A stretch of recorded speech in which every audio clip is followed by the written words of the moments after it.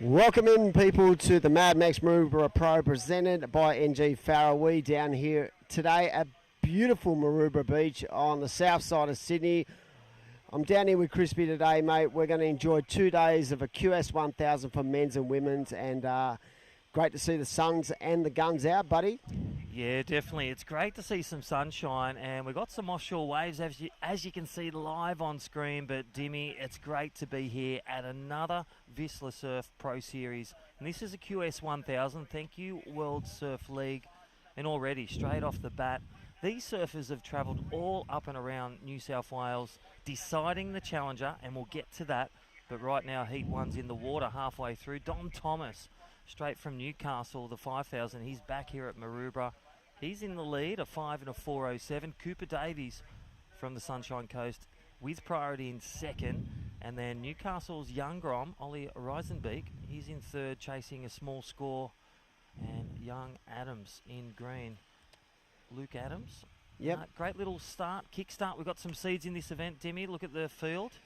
Yep. Who's your pick at this one so far, looking at the seeds? Mate, it's good to see everyone still, after a long extended leg on the QS, still competing. And I'm going to go out on a limb here and say someone like Billy Stearman or Takiu Butler, the Kiwis might dominate out here. You don't know, because if you think about what we've been thrown up in the last, say, 6 to 8 weeks, the waves have been pumping. So now, if you look out the back here, it's pretty much 1 foot, clean conditions. So it's going to be a real change up in the way these athletes have to really think about how they're going to bring their A game to these waves now that the power is gone. We saw massive waves at Newey. We saw good waves up the coast.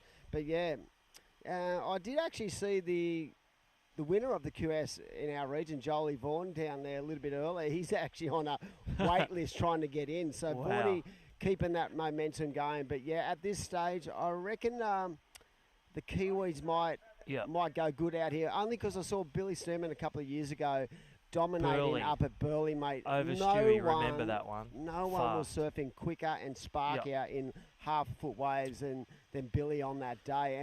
And the other guy I reckon you should keep an eye out is my boy from North Stain, George Pitter, because I do a lot of filming with the guys, and George is always out there when it's like 1 foot, and his speed in small waves, just amazing.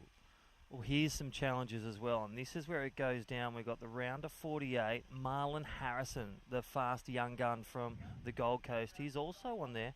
And we've also seen Oscar Berry from Yamba, now at the Gold Coast. He brings the air game, so get a set like Jarvis Earl bombing that 6 foot straight air at Newcastle last week. Are you kidding? I know, that was huge live, and then on the replay it's just like... How did they not throw that at 10? Exactly. Boy. They're waiting for more. Waiting for more. We love you, judges. Waiting for But anyway, what? next one, Mikey Clayton-Brown. Second year on the QS.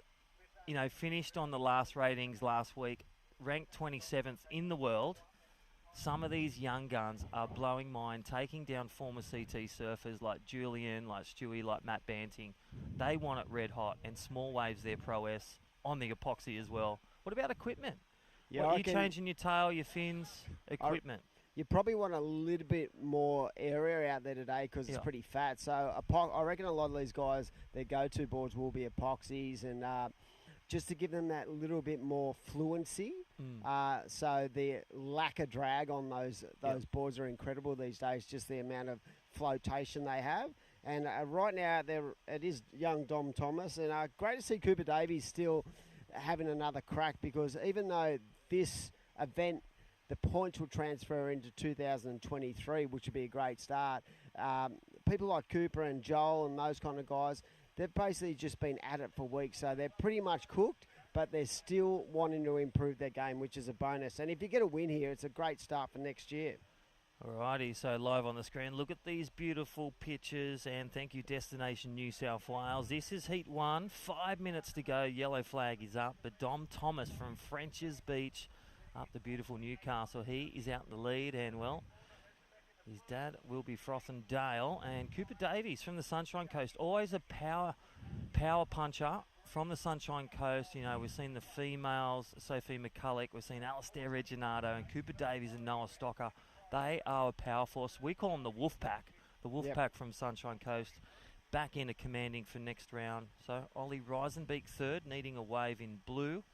And then Luke Adam, the challenger, in green. Up next, Jamie Thompson, Arch Whiteman, Jai Cook and Xavier Bryce. Wow. Great contest. So game on. I will tell you something, but I want to throw another name in the mix in the men's that could sneak under the radar here. Is local surfer Coda Gilhorn. I've seen him. He's got a lot of change-ups, mainly with his hair. But in these kind of conditions, he's surfed this place a million times, as we see out the back. The boy's getting busy, and a nice little left peak. And for me, it's about in these kind of conditions when you coach people and you coach the younger generation. For me, it's about shortening up the turn with more power. Yes. So because as the board goes towards that top of the lip with less power, you're more likely, as we saw then, falling out the back. So you want to make sure your timing is exactly right in small waves. And I think that's got a lot to do, Crispy, with the flow of each and every turn. It's so critical to get it right in the sweet spot of the wave. And it's adaptability. Like today, you're adapting your boards, you're changing up your boards, whether you're getting the Mr. X4 quad fins out or the Kelly Slater or Toledo. And I'll tell you what, it's all about reading what's in your hand. And right now, we're just at the dying ends of heat number 1. Again, this is the Mad Mex Maroubra Pro, presented by NG Farah QS 1000 event. Thank you, WSL. Thank you, Surfing New South Wales. And right now, the young Grom, Dale Thomas, in the lead in white.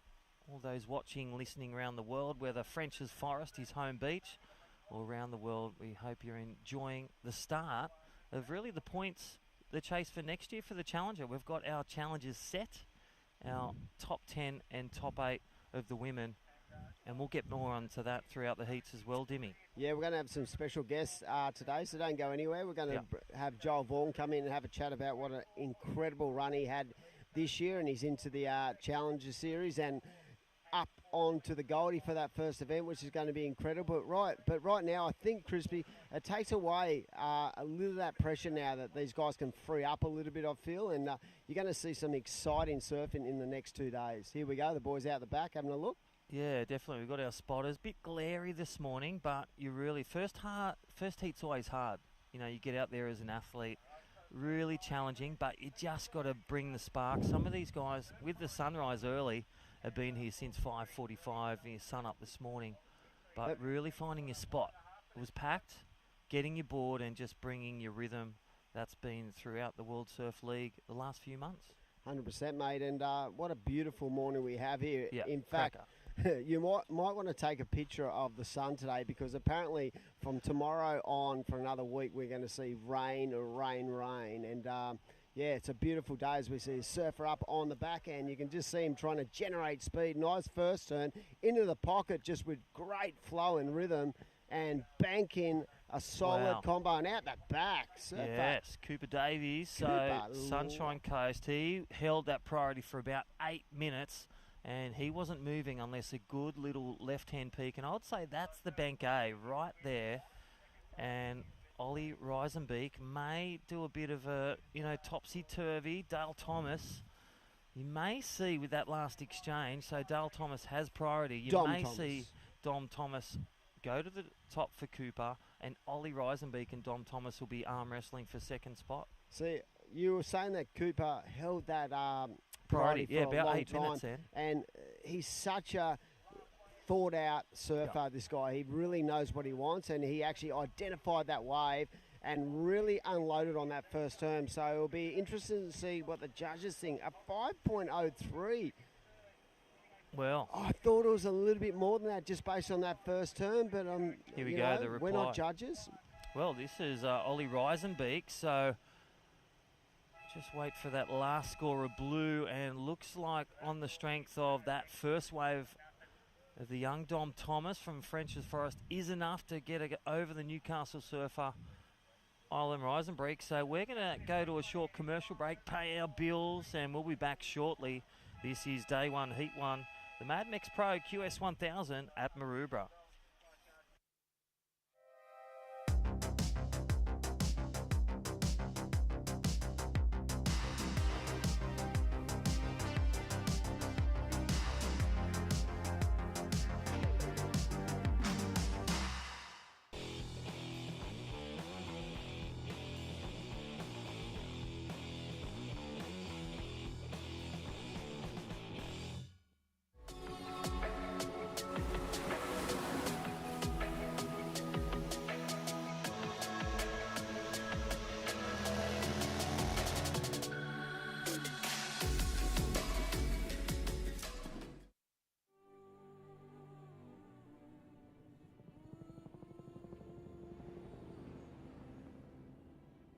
Some say we've got engine oil in our veins.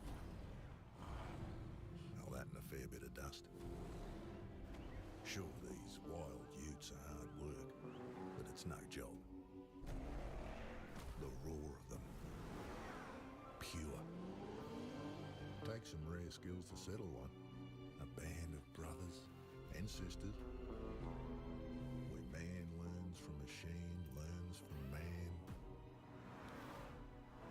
Those that visit are transformed, almost as much as the V6 Amaroks. It's like this place rubs off on them.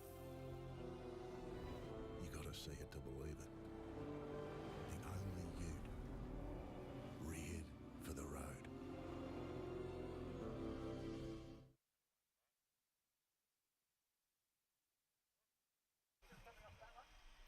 Well, welcome back to Maroubra, the Mad Mex Pro QS1000. Thank you, World Surf League. Thank you, VISSLA. New South Wales Pro Surf Series continued. I'm Crispy, and join with me, Dimmy, Adam Hennessy.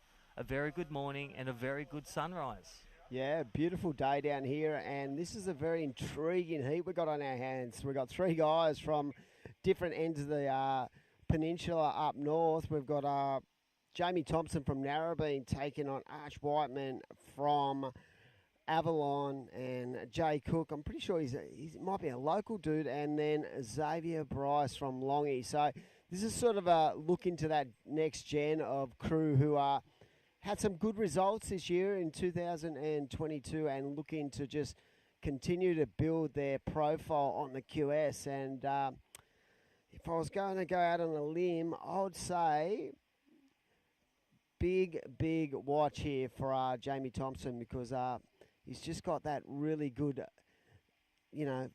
energy about his surfing at the moment. And the Narrabeen boy, he can surf in all kind of conditions. But beautiful waves, only 1 foot, Crispy. But hey, have a look at these lines. They're just rolling through. You'd rather it 1 foot clean than 2 foot and mushy. Oh, I'm totally, the glass is half full here. I would say even 1 to 1.5 feet. And it's going to get bigger with that 10 o'clock high tide, about a 1.4 this morning. But right now, live action, that is our man in blue. That is Arch Whiteman, the goofy footer. Yep, Arch from up at Ab, and I'm sure that his dad Dino will be online watching, and brother Van, and part of a very strong NASA board riders club led by Shane Carroll. But yeah, he's had some really impressive results in his junior career, and it's good to see him continuing that role, because I think, Crispy, sometimes it can be quite a mental strain on these young guys who have had to compete at so many events back to back. But, for me, it's just about staying in the game and staying in the moment. And what's impressed me about all these young guys on the Australasian Tour and our leg has been their ability to bounce back. Yes. And I think that's moving forward in their careers. I think that's a really, really key point about being able to wipe off a loss, come back and just let your surfing do the talking.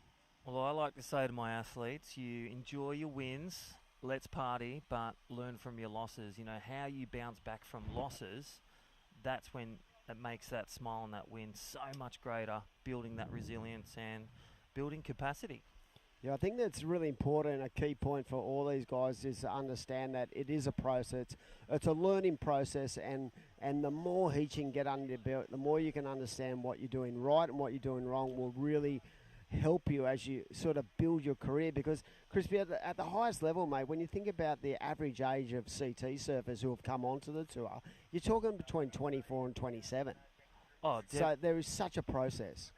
Well, let's look at Philippa Anderson, for example. 30 years of age, still got years left in her, and fifth, and now on the Challenger again. Was on last year in 2022, successful, even with losses at Newcastle and a few nervous weights.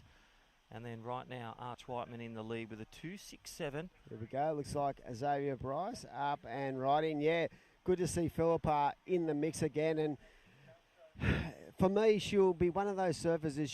If she doesn't ever make the elite ranks, it'll be such a shame, because she's got such a strong foundation in the way she surfs. As we see, surf up and right in and into the lip. Lovely little combo there. But yeah, good to see Philippa nail the job done up at Newey. I'm pretty sure you as a coach and Philippa herself and her family would have been just hiding on that last stage, trying to work out where she was sitting in Oh, the it was- ratings. Yeah, it was grab the, and it was funny. Her dad, he wrote out. He's like Mike Smith. He just wrote out all the combinations, all the points, what she needs. So we just didn't focus on that. We was focusing on getting through your heats, doing your turns, getting your waves. So when she bowed out, that was so close, and it just had to leave it to the ocean, leave it to the results and all the hard work throughout the year. And talking about hard work, there is Arch Whiteman in the lead and live surfing with the man Jai Cook in white. Here we go, surfer up, and we're speaking about this young man just before Jamie Thompson, just that fluent backhand attack, just really driving into each corner and connecting the dots. Probably not been able to ride out that last turn, but yeah, there was a lot of crew up at Newey, weren't there, that had the calculators out. I reckon the best thing to do would be just to leave and look the day after. But could you do that as an athlete? I don't think you could. Well, I left and I was in the car. That's when I heard the great news and listening to it on the audio and Bluetooth. But I tell you what, that was the most exciting phone call. Confirming after Rod confirmed it and the WSL that, Philippa, you made the Challenger, you made your goal. As with Macy Callahan, Dimity Stoyle, Sophie McCulloch, and her best friend, Paige Harrop. They're on together. The one person who did really impress me in the women's was Holly Williams. I was going to say Hollywood, Sunshine Coast, the Wolfpack. She just sort of, flew under the radar a bit, and at the end when she needed to nail it, she nailed it. I mean, probably the biggest upset of the event was Keely Andrew not making the Challenger, but I'm hoping that maybe from a regional standpoint that we might actually see Keely get a wildcard spot. I don't know how they work that out. I'm still trying to work on getting some information on that. But yeah, there were some amazing performances from a lot of young crew. Kersey's young daughter, so young, just missed. But there's so much positive on her surfing. She's got years to develop that skill. And I'm telling you right now, in the next 5 years, she's going to be one of the, the names of women surfing around the world. And she's staying, don't forget, she won the Pro Junior at Cabarita when we were there for the QS 5000 and the Pro Junior at the beautiful Cabarita. She won that one, and that was an amazing feat. So we will see Sierra Kerr again live on screen. And right now we have Heat 2, round of 48. The men's division kicking out there. We've got the first 8 heats. Heat 2 is in the water. In the lead is Arch Whiteman. Good start from Arch. And again, this is this momentum we talk about. They may have come off losses, but they're coming with their learns, their coaches, their parents. So Spud's out there. A shout out to Mr. and Mrs. Thompson. Spud's live and Mini Spud's in second. And you've got the man Cook in third in white. And Xavier Bryce holding priority halfway through. Still within, he's such a great Pro Junior surfer here with the Surfing New South Wales team, the state team, going to the Aussies regularly. He's got a great air game. I wonder who will drop the first air rev or go to the skies for some big points like we saw Jarvis Earl post the biggest score of the heat back in Newcastle last week, Dimmy.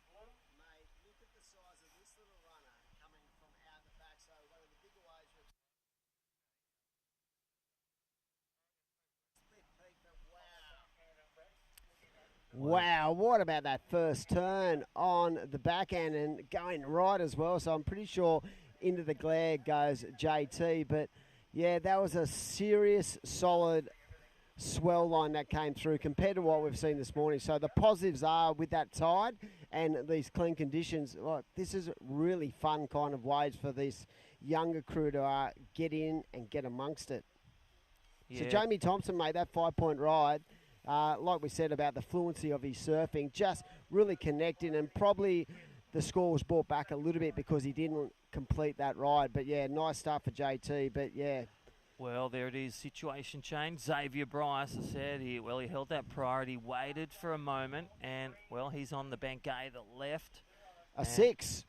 Situation change. Let's look at the wave replay. I think he bigger wave too, and just have a look at the spice on that first turn. Bang, into the lip, coming hard off the bottom, and really working hard on making sure that he is in the right spot for every turn there. And, of course, Xavier works a lot with Nick James and the crew down there at the Manly Surf School, who actually develop a lot of guys on the northern beaches, the likes of Saxon Maroubra, Axel Rose Carota, just to name a few who are in this event. So I'm sure the boys are online and watching their crew do their thing out there. So well done to Matt Granger and all his staff for developing the Northern Beaches next generation. And this guy has been one we've had a look at and identified for a long period of time as one of our best young guys coming through. Yeah, couldn't agree with you more. Let's watch a wave replay, and looks like Arch Whiteman up and riding.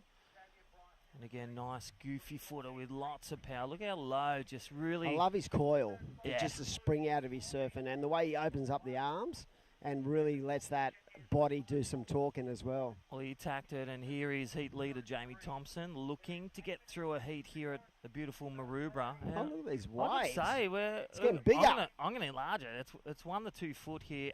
A-frame peaks at this ocean beach, the beautiful Maroubra, and up and riding. Here we have.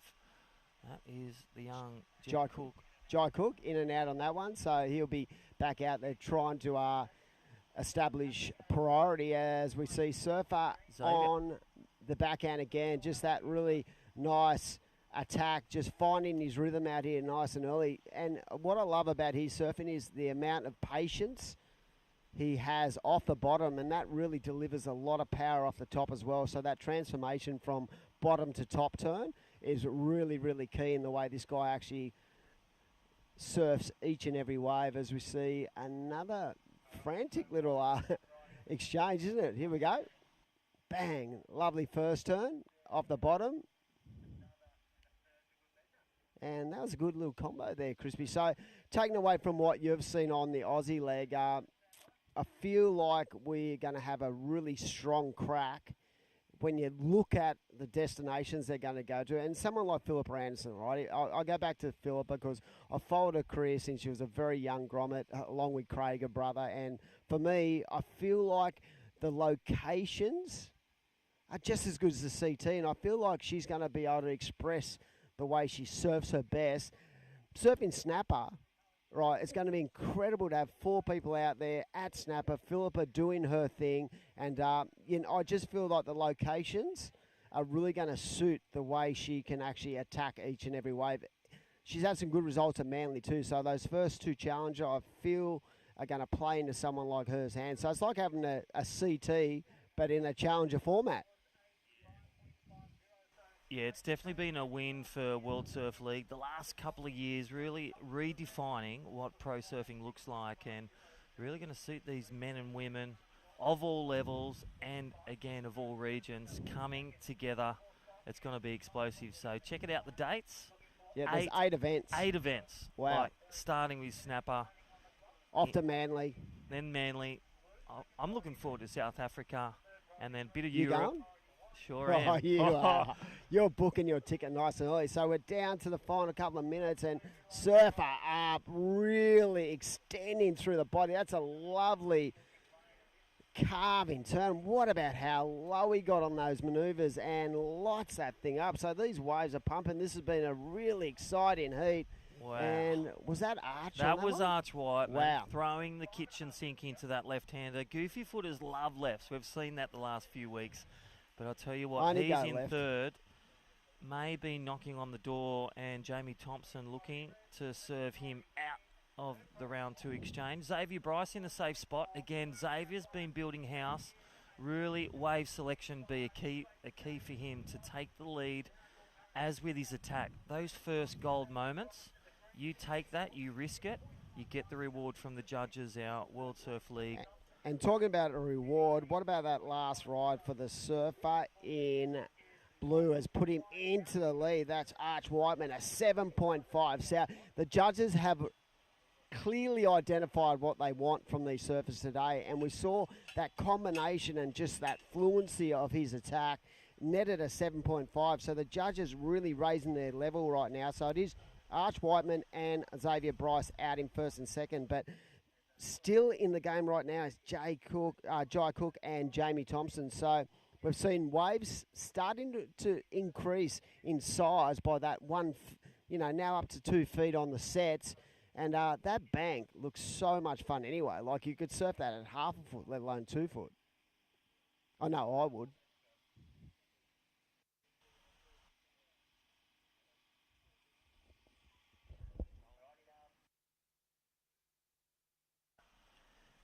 right, so welcome back. Mad Mex, day one of the two-day event, the Maroubra Pro, presented by NG Farah QS 1000. And again, another stop on our great series partners, VISSLA.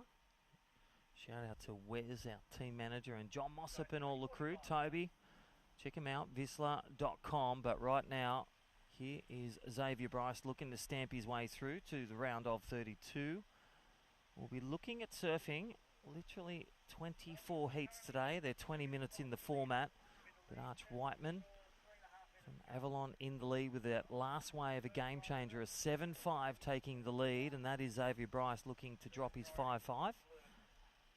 And Jamie Thompson, the mini spud, looking for a 6.5 good wave to get back into contention. And the young Jai Cook holding priority, but 3 minutes to go.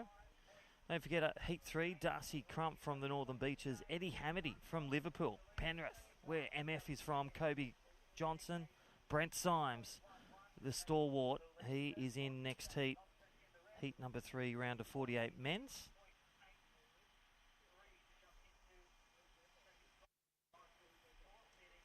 Don't forget the schedule for today, men's first round of 48. Then we'll see the women's round of 24, so stay tuned, don't go anywhere. 4 heats of the women this morning, concluding our round 1 event of the men's.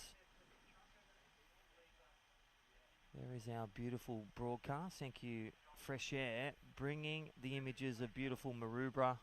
Arch Whiteman in the lead. Great tidy combo there, Dimmy. A 7-5 and a 4-6.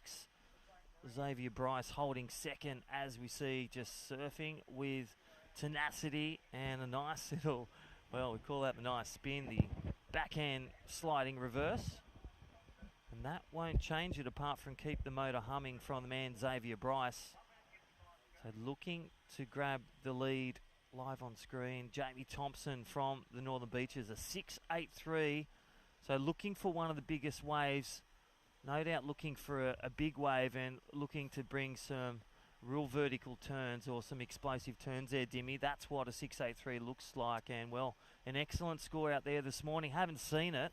Well, it could be created by the man, and that is Jai Cook in white on the ropes. Yeah, the positive thing about that for Jamie is that the fact I feel like, you know, with that 7-5 locked in, he knows that the judges are rewarding really good surfing. So he's identified that the fact, yeah, it's a big score, but on a day like today, if he just gets a nice set and tags off, the amount of water he pushes through each and every turn, he's easily going to be able to get that score. So it'll be interesting. Last minute to go, and it is the man in red who needs to score. But the good thing for that is he has that P against his name, so he's going to get an opportunity. It looks like, here we go, it looks like a set coming his way, and no, the boys are splitting the peak. I think that he left at that, and what about that? Rotation, wow. Talking about spicy, that was epic. So right now, with just under 30 seconds to go, it's going to be up to white and red to get it done. Next up, we've got an exciting heat. Darcy Crump taking on Eddie Hamady, Brent Symes, and Kobe Johnson. So that is heat number 3 of the day as we kick on through. Yep. Now, a little replay. I don't think it's going to be the score. Well, we'll throw it to the judges. But that first turn looked good, but just carved around the next one. That is for the man Jai Cook, looking to throw everything into this one as that Mad Mex Minute comes in. And, well, I don't think it's going to be enough. So Arch Whiteman on the back of those 2 cracking waves and that blistering left-hander for the goofy footer, and Xavier Bryce with priority making a win. And there it is, Jamie Thompson. Always that wave comes after the bell. Well, we're going to go shortly to a break. We'll be back with Heat 3, and we've got a guest appearance back with us. My name's Crispy and Dimmy. See you soon.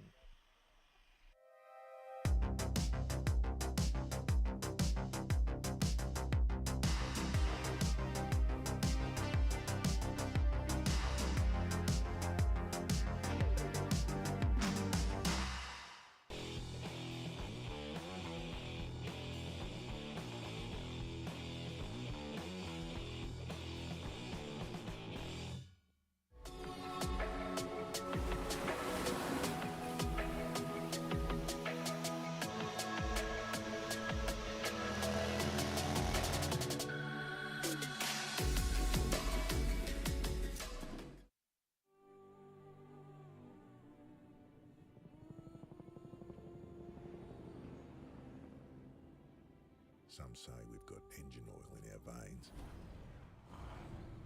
All that and a fair bit of dust. Sure, these wild utes are hard work, but it's no job.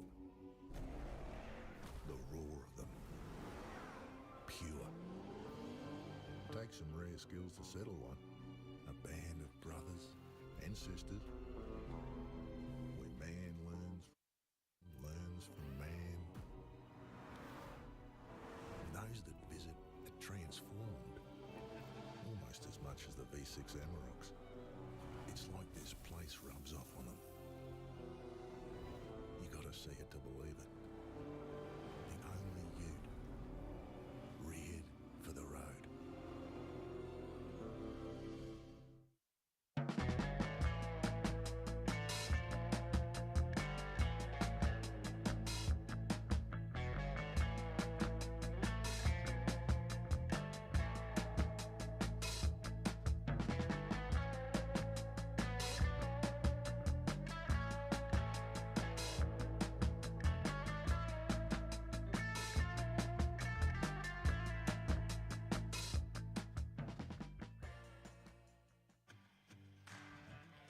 Welcome back, people, to the WSL QS 1000 event at beautiful Maroubra Beach. We are into heat number 3 of the Mad Mex Maroubra Pro, presented by NG Farah, QS 1000, and we are in one of the most beautiful spots on the landscape in Sydney. So towards the south side, Maroubra, famous beach, and yeah, we just saw that last heat. Arch Whiteman put on an absolute clinic, mixing it up with some great turns, but also going to the air. So you saw the air game sort of come into play there in that last heat with Xavier and Arch Whiteman. So the two Northern Beaches through to the next round. They'll be pretty stoked with their performances. And yeah, beautiful day. So we're hoping to have a couple of special guests. I was hoping to drag Joel Vaughan down here and have a chat about his win on the 2022 series for the region, and that gave him an in to the impressive Challenger Series that we're going to see this year. So really looking forward to having a chat with Joel. And so far in this heat, just a couple of rides in, and what a heat it is. In the red, Darcy Crump. In the blue is Eddie Hamty, and Kobe Johnson in the white, and Brent Symes in the green. So that is the state of play in this heat number 3. And yeah, we're looking forward to our 24 heats today. And I was a little bit concerned when I arrived this morning, and we saw these conditions pretty tiny along the east coast of Australia, but they've really dished out some fun little peaks this morning. We've seen some good scores. So this QS 1000, the opportunity to actually gather up some points for next year, which seems a bit strange, but because we had to go and put this event and postpone this event earlier on in the year, WSL have done a great job in actually identifying that the fact that we want to continue to run the event, and they've put on a couple of 1000s that will help these younger guys generate some much needed points for our 2023. And I feel with that,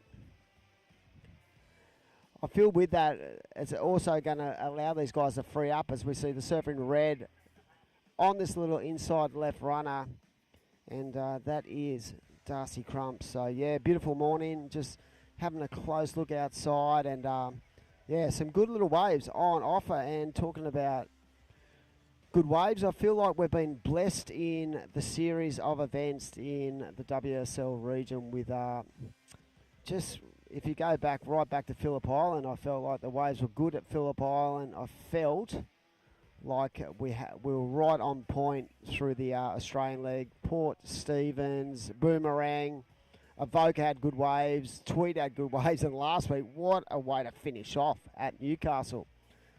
As we see a surfer up and right in, nice clean transition from rail to rail.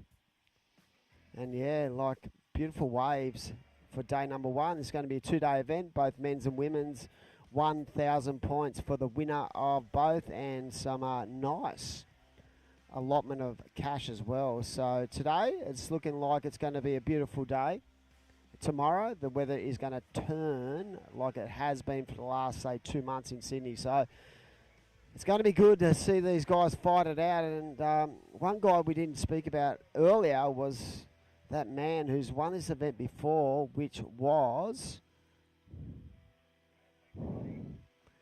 Dakota Waters. He's an absolute gem out here. If it means going to the air, it's going to be pretty good to watch.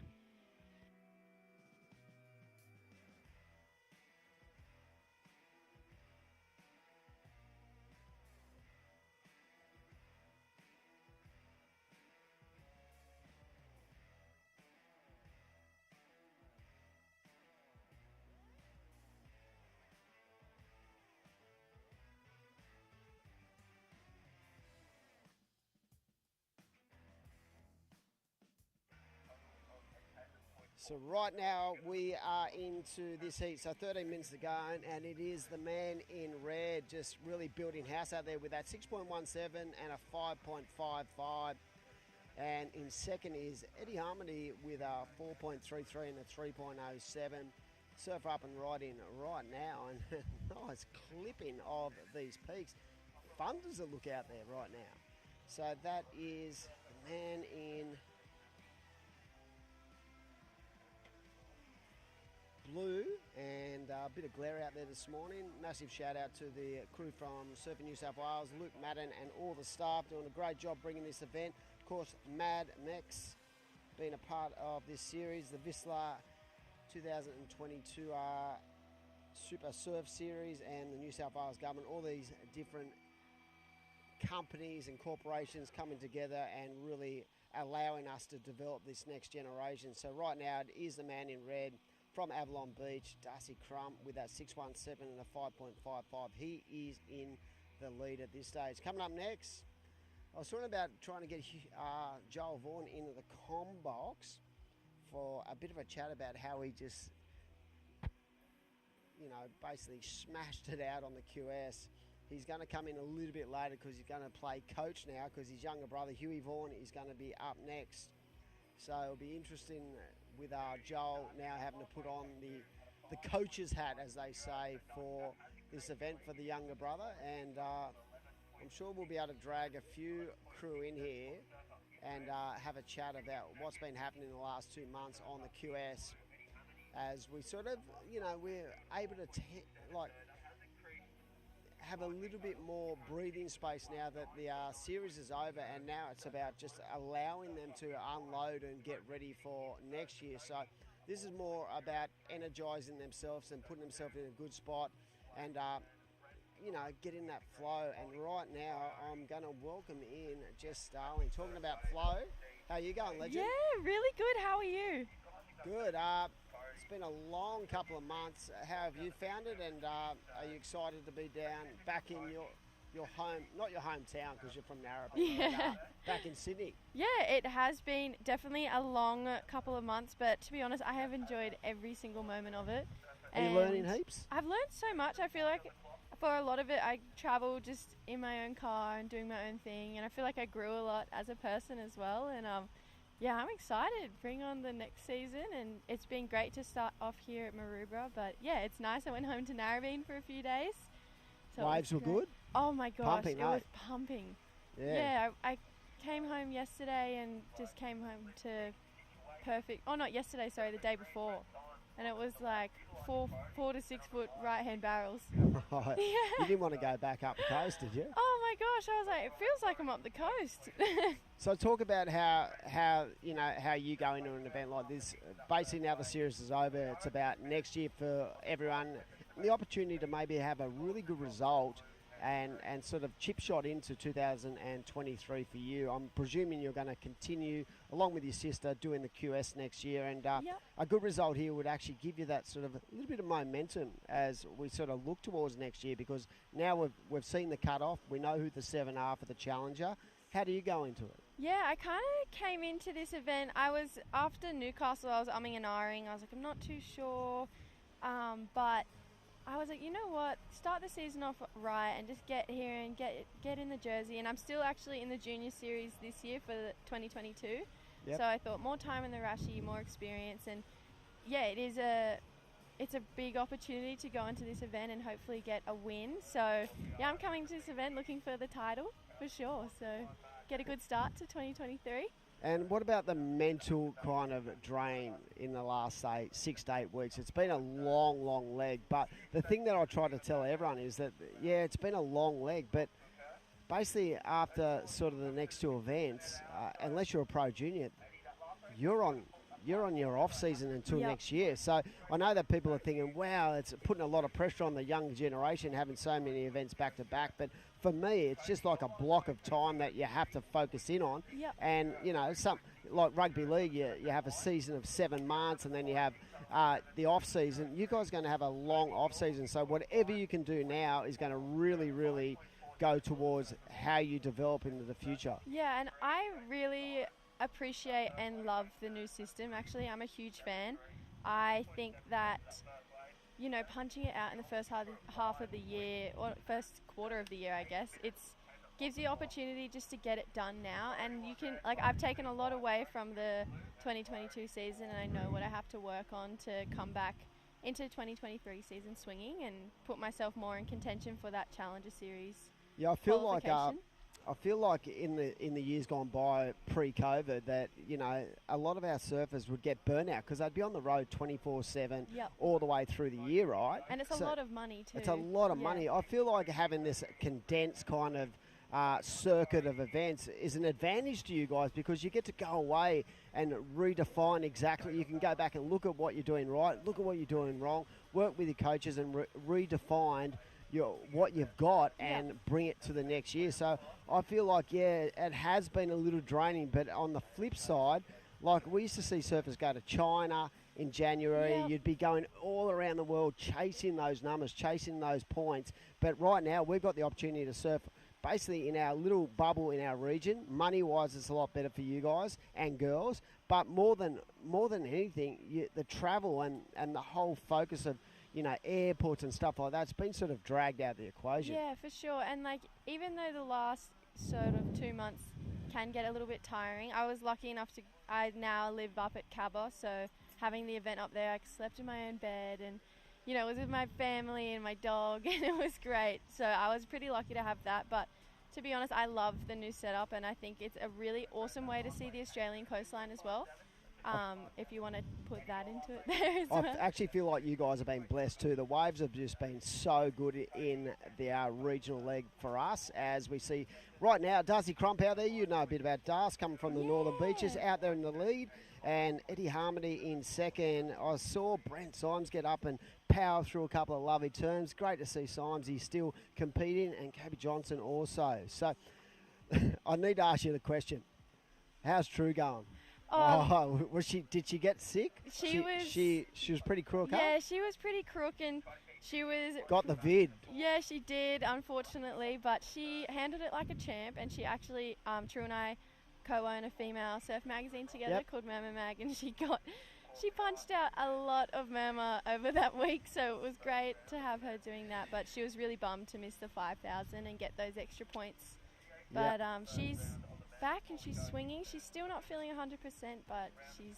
It's the world we live in, bud. Yeah. I mean, when you consider there's like 25 or 30,000 cases in New South Wales daily at the moment, like, of course, sooner or later you're gonna come across a bit of COVID, and let's hope that if you ever get it, you don't get it bad, because it can be, you know, life and death at times. But the interesting thing about that Cabba event was that the 6 commentators, the 3 girls got it. Yeah, and the boys didn't. We didn't. Yeah, well... Like, I was freaking out thinking, oh, I'm going to get this for sure. But we didn't, and that's just COVID, you know. Some people get it, some people don't. And as we see that man in red up and right in, lovely first hook into the pocket, and Simesy further down the line, and Darcy into a nice combo. So, yeah, I feel like...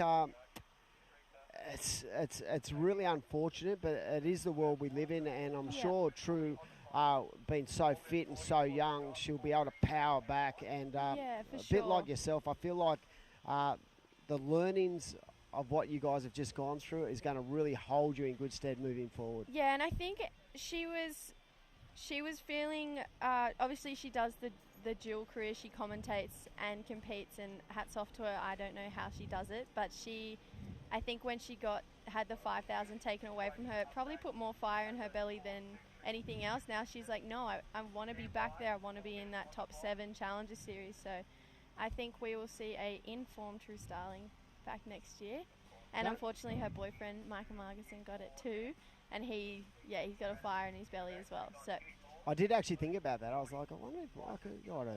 And normally, it's weird, that it just sort of went through that event.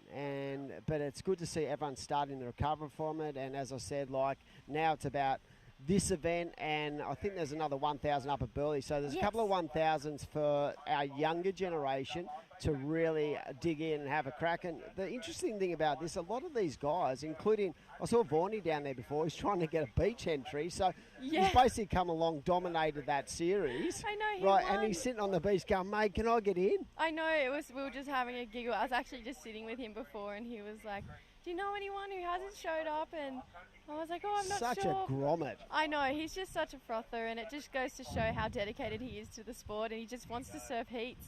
He wants to continue to dominate even into the 2023 season. The funniest thing is, it sort of reminded me of a story from years ago. I had an event at, I think it was at Narrabeen, a Pro Junior, the Dakine Pro Junior, and Owen did not put an entry in right, so Rob Wright forgot to put his entry in.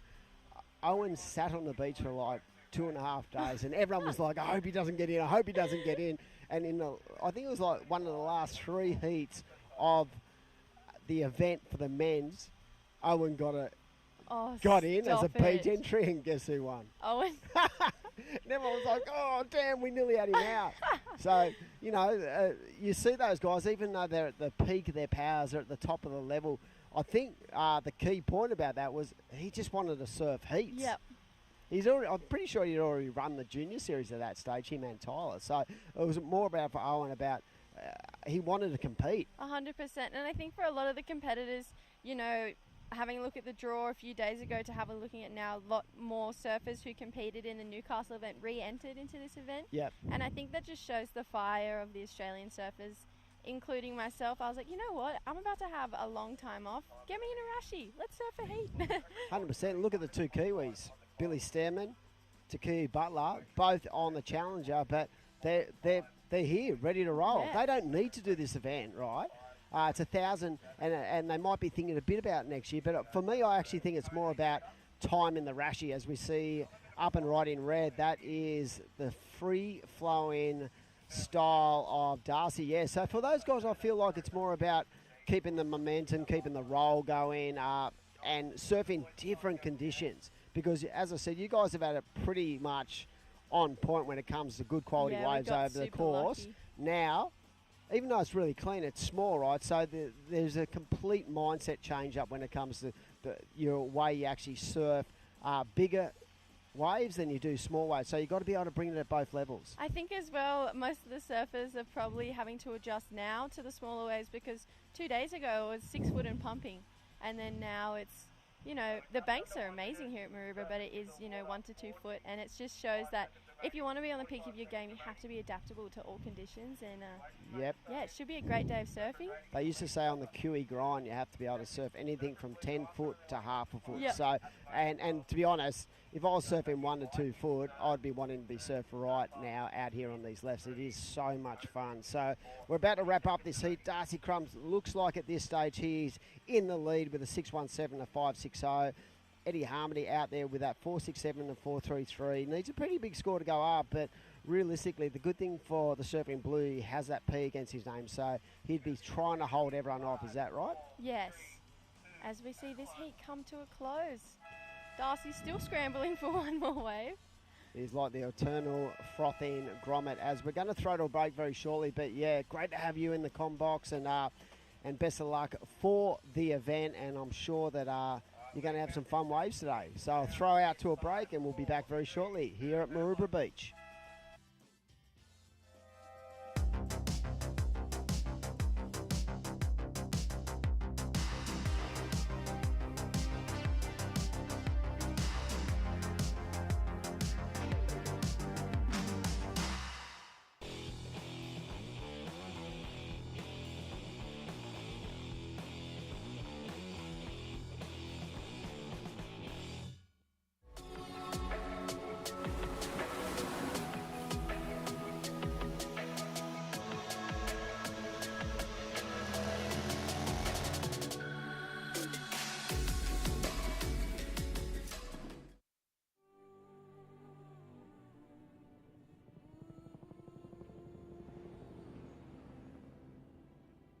Some say we've got engine oil in our veins.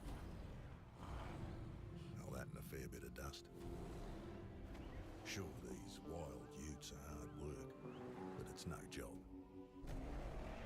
The roar of them. Pure. Takes some rare skills to settle one. A band of brothers and sisters. Where man learns from machine, learns from man. Those that visit are transformed. Almost as much as the V6 Amaroks. It's like this place rubs off on them. You gotta see it to believe it. The only ute reared for the road.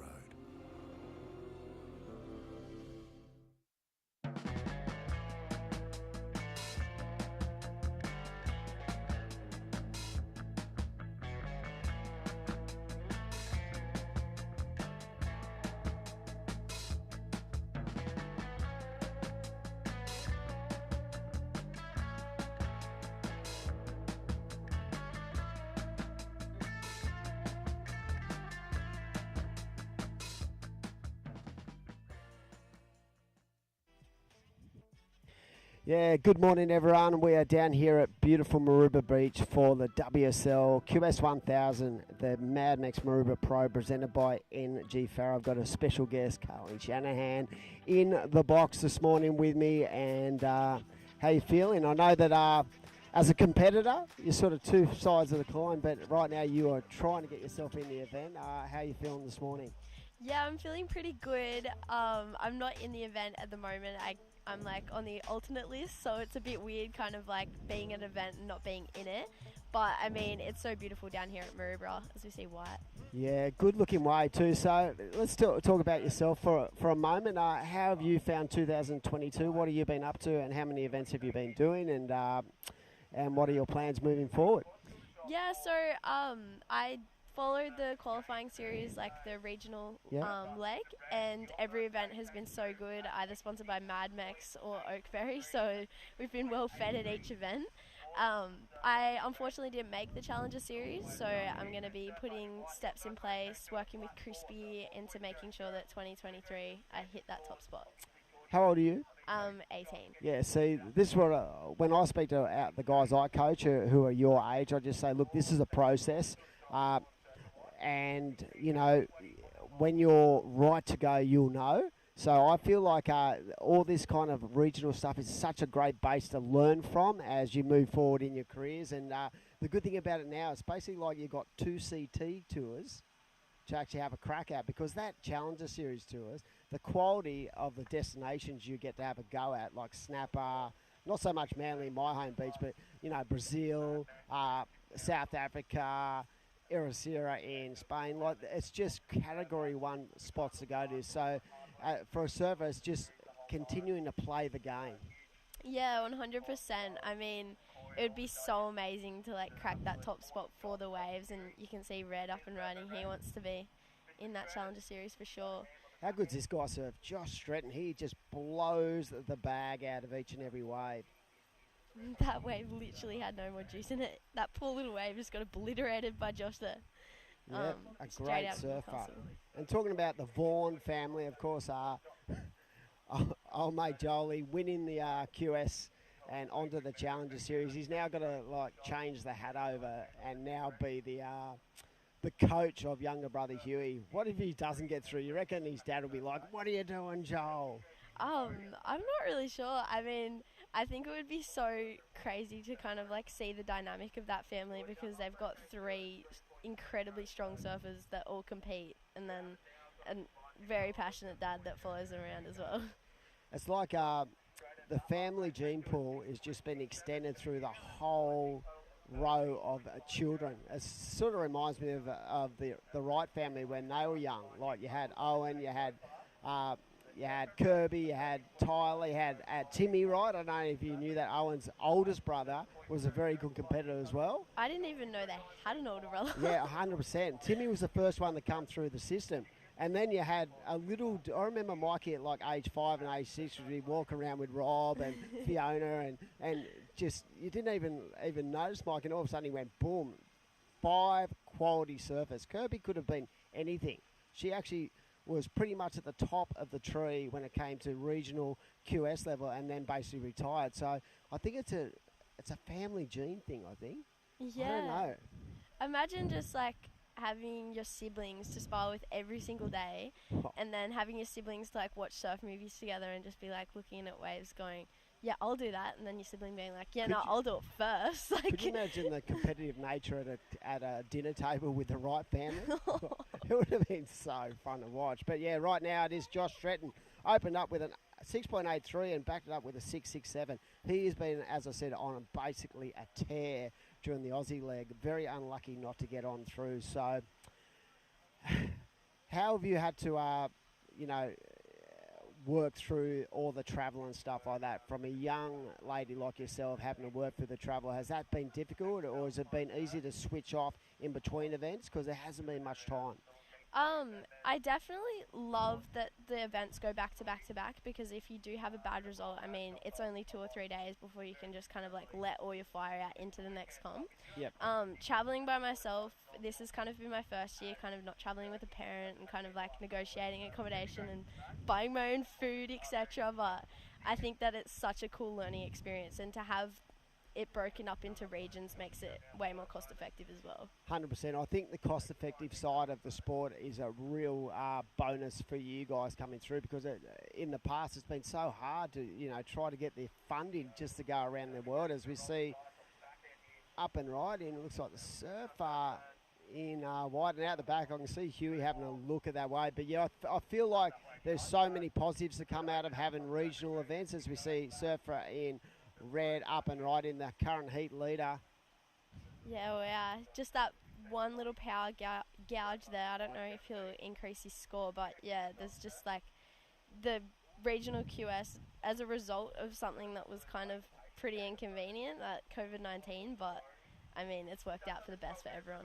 I actually think it changed the dynamic of the sport overall. I remember we were commentating Manly when COVID hit, and basically they said, guys, you got to finish Manly on the Friday. And I was like, why? And they said, because we're going to pull the pin on New Zealand and stuff like that. And everyone was sort of in comp mode, so you sort of don't read the papers and stuff. But I felt like once everyone worked it out, I did a podcast with Joe Trappell, and Joey was like, we all sort of sat there, didn't we? We were all looking at each other going, okay, is this a week? Is this 2 weeks? And it went on forever. But I feel like the WSL really worked it out. Jesse Dyer, who comes from this region, really did a great job along with all the staff in trying to work out a way we could actually, really identify and develop our surfers region to region in what has been a really tricky and tough time. Yeah, 100%. I think that they've adapted to the situation almost perfectly. But same as you, I was so shocked at the news. My mum came and told me I was in New Zealand for the competition over there. And she came in and I said, it's mid-April, it's not April Fool's. So, yeah, you're like a lot of those younger crew. They'd already left and gone. Yeah, I was in New Zealand. And the local board riders there actually ran like a little mini event as kind of compensation. Yeah. Oh, well, the event got called off, so the board riders there was like, all right, we'll chuck on an event. How long did it take you to get back to Oz? Were you allowed straight back in? Yeah, we were allowed straight back in, but there was like a curfew, so we got there. Oh, that's right, there was too. You had to get out by a certain time. Yeah. As we see a couple of replays on the screen, the Destination New South Wales wave replaying a lovely clip into another nice left peak for the current heat leader. And so let's talk about coaches and stuff, how important they've been in your career. You work with Crispy, great commentator, but a very he identifies so many strengths and weaknesses in surfers, but I feel like his positive energy and his ability to bring the best out of athletes is a real bonus for him. So has he been good? Yeah, I mean, I couldn't say a bad word about Crispy. He's such a lovely guy. On, dude. He's such a legend. And I mean, just like in and out of the water, like calling me after every heat, and just like, it's always good to just have a sounding board before your heats to just kind of like eliminate any doubts. But yeah, I'm super keen to be working with him like over the next couple years competing. I feel like, here we go, Huey Vaughan up and right in. I love how he drives off the bottom into the pocket. up there again. So for any young surfer out there, you want to look at exactly how much depth he had off the bottom as he chip shot it into that right. So, yeah, having a coach, I feel like it's more about that second set of eyes. Yeah, definitely. You know what I mean? Even at the highest level, when you coach on the CT level, I got to travel a lot with Dayan, even Kyon, and you can't tell them biomechanically anything because the fact they're at the top of the tree, right? Yeah. But it's that extra set of eyes that is so important for an athlete to sort of throw back, because sometimes what you feel in the water isn't actually what is the visual. So I think having a coach that can really identify, you know, the strengths and weaknesses and identify exactly what the visual is in the water is a real key part of the sport these days. Yeah, definitely. I mean, as an athlete, you're kind of thinking of all different things. Like, I need to be surfing this way. I need to be kind of like well hydrated before my heat. You know, eating the right food and whatnot. And so you've kind of got so many things on your mind. And so for a coach to just be focusing on the water and just be relaying that information is just like really good to simplify everything. Yeah, so young Huey Vaughan, as we see the Destination New South Wales wave replay. I love the depth and the patience. Watch how he comes off the bottom here. Into the pocket, just so spiced up and thrown a lot of water for a guy who is basically so small. Yeah, I know. I mean, that kid's like 4 foot tall and he just packs so much power and is honestly fearless. If you see any of his clips on Instagram, just taking off on these gnarly waves.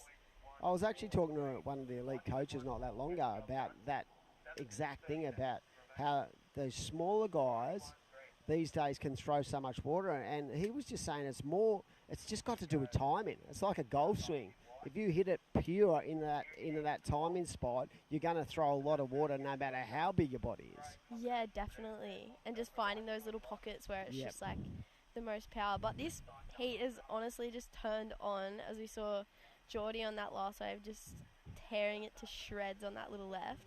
And then, yeah, it's going to be interesting to see how the back kind of 7 minutes of this heat plays out. Yeah, as we see Geordie jumped into second there with a 5-point ride on that left. So Huey's got a little bit of work in front of him. So Geordie Lackman and Cooper putting a goal out there as well. So Cooper has the priority next to his name. So Huey Vaughan has been pushed back down to third position, but he doesn't need a lot to go up, as we see the New South Wales Destination wave replay. And yeah, these waves look so fun. I mean, even on the TV screen, you just see how clean they are and the opportunity to really unload. And we've seen some good scores dropped already. It's been a real struggle to get into that 7-point range on the QS, I've felt, this year. And already this morning, I think due to the quality of this bank and the amount of sand out there, we've seen a couple of scores right up there in the 7 to 7.5 range, which really changes up the way the surfers have been thinking as well. Yeah, definitely. As we see white up and right and blue up and riding here, blues on the screen there, just trying to chip away at that score to get up into that top two. Just a little dynamo, Huey Vaughan. 12 o'clock, they call that. Just nice and 12 o'clock, just nice and vertical, off the bottom, into the pocket, losing no momentum down the line, and yeah, looking very good. So out of all the events this year, what has been your favourite wave quality? Like, what was the one venue you went, wow, it was just pumping? Wave quality. A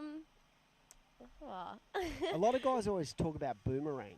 Yeah, I love Boomerang so much. How was it up there? I didn't go up this year, but how was it like? I'm trying to think. It's so funny. There's been so many events. See what happens when you've got like 25 events. You're going, no, it was pumping. Actually, no, that was Avoca. Yeah. Avoca had good waves, but Avoca did have fun really waves. Good waves. Yeah, I had so many fun free surfs at Avoca. Just so punchy there. It's just like you can just throw it up there and you know that your turns will come straight back down. I felt like they identified those below sea level kind of waves on that mid-time. Was so punchy that the big scores came from there. So in this heat right now, with just under 5 minutes to go at this QS 1000 here at beautiful Maroubra Beach in Sydney South Side. It is Huey Vaughan. That last wave was enough to get him back in 2 seconds. So Julie Lockman, Cooper need to get a wriggle on with the last 4.5 minutes to go. So from an athlete, what do you rather, 20 or 25-minute heats? And is there a huge adjustment that needs to be made when you're in that kind of formula? I don't think there's a huge adjustment. I think that I'd probably still surf a 25-minute heat like a 20-minute heat, Yeah. and then just kind of have that 5 minutes as like a kind of bonus, I guess. But yeah, I'd definitely say I prefer the 25 minutes. The more time, the better. Sometimes when you talk to people, they say that extra 5 minutes is just a killer, depending on where you sit in the actual rotation of, first, second, third or fourth. They said it can be the longest 5 minutes of your life or the best 5 minutes of your life. Yeah, definitely. I mean, there's so many heats, and especially I think where it was most prominent was Tweed Coast Pro. So many situation changes happened in that last minute. The Mad Mex minute, yeah. Mad Mex minute is definitely a mad minute. Oh, I'm pretty excited for the Mad Mex burrito. You know what? Talking about Cabba, I felt like there was a day when it went onshore and the northerly came up, and we were all just sitting there going, oh my God, here we go, it's going to go terrible. And the next day, a miracle happened, and it turned around and went basically back offshore and produced really fun waves. So that bank I felt like was quality when it was bigger and a lot more sweep coming through. But when it got smaller, I felt like the performance levels were able to, be raised up a notch.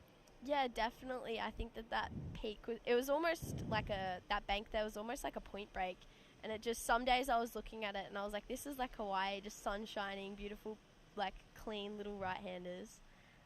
But yeah, there's nervous times now with 3 minutes to go, and Geordie had that second position, but now he's just got to kind of strategically try and get a wave with third priority. He actually doesn't need a lot to go up. So right now it is Josh Stretton who, as I said a little bit earlier, has really come out firing and really looking strong. And it is a real battle for that second place because Cooper only needs a small score. And as you said, Geordie Luckman had that second placing, and that left of Huey Vaughan was enough to get him back in the second. So a really tight battle, as you'd expect at a QS level. And like we spoke about earlier, it is an opportunity to really, I feel like this event, you can free yourself up. The WSL Australian region has done a great job bringing a couple of extra events for our current crop to have a crack at.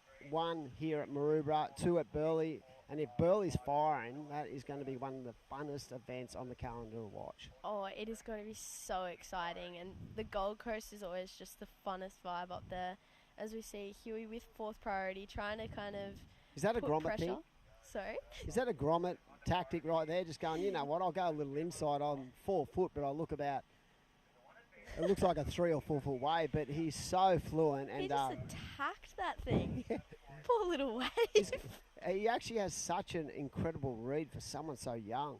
Yeah, and you definitely. see that, and you can see those guys when they actually compete at like the Ripcord Grom Searchers or whatever. But here we go, important wave here for the surfer in white. He's flying down the light. He's identified he wants to go to the air and rides out. Well, that would be interesting. If you were a judge, what would you? Come on, throw a score out there. Tell me what you think. Oh my gosh. Well, I watched it live because in the commentary booth here we've got the screen and live. So I would love to see a replay before I throw a score at it because, I mean, I could be so wrong.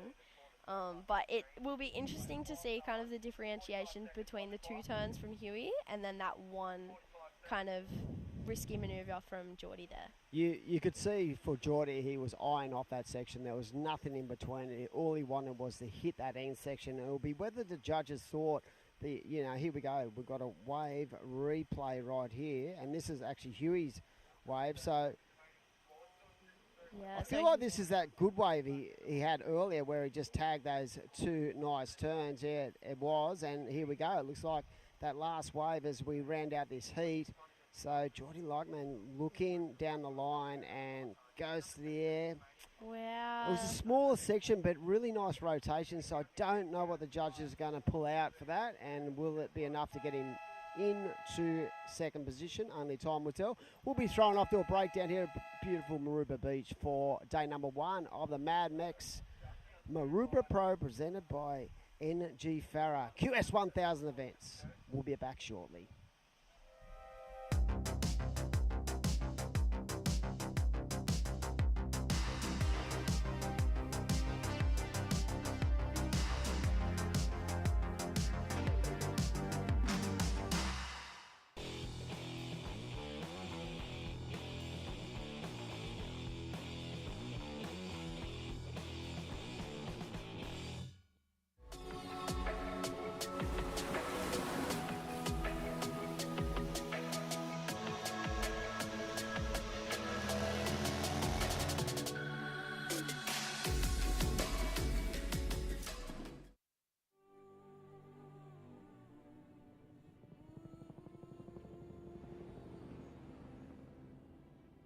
Some say we've got engine oil in our veins. All that and a fair bit of dust. Sure, these wild utes are hard work, but it's no job. The roar of them. Pure. Takes some rare skills to settle one. A band of brothers and sisters. Where man learns from machine, learns from man. Those that visit are transformed. Almost as much as the V6 Amaroks. It's like this place rubs off on them. You gotta see it to believe it. The only ute reared for the road.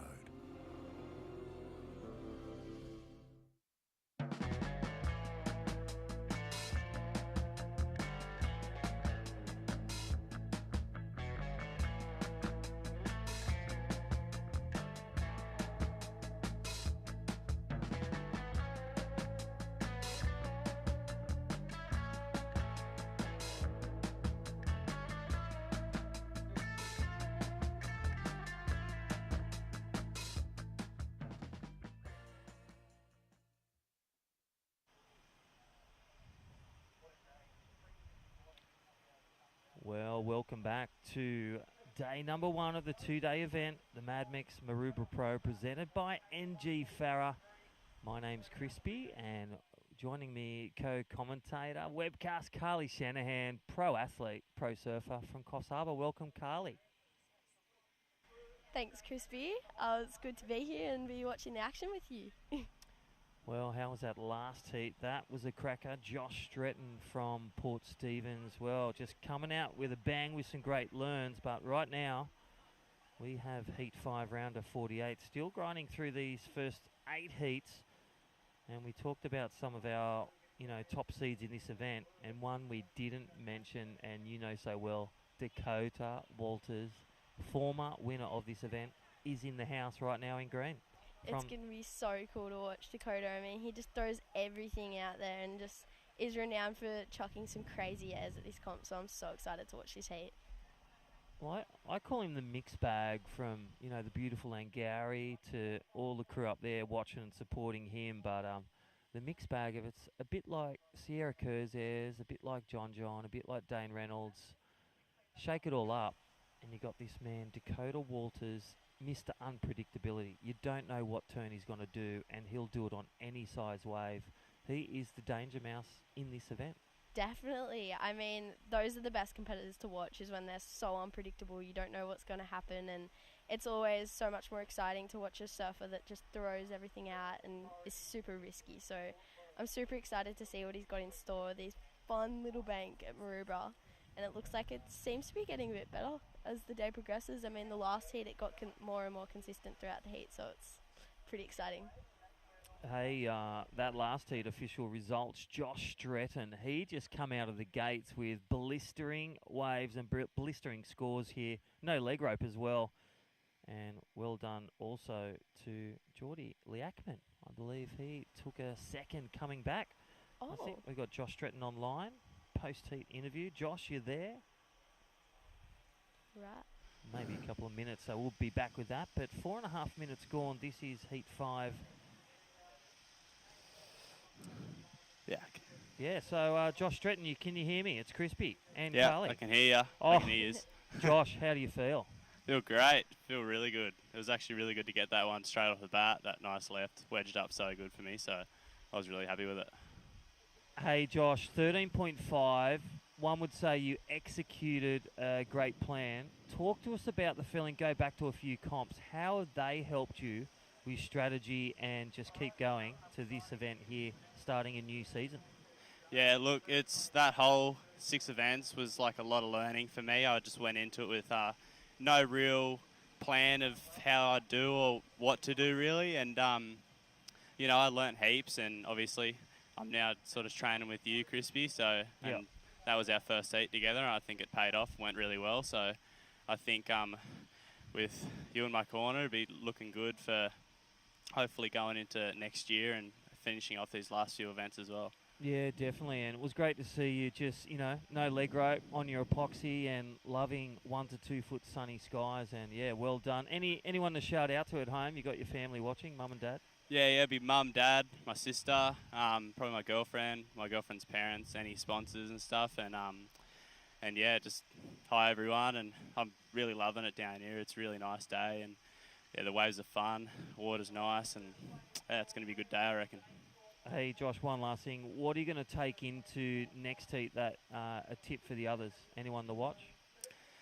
I don't know, probably just go have fun, to be honest. I mean, there's waves there, it's a fun bank, and just be on those sets and just go have a good time and just really feel it and just surf how you normally surf, really. That's probably what I do, so yeah. Well, as we say, Josh, enjoy your wins and learn from your losses. Go enjoy a nice coffee at the beautiful Esplanade of Maroubra, and we'll see you soon, legend. Yeah, sounds good. I'll see you later. What an absolute legend. He's like, have fun. Just stuff like me on those lefts. Just tell them to bitch. Just do what I did. I loved his first wave. He just unleashed, like out of the gates, like a bull at a rodeo. One of his turns, he just kicked the back, and it was like, oh my gosh, he's going to open with a great score, and the judges aligning, the World Surf League top judges, and that was great to see. A huge combo of the day. Biggest score was Josh Stretton. Yeah, I mean, it was so good, and then that just kind of like set him up with rhythm for the rest of the heat, and just kind of gave him that flow to just absolutely obliterate the rest of the competitors in that heat. It was a battle for second in the end between Geordie and Huey, but yeah, it was such a good heat to watch. So we got the wave replay of White here. Nice backhand snap to start. Kind of got a bit of drift on the tail. Can he get an end section? Not quite, but he was looking fired up. You saw the kick out there. Kick straight back out to the paddle. But yeah, that was Dane Henry, so one of the younger competitors. Yeah, Dane Henry, father, former New Zealand champion, and mother, Kira, up there, 1975 model, and she's on the line. But look at this guy, Sunshine Coast, Alistair Reginato. Again, he's been grinding the 2022 series. Finished the top 20, did want to get on the Challenger, but he's fired up, no doubt, with good learns to take it into this new season, Carly, as with yourself. So you've got the new season, it's reset again. How are you feeling? You got your dad in your corner down here. Yeah, I mean, Dad's based down here now in Bronte, so it was pretty cool to kind of just like spend a few days training and obviously talking with yourself and like seeing you coach the rest of the competitors. I'm hoping I can kind of sneak into an alternate spot today because I kind of missed the re-entry, but yeah, focusing on this like next run of QSs, I mean, is going to be so good. And to see kind of fellow person that's being coached by yourself do so well, I mean, it's looking good. Oh, that's it. You got to have fun. You got to have a plan. Plan, no plan. That's my plan. Plan, no plan. Love it. Hey, Jasper Welsh out there, also a great competitor. Again, former footballer. When we talk about, some varied sports make the best athletes. Great footballer from the Northern Beaches, and Dakota Walters now pushed down. So really halfway mark, no real kickstarters apart from Alistair Reginato. 2 good scores there, Carly. 10.26 in the lead, definitely. looking comfortable.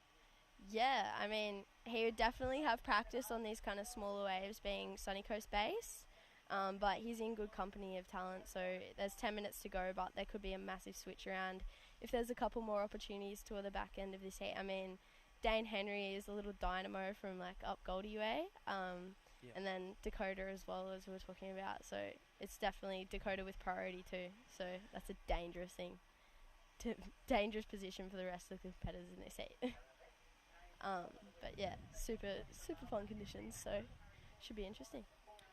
All right, as we have a bit of break in action, Alistair Reginato in the lead, and I'll tell you what, beautiful conditions. Thank you again, Fresh Air Broadcast, bringing those live images.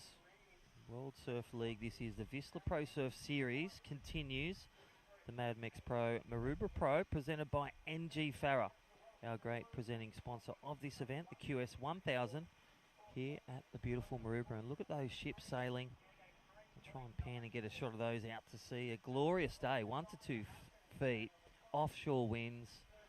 Face a bit east here, loves the nor'easter and offshore wind. with those southerlies will bucket through the gun range. The gun range. And a nice little beach break. I used to come here as a grommet. Fun fact, Carly. Really? Being a 75 model. As a grommet, some of my first barrels and memories, as we see surfer in white, Dane Henry trying to post his back up. Yeah, so you... But great, yeah, grew up here with, used to buy some local motion boards.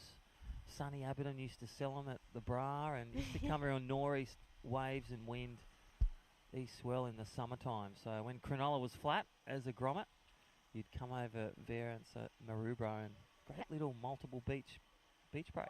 How did you convoy from Cronulla to Maroubra? Just like Mate, surfboard on the train, or what's the go? Yeah, it was the back streets. It was the mum and dad, M&D. Thank you for bringing me over, and a few friends. So all the crew, Evan and all the crew at CS Maroubra were great coming over.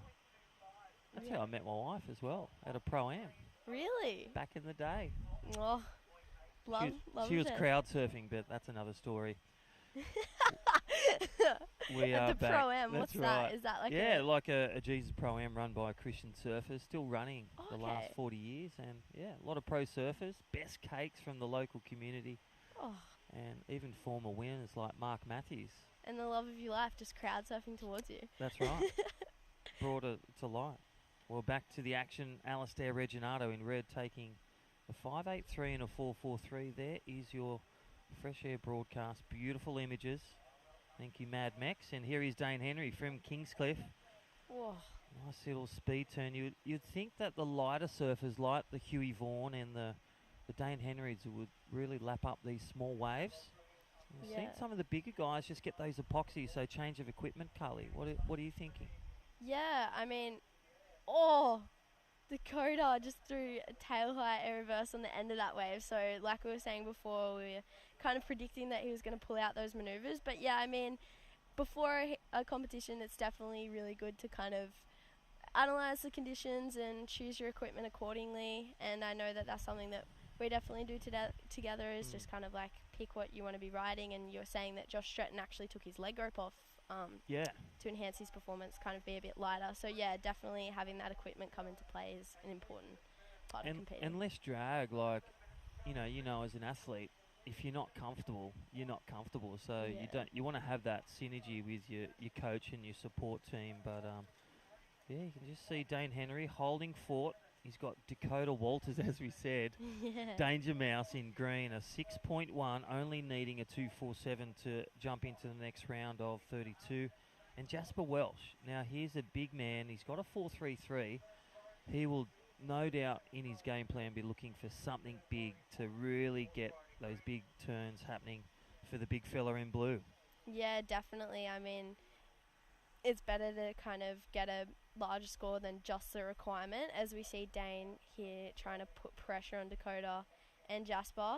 Nice opening gouge, but that wave runs out of juice, so this will be kind of interesting to see because he did have priority over those two competitors. Oh, well, not Jasper, but here we've got...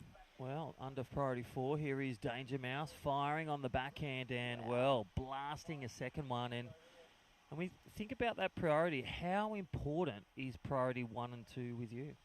I think that priority, every part of priority, Dane had priority over Dakota at that point. So I think that, especially with these smaller waves, and it's just the one peak, I think that when there's just the one peak, priority becomes way more important than when there's kind of like opportunities up and down the beach, because you can kind of like break away and find different opportunities down the beach. As we see the wave replay, this is Dakota, so he was looking for a 2.47 to jump into that position, but yeah, we'll see how that score comes through with absolutely smacking that left. And one would say a priority win under priority 3 and 4, and live action, there it is. The body language says it all. So Dane Henry just really disappointed with that last wave. He knew it, and he's got 5 minutes to reset it. So Dakota Walters flies into the lead under priority 4 there, Carly. Yeah, so he definitely sat inside, which is kind of like a common strategy when you don't have priorities to kind of pick up the scraps, but he kind of found a diamond in the rough and just obliterated it and kind of capitalized on that opportunity. And now Dane is chasing a 5.10 and Jasper chasing a pretty hefty score of 5.93. But yeah, there's 4 minutes and 25 seconds, so there could be a flurry of sets, and we could see that all completely change. But it's looking like Dakota is holding strong with that lead.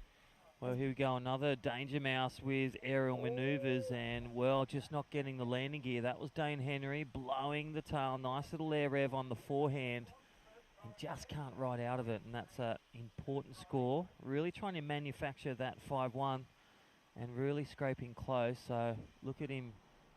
I call him when he's jumping on the tramps at Surfing Australia, the ever-ready bunny. He has so much energy on the footy field. Skating, he's kind of like trampolining. This kid is one of those athletes that can touch anything and make it gold.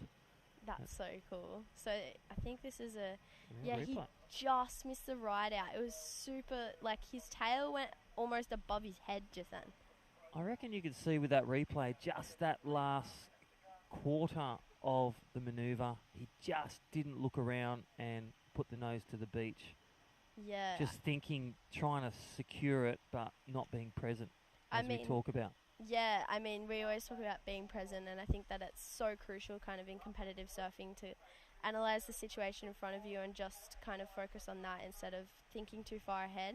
And I think that, but in spite of saying that, the fact that Dane even got that much pop and that much release out of such a small section was just a testament to his talent, as we see Jasper. Well, he is taken down in the qualifying series, and as we see the air show here on day one, that is Jasper Welsh looking to complete, but looking at the danger time is the enemy for him in blue. And here is Dakota Waters, heat leader, looking to drop that 4-6, and well, nice vertical hit, and then snaps around, and a nice little finish. 3-turner for Dakota Walters from Angari. Again, such an aerial specialist and such a representation of future surfing. As we said in the women's division, we've got Macy Callahan, we've got Sierra Kerr, some of the futures, and like yourself, Carly. Who were some of the standouts for you? Like we saw Keely Andrews, one of the, the danger surfers, even bow out in getting the top 20 finish. Who were some of the ones that you were impressed by the last few months? I mean, I think that the younger competitors like Willow Hardy, and Ellie Harrison, especially in the Newcastle event, we saw her absolutely grind in the last minute, doing a turn on the rocks. This is an important wave for Alistair, but he doesn't get a second turn on that, so it'll kind of open up opportunity for Dane and Jasper, although Dane's got third priority. So with 1 minute and 30 seconds remaining, it's nervous times for him. But we see a nice little left popping up here for Jasper with priority. Yeah, so this will be the last ditch effort with the Mad Mex minute approaching. The big man from Northern Beaches, a shout out to the family, and looking, well, 2 scores. He has improved his best score and still requiring that good score. I'm going to say just under. It's going to be his second best score, but not enough in these dying moments. Yeah, you could see from the body language he wasn't happy with it either, as we see Dakota trying to improve that 4-6. It's so just perfect and precise with his surfing. It's Chuck's little chop off as well. I just love how he connects with the wave, the synergy between turns, and they call that flow in the judging criteria, the speed power flow. Such a crucial component under the lip and above the lip. Is Dane going to get an opportunity Yeah, here? well, he's won and lost to the last few seconds. So there's the first turn, Dane Henry from Kingscliff. New South Wales looking for a bit of coping to finish, only requiring a 5.1. So this one, they'll measure that and compare that, our world-class judges, to previous waves. Yeah, definitely. What do you think, Carls?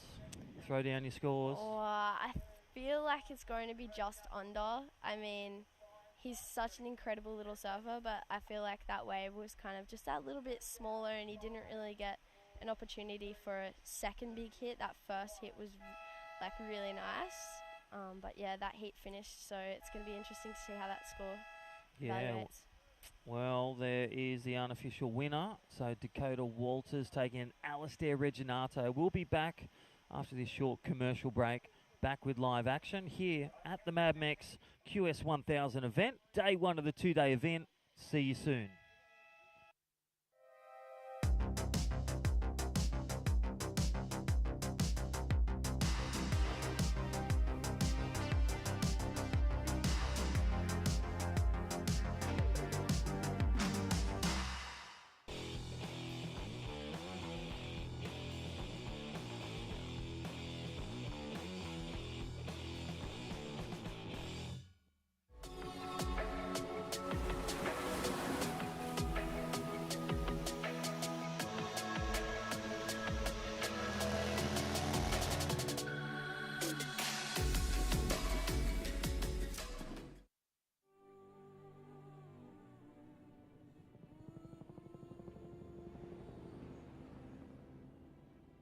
Some say we've got engine oil in our veins. All that and a fair bit of dust. Sure, these wild utes are hard work, but it's no job. The roar of them. Pure. Takes some rare skills to settle one. A band of brothers and sisters. Where man learns from machine, learns from man. And those that visit are transformed. Almost as much as the V6 Amaroks. It's like this place rubs off on them. You gotta see it to believe it. The only ute reared for the road.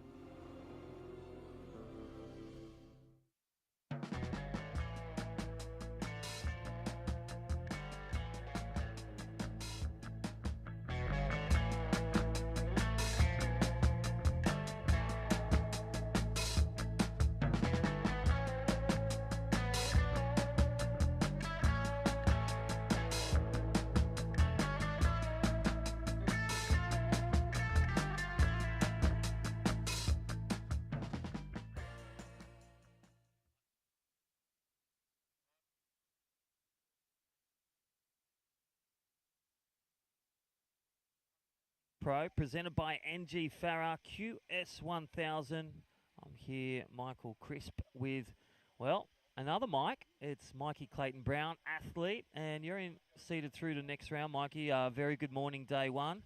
How good's the sunshine? Yeah, it's very pleasant to have some sunshine after the amount of rain we've had and obviously all the devastation from the floods. But yeah, it's really good to have a nice, clean offshore day. Sun's out, weather's starting to warm up again. It's just a really good autumn day. Well, you're from Port Stephens. You know, been doing the QS, the Pro, you know, the pathway to the podium with Surfing New South Wales, Surfing Australia. What was it like? Congratulations, firstly. 27th in the world QS, second year or first year on the qualifying series. How are you feeling? Yeah, I'm feeling really good, actually. It was, my first proper crack at the QS this year, and now to be seeded into the main round at every QS for the next season, it feels really good. Yeah, pretty good start, buddy. And, you know, shaper, family, support. What did you learn? We talked to Josh Stretton before and also to Carly. Have you found more learns in the valley on those losses that have enabled you with some of your wins over former CT surfers, Matty Banting, Stewie, and even the Julian Wilson last week at Newcastle? How was that? Yeah, it's losing really helps you deal with certain emotions that you get, and it makes you learn how to be a better person, really, and just how to not just take it out on your support crew and let them actually help you and just reflect on everything. And it's just really good to go through every emotion, really. Yeah, that's awesome. Well, we'll get back to that shortly, but right now this is Heat 6 Rounder 48, the men's division, day one of the two-day event. Fraser Martin out there in blue, opening with a 4.83. Harry Phillips, he's been a big standout through the qualifying series here, the VISSLA Pro Surf Series, and there is Tane Dobbin, the goofy footer. He is a power pock, and Corey Ross Webster, that's brother to Harley, getting the Guernsey today. How good's that? Yeah, Corey's giving it a crack. It's always good to see. He's a legend. Tane Dobbin, his backhand has been absolutely lethal at the moment. Yeah. Harry Phillips, he's just an absolute legend. I went on the ISA World Juniors with him, and he's just really happy bloke. Really just, happy-go-lucky. As we see the replay of Tane again, just two power gouges. Yeah, he's ripping. Yes. Well, check out this wave replay. And Tane Dobbin in the lead now. 4.87, that last throwdown on the backhand for the goofy footer from the Gold Coast. So Fraser Martin only looking for a 0.5, a small score out of 10. And Harry Phillips, mid-range score, average score, 334, and Corey Ross, our work crew with Surfing New South Wales, looking for the killer combo 484 to kickstart his campaign. Great little surfer from Northern Beaches, like his brother. Picks the right wave and just will get the opportunity to tear through the heats. Now talk to us about equipment. We've been talking about epoxies. We've seen a few, we had that great blow up from our mate with the big board. You're going to take your 20 out today, Mikey? I mean, if it was on a normal day, I'd probably take the 20 out. Yeah. But, there's really defined peaks out there. And, it's 2 foot, super clean. I personally will get away with a PU if it stays like this. Yeah. But, we've seen a lot of guys go out in the epoxies and just for that extra bit of spring, on top of the water. But, yeah, it's really just how you think about your own equipment and if you're confident on it. Yeah, definitely. You got to be secure in your decisions. Great to see. And talking about security, Tayane Dobbin in the lead with a 487. Our surfer from the Gold Coast coming down to the southern beaches of Sydney. Again, a big shout out to all the crew at Destination New South Wales and World Surf League. This is the new season, the Mad Mex Pro QS 1000. On the calendar, the VISSLA New South Wales Pro Surf Series 2022. And our presenting sponsor, NG Ferrer, established 1962, and we are 2022. 60 years later, still supporting great events and the great community here in surfing. Big shout out to all the crew. We're at the home base, if you didn't know there, Mikey, Maroubra, the home base of Surfing New South Wales. CEO Luke Madden even popping up a few tents this morning with the crew. He's dead set like the Mel Gibson of the Braveheart. And a shout out to all the crew doing a great job. Check them out, surfingnewsouthwales.com.au. Alrighty, so we're going to live cross to last heat's winner. A very good morning to you, Dakota Walters. Morning, Crispy. Hello, brother. Talk to us, Dakota. Let's go back to that moment. You escaped to that inside runner, and what were you thinking going through that when you were sitting in third, fourth position in that heat? Yeah, I was all right. I had a really bad start in that heat. I haven't surfed a heat since last year sometime, so just been surfing heaps at home, and then, I don't know, I just put myself in a bit of a bad position, but I knew as soon as I got a wave, I could give myself a chance, and it was fun. Yeah, well, talking about seated surfers and dangerous people, and I didn't pull your name out till right at the end. We started to call you Danger Mouse, Dakota. What have you been working on? Both, let's talk about your equipment at the moment. You're on your Stacy's. Yeah, just riding Stacy's still. I actually just ride the same board pretty much in every wave, especially when it's small. I don't hop on epoxies or anything, just ride little rounded pins, and they seem to go good. Now, mate, you've had the fires of the other year, and then you've had the floods. What's been happening at home, and where have you been surfing? Yeah, home's been pretty crazy. I guess the whole East Coast has been lately. It's been pretty sad, but we were lucky at home, kind of, but we got flooded in a few times, and then, I ran like a little auction on my Instagram and gave back a bit of money towards a couple charities to help with the floods, and I've just been surfing a bunch at home as well. Yeah, cool. I got Mikey Clayton Brown with me. Got a question for you, Dakota. No worries. Hey, Codes, how are you? Yeah, good, Matt. How are you? Yeah, good. Why would you prefer to ride your PU over epoxies? I think I'm just a bit hopeless with boards. I just like staying on one board, kind of. I don't know. I'm pretty small and skinny and lanky, so I don't know. I feel like they just work for me, but I definitely think epoxies look sick on some people, but I prefer the feel of just my normal board. Yeah, epic. Yeah, hey, any tips for those looking to do airs, legend? What's a tip for the grommet that wants to fly like you? Just go big, try as hard as you can. Oh, that's all. Anyone to shout out at home? You got Walt with you? Just mum and dad at home, whoever. My girlfriend's here with me, and thanks for watching. Yeah, nice. Well, congratulations. We'll see you round 2 this afternoon. Thank you. That Cheers, is boys. legend. Well done. Well, Mikey, Dakota Walters, plan no plan, just having fun and getting it done. Yeah, he's just one of those guys that, if he goes out and has fun and lets loose, he's absolutely deadly and can, take down anyone. Yeah, well, back to live action. Tane Dobbin in the lead, 8-2 combination, and Fraser Martin just getting a bigger wave, so we have a situation change. Fraser Martin in the lead, Tane Dobbin second in red, and Harry Phillips looking for a wave to get back in contention for round 2 exchange. And we're looking to do 24 heats plus today, 20-minute heats. Forecast for smaller waves tomorrow, so if today's 2 foot, we want to see finals day with a bit of waiting period around that high tide tomorrow at 11:30. So getting it done in this leg, Mad Mex Pro QS 1000, Mikey. Yeah, for sure.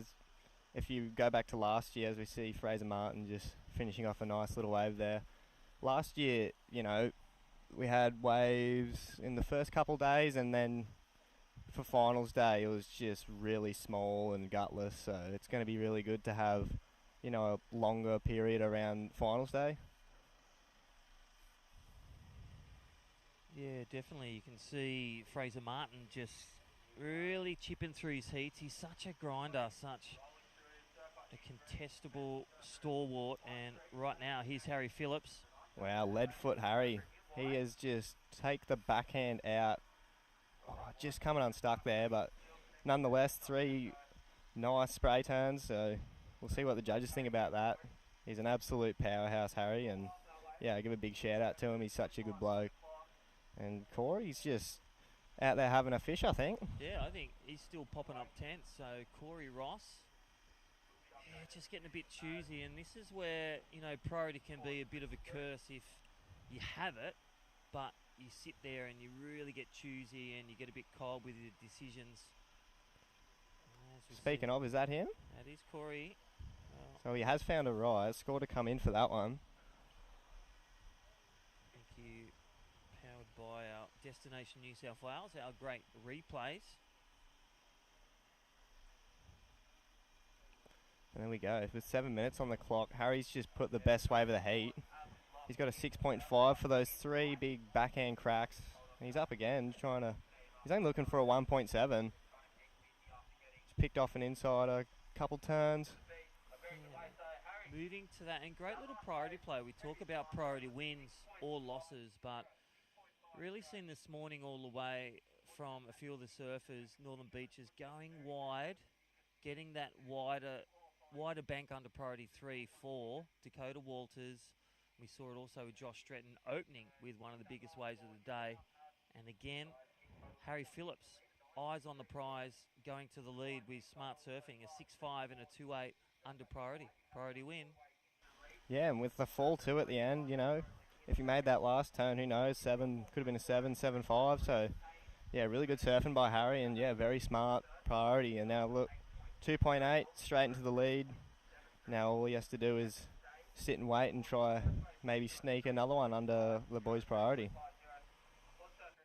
Hey Mikey, talk us through your Tane Dobbin looking for a 373. What does that look like in the heat right now with yellow flag approaching? So a 373, it's really just an inside wave with a couple nice turns, but sitting with priority in this situation, if he drops a 6, he's straight to the lead. So really you're looking to, with 5.5 minutes, you're looking to get, a 6-point ride. Yep. But, if worse comes to worse and you got a minute to go, wave hasn't come, you've still got the priority, and you know that you only need a small wave with a couple sections, and yeah, you just got to surf it to your best, really. And then holding priority really comfortable. And look at this selection. Stereo surfing from Tane Dobbin, and the man, Fraser Martin, currently holding on second. So 4-man battle, 2 will go through. And talk to us about the 5.1, Corey Ross. What does that look like in difference to an average score that we saw Tane Dobbin may get the score with that last wave? Yeah, so Tane, lethal backhand as always, but Corey is looking for a set as we see Fraser tag that first section. A nice wrap into the pocket. Another little wrap and he's done. He'll get back out there. But a 5.1 for Corey, you're looking for a good wave. And you're looking to just... Well, look at this good wave. Talking good waves, we've got Fraser Martin chipping away on the wider bank, but the man holding priority, Harry Phillips, and in the lead.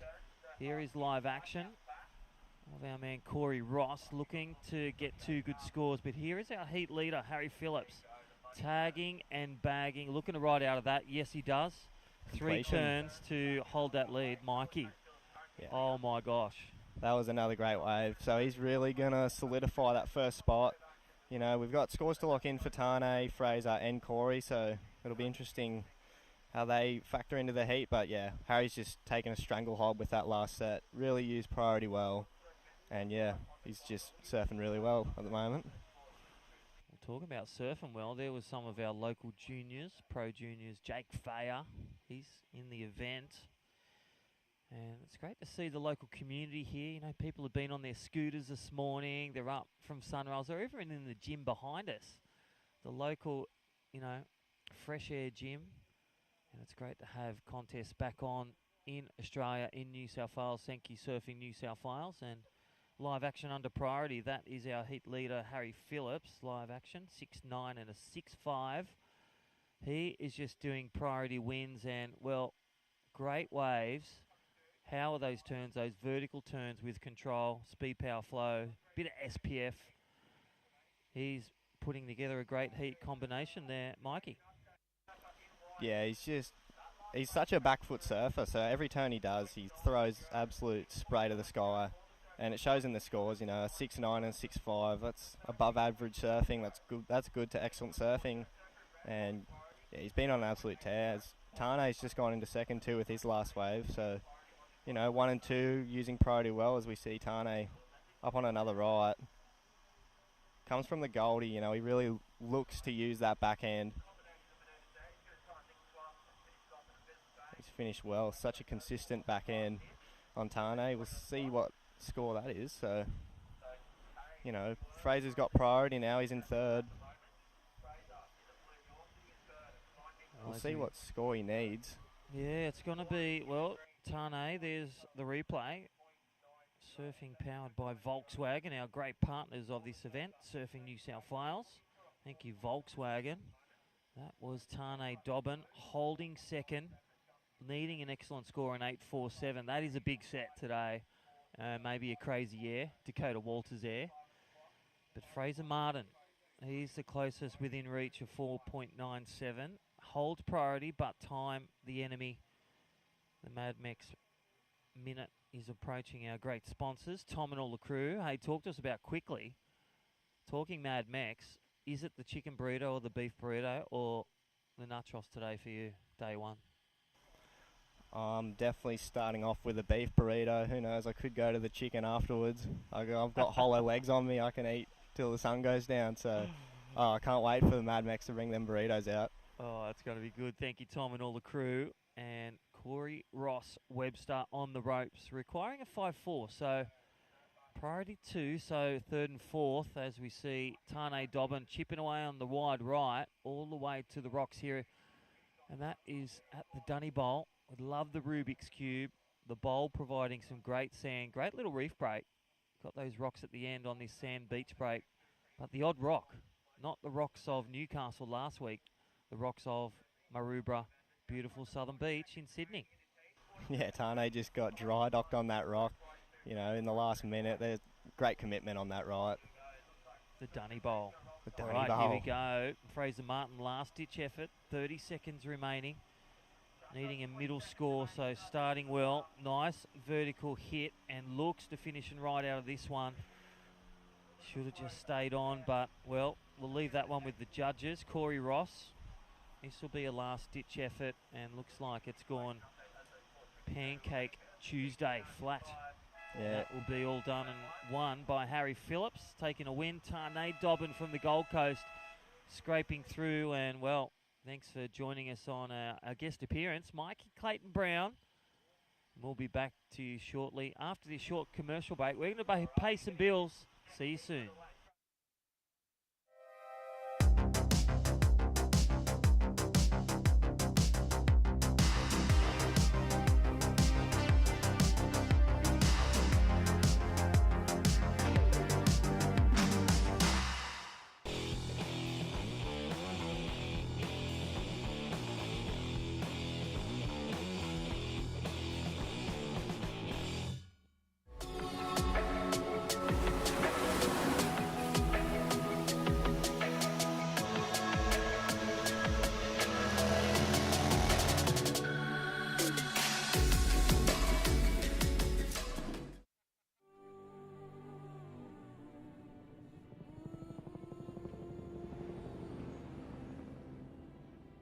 Some say we've got engine oil in our veins. All that and a fair bit of dust. Sure, these wild utes are hard work, but it's no job. The roar of them. Pure. Takes some rare skills to settle one. A band of brothers and sisters. Where man learns from machine, learns from man. And those that visit are transformed. Almost as much as the V6 Amaroks. It's like this place rubs off on them. You gotta see it to believe it. The only ute reared for the road.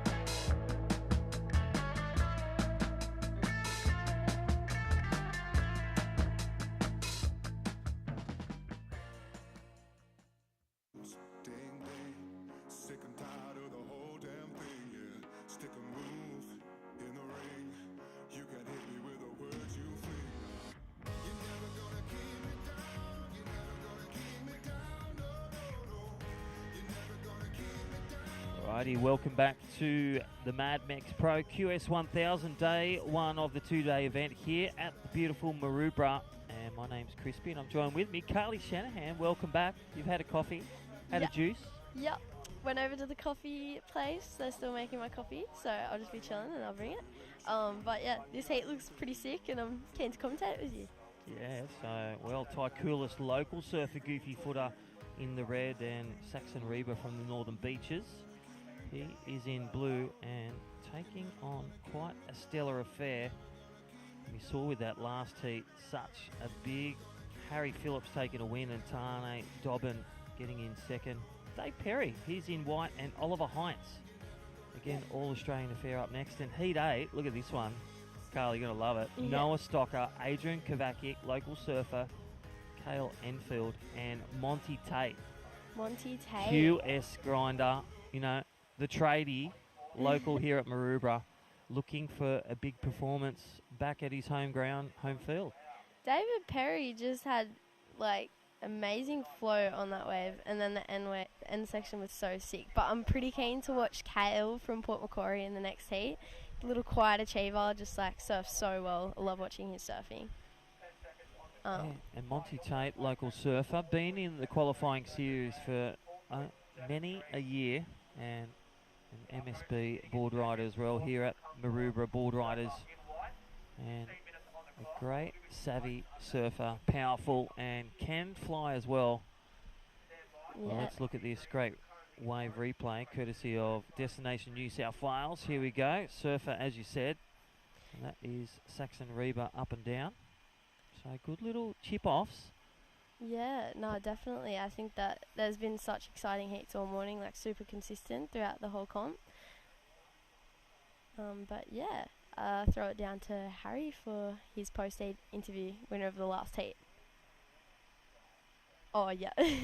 So, Harry, how was that last heat? Oh, it was a bit slow at start, but happy to get a couple in the end. Yeah, what do you think kind of contributed the most to your success out there, like surf pre-surf? I got pretty lucky, I think. I made a couple of mistakes at the start of the heat, and then I think I got a bit lucky that no one was really in the spot for those last couple. Yeah, no, that's so good. You definitely capitalised on those last couple waves. What's your favourite thing about this comp at Maroubra? I got family here, so that's pretty good. Yeah, no, that's always awesome to have like the support of your family. Yeah, and there's always little waves. It's never completely flat. Yeah, no, definitely. Well, congratulations in that last heat, and good luck for the rest of the comp. Yeah, thank you. Hey, Harry, you still there, buddy? And well done anyway. So 13-4 combo. That was Harry Phillips.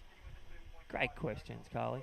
Thanks, Crispy. I didn't really know what to say. Tane Dobbin from the Gold Coast here gets in second. So coming third, bowing out of the event, that was Fraser Martin and Corey Ross Webster. He is back in the Surfing New South Wales house. Well, Heat 7 just starting slow, but picking up the best pieces so far. Dane Perry a 477 and a 3.53. Top 2 waves.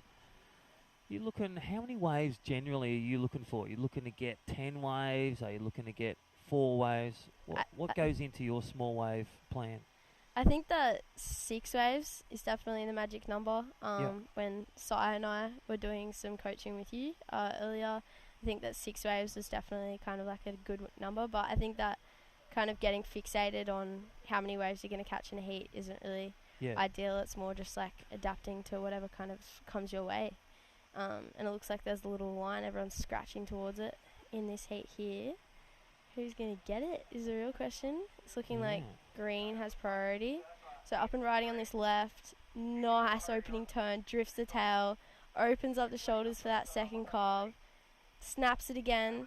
And let's see if he can get a finish. Nice little finish there. So that'll be a good wave. Oh, he's going to get a bonus section.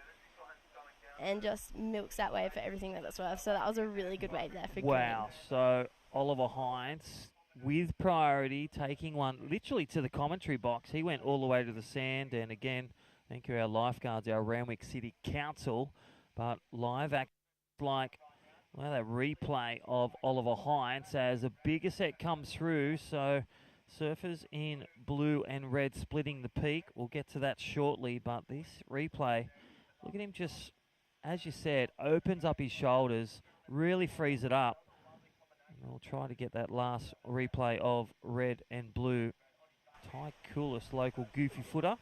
He's been grinding through the qualifying series all the way to Newcastle, getting some great heat progression, heat wins, heat learns. But Oliver Hines looking to get a score on the board. 373, you would say, his last one. You're not a judge, you're an athlete. What do you think? You got the score? I think he got the score, yeah. I definitely think that those first 2 opening turns were so powerful. I think it could be up there with like maybe the best or second best score of the heat. So it'll be interesting to see how that... Yeah, so he got a 513, so it was the wave of the heat. I called it. Yeah. I'm a judge. Well, talking about that, the one I might get the replay. Thank you, New South Wales government. This is local surfer Ty Coolis really getting under the lip, going upside down 12 o'clock, and nice little tag as he redirects his hair, and then the finish. Judges looking for a controlled, stomping finish. Boom, Ty Coolis is back in the heat and taking the lead. A 5.33 wave of the heat.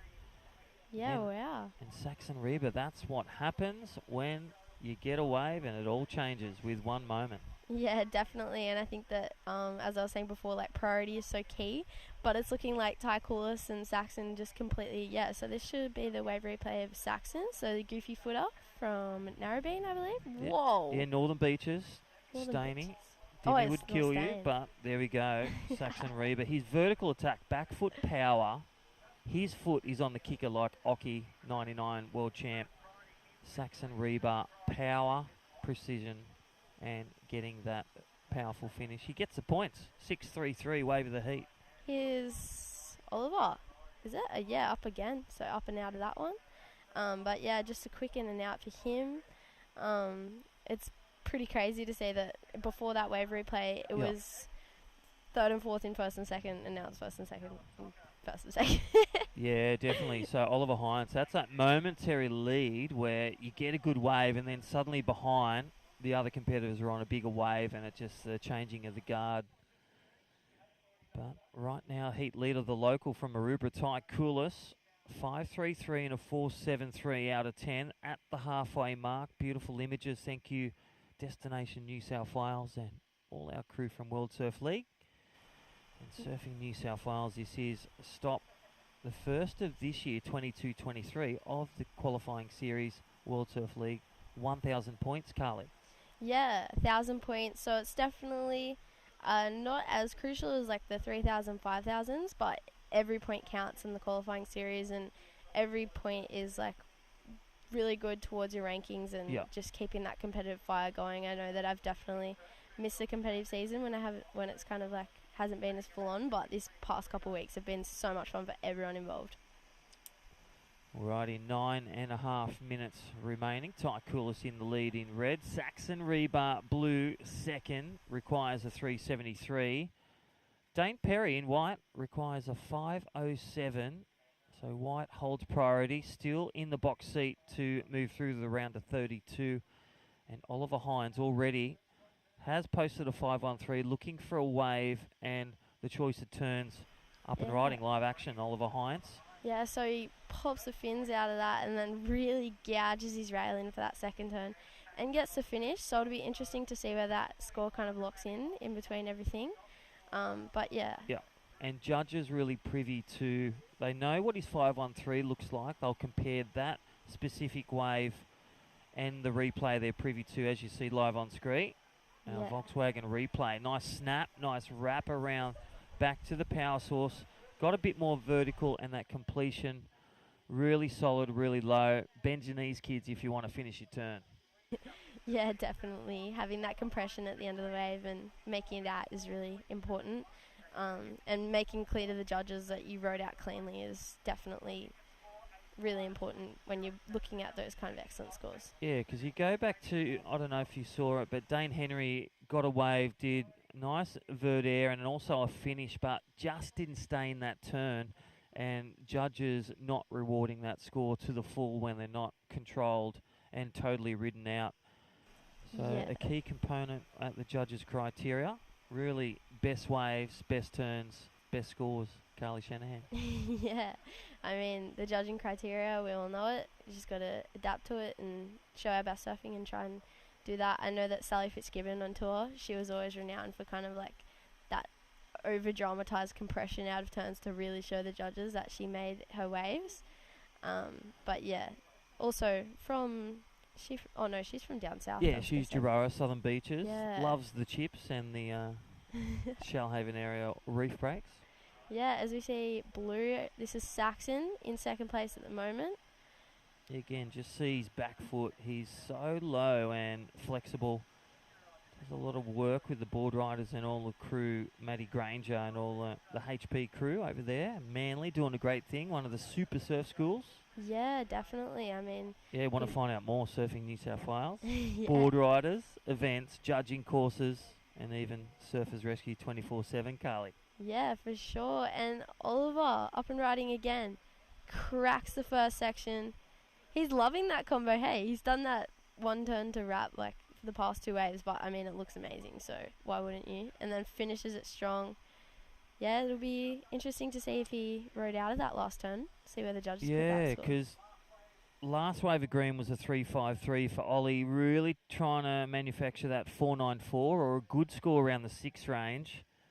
And also, you got Dave Perry looking for a 5-3, so you'd be really looking with priority or under priority to score a bigger wave or go for something big. The big air manoeuvre that no one's really done a big air apart from Dakota Walters, and he's getting the score with that completion with the aerial manoeuvre. Yeah, well, we actually saw Geordie Liachman stomped a little air earlier, which was pretty crucial for him because he only had one section and he was needing around a 4-5, I think. So they can pay. Yeah, they sure can, and they're definitely something that you need to have in your repertoire if you want to be competing at this level, as we see the wave replay. Well, thank you. This is Saxon Rebar looking to stomp into the lead, and, well, look at the fins. Imagine the competitor out the back when you're looking back, and all you can see is fins and spray, and that is Saxon Rebar tying a bow in that one. I love the first two turns, just powerful, and the judges, that gold position with the steepest part of the wave in the critical section. Yeah, I really like his style and just how he makes it so effortless, and yeah, he's taken the lead with that last score. So yeah, Saxon in the lead and Tycoulis in the second, so it's kind of just been a tug-of-war between those two for the lead. We've got a wave replay. This is Oliver. He's got that first turn, second wrap. Yeah, this is one of his previous rides, but I really like that second wrap and just how he like gouged in that kind of second half of it and then kept speed for the finish. So that was a really great ride. And then live action with Tycoulis up on this left. Cracks the first section, tries to get around it, squeezes in one more turn, but then doesn't quite ride out. So I'm pretty sure Tycoulis is a Maroubra local, one of the next generation of the bra boys, I guess. But yeah, excellent surfing from him there, and that should better his, oh well, not that last wave, but yeah, he's looking pretty comfortable in second. Yeah, so excellent waves here down at Maroubra. See them having a little look at this little left here. Priority is obviously crucial. I feel like David would be feeling so much pressure with first priority and looking for a relatively decent score. I mean, he's definitely capable of that. Everyone in this heat is capable of that. That's why they're here and on this tour. But yeah, with 3 minutes and 50 seconds remaining, I can imagine that the pressure would be kind of building on him now, especially since he's kind of been sitting in that non-progressive position for a majority of this heat. So keeping calm and kind of holding his composure at the back end of this heat will be really important, and especially having the weight on his shoulders of that first priority. I know that some surfers really love having that first priority, and then there's some surfers that are just like, please just get it away from me so I can just work away with no pressure. Yeah, definitely well said. Carly Shanahan from Woolai, the beautiful Coffs Harbour region. Now just living up the Gold. You've had a bit of a tour with this VISSLA Pro Surf Series. How have you enjoyed not only the competition but all the journeying around the different beaches? You must have got some waves. I mean, I definitely got some really, really fun free surfs, and just like reconnecting with everyone, just like-minded people that just want to get up at 6 o'clock in the morning. Ellie and I would make these insanely yummy smoothies, and then just kind of like training with everyone. It's just been so good to just be back into this kind of like environment. I just thrive off it.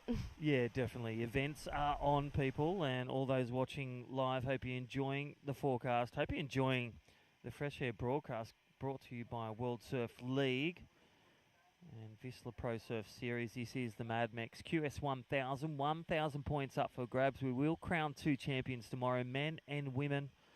And this is the round of 48. We've got one more heat after this, so we'll see Noah Stocker from Sunshine Coast, Adrian Kovacic, local surfer, Cale Enfield, as you said, from Port, and Monty Tate, the local tradie, grindy surfer, and looking to, you know, step in and, like we saw Sierra Baum, runner-up at Newcastle. Yeah. No points at all for the competitive savvy. Let's see the young Monty Tate, you know. Monty Tate was Monty Take on Dakota's waters. So Monty Tate, he's a tradie, you said? Yeah, so tradie, local surfer.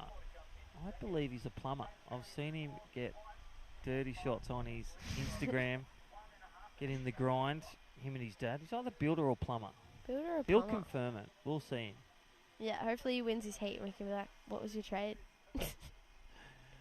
Well, there it is, Oliver Hines, still requiring that score. Now, talk to us about you're in the heat. There's a minute to go. Priority 3 or priority for White, needing a 5-3. What are you looking for? How are you feeling? I'd definitely be feeling the pressure, especially with a minute. Yep. I mean, the waves are pretty small, which means that if waves do come, they do come in relatively quickly. You can see Oliver's kind of sees something. He's trying to do that sneaky paddle where you want to paddle for it quickly, but you don't want to alert anyone that has priority over you so that they can come and block your opportunity. But David Perry with priority, looking for a score, 40 seconds to go. Or second turn was really nice. He's got another section, really nice carve and flow. Let's see if he can kind of get explosive on this end turn.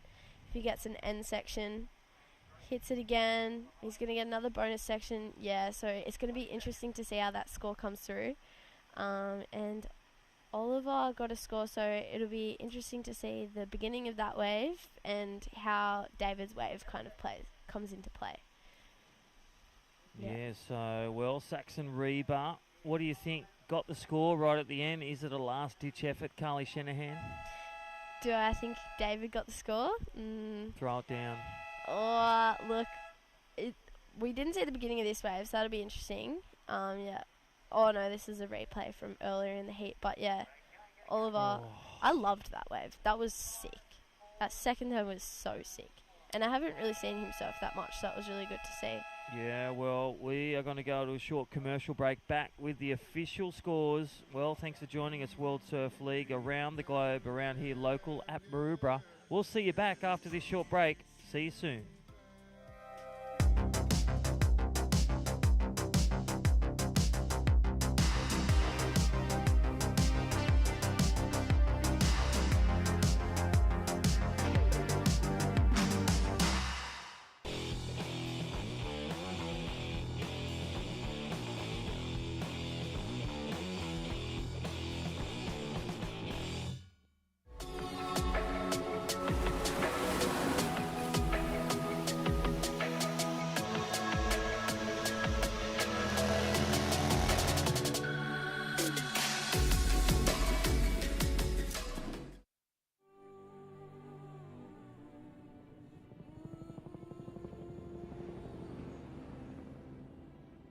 Some say we've got engine oil in our veins.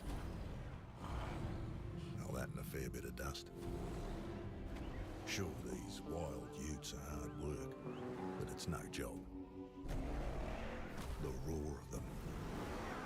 Pure. Takes some rare skills to settle one. A band of brothers and sisters. Where man learns from machine, learns from man. Those that visit are transformed, almost as much as the V6 Amaroks. It's like this place rubs off on them. You gotta see it to believe it. The only ute, reared for the road.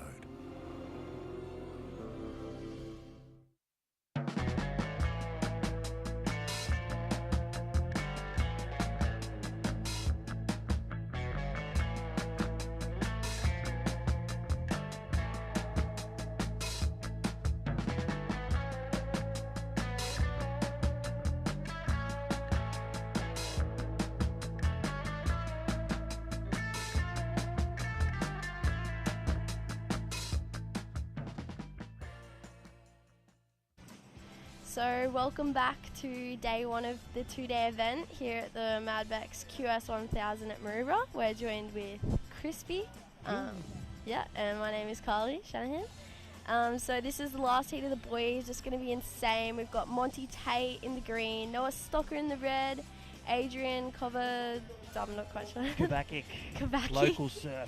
local surfer, and Kayla Enfield from Port Macquarie in the white. It's going to be sick. Yeah, Carly. Well, how are these images? Again, our great supporting sponsor, been a part of supporting local events for around 60 years. Great to have them involved in Surfing New South Wales. Let's look at what happened right at the start when we were hearing from our great partners, and that is the man in green, Heat 8. What? That is Monty Tate, I said, the tradie. He's going to bring his best, and local Maroubra underground surfer. Yeah, he knows what a good wave and a good turn is. And he's up again on another one. 667. Here's your heat leader, Monty Tate, looking to bring some exclamation marks into this. Oh, that was and Kale as well. Yeah, so it's already starting up to be such an amazing heat. He's chucking so much spray on that little right there. And oh my gosh, Noah Stocker's up as well. So just non-stop action for the first start of this heat.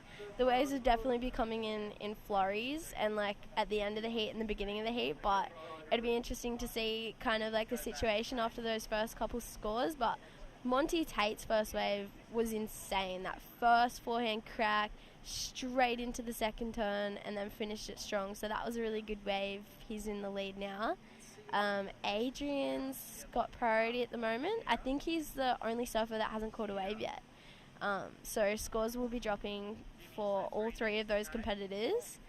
Yeah, so the situation at the moment. Also, Kale's wave was a 4.5, as we see Kale up again. So he's chipping away at a two-wave combo. But yeah, it's super cool to see such a rapid fire beginning to this heat, Crispy. Yeah, definitely. What I love about this, it's small waves, but there's three banks of opportunities, times lefts and rights. So you've got 6 takeoff spots. You've got really a bank A, bank B, lefts and rights delivering some good points. Just got to get in rhythm with the ocean here, nearing the high tide, 10:30, 1.4 this morning for all those tidelists. Yeah. And just knowing that, the ocean's going to get a bit quiet. Things are going to come a bit closer, but it can also draw to this ocean beach some great little opportunities for these surfers to get their scores, as we've seen Monty Tate, the local surfer from Maroubra. Second priority, so utilising that second priority. Nice opening gouge. Bit of a flatter section there, but he's going to get a nice little section at the end. Ooh, chucks the tail to the beach, so a little bit of flare there. It would be cool to see how that score comes through, but it would be a good backup. Surely we'll replace that 2.8. Yeah, definitely enjoying some big reefs around here as well when the waves are big with his tow partners. But Monty Tate bringing the class of an all-rounded surfer, the local surfer in the lead with a 6.67 for the local. And score to come, I really think they'll like that one or sit around the 4.55 range. Yeah, no, definitely. It'll be a good score. So he's had a pretty good start to this heat, but just touching on the fact that he does tow-in surfing. Yeah, so it did come in that 4.6 range. So that's a good start to this heat. But you did a bit of tow surfing with Philippa Anderson. Yeah, well, 12 to 14 foot with bigger sets. That was, and live action we'll go to right now. There is Adrian. That was Kale. Yeah, it looked blue. Yeah, it's hard to see the colours. The day is just so beautiful and sunny that it's kind of creating a bit of glare. I was going to say, this is the real Adrian Kovacic. Nice pick with priority and nice jam, and then carves around back to the source of power. So the local surfer, also a tradie from Bondi. Nice. His boss gives him leave for the qualifying series on the World Surf League. So Monty Tate holding the lead. Kyle Enfield score to come, but Noah Stocker holding priority, holds a 5.17. Also a great component, making finals day in Newcastle and the top 20 on the qualifying series 2022 Challenger lead. I'll tell you what, back to that big wave. So all prepared the tow surf, Warren Smith's called it off for the day, 12 to 14 foot sets. We are ready to go, and then, Reece Smith and Julian Wilson, they lose their ski, and it wasn't the good start that we were going to go into tow surfing, so we nearly called it off, but we chipped away at it, and Philippa Anderson got 7 great waves that she's been working towards over years, just reaching the level of big wave surfing. Yeah, she's always pushing and progressing. She's such an amazing surfer. But with that last one, we also saw some incredible surfing from Annie DeSantos, charging deadmans at Manly. Oh, that was amazing. And how was the young Grom as well, Sol Grundling? Yeah. Surfing 14. Probably his biggest wave and biggest barrel, 10 to 12 foot. Check it out on Surfline, and all the crew getting some great waves. We saw a summer long bottom. Yeah, down south as well. Down south, whether at Voodoo or down some secret spots with Dad Dylan. Yeah, they know all their little secret spots, those two. Always chasing swells and getting up at dawn. I just love the adrenaline. That's what I said to Philippa. Not only enjoy when she was out there, but enjoy the vibe afterwards, both Instagram lighting up and also everyone getting their snaps and waves, and just the start of, post-career, big wave surfing and everyone having fun, even when the contest is off. Yeah, definitely. I think that big wave surfing is just another element to our incredible sport. I mean, I know the one day that you took me out on the skate and we got some bigger waves, I was just high for the rest of the day, just so stoked off it. And then I didn't get the Instagram shot because somebody dropped the GoPro, but yeah, I've lost 3. I mean, that's the price to pay for that much fun. I mean, that was incredible. The lost files. Well, talking about lost files, this man is back. Monty Tate dropping a 6.67 and a 4.67. Pretty good combo. And my maths, Mr. Smith teacher, that would be an 11.34 combo. Pretty sick for Monty Tate. Kyle Enfield holding second.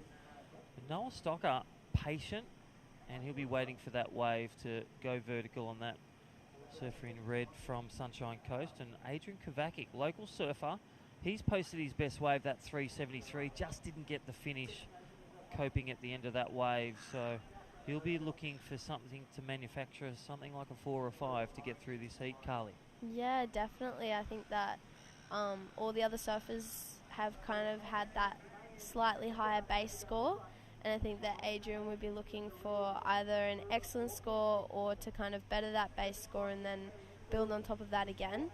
But Noah's kind of surfing a really smart heat. He's got priority, and he knows that he can get the score if he, the opportunity rises.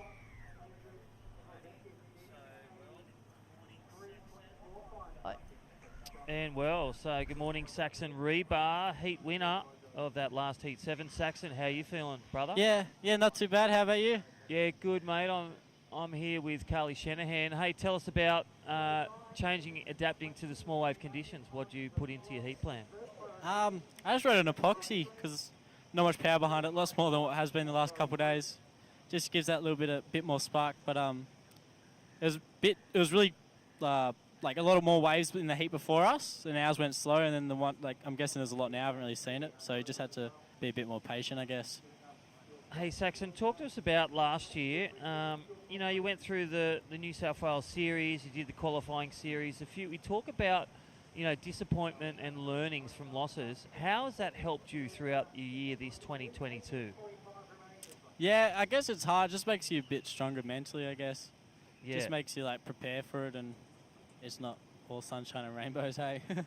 Hey, mate, you're through to round 2. Talk to us about going into the heat. Do you think about some of the top seeds, when you're coming up against names? How do you get through that, or do you just turn up, grab your rashie and go?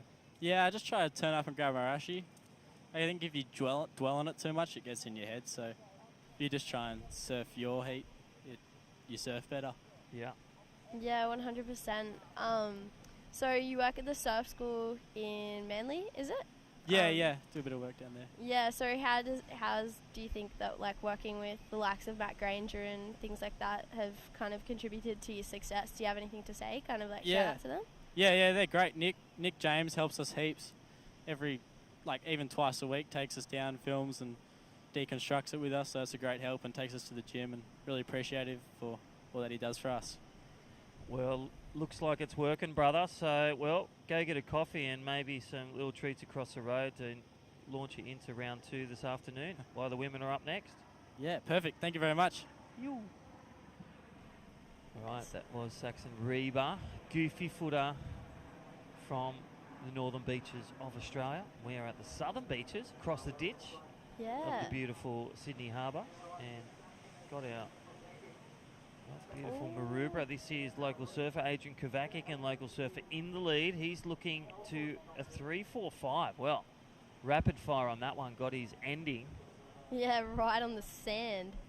Looking to chip away. He's been doing the QSs. I think he's about 34 years of age. Tradie from Bondi, and loves going in the qualifying series as a statesman as well. Yeah, competition is so addictive.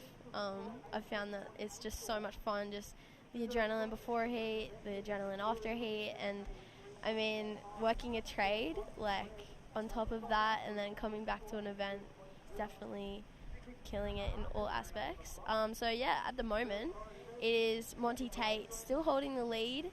Noah Stocker is yet to get a second score, so it'll be interesting to see when he pulls the trigger with his priority, to see if he crumbles under that pressure or executes with that pressure perfectly. But I think he's going to play his priority card here. I think that's red, is it? Noah Stocker. Yeah, so up and riding on his back end, nice opening gouge, and finishes it with a closeout snap there. And then here's Monty, our heat leader. Nice little opening turn, cracks it for the second turn, and then he was just chucking so much spray, and then the end turn, he had to kind of fight with those two sections coming together, but he rode out, so it'd be a good score for him, for Monty. Yeah, definitely a strong score. What it does one or two things. It extends his second score, or it takes away that opportunity for the other surfers to get back within striking distance. So Monty Tate eclipsing the field, the local surfer. Kyle Enfield in second. He'll be looking now to get around a 6 or a 7 to really maintain that momentum to round 2. Yeah, he definitely want to drop that 2.6 to put pressure on the other competitors. Yeah, so that last wave score for Noah jumped him up into second. This is the last wave for Monty. So nice opening tap, but that was the money turn. That was so sick. And then backs it up again with another fan of spray and navigates this end section perfectly to ride out. So that was good surfing there. Well, really tying a bow on it, and that is the priority usage tick, vertical turning tick, and finishing turn tick. Just stayed present as we talk about making that reality live in each turn, and choosing that great wave gave him that maximum opportunity to crack his 4 turns. So Monty Tate, 517 dropped in. Yellow flag is up. They'll see the visual. They'll hear the beach commentator give him a situation in a great position. And as we said, Noah Stocker held priority for about 8 minutes. Posted a 297 enough, but really leaving the key on the table for Kyle Enfield in white and Adrian Kovacic to steal away through to round 2. And talking about round 1 exchange, round of 24 coming up next. Who we got in that? The high-flying Sierra Kerr from the Gold Coast, California. Yeah, Sierra Kerr, full of confidence at such a young age. And, I mean, how wouldn't you be? Throwing airs, getting barrels with your dad. I mean, amazing surfer all round. And Logan Dalton and Ellie Lambkin, they're both from that Merriweather area, so they've definitely had plenty of matchups against each other. I haven't heard of Olivia Sims yet, but I'm sure that she'll definitely kind of show her surfing in this heat. But yeah, I'm super excited. I'll be really keen to watch that. I actually travelled with Ellie for a majority of the first couple of events. But yeah. Well, here he is again, heat leader Monty Tate, schooling the pupils here at the Maroubra Qualifying Series. Again, thank you VISSLA Pro Surf Series, and thank you Mad Mex, Tom and all the crew.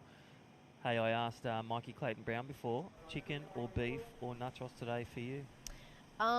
Well, I'm vegetarian, well, pescatarian. Yeah. I do eat fish. But yeah, I'll definitely be going either the vegan or pescatarian option. I'm sure Tom will sort you out. Thank you, Mad Mex, and check out a retail outlet near you. Our great sponsors of the Mad Mex Maroubra Pro World Surf League QS 1000 event. This is day 1 of 2. There is live action of Adrian Kovacic, the locals with Monty Tate, 1st and 4th. You reckon he's saying, hey, Monty, you're through definitely. How about a bit of love? I need this next good wave. He does have priority. He has priority. He doesn't have to ask Monty for anything. He can be like, yeah, you watch me tear the next wave to shreds. Oh, so interesting there. Noah Stocker bettered his second score, so he's put a little bit of pressure on Kale. But yeah, these last 2 minutes is going to be interesting. Hopefully there's another flurry of waves. Well, they'll be looking for a good wave and really strong turns to really get that strong score from the judges. And also up next, we've got the women's division, round of 24 starting. Look at this, Jessie Starling, some of the seeds in this event. We've got our Portugal's Concha Balsamo, Raya Campbell, Jade Wiltiley, and Ana dos Santos, Northern Beaches, and Nixie Ryan, the surfers in this event. She's 10th on the World Surf League Qualifying Series. And Elise Cooper, Freya Prum, Holly Williams on the Challenger in this event today. How good's that? Coming from Newcastle, day off, celebrate, and then see you at the next leg. Straight into the next comp, like Adrian, straight into this next turn. So this is an interesting score for him. First time was good. Backed it up with his second. He's kind of like navigating that finish. It looked a little bit tricky, so that's kind of going to be one of his last opportunities. There's only a minute to go. He's going to call it a day and make his way to shore, so it'll be interesting to see how that score comes through, Crispy. Yeah, they're really going to... That's really... He's, succeeded, but he's thrown everything into that one. So, Adrian Kovacic, competitive savvy. And I reckon, and there it is, it looks like it's already in. It's his best score, but not enough. Needed a 5.64, and there is the disappointment. But he will take away from this one a great year of a few great heat wins, a great destination, thank you. And it looks like Kyle Enfield really trying to manufacture that. So it looks like all the hard work done and won at the start. Monty Tate, local surfer, just couldn't set a foot wrong in this heat. Great waves, great turns, great finish. And then Noah Stocker now waiting patiently. A key point, he waited patiently to really stamp forward his second turn and his second score, and then improved on that. That was the pressure cooker. Yeah, for sure. I mean, yeah, so end of that heat there. So congratulations to Monty and Noah getting through. Commiserations to Kayla and Adrian. we'll cut to a commercial break.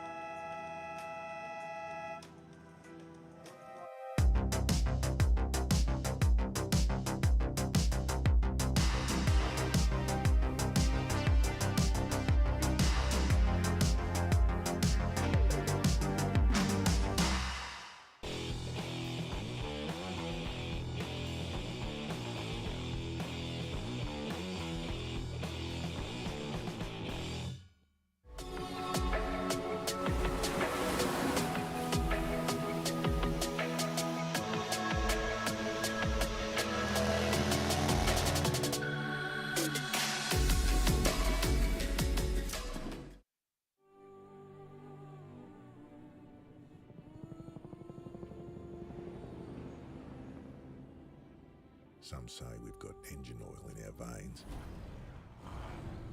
Well, that and a fair bit of dust. Sure, these wild utes are hard work, but it's no job. The roar of them. Pure. Takes some rare skills to settle one. A band of brothers and sisters. Where man learns from machine, learns from man.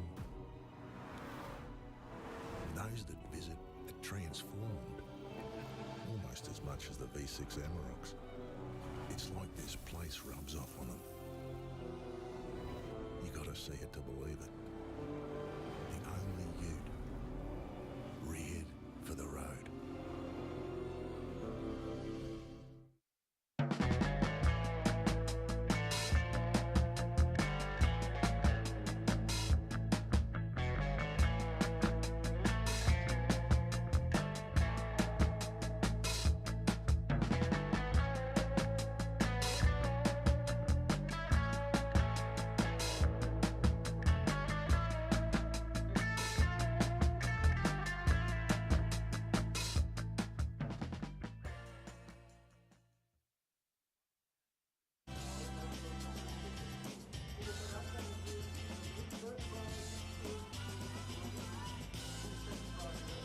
Welcome back, everyone, to the Mad Mex Maroubra 1000 QS event on a beautiful day in Sydney town, and we are into the women's round of 24, and I've got a special guest with me after just coming out of the water. I've dragged him into the commentary box, and he's going to sort of help me devour what's going on in this first heat of the women's.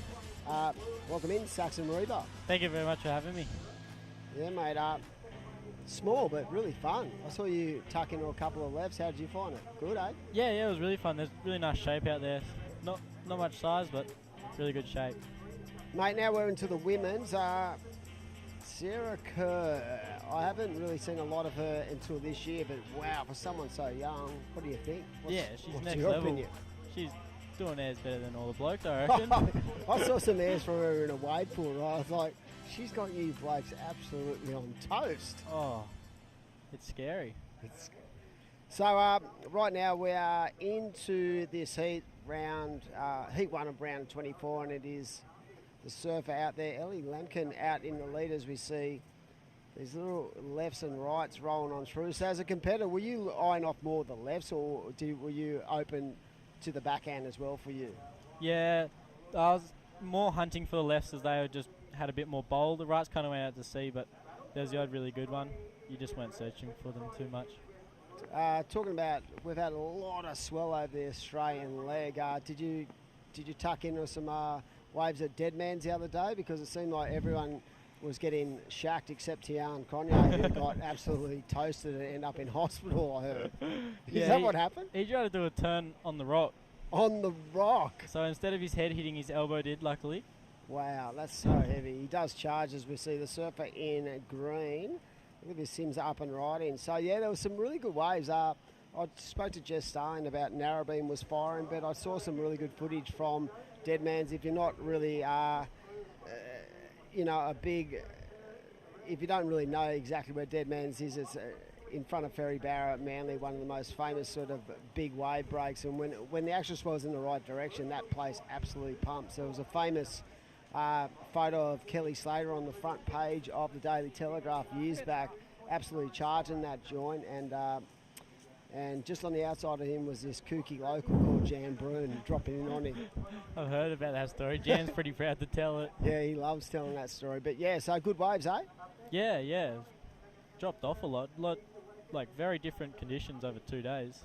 It did, eh? Like Saturday afternoon it was pumping, then Sunday morning I woke up and it was basically dead flat. So right now we have Sierra Kerr out there with that 5.67, and she is in second position. Lisa Dalton. What have we got? Logan Dalton out there in the blue, and of course Ellie Lampkin leading the charge right now. So we're talking about these scores at 5.67. I felt like oh yeah, no drama. And I'm going to throw, I think, Sax, we've got a post-seat interview about to take place from that. Yep.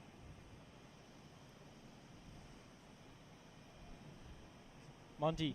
Yo. Local boy. Oh, yeah, I can hear you. How was it out there, Monty? Looked pretty fun, eh? There's a couple. Oh, can't hear myself. There's a couple. It's, yeah, not too bad. It's hard, though. As a local, I was just saying to Sax before he was in the heat, kind of a couple before yours. What were you eyeing off? Were you more looking at lefts or rights? How were you going about it? I wasn't. I just, whatever came, kind of went. You can't really pick out there. It's pretty bad. I'm not going to lie. It's oh, bad. Come on. It's a fun bang. I've seen you guys surf way worse than this in like junior comps. Yeah. Like for what it is, it's all right. But, you know, I weigh 80 kilos. It's hard to get going. Sax weighs 52. Yeah. So he got going in it. But talk us about having an event at home. Seriously, it's fun to have always fun to have an event down here at Maroubra. I remember back in the day when I got to commentate the. I think it was a Snickers Pro. How old were you when that rolled in? And Kelly Slater won it. Were you around then? I was born in '97, so I think I would have been like 4 or something. 4 or 5, just running around. But yeah, is it fun to have an event at home? Yeah, look, I haven't done an event for a while, so to have it at home is nice. Like wake up in your own bed and all, you know, have your family around and stuff. But well, it's not the greatest because you have more pressure on you. You got all your mates watching, you know, all your coaches and yeah, everyone I work with who's on the jet ski. So it's pretty rattling, but it's not bad. I mean, it's surfing. You can't really get too caught up in it. And talking about your year, what are you doing at this stage? You're such a talented guy. Are you going to continue on with the QS campaign in the next couple of years, or how are you going about, you know, trying to work out exactly where you're at in your career? I'm at a crossroads at the moment. I feel like it's pretty hard at the moment. You need a lot of money. You kind of can't have a full-time job. If you got any bills to pay, you can't pay them. All the comps are back to back. So for someone in my position, I'm 25. Yeah, it's pretty almost impossible to take that time off. So I don't know. I'm hoping there's a bit of a better system coming up in the future that WSL works out. But yeah, for me, I don't know. I'll play it by ear. Well, we all know how talented you are. You were identified as a youngster as well. So I personally hope you keep going on through, and I also hope you have a massive result down here at Maroubra. So we wish you all the best moving forward, buddy. Cheers, boys. Have a good day. There we have it. Monty Tate, local boy, getting on through. So good surfer, isn't he? Power. Yeah, very good. Very sharp. Very sharp. It'd be sad. Like, they're the kind of guys you want to continue on the QE grind, and I hope, you know, in maybe next year that he's able to get that time off work, because he's definitely got the talent to actually make a difference on tour. As you see, a couple of scores in. So right now it is the surfer in white. You can see on the screen with that 5.77 and a 4.33 out in the lead, and it is Logan Dalton in second, but Sierra Kerr just patiently waiting. And how was it out there, like, trying to work out exactly? Because your heat, I felt like there was good waves in the heat prior to yours, and there was good waves in the heat after, but at about the 10-minute marker, I felt all you guys were sort of starting to scramble, trying to find something. Yeah, definitely. I think at the 10-minute mark, everyone had around a 5 and upwards, so everyone was felt like they were in a pretty good position, and priority was, here goes blue. So Logan up on the left. Wow, nice turn.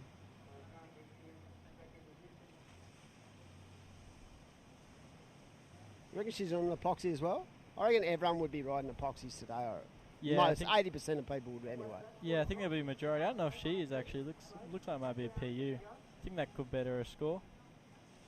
So talk about having to make the adjustments when you come off events that you've got really good waves, and it's basically more about the technical side and what waves you take, and where you have to really manipulate waves out like this. How do you make the adjustment, and how did you make the adjustment in your heat? Yeah, just felt like they didn't really score much apart from the sets, so you had to go the bigger ones to get the better scores. So I was trying to just wait for those sets to really open up on them. Talk about the overall judging in the last couple of months. I know that a lot of the younger gen, or a lot of people are saying, the judges have been really harsh on score potential and stuff like that compared to years prior. But there was a distinct separation and a point of difference for those guys when they got those scores in the good to the excellent range. Did you end up working out exactly what they wanted out of you guys? Yeah. I think it was just wanted it to be big and powerful, pretty much.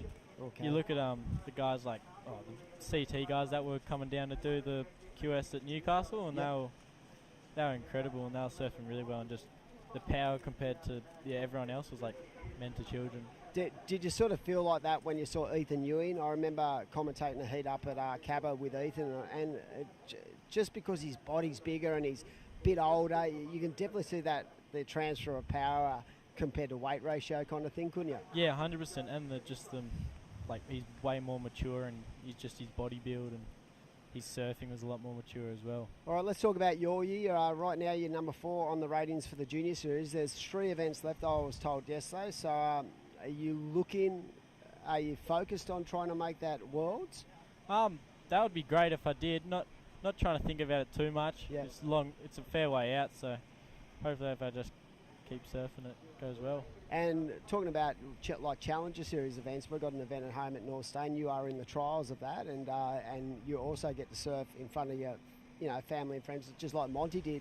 How much of a good energy burst is that to have an event at home at North Stain, and you're going to get to surf a pro junior where you're basically talented as one of the better seeds, and get a crack at the Challenger? That would be a great experience as well. Yeah, 100%. It's big help. It's like a confidence boost when you got all the guys from home cheering you on. So that'd be really great to be at. This year, big changes in your support crew.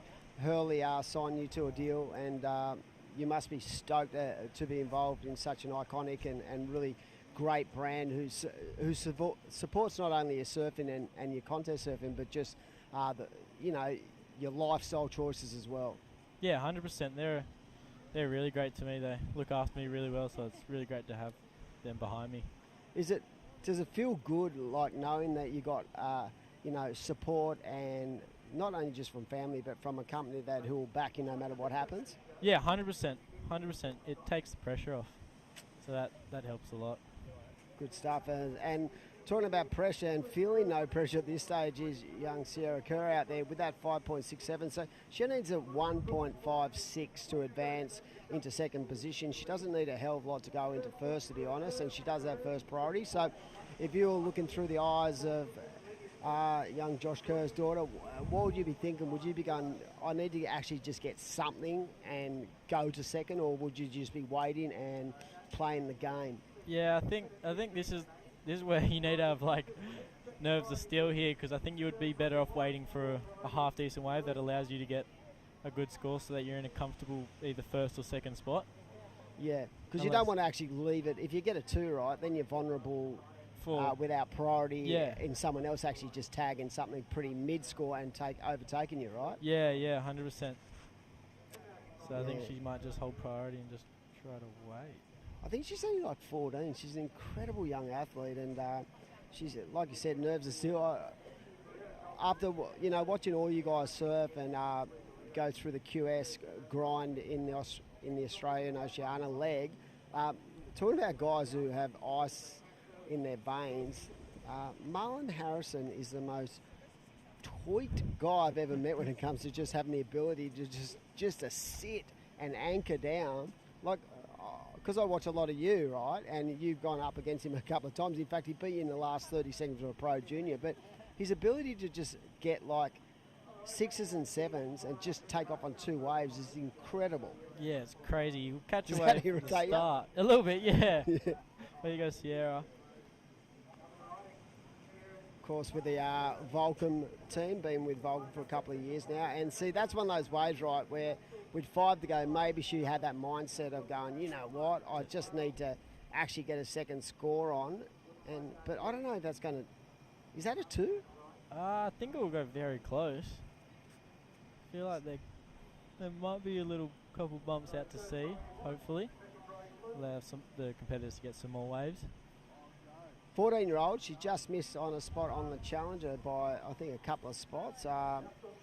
And also in this event, we're going to see Queenscliff surfer Elise Cooper. I was really shattered that Coops just missed. Like, she had such a great run, and she's one of those surfers where I think, you know, she'll probably realise her full potential now and knuckle down big time and try to give it another crack next year, because sometimes it can be hard sacks when you just not happening for you and you grind it out. As we see that last wave, a 3.33, so the judges did like it. She goes up to second. But again, we spoke about this, mate. It leaves you vulnerable with Logan Dalton only needing a 4.98. And in waves like this... Oh, here she goes. Look at this thing. She's a little bit caught behind that section there, and Just unfortunately, yeah, not able to ride out. So someone like Elise, right, she's been around for a long time now. She's had some really solid results, but I felt like this year there was a massive change in her mindset where she thought, you know what, I can match it with any of these women, and I'm going to give it a full crack. So hopefully she might be in line for a wild card. Yeah. I don't know how they're going to pick that wild card. I was trying to get some information on that. But yeah, she might be in line for that wild card, but if not, she's definitely going to be in the trials at Manly. But it would be great to see Elise surf places like Snapper as well. She's got such a power kind of base in her surfing, as we see up and right in. Olivia Sims up and down. She needs a 6.27, which is pretty much one of the better waves we've seen today with 3 minutes to go. So what do you think of Coops' surfing? Yeah, she's a great surfer. She's got a really good backhand, really tight, and knows how to surf it really well. And I feel like this year was a big confidence booster for her, like back herself now, and she's definitely got the ability to be that top 8. Seven. Top 7 and a wild card. So let's talk about the Reba name. See, not many surfers in the Reba factory, but let me tell you, there's a lot of athletes that have come out of that. Your dad was a really, really good rugby player, and your uncle played first grade rugby league. Did you not go down that avenue? Nah, steer clear of that one. I remember when you were about 12 or 13, I said, he ain't playing footy, dude. He's a surfer. Yeah. Is it good to have sort of like uncles and stuff who have sort of been at a high level? Did they give you advice on your training and stuff like that as well? 100%. They help heaps with my Uncle Mark helps me heaps with the gym. Yep. Just gives me programs of what to do. It keeps me like from not getting too heavy but fit and strong. Yeah, I think that's important too, right? Because you don't want to lose that, you know, that lightness of your actual frame. No, especially when it's like this. Oh, here goes. Is that green? Yeah, nice first turn, but unfortunately can't ride out of that. So it's good to come from a family that have actually sort of competed at another sport at a higher level, because you can actually feed off, you know, their knowledge about what it takes to get to that point, right? Yeah, 100%. 100%. It's just like the work you got to do to get there. You come from North Stain. There's a lot of good surfers at North Stain at the moment coming through. Guys like George Pitter, Axel Rose Carrotta, to name a few. And then you got that younger generation. How good is it to be in a club where, you know, the level of surfing from you guys who are now A graders basically right down to like 12s and 14s with Ben Zanetta Cray and Sol Gronlin and Fletch Kelleher, to name a few. How good is it to be involved in that? Does that push your level as well? Yeah, 100%. Especially with the guys my age that are... Well, here goes green, sorry. Especially with the guys that are my age, they push you heaps when you're surfing with them, just free surfing. In general, they push your surfing, and it's great to see the younger crew. You like to help them out, try and give them a bit of confidence and help them improve as well. Yeah, so with 30 seconds to go, it is white and red at this stage, and the surfing red actually holding all the cards when it comes to priority Yeah, the one thing I love about all you guys, you hate losing to each other. Yeah. It sort of goes back generations with Dayan, Bo, Mitchell, Kai Otten, Richie Lovett. They all were great mates, but, oh, geez, they hated losing to each other. It's just the little bragging rights. Yeah. So as we wrap up another exciting heat, this is heat number 1, round of 2. We're going to throw out to a break. We want to thank Saxon Reed for coming in and having a chat today, and wish you all the best for this afternoon, buddy. Thank you very much. Let's roll to a break.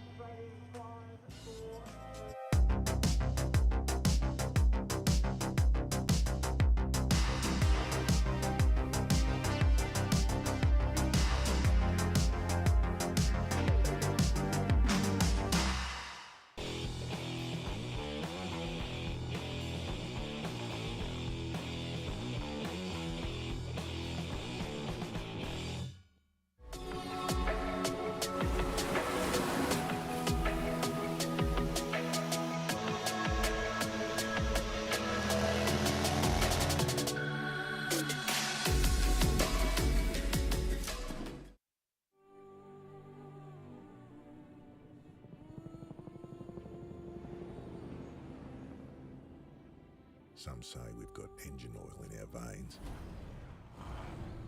All that and a fair bit of dust. Sure, these wild utes are hard work, but it's no job. The roar of them. Pure. Takes some rare skills to settle one. A band of brothers and sisters. Where man learns from machine, learns from man. Those that visit are transformed, almost as much as the V6 Amaroks. It's like this place rubs off on them. You gotta see it to believe it. The only ute, reared for the road.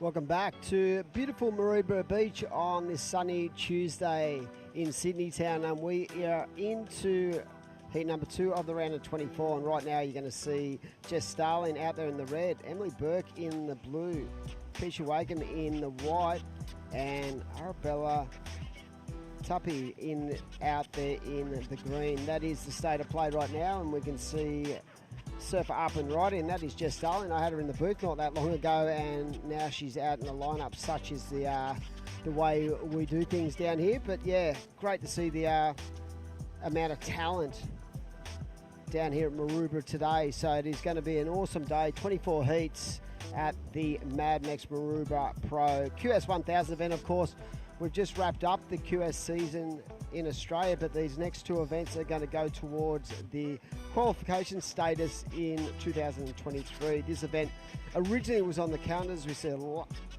lovely jam in the pocket for Emily Burt there. Originally it was going to take place a couple of weeks ago, but that huge low that formed off Sydney did not allow that event to happen. Such was the power and the uncontrollability of that surf. So we are down here now. We've still got some amazing surfers in the men's and women's. And talking about amazing surfers, we're going to throw out to our post-heat interview with the winner of that last heat, Ellie Lampkin. So good morning, Ellie. How are you? G'day, I'm good, thanks. How are you? Good. How'd you find it out there? What was it like? Oh, the waves when they came were really fun. It was a bit slow, but yeah, really fun waves.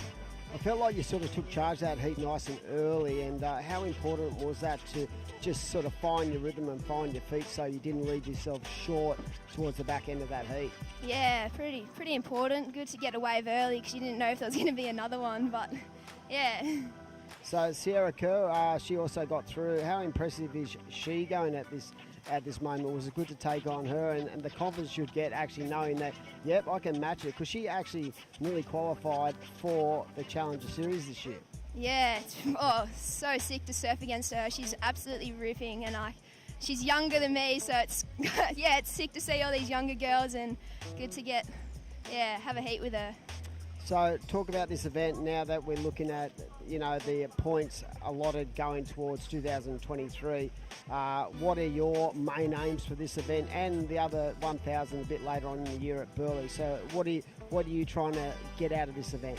At the moment, I'm kind of just focusing on improving my surfing and having a bit of fun at each event and just travelling around with my friends and giving it a good go. At this event, I was stoked to make a heat. I'll see how it goes the rest of the heats, but yeah, really just trying to enjoy the experience and hopefully get a few more heat wins. Well, you're going to be surfing again this afternoon, young lady, and let me tell you, you are into the money, so that's always a positive as well. But yeah, you really look solid out there, look nice and calm in your demeanour, and we wish you all the best moving forward to another round this afternoon. So get some hydration and have a great Yeah, get one of those morning. burritos, I reckon. Oh, how good are those Mad Mex burritos? Yeah. Thanks, Ellie. Have a Thank great you. day, and we'll hopefully speak to you again later in the day. Yeah, you too. Thank you. Well, great young lady who's very talented and looked very sharp in that heat. And talking about talent, we are going to welcome in a very talented young lady. Good morning, Ula Hardy. How are you? I'm good, thank you. Just watching the action out here this morning. And talk about your experiences this year. How many events have you done, and what have you taken out of the QS grind so far? I've done all of the events except the one in Victoria, like all the Pro Juniors as well. Wow. Yeah. And I haven't had the best results, but from every single comp I've learnt so much. And in the Pro Juniors I have had some pretty good results which I've been happy with. And I think just like the standard coming to these events, like it's so much higher than at home, so it's just been good to like push myself and like see where all the girls at and just like learning bits and pieces from every heat. So let's talk about yourself. Where are you from? I'm from Western Australia, Margaret River. Was your dad a good surfer? Yeah. Yeah, he was, eh? When I was coaching years and years ago, he was always going really good as well. So how good is it to have, someone in the family who's actually competed as well to give you a bit of advice? Yeah, it's so good. It's like traveling with a friend. Like we're just always like frothing, like always kind of competing against each other. It's just been so fun doing all these comps. What's your local board riders? Are you in Margie's? I'm in the Qualmup Bay board riders. Okay, and how far is that away from sort of the main? Where's that? They kind of do their comps like around like the lefty stretch, like grunters, geechies. It's like the smaller waves. Cool. And you are part of the Mad Mex crew, so let's talk about the Fresh Fuel for Life program. Talk us through that. How stoked you to be a part of that? Oh yeah, it's so epic. Tom and the team are amazing, and you get free food, which is always a bonus. And it's so healthy, like fills you up and it makes you feel good. So what more could you want? So does that mean that wherever you go around Australia, you just rock in and go, hello? Yeah, exactly. Me and the whole family love our Mad Mex. You'd be, I was going to say, you'd be one hell of a popular young lady with everyone, all your mates going, oh, let's go. Where we want to go? Cafe? No, we'll go to Mad Mex. That's great to be involved with such a good company, and they do such a wonderful job. Of course, they are the naming rights sponsor of this event, and right now in the water with just under 12 to go. Looks fun out there, Willa, doesn't it? Yeah, I can't wait for my heat. Looks The nice. banks are really good. Like there's a nice shape to the left and the right, and I think the majority of the scores have been coming on that left a bit. But when you surf this afternoon, that might change up a bit. And at the moment, it is Jess Starling out there with a 4 and a 3.23, leading the charge, but not really a lot separating all four surfers. So, have you been down to Maroubra before, or is this your first time? I actually came down here last time, like before this event was like postponed. Okay. And we got some great waves. The swell was a lot bigger, but it was really fun. Like I love this place.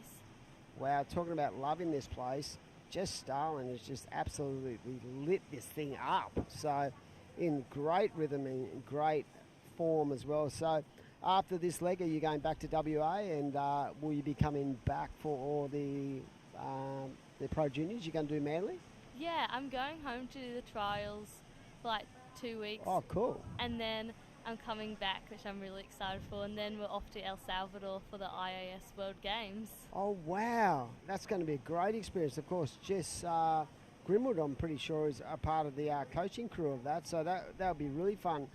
Is that your first major trip at a surfing event overseas? Yeah, it's going to be one of my first time surfing overseas. I'm so excited. So talk about, in preparation for that event, have you guys been doing a lot of work at the HPC Centre, or how's that worked? I did a 2-week camp when I first came over here, like a limitless one. Yep. And that was really good. And then doing all these comps, it's kind of been like my preparation. Yep. Just like getting like comfortable with heats and like getting a good pre-heat routine and everything. And I think before we fly over, there's another camp. Are you still at school at the moment? Yeah, I just started doing like online schooling for these 2 terms. It's been going pretty well. It's definitely a change. It's a challenge, but I mean, these days, back in the day, you wouldn't be able to do that. But as we see, Surfer in Blue, Emily Burke, leaning into that rail, lovely engagement of the rail and spicy second turn. And the judges love to see that variety of repertoire, and she definitely laid down some nice power hacks to Goopy Buddha. So now that you can, the good thing about 2022 is you can basically do anything, and a lot of it you can do it online. So it gives you opportunity to still compete at a high level, but also make sure that your education is taken care of as well. Yeah, definitely. Oh, that's the replay. That was a really nice wave. So let's talk about your favourite breaks in the world. Where's your favourite place to surf? Can't really go past up north. And then... Oh, really? But then also, like, around Moggs, like, you're always going to find a sick wave. I don't think I could ever pick a favourite wave. It just kind of varies with, like, the crowds and, like, what I'm working on and how I'm going and stuff. Do you surf North Point a lot? Yeah. I have been, like, especially in summer, just, like, on the ledge and then, like, the bigger swells more on the end bowl. Yeah. Cool. I mean, I got to stay over at Taj's house a couple of times during the CTs with Kai, and TV would have us in his truck, throwing us down these weird, like, you'd think the car was going to roll, he'd throw you down, and there was so many great destinations to just find perfect tubing, barreling waves in WA. Yeah, you can definitely go for an adventure and always find pretty uncrowded waves. Sickest place to live. So lucky. All right, so we're down to 8 minutes to go. Right now it is the surfer in white with priority, leans into a nice right, but unfortunately a little bit caught behind, but now into the pocket, and you could see just that the importance of really not shortening up the turn, but making sure that you're nice and sharp on that turn, because with the lack of power at the top of the wave, sometimes you can lose it and you can go over the back of the wave. Yeah, you really can't even go for a turn if you have no speed. Every turn's either speed transition or just like a big impact turn.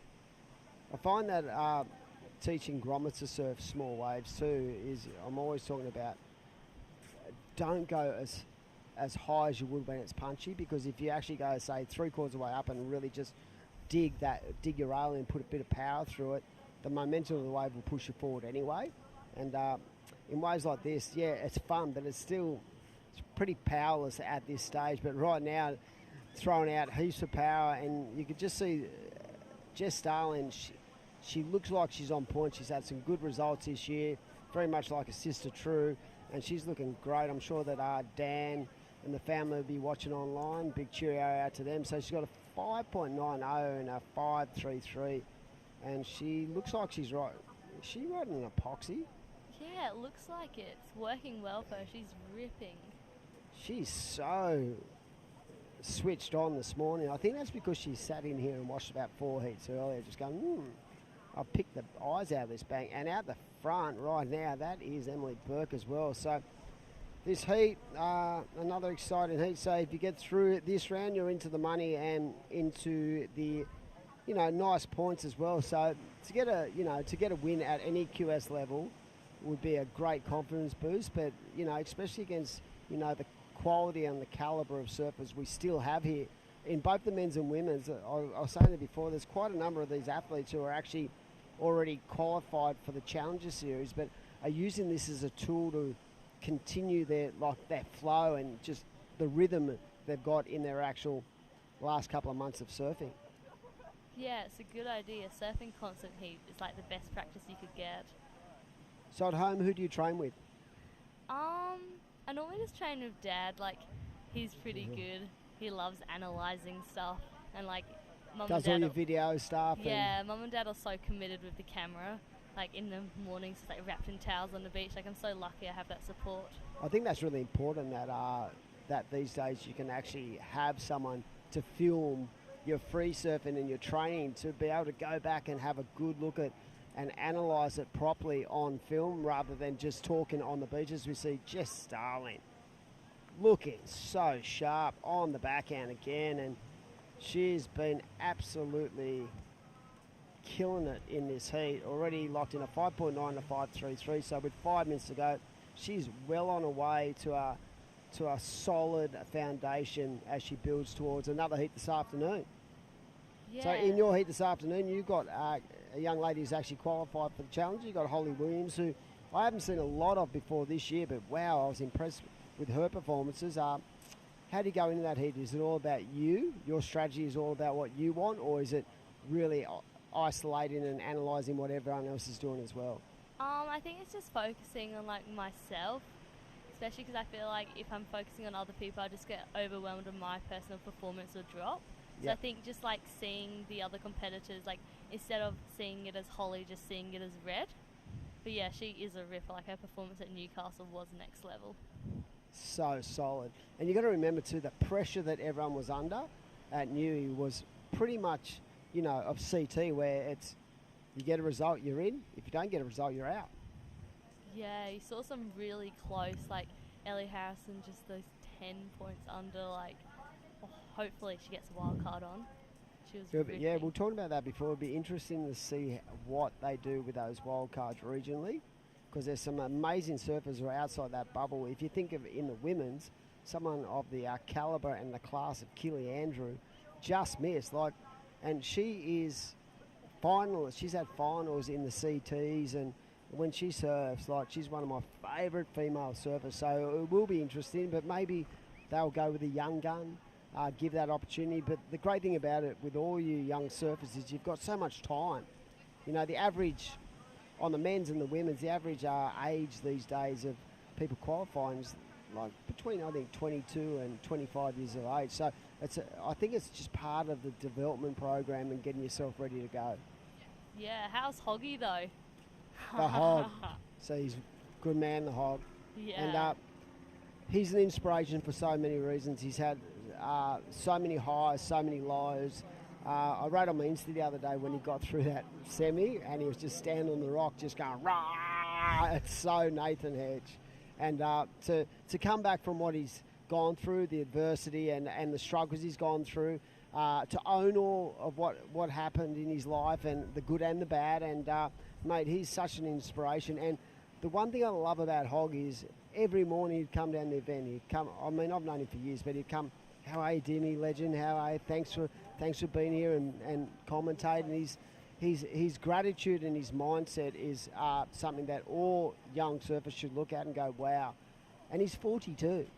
Yeah, he's such a frother. Me and Sierra were out and it was like sunset and I was like, oh, surely no one else would be out. And I see in the distance, like out the back on the bombs, I'm like, is that Hoggy? Yeah. How good is that, but there's some famous stories about him. They used to have like a competition when they were at Fiji in the CTs and who was be first out, and Hoggy paddled some craft out there in the middle of the night and slept on the tower just to win the comp. Like, he's such a legend. But yeah, like, he'll go down as one of the most, determined, inspiring characters for an Australian surfer, because, you know, he's basically been at the top of the tree and he's still punching above his weight. He's in there fighting. He's 42. He's going against all you guys, all the guys who are just incredible at 17 and 18, and he's matching it. I'd love to see them give him a wild card into a challenger. Yeah, that would be epic. I remember a few years ago, he actually, I think it was 2014 or 15, he actually won the trials at Margie's, and he got to surf in the trials, and that was like 6 years ago. He's still going well. But yeah, no, stoked to see the Hog. And you tell me a story like that does not surprise me. In the middle of the dark, there's Nathan just loving it. So right now, Jess Starling, I should say, Emily Burke looking like they're pretty solid. When you're looking at a two-wave combination in the QSs, have you been sort of identifying sort of the average of what gets through? Yeah, I feel like somewhere between the depends on the waves, 8 to 9 range, you've done pretty well. And then once, I reckon getting the double digits, that's you'll be happy with your performance. You know you've done well. Yeah, going off those couple of last events, I felt like if you got 10 or 11, it's a solid two-wave combo. As we count in this heat, it looks like right now it's going to be Jess Starling getting the job done as we see the surfer in green. I'm pretty sure she was up before the hooter, but she needs a pretty solid number to take that second position. But yeah, another great heat. Great to sit here and talk to you, a surfer from the West who's doing her best, and we wish you all the best in this event, and we're going to throw off to a break, and we'll be back very shortly. Thank you for having me.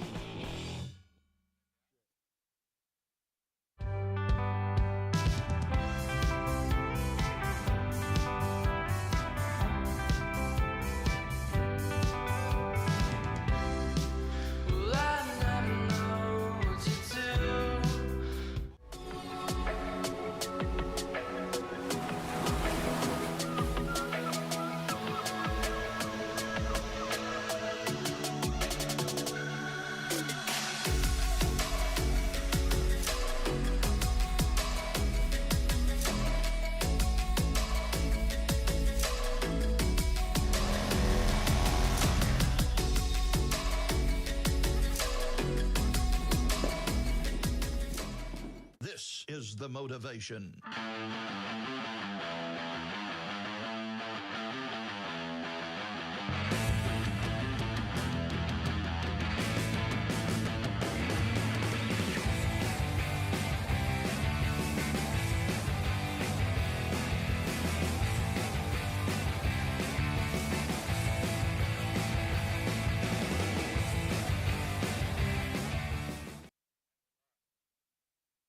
Welcome back to day one of the two-day event, the World Surf League Mad Mex Maroubra Pro QS 1000. My name's Crispy, and welcome Kate from Surfing New South Wales. Good morning, Kate.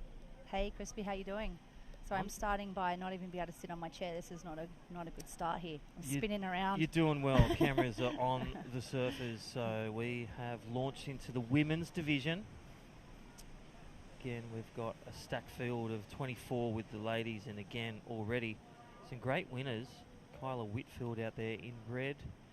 Portugal's own Concha Balsamo, and again, living at Gold Coast. A shout out to Vera and Henrique over there watching, listening. She's in the blue. Layla Rich, Australia, in white. And in green, Talina Wilson, the Grommet, taking on the Stars. Excellent. I just noticed in the heat beforehand, we've got some of the surfers in there that are our Challenge Her ambassadors for our Teams Classic that's on coming up in Kiama. We held a great event in Newcastle last week, and we've just got Kiama coming up in Lennox. So it's good to see those girls down here in the water and doing their thing in a competition for their future. How have you found showcasing at Newcastle Surf Fest women's surfing, just climbing, and also Her Wave, a program? Tell us about that and your role with Surfing New South Wales, Kate. Yeah, so there's so much to talk about at the moment. I'm fortunate enough to be the general manager of operations and programs where the Her Wave program fits into. So I am just so stoked on our team. Like, we've got Claire Ellum that heads up as a program manager, and she's just embraced what it really is to be a female surfer and aspire to either start surfing or continue or reinvent yourself within the surfing community. And the programs that we've got at the moment, Lead Her, Challenge Her, are all like testament to the hard work. We listen to what the surfers say. We do short surveys and make sure we're actually trying to develop programs that are what women want for women. So yeah, it's excellent. And the latest iteration of that and putting it into a surf competition is the Challenge Her Team Classic, which is amazing. That sounds awesome. Check it out on surfingnewsouthwales.com.au. Well, we've had 5 minutes gone, and it looks like we have Talia Wilson going onto her second wave. First wave at 2-0, and again, been surfing many a year. Has a family with her, Talia. It's great to have all ages of surfers and all levels as well competing at this Mad Mex Pro QS 1000. Yeah, this is one of Talia's favourite events, I think. You see down here each year. All right, last heat came second, Amelia Burke, but with heat winner from the Northern Beaches, beautiful Narrabeen, now living up the coast, Jess Starling. Hey, Jess, you're on the other side. You got the athlete on and took a win. Congratulations. Yeah, thank you so much. Yeah, I was stoked. Yeah. Hey, tell us about how you've taken your hat off from commentary and you put your hat on in the surfing. What's the difference for you? What do you prepare for? I think last year just this year actually, I learnt a lot just competing and, growing as a human, and I found that I really loved commentary and just doing that. But it's important for me to be able to switch off and then, be able to put, my competitor's hat on and just be able to get out there and do what I know I can do, and it's just all about confidence and keeping that up. Yeah. Yeah, well, I was watching your heat and you posted 11.87 combo, and I'll tell you what, you found those lefts. Have you found that you just listen and you watch waves and you find yourself mind surfing pre-heat? Yeah, that's pretty much what I did. I was sitting down the beach all day, and then I was commentating for a little bit earlier, but I just been watching it all morning and watching the boys do what they do. And I went home to Narrabeen for a few days, so I got a couple lefts in there because get so many rights up the coast now. So I was frothing to go left, and I was stoked. I was just like, this is so fun out here. Yeah, I know. It's 1 to 2 foot. Hey, tell us about Maroubra. What do you like about Maroubra when you come to a city beach like home, your original one, Narrabeen? Yeah, I love Maroubra. I love how many dogs are on the boardwalk because I love dogs, and but the waves are always super fun and the people are lovely, and it reminds me of home, like a city beach. So I kind of feel at home at Maroubra, and I'm loving it. So hopefully you can keep it going into the next round. Yeah, well, you are through with a strong finish in your first round. You'll meet the seeds, and all the best. Any shout-outs there on at home? Yeah, hi to my dad and my big sister True, and my dog Bill. Oh, Billy. Yeah. That's awesome. Well, enjoy. We'll see you on the beach and with your athlete shirt on possibly this afternoon. Yeah, amazing. Thanks so much, guys. Have a good day. Jess. Thank you. Thanks. Bye. Jess Starling, what a great ambassador. Again, back to you, General Manager, Ambassador of Surfing Female. Oh, my goodness. True Starling. She is a rising star in the space. Last week at Narrabeen, she was my babysitter, like you are right at the moment, making sure I don't say anything stupid.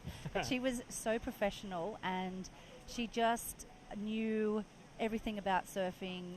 The way I think she commentated is a real testament to the way she would train or prepare for an event. So definitely a true professional in the booth. But showing her stuff out there is she can not only do it in the chair, she can do it in the water, which is the main thing today.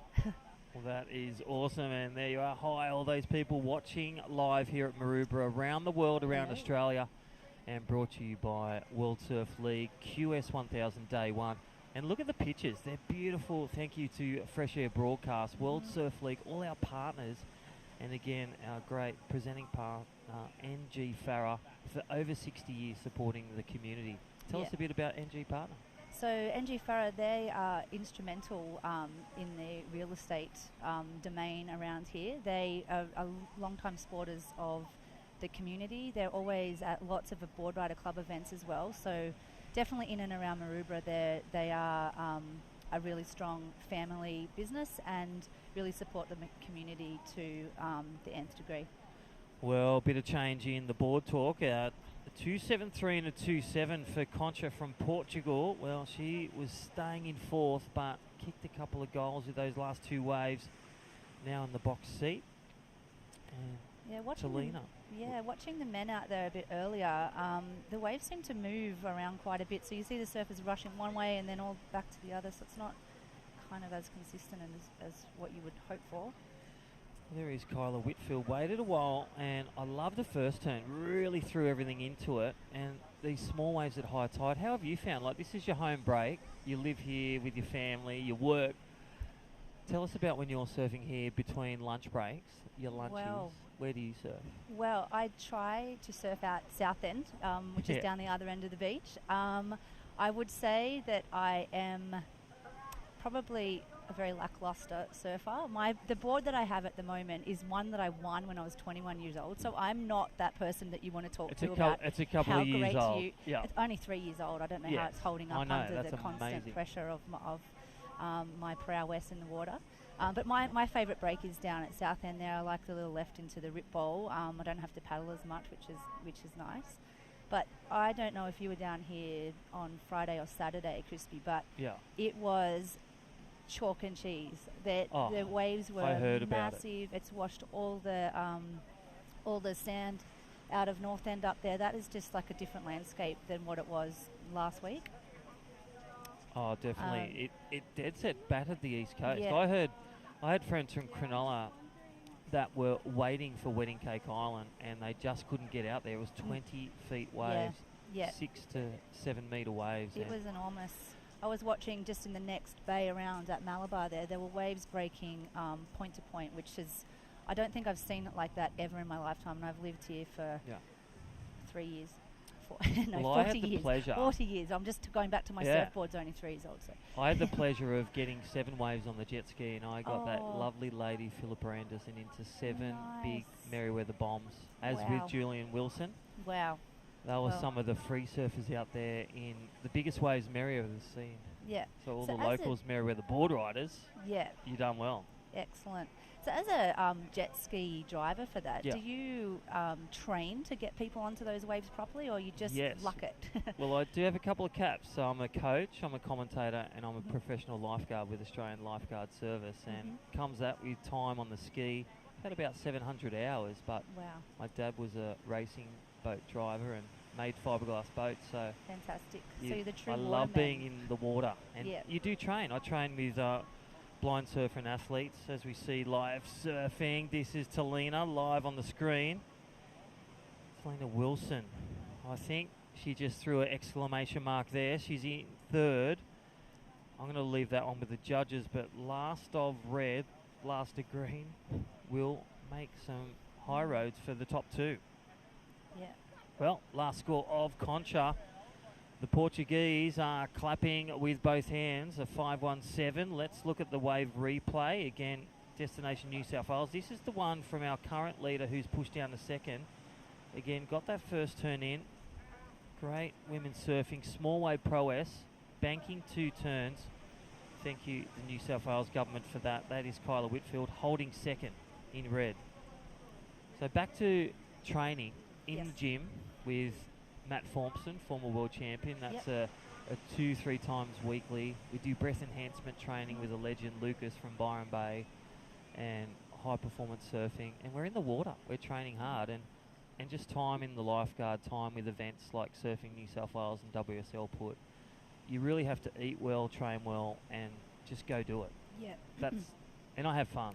100%. I love it. That's the difference, isn't it, when you look at athletes in general, just in this day and age. Like, you look at football players and surfers in the olden days, it was all about just going nuts, and then you were a great surfer. But now the whole other realms coming into it. So your body, what you put into your body is all about what you get out of it. Your state of mind when you're preparing for an event, when you're getting ready to surf, when you're in the water and nothing's going right for you, how you reset and then get yourself back on track to compete. It's a surfer in white there who has probably done all that this morning in the lead up to her paddling out there. Yeah, that's right. So this is Heat 3, Mad Mex Pro Day 1 of the 2-day event. Winding through, we've got about 6 minutes. So every 6 and a bit minutes. That's a third left in this heat of a 20-minute heat.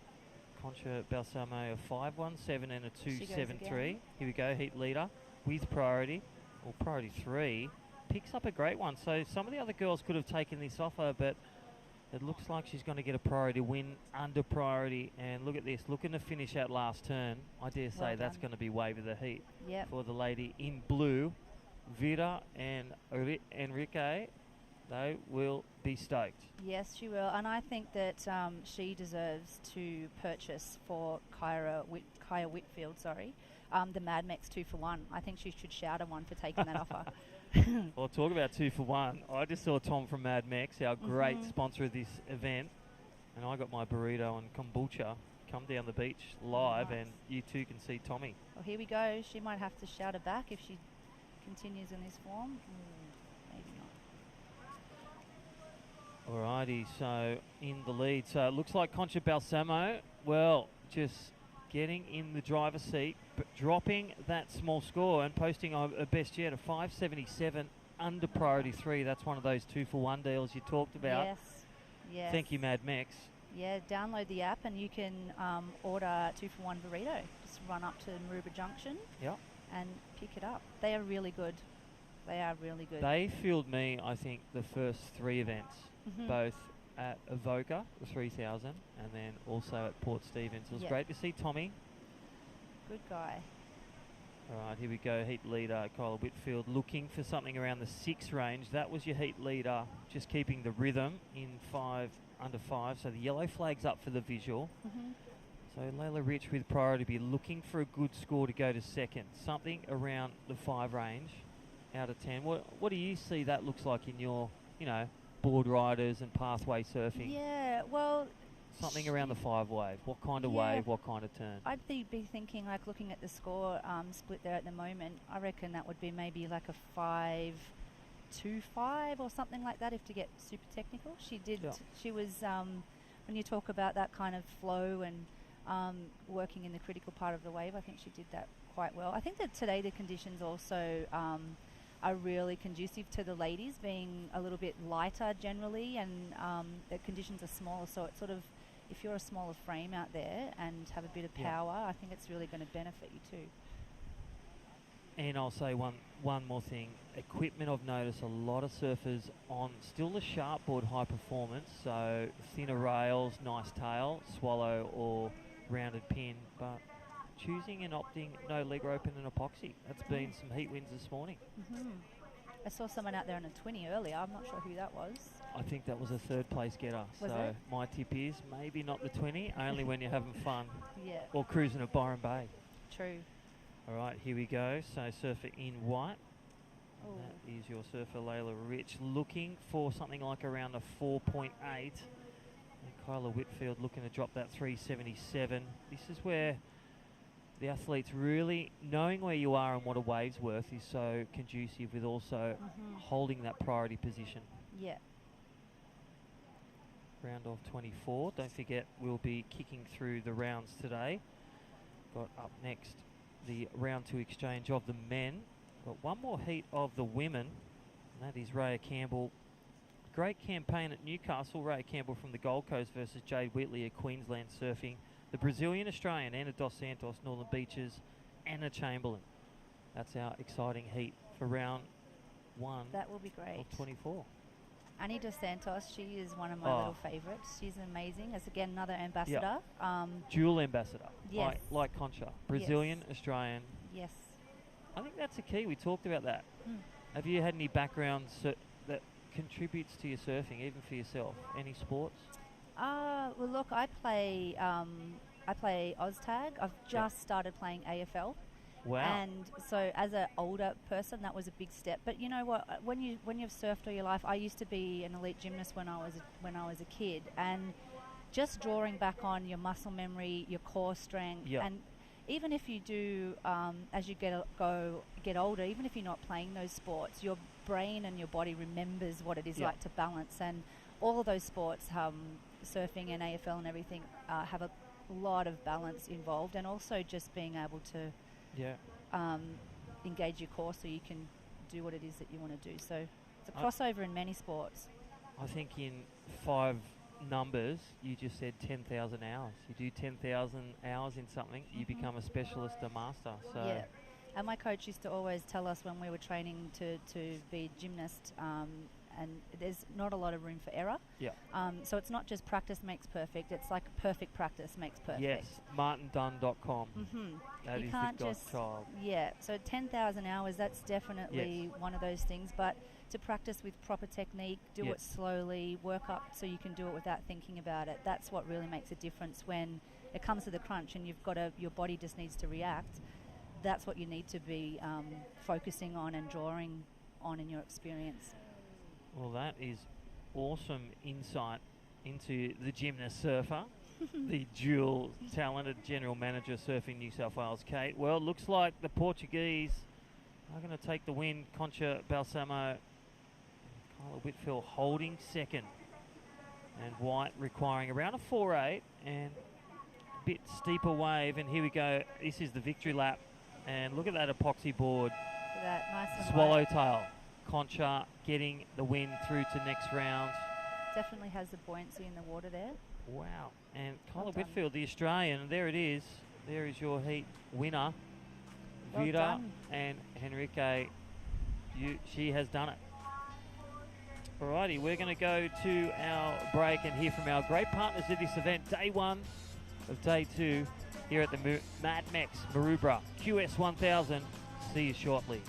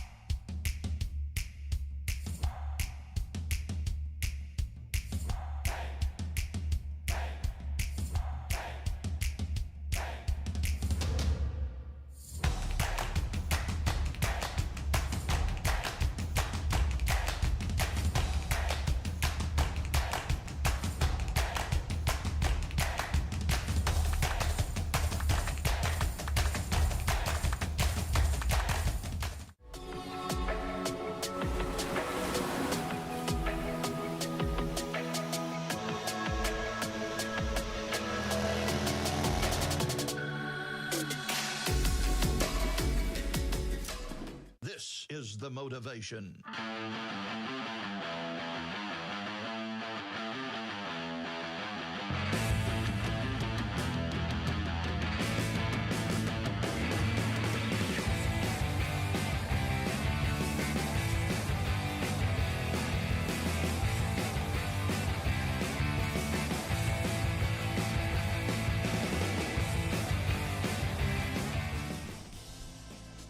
Well, welcome back to day 1 of the 2-day action. My name's Crispy. This is day 1, the Mad Mex Maroubra Pro WSL QS 1000, presented by NG Farah. And I'm joined with me, the lovely Kate, super gymnast, super surfer, general manager Surfing New South Wales. Hi, Kate. Hey, Crispy, how you doing? I'm doing great. I'm in shorts now. I am overdressed, but I would love to say welcome to this is my local beach. I work here, I live here, and I am so happy that it's a beautiful day like today. Surf's not great, but it's good enough for us to contest the day and have a lot of smiling people who haven't seen the sunshine for quite some time. Oh my gosh, well, it's been a 4 seasons in 1 year for us on the road for the World Surf League QS. Don't forget the challenges, top 10 have been decided. Check it out, worldsurfleague.com. I saw that posted last night. Yeah, so all those winners, congratulations, the Macy Callahan, Dimity Stoyle and Joel Vaughan, and well, all those challenges They get to travel the world on a Challenger Dream Tour. Wonderful. And it all starts at Snapper, and that's going to be fireworks and sparks up there, and then the Manly, and then beyond. Yes, and I can just imagine the vibe with Dimity Stoyle, DJ Shimmy Disco. That is just going to go off. Could you imagine the energy she's going to bring to that tour and the post-party electrification?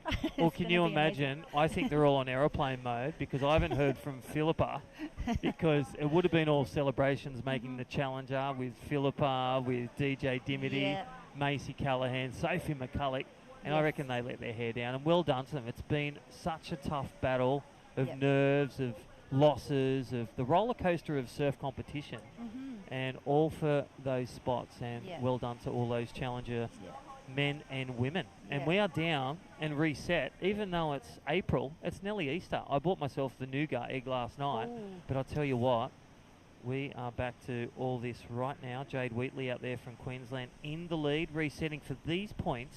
Will go into 22-23 Challenger competitors. Yeah, well, these guys now can have a clear vision of what that looks like. I mean, without having 2 years really with not a lot of competition, it's really exciting for Philippa and those girls, like you say, to have been able to keep their competition skills sharp and just stay the path, I guess, for that long with the determination to make it. And then these girls now have those role models to look up to and keep on cracking out at it. Well, check it out if you don't believe us, but check it out, liveheats.com, and that is on World Surf League. You can get live scores, watch the webcast, and look at these glorious shots. This is Ana dos Santos, the Brazilian, fires one cracking turn. How's the power, the maturity in that young lady from the Northern Beaches, also representing and identifying with Brazil? Yes. She was telling me last weekend that it was her auntie that actually got her into surfing. Yeah. And she has got such a mature head on her shoulders, that young lady. The way she talks about surfing, the way she talks about the preparation and the lead up. Yeah. And there it is. Yeah.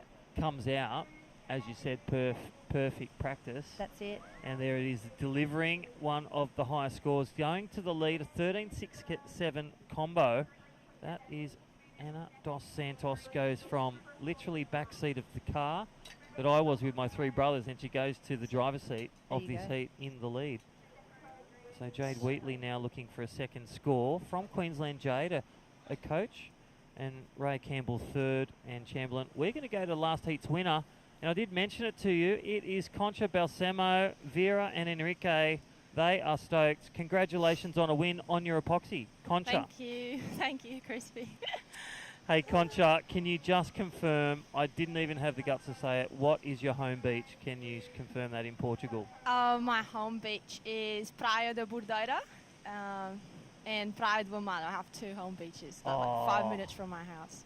And the Gold Coast is your third? Yeah, for sure, for sure. Currumbin. Hey, how's it feel? Heat win, you're through to the round of 16. Congratulations. How'd you feel out there? A bit of a slow start? Yeah, I couldn't get any waves for the first 6 minutes, so I was like, I have to keep busy. And then on that inside section, that left on the inside was really fun. And I was seeing like just waves rolling there, and I was like, all right, I have to go there and get like at least two, just to have like two. I think I got like 2 twos, and then and then after that I built up to get the bigger ones at the back. Now talk to us about that 517. When you're going through that first turn, what are you telling yourself? How's it feel? I just want to give 100% on every turn, because I guess this year for me it wasn't how I expected or how I wanted to go, and I don't want to just, I want to give 100% on every turn and put the scores for 5s and 6s instead of 3s and 4s. So, that's my goal for this comp, is just to give 100% on every turn, and commitment, commitment to it. Well, have you, Coach Crispy, I reckon that you'd love to hear that being the coach, right? Everything that you've tried to drum into you the whole time, you're saying exactly back to him exactly what he wants to hear, and you've taken the win today with that advice and with that determination and courage to keep on going and post better and better scores, so well done. Thank you very much. Anyone to shout out to back in Portugal and the Gold Coast? Yeah, just want to say thank you to my family because I know they're watching, and my friends. Maybe at home it's a bit late, but yeah, just really grateful to be in Australia right now and to serve good waves, good friends, and yeah, that's all. Well, Thank you you. could be, congratulations, top 16, and you may be surfing this afternoon, so get in the shade and maybe have a Mad Mex burrito Yeah, chicken. it's waiting for me. Yeah, go get it. All right, Thank you very much. See ya, congratulations. Thank you. Congratulations. Thank you. Oh, she has the biggest smile. And I can Doesn't tell she? you, that smile still comes out after those losses, after a free surf or a, Yeah. wax the other board. Maybe a hug from the boyfriend, Albie. Shows you that she loves it. Just right? want to thank Albie because she forgot to. Oh. Thank you, Albie. Well, maybe he needs the other Albie burrito man. that she won, that she needs to get the 2-for-1.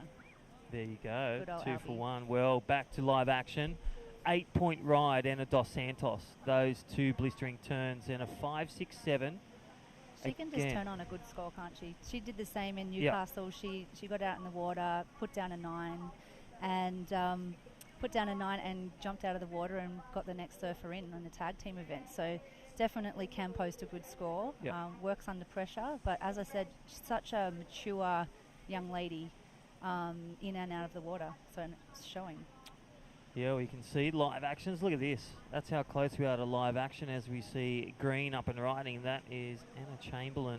Ray Campbell, the goofy footer from the Gold Coast, still searching for that small score 3-7. We saw her make a great semi-final berth and literally within a whisker getting her best campaign on the qualifying series World Surf League at Newcastle. And nice little community, travelling together, surfing together, men and women, really encouraging each other. And that is the Aussie spirit that we'll see on the Challenger be a success again in 2022. Yeah, absolutely, and hope Ray can get some waves out there, being a goofy footer. Like Jessie said before, she came down a couple of days earlier to have a practice on the left, so hopefully it turns on. It's sort of gone a bit of a lull out there at the moment. And talking about lull, it looks like it's gone a bit southerly. You could say the southerly has our old southerly busters come across. Voodoo over the ditch faces directly south, just like freshwater. Right. That's today's fun fact. There you go.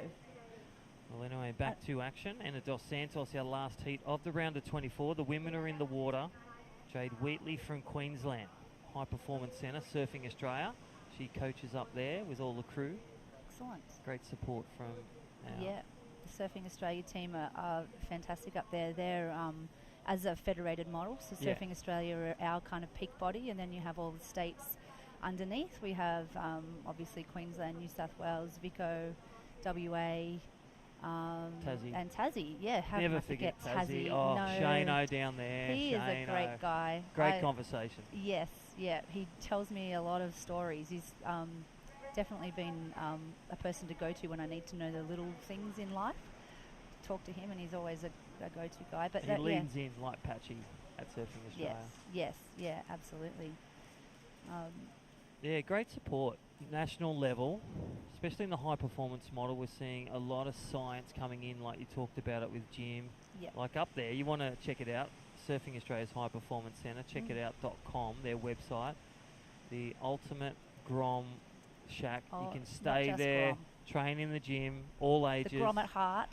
The tramp, the skate Yes. ramp, and Oh, the skate video ramp. analysis. Yep, and the skate ramp into the pillows is just next I only level. spent 7 years there. Oh. Still there, but I'm on the road, guys. I love you all. But for you out there who are in a board rider club, don't forget that your board rider club can actually organise to go up there and have camps, and they give great rates on coaching, analysis, getting in the gym and using all the equipment. So make sure you take advantage of that and really bring your Groms to the next level, even if they're not at that maybe high performance Well, it's stage performance, or isn't it? It's camps, it's a 40th. That's it. Or for us, it's a 30th. That's so right. So if we want to plan our 30th, 25th. head up to Surfing Australia's High Performance Centre. Yeah, lots of great things to do up there. They have great camps for the ladies as well. Yeah. So Yeah, her wave. Tell us a bit about her wave. So let's look at the wave replay first. 7 minutes remaining. Anna Chamberlain needs a 4.73 and Ray Campbell a 3.7. Achievable scores by the calibre of talent, but Jade Wheatley, she'll look to drop that 3.83 under priority 4. Jade up and riding. had a bit of an injury, blew out her leg at, I think it was the Evoca comp, but coming back, really training hard and just managing her fitness and managing that injury. That's a fairly recent return to action after a knee injury, just at Evoca. That's that 3 or 4 weeks ago. Well, I do believe, say like Cooper Davies, nursing that injury, still surfing, and they're going to get it fixed after the QS leg. So the leg after the leg. Hope she's got some good tape. She'll need that. Oh, look at that pan of the gun range. There is the north end. That's where we go when the big swell's there, and they got that south rip. I remember as a grom. Yes. Yep. So that's looking at the south end of Maroubra Beach, and that big tanker will be heading straight through the heads into Botany Bay. There's our T-shirts for 2023. Yes. World Surf League. There you go. There's the and carton. and they've got the that pulls in right between ours and the bay. So there's a lot of stretch of really good waves just in this little area. Colonel Point. Won't give too many secrets away. Cape Solander. Yeah. Everywhere. But the bombies were even working in that huge surf. So off the back of Bear Island, there was a few waves, and then and I saw one of the local Maroubra boys get a bomb at Deadman's on Saturday afternoon. Josh Koo. No way. It was incredible. They were. I love the screams in the background where everyone's going, go, go, go, from safe on the cliff. Yeah. And then you've got these, 15 to 20 foot waves where Sol Grunling, the 14-year-old's taking off, biggest ever. I can't believe that. If he's so doing that cool. at 14, could you imagine him? And in the New South Wales high performance team. Okay, Yes. live surfing. Here's a great split. There's our heat leader, the Brazilian. So much maturity in every turn. And again, you've got to risk it for the biscuit. Type of turn so crucial on the type of wave. And without giving too much away, Ana dos Santos knows the killer ingredient for the killer combo. Yeah. She definitely puts it on the line and tries to do those higher risk maneuvers right when you're supposed to be trying to get the high score. So she's got the win for the moment, and I think she's going to stay there with that wave. Is Crispy having a little sip of his kombucha from the fabulous sponsors at Mad Mex. You've got to wash your burritos down with great substance like that. Yeah, I've definitely only selected one burrito per day. Well, you have to. Well, I've got to stay in these 32 pants. You can go the naked burrito in the bowl. That's always a good option. Here's our Volkswagen replay. Thank you, Volkswagen. Thank you, VISSLA New South Wales Pro Surf Series. Just one turn. Again, think of the left-hander for the goofy footer, Ana dos. 2 turns, 683. Last turn of red, Ray Campbell. Just one turn, and it's not going to fall into a top 2. So very close. But just needed that wave with that second option, one would say, or a big wave with a bigger turn. Yeah, it's about the wave selection, isn't it? It's not that great out there for them, but... Here she is chipping away on priority 4. Important wave. There's the first turn, looking for a second. Taps around, and this is going to be an important turn. Wow. Risking the dry sand finish. Yes, into the shallows there. It's got to be only calf deep where she fell off then. We are up to men's. They'll be shooting out next, but Ana dos Santos with Jade Wheatley. She'll be potentially on the ropes. 2.5 minutes, which is an entirety when you're in the lead. Yes. But we'll fly for Jade. So she'll be hoping that the score isn't awarded by the judges, so waiting for score of red. And Anna Chamberlain with priority. Time the enemy. Yeah, needing a 3.7. Let's look at the wave replay. Thank you, Destination New South Wales. This is the one I was talking about. Just the maturity in the wave, the turn. Nice sharp turn, blows the fins, drops down to the bottom. No gaps between turn. We call that flow, and a great strong finish. So a class act, Ana dos Santos. That is why she's in the lead. That was the 683. So Green will need a middle score. Here we go. Pulls the trigger. She goes. She's doing a nice turn there at the back, got the fins out. A couple of turns in there. I don't think they were as snappy as Ana dos Santos, Annie, but she definitely put 3 together there, I think. Wow, look at this paddle battle. This is priority with Jade Wheatley, and I don't think that last one comes through as the score. So She will hug her like a cat. Yes. This is Ray Campbell, last-ditch effort. A minute and a half. Will need to shine. I dare say we'll bang out 2 turns and second one incomplete. Yeah, I don't think that's going to cut the mustard, unfortunately. So Ana dos Santos in the lead from Brazil. Some other great sponsors that are part of our supporting partners too. We've got the South End Hotel, which is just up the top of the hill here on Broome Street. If you love some Irish fare, the bangers and mash up there are grouse, and they even do the chips with the Irish curry sauce on top. Oh my God. So good, so good. I can taste them right now. This is the Mad Mex minute. So the last score of Ray Campbell, last two, 3.53 and a 3.73. Sorry, 3.53. She needs a 3.7, so close. 3.67. Oh my gosh. Can she do a it's Kelly a Gillette Slater moment. Gillette moment. 32 Close seconds. Oh, well, we saw it 5 seconds. We saw some women and men in the last 5 seconds get the wave. This is where priority matters. 20 seconds. So didn't get the hands from the board. Anna, this is a victory Anna lap. again, There's your heat yes. leader. So Ray Campbell with priority with green. However, time the enemy. Yeah, so that this will one will wind go that down out. and wrap the women up, deciding the top 16. Well Last done. final words. Well, what can I say? It's women surfing at its best. I love it. It's so great to be down here. Get ready for the next round, and thank you everybody, and we're going to go to a break and we'll see the team back after this.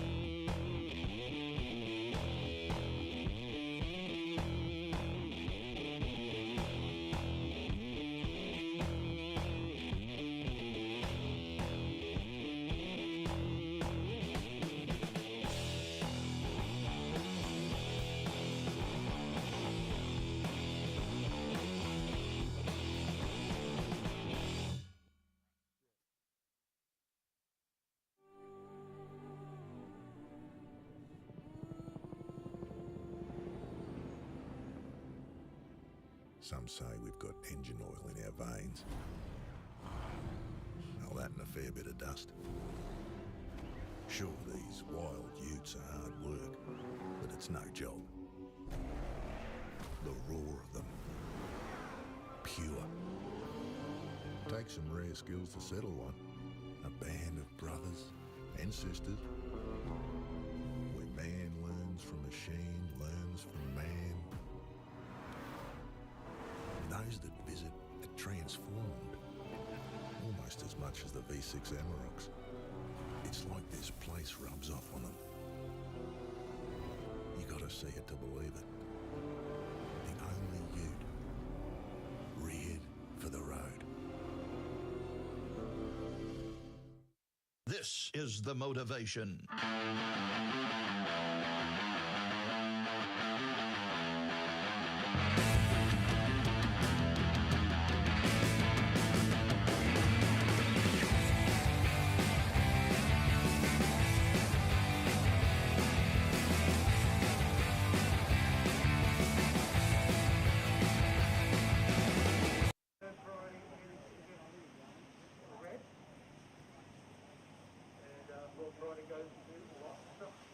Welcome back in, folks. We are down at beautiful Maroubra Beach today on day number 1 of the Mad Mex Pro, presented by MG Farah and Up and Riding. We are in to the main event round of the men, so the round of 32, and that was Xavier Bryce. And I'm going to welcome into the webcast for the first time one of the stalwarts of the New South Wales surfing crew, and you know, a fellow president of a board riders over the years. Corey Ross, how are you, bro? How are you? Yeah, going good, mate. And I did see your little name in the heat draw this morning. How was it out there? It's actually better than it looks. I think the high tide definitely helped it. Yeah. The wind's kind of come up a little bit now, but there's a few fun little running left, so yeah, everyone's been ripping. Yeah, it actually has been pretty good. The wind is starting to get into it now, and we're into the main event round. As we say hello to everyone on the web. Yeah, so right now we have Billy Sturman already opened up with a 5-point ride. We have Xavier locking in a 4.17 and a 0.5, and Cooper Davies with that 0.67. Jake Frere not off to a start just yet. The 20-minute heats, there seems to be plenty of opportunities for everyone as we see Cooper up and riding. So plenty of opportunities, so it's a fair sort of playing field at this stage, even though it's small. Yeah, for sure. I mean, these guys are all probably used to, 25-minute heats. So to move back to 20 is probably a bit of a change for them, but see how they go, eh? Yeah, mate, Billy Sturman. It's good to have the calibre of guys like Billy as we see the Surfer in Red up and riding. This is one of the reasons this guy is absolutely earned his spot on the Challenger Series, because he's not only good, Corey, in little ways, but in big ways, but his actually small wave game is incredibly fluent. Absolutely, yeah. I think he's throughout this whole Pro Surf Series, he's shown why he deserves to be in the Challenger Series. They've had a bit of everything, big and small waves, and he's in the top 9. So yeah, he's proven himself. Yeah, he's going to see what he's got in the Challenger. Yeah, imagine some of those. Like I was saying to someone the other day, it feels like there's two now.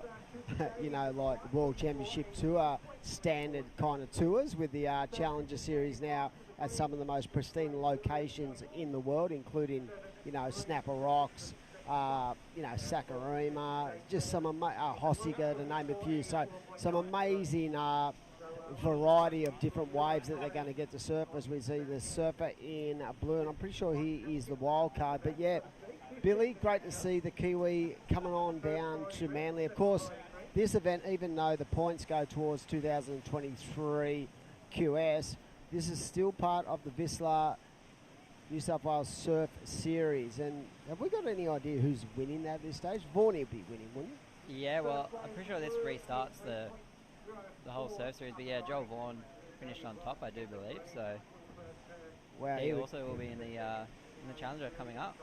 Wow.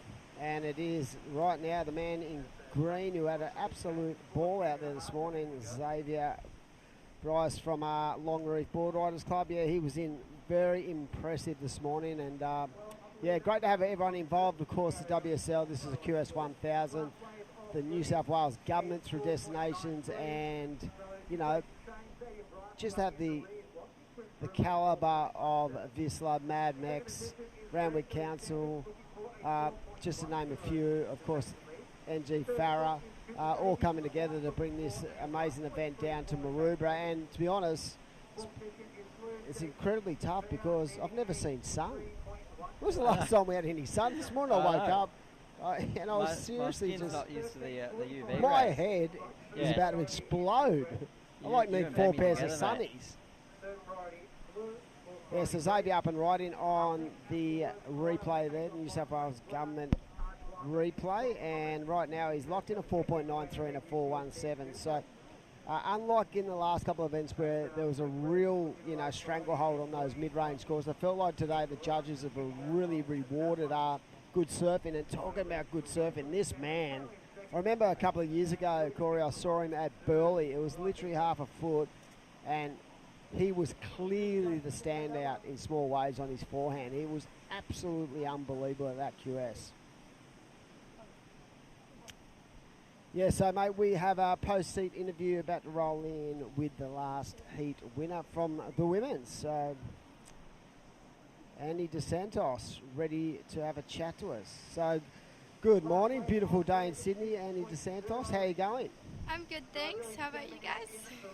Going well. So how was it out there? Talk us through the conditions. Yeah, it was super fun out there. It's slow for waves to come, but when they come through, there's some nice lefts running all the way through, and really blessed to have amazing conditions today. And let's talk about where you are situated at the moment on the QS. You're travelling, you're doing the QS. You're living on Northern Beaches, aren't you? Yeah. And actually the other week I saw you when that swell was really big. I'm pretty sure I was down there doing a bit of work with George Pira and a few of the boys. I'm pretty sure you were tucked away in Manly Corner getting a few. Was that you down there that day? Yeah, I believe so. Yeah, I've been surfing south corner of Manly quite a bit lately, and all the beaches around the northern beaches. super fun waves. Blessed to be there. Hey Anne, it's Corey, how you going? Hi, Corey. Talk us through, last week you went to the Challenger Team Series down in, up at Newcastle, sorry. Yeah. How did you find that? Sorry. Yeah, it was an amazing event. It was so good to be a part of like an all-female event. That was, I think, one of the first times I've done that. And yeah, it was so emotional seeing all the girls. It was about 80 girls just standing together at the start of the event, and we were all just listening to them explaining like normal things, like how the event will work.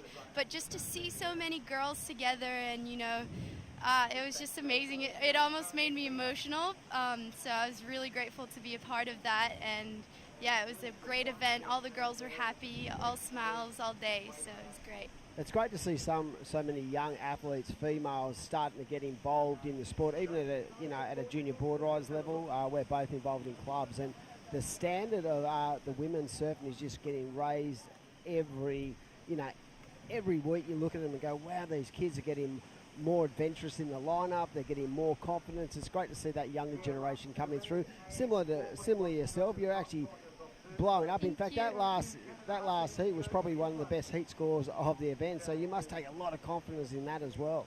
Thanks so much. Yeah, I'm frothing that I was able to find a couple out there, and I'm really happy to see where women's surfing is going, and I'm grateful to be a part of a generation where the girls are just taking it to the next level, and yeah, it's amazing to be part of and to see. It's really a true blessing. All right, so we're going to see you again this afternoon, and you can go grab some lunch, get some Cheers, refreshments, guys. and have a great afternoon. Thank you. Wow, what a exceptionally, impressive young individual, and what a great surfer. She laid down some huge scores in that last heat. Yeah, she was ripping. And I saw a couple of videos of her at Deadman's actually on Saturday, Arvo. Going hard.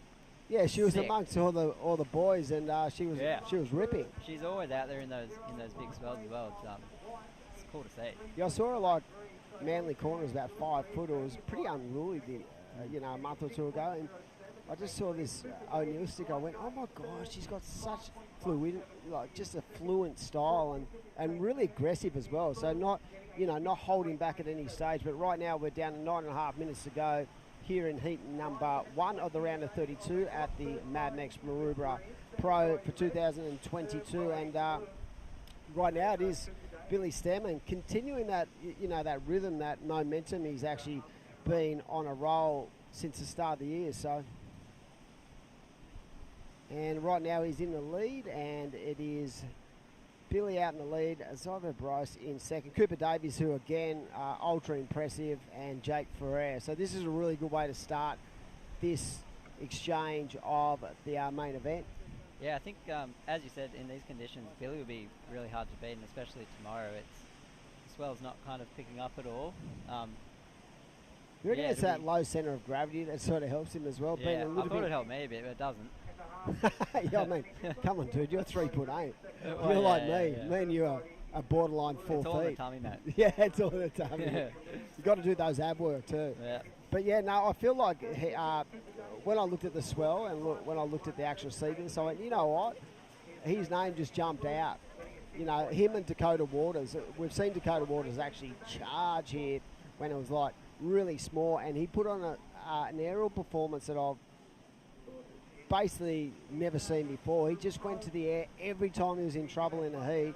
He just went pop and was netting some huge scores. So when I looked at the seed list and the draw and stuff, I thought about those two guys as the two guys most likely to really have a crack here if it got a little bit unfavourable. Yeah, you got that right. Yeah, I think Dakota also as well. He hasn't surfed these Pro Surf Series, I don't believe, so this is his first event for the year. So welcome on to everyone on the web right now. You can see it's a beautiful day in Sydney town. It's sun's out, guns out. A lot of the local crew are down here supporting this event, and like I said, it is a QS 1000 event, and $2,500 for our first prize. So not a bad couple of days' work. Better than being on the tools. Absolutely. Fell off.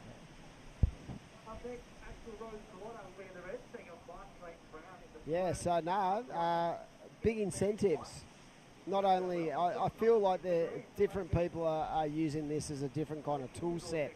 You know, you can feel like someone like Billy, he's got a couple of weeks off before Snapper, and he's probably thinking, you know what, I'm gonna just continue that groove, that feeling, that momentum, because in sport they say momentum is a huge part of success. So when you've got it, you want to keep it on a roll. Absolutely. I think also too, it can go both ways. You know, you can almost burn yourself out surfing too many events. But I think, as you said, Billy's on a bit of a roll, so why not continue to put the jersey on? Yeah, I spoke to Carly Shanahan about that earlier, about, you know, the mindset of these multiple events back to back. How have you gone about it? And she said the positive of it was, if you had a bad result, you basically got 1 or 2 days to wipe it off and to refocus and reset. So you feel like you're a little bit down on the day, but by the next morning you had to be ready to go again.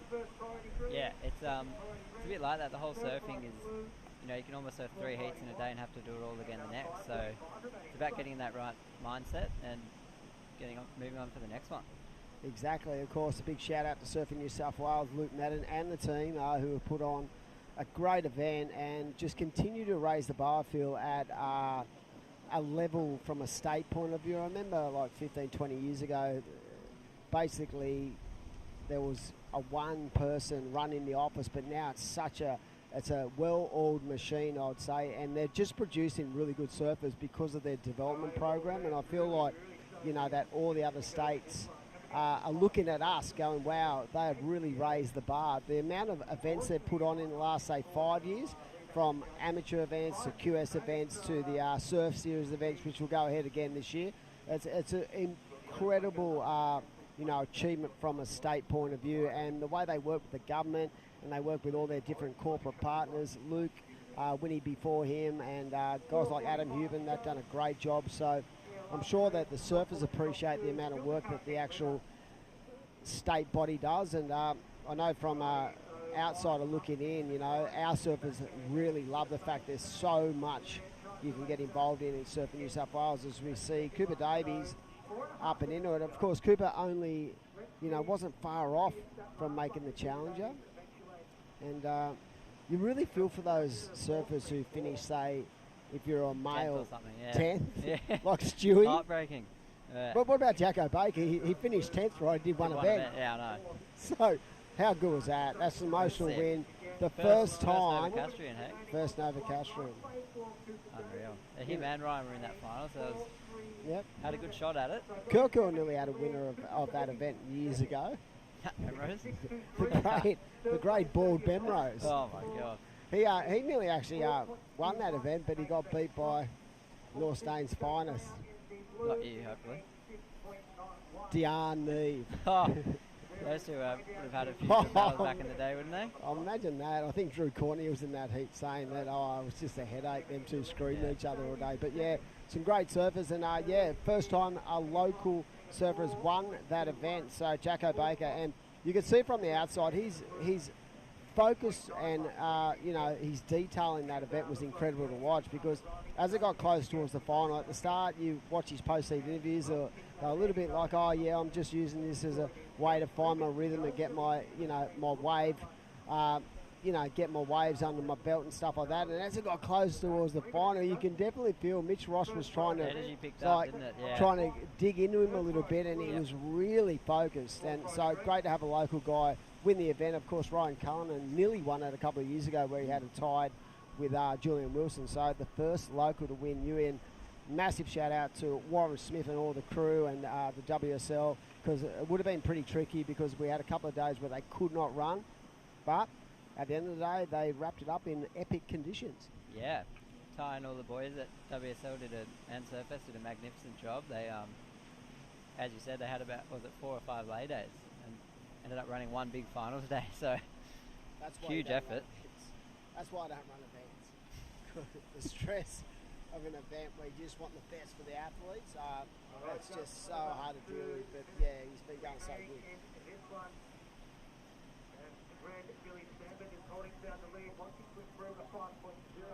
Yeah, so great to have everyone down here welcoming in online, and we are into the first heat of the round of 32. So right now it is that man, Billy Stanman, already into the Challenger Series, as we see wave replay here powered by New South Wales Government, and it's like Cooper Davis just finding that rhythm, maybe needing to just, connect the dots. I think there's been a little change up. It feels like it's dropped off in the last half an hour or so, but it's more about the amount of waves coming through than the quality. When they come, they're good. Yeah. But it's whether you get two basically bites of the cherry. I think looking at it yesterday, they all came down and had a free surf and made it look a lot better than it actually probably was. Again, they're doing the same today. You look at it now, you don't paddle out 9 times out of 10. I would. Yeah, it's like North Stain on a good day. Yeah, Curly. Right, rip balls.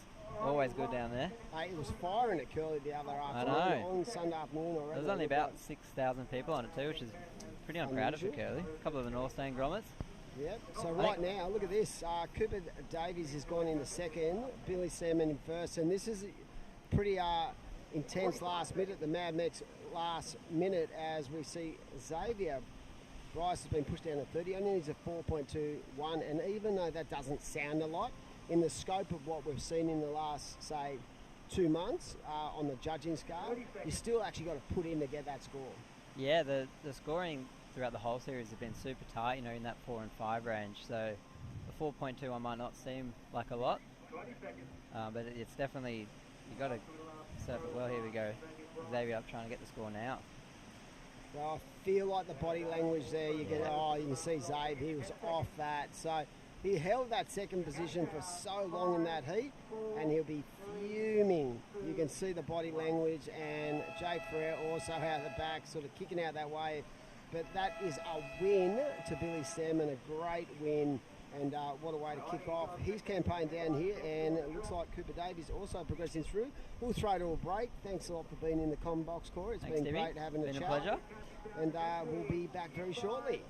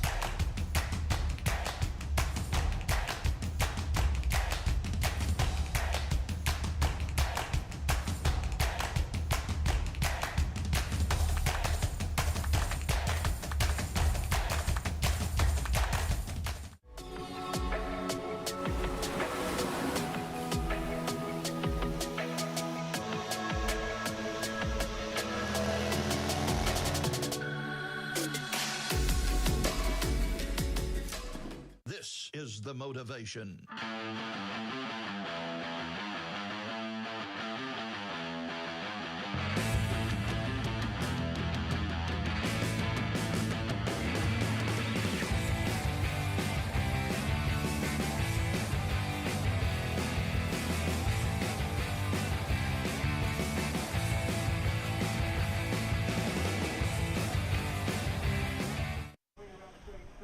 Well, there it is. Welcome back. Day one of the 2-day event, and this is the Mad Mex Maroubra Pro WSL QS 1000. My name's Crispy, and I'm here with Adam Hennessy, aka Dimmy. And a very good afternoon. Good morning, Dimmy. Yeah, and here we go, straight into it. It is Axel Rose Carrotta from my local beach down at North staying up and riding. This is going to be a crack of a heat. Axel Rose taking on Mikey Clayton Brown from Merriweather, Arch Whiteman from Avalon, and Dom Thomas from Frenchman's. Is it Frenchman's? Yeah, it is Frenchman's. You know, if you don't say Frenchman's, Dale will chug your shoulder. But Dad's here, his daddy caddy, and this is the Grom. He was surfing one of the other skis the other day with the local lifeguard at Merriweather, 15 feet. That young grommet was behind a tow rope. I saw him. Wow, that's impressive. Little charger. Alrighty, so out there right now, Arch Whiteman, the successful through round one. He's in white. And as we said, Dom Thomas from Frenchman's Newcastle. Alrighty, we're going to hear from last heat's winner, and it's NZ Cherbra, Billy Stairman, winner of the QS at Burleigh, and similar waves. Billy, congratulations. Cheer, boys. How are we? Can you hear me? I can, man. Okay, sweet. Hey, how are the conditions? How are you doing? I'm pretty good actually. The last 6 weeks have been pretty full on, busy, so many heats. That last Newcastle contest was pretty stressful for me. I needed to make a few heats and eventually ended up in the final, which was amazing. Yeah, mate, I was so stoked for you. We see your hard work. We see it in the water, on passing the football, in your training, and in your losses as well. How does that feel when you get there, when it's official on the WSL website or Will Hayden Smith gives you a call? How do you feel now? Yeah, it's pretty amazing. I mean, it's always not confirmed until the WSL come to you and go, hey, you're on the challenges. So there's always the off chance that you might not make it, so you just got to wait for that call. And I knew I needed to step up in Newcastle. I was ninth going into Newcastle, and I knew a few people were going to get results, so I just needed to make a few heats, and it kind of just played out. I didn't win a heat the whole contest, but I ended up in the final, So for me, I really wanted to just solidify my spot in the Challenger Series, and I eventually got to the final, which is the meanest bonus ever. So I'm stoked. Wow. I think the point of difference with you, Billy, is that your consistency has been incredible this year, and I can't wait to get to see you on really good prime locations. How exciting is it to go to places like Snapper, get to surf Snapper, but even OS, right? Some of those, you're going to get to surf Hossiger, mate. The place is absolutely just incredible. It's like a mini kind of CT tour for the Challenger crew. Yeah, I'm so excited to surf Snapper. That's always been a dream of mine ever since I started surfing and competing. I always thought that contest on the CT would be like a good contest for me to go in. So I'm really looking forward to that. And I actually did the challenges last year, so France and Hossigal, like you say, Portugal. I mean, we've got Manly's back on, we've got Brazil, South Africa. It's just such a sick tour this year. So I'm stoked. I've ticked one of those goals, and now I've just got to prepare for the Challenger Series. And this contest is super fun. I'm here for the Kiwis. Safi and Levi unfortunately didn't make the challenges, but this is a good start, and it'd be sick if they got a result to kickstart their next year's season. So I'm here for them, and I'm just feeling super calm. I've kind of ticked off my goals, and now I just want to surf and have fun with everyone. Yeah, when I looked at the seed list for this event, and I saw you and Kiu Butler and some other crew had actually made it, I thought this is a great way to just keep the roll going. But more importantly, I remember a couple of years ago I commentated that Burleigh event, and it was tiny, and I remember just going, oh my God, Billy had that thing on lock. So these small waves, you've got a really good arsenal when it comes to bigger waves, but you're quite comfortable when it's small as well, right? Yeah, I'm pretty small in stature. My nickname is actually Bilbo, so I'm a little Kiwi hobbit running around this joint. But I've been doing this for so long now, so I feel really comfortable, and I feel like I'm making the right decisions in heats, and my consistency previous years wasn't the greatest, so I've been trying to work on that a lot, and it's definitely paying off, obviously with the results I've been getting. So for me, I've really wanted to help out the Kiwis over here, and that's taken a lot of stress and off me trying to qualify and get all these points and stuff. I've kind of been putting a lot of time in with Safi and Kehu and Levi and the rest of the crew. So it's been an awesome trip, and hopefully finals day will come along tomorrow, and it'll be just sick to top it off with a win. Yeah, definitely. And, you're one step closer to that. Congratulations. And congratulations for inspiring all that team, staying together, win, lose or draw. Hey, anyone to shout out quickly before we go back to live action? Yeah, for sure. My wife at home, all the Kiwis. There's so much support at home, It's sick we've come over here, and we're over here still competing and all gelling together. Yeah. And Yeah, we're having so much fun, so it's good. Hey to everyone at home. All right, Billy, go get a burrito, Mad Mex, and a nice kombucha, brother. Well done. Cheers, See you boys. soon. Have a good one. What a legend. He's such, inspiration, really, of those Kiwi guys to help with the team of crew they've got down here. And you see him throwing the footy around. I love free surfing in the afternoon when we get a shorter day or a lay day, and just knowing that the football's down the beach and passing with our cousins. I wonder if anyone tries to put a hit on. No, I wouldn't go No, near, I wouldn't. especially Takehu Butler, because his shoulder, since he broke it years ago, it's like he's like the Terminator, Schwarzenegger, when he runs at you when he's Silver Sovereign. Wow, so in this heat right now, it is Axel Rose Carrotto with that 4.83, 3.17. While we went to a break, we saw Mikey Clayton Brown locking a score, and Arch Whiteman and Dom Thomas off to a start as well. So this heat, Crispy, is a little bit intense right now because we haven't had a real separation when it comes to the scoring potential of these waves. So once we have someone really extend and make that point of difference, the judges will reward that. So right now it is the man in red, but look 20-minute heats. 20-minute heats, and these all guys have been through the qualifying series this year. So best ever PB, Mikey Clayton Brown, 27th in the world from last year's ratings yesterday. Dom Thomas, the grommet, as we said, loves big waves, loves tow waves, and is a pro junior specialist. And then Arch Whiteman, the goofy footer, father from Cronulla, how can he not be a good guy? And then Axel Rose Carrotto again, the blood, the rock in the blood of that kid and the ocean, that is the killer combo of 4.83 and a 3.17 for red. So again, this one's going to come down to who gets the best waves and gets their killer combos axed, and this is the man. How sharp does he look right now? Well, he actually, talking with the boys, just a change of equipment, went to the epoxies. The winds come up, but still having that practice session to iron out your equipment and quiver, whether leg rope or changing your fins, that's such a key component. Just getting a few waves, cobwebs off the board. Did you guys have a bit of a training run yesterday afternoon at Cronulla? We did, because we were going to come Maroubra. They had a surf in the morning, but Cronulla was a bit smaller, but it was less crowded, believe it or not, than Maroubra. So I had a little training run, iron out a few things because it was small waves there too, 1 to 2 feet, and just get some boards ticked because the adaptability to the change of the wave size.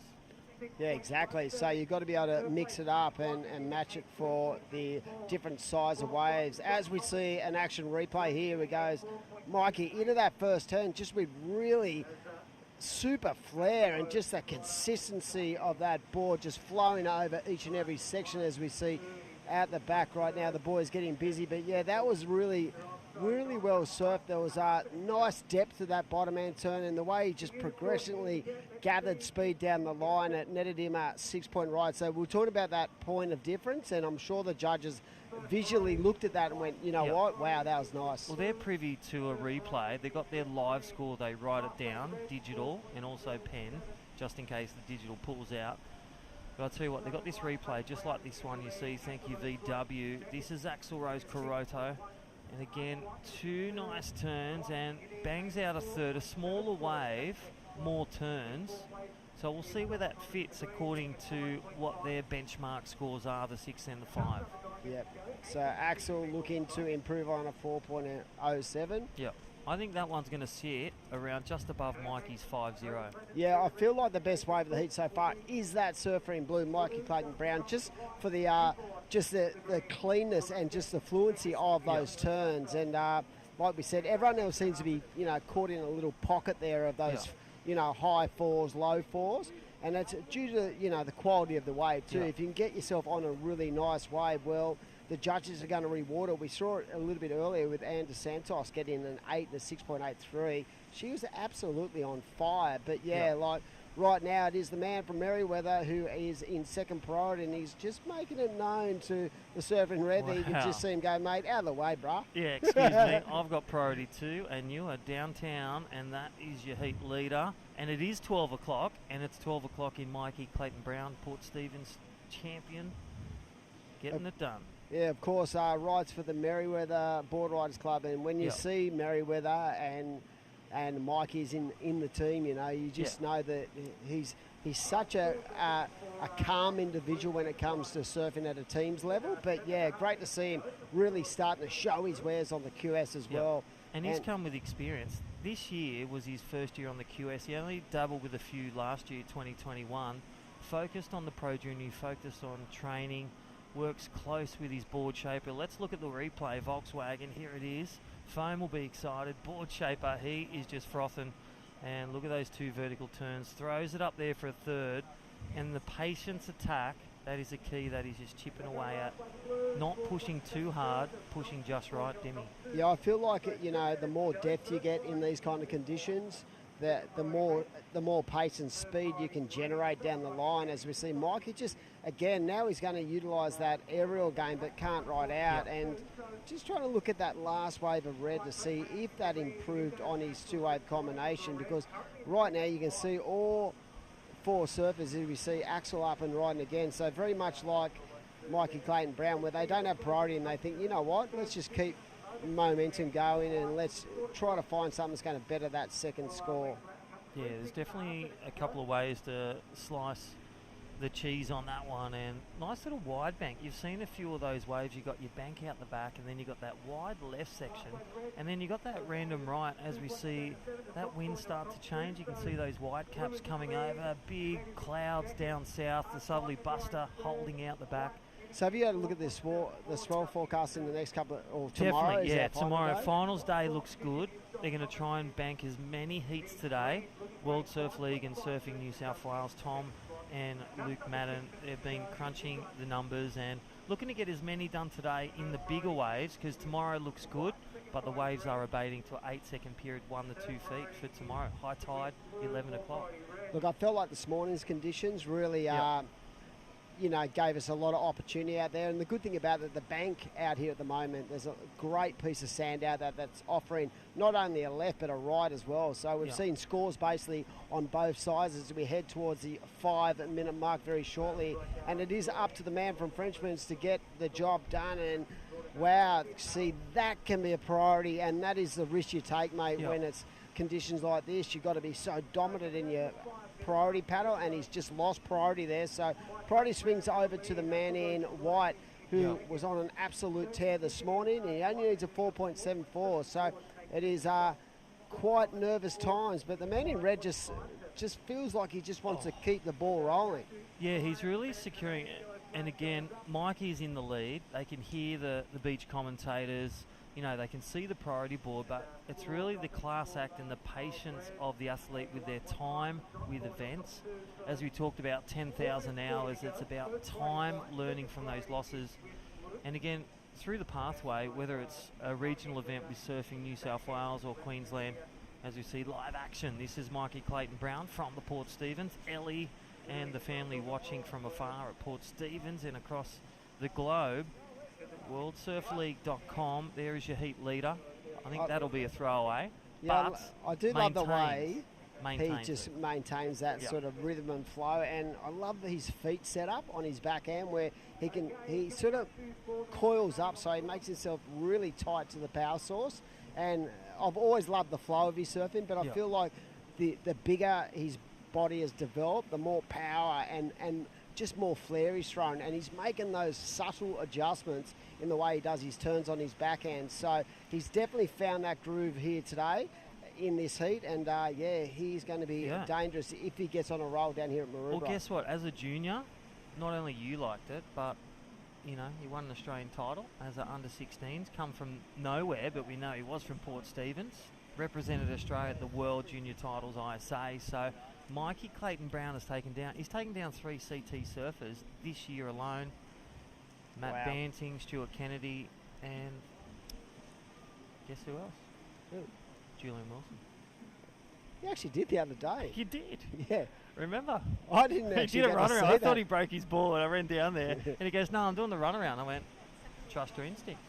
100%. Hey, he knows the joint better He than knows. you. He does. He does. All right, with 3 minutes to go, it is the Surfer in green requiring that 5.57 and Arch Whiteman ready to pounce. He only needs a 4.74, so we are down to the final. 2-for-1 burritos at Mad Mex. Scan it right now. Scan it, Tom's crew. happy, we're happy. Mad Mex, 2-for-1. Take a picture of the TV, scan it multiple times, and Bondi Junction, come down here, come to the beach at Maroubra, or scan it and take it in at an outlet near you. We had Willow Hardy in here before having a chat, and the first thing she said is so good to be a part of, their company, because she said everywhere around Australia, I just rock in and go, Mad Mex, I'm ready to roll. So I said, you are going to be popular with your mates. Yep. I used to surf with a dad Yeah, out at Brett. Shark Island. No, is it Uncle? Ryan Hardy. No, I thought she's from WA, right? There was a Yeah. really good surf. Ryan Hardy, bodyboarder. Oh, there you pro. go. There you go. G'day, Oh. Ryan. Hope you're well. Willow's up soon. She is, and she looked primed and ready to go. She's had some good results in the Pro Junior this year, as we see the man in blue eyeing off this section. You can see that board. That looks like a keeper. You know how they get these weird kind of scenarios with their boards? They get really... On like, ice. Yeah, it's like, you got to put that one away. It's Yeah. like, mate, isn't that a good board? Why don't you ride it? Yeah. As we see, here we go, Dom Oh, Thomas. it's Dom Thomas. You can just see the body language. It's needs a wave, needs priority, and just can't see it. He's just got to get Yeah. out there for the young Dom Thomas. And So with a minute and a half to go, mate, you can see Arch Whiteman. He's going to be looking at this wave. And this is the thing about this guy. I've watched him since he was very, very young. And his ability to really nail it when he needs to. Oh, my gosh. Very Here we go. impressive. Look at that. Nice carving first turn. Comes around that corner and that wave starts to filter out. But he's got such an exceptional fluency in his way he attacks these waves. But will that be a Wow. 4.74? I felt like there should have been more juice out the back, but I love that first turn. I like the first two. I feel what's going to go against getting the 4.74. I think it's going to come close, maybe on the underside or just it, is that ending coping. So first two turns, if you had that last coping, I dare say that Yeah. was a tick from the judges, but Not a judge, but I'm sure that Axel is out there right now just breathing heavy, because these guys have had plenty of different heats. As we see that last wave, not enough. oh, I think they're going to compare it to Axel's 4.83. Yeah, exactly. And the 4.07, so how much difference, how much better, and that's how they're going to compare it. Just like in Newcastle, having a chat with a few of the judges, head judges, these guys don't throw down scores willy-nilly. They compare it to the criteria, to what the benchmark is, and again, in that critical section, Do you see how it then? turns. Axel turned around to Arch and went, "What do you reckon? Did you get it?" Oh, and right. So right now we are through another heat. We're waiting for that result to come through, but what an amazing way to kick off day number one. It's been great action. We're going to throw up to a break, and we'll be back very shortly here at beautiful Maroubra Beach.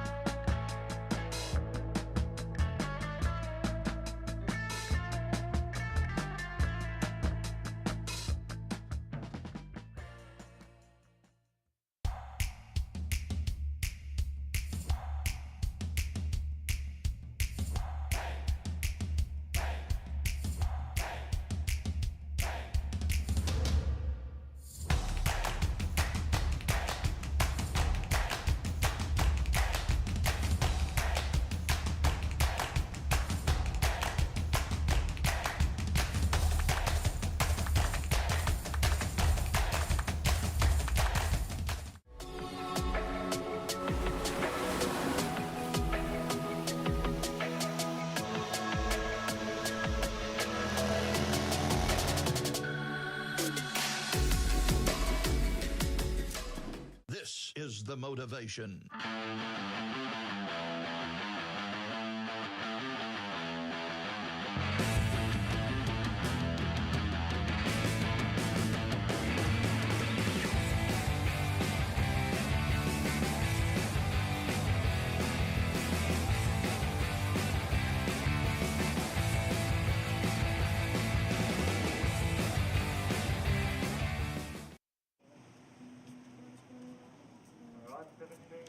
Alrighty, we are back at Maroubra Beach for the QS 1000, the Mad Mex Maroubra Pro, and right now we are into the men's, and it is heat number 3 of the round of 32, and it is Kobe Clements taking on Huey Vaughan, Nathan Cook, and Darcy Crump, and yeah, another exciting battle. So I'm going to be having a special guest come in and have a bit of a chat, and yeah, it's been an exceptional day so far. We're going to see men's and women's this afternoon to round out day number 1, and we've had really good clean conditions for this QS 1000 event, the WSL, and these points will go towards 2023. It's pretty hard to say that, but I'm going to welcome in right now George Pitter to come in and have a chat, and then Carly Shanahan is going to come on for the next seat with Crispy as we wrap into another event. Yeah. Hey, can you just replace Corey for one? So before we welcome in our special guest, it is Huey Vaughan already out in the lead with a 5.07 and Kobe Clements with a 3.5, and as we see the Volkswagen, powered by Volkswagen replay, here we go. Huey Vaughan up, the little pocket dynamo, who is just an exceptional young talent, and even though he's only 3'2", he can throw buckets of spray out there, and looks very comfortable in these conditions and against these kind of surfaces as well. So I'd like to welcome in to the Combox for a little bit of a chat, my old mate, Georgie Pitter. How are you, son? Yeah, good, Dimmy. How are you? Good to be here. Yeah, just still talk and dribble as Georgie, but that's all good. You've eyed off conditions. You will be surfing this after or in the next hour or so. What are you thinking about the waves today? I think there's good banks. Like, it seems like there's a lot of opportunity. It's definitely small and the wind's picking up.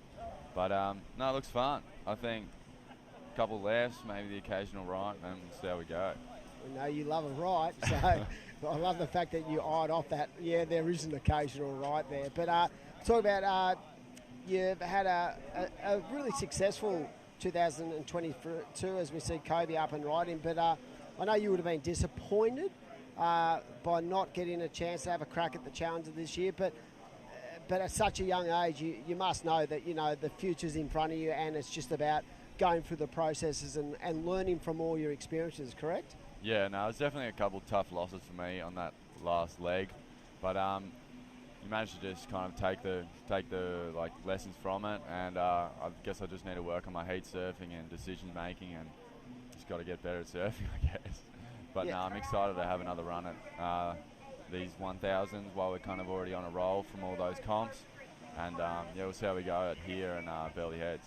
The good thing about it, I feel like that there isn't any downtime to actually really, you know, get too rattled about it. It's basically about resetting, going again. And I think all you guys, you know, you'll get a lot out of what you're actually doing now, having so many events and the pressure of those events coming into that Newcastle event. So I think that from a learning standpoint, I know it's probably a little bit disappointing, but at the end of the day, there's so much time for you guys to develop that skill set.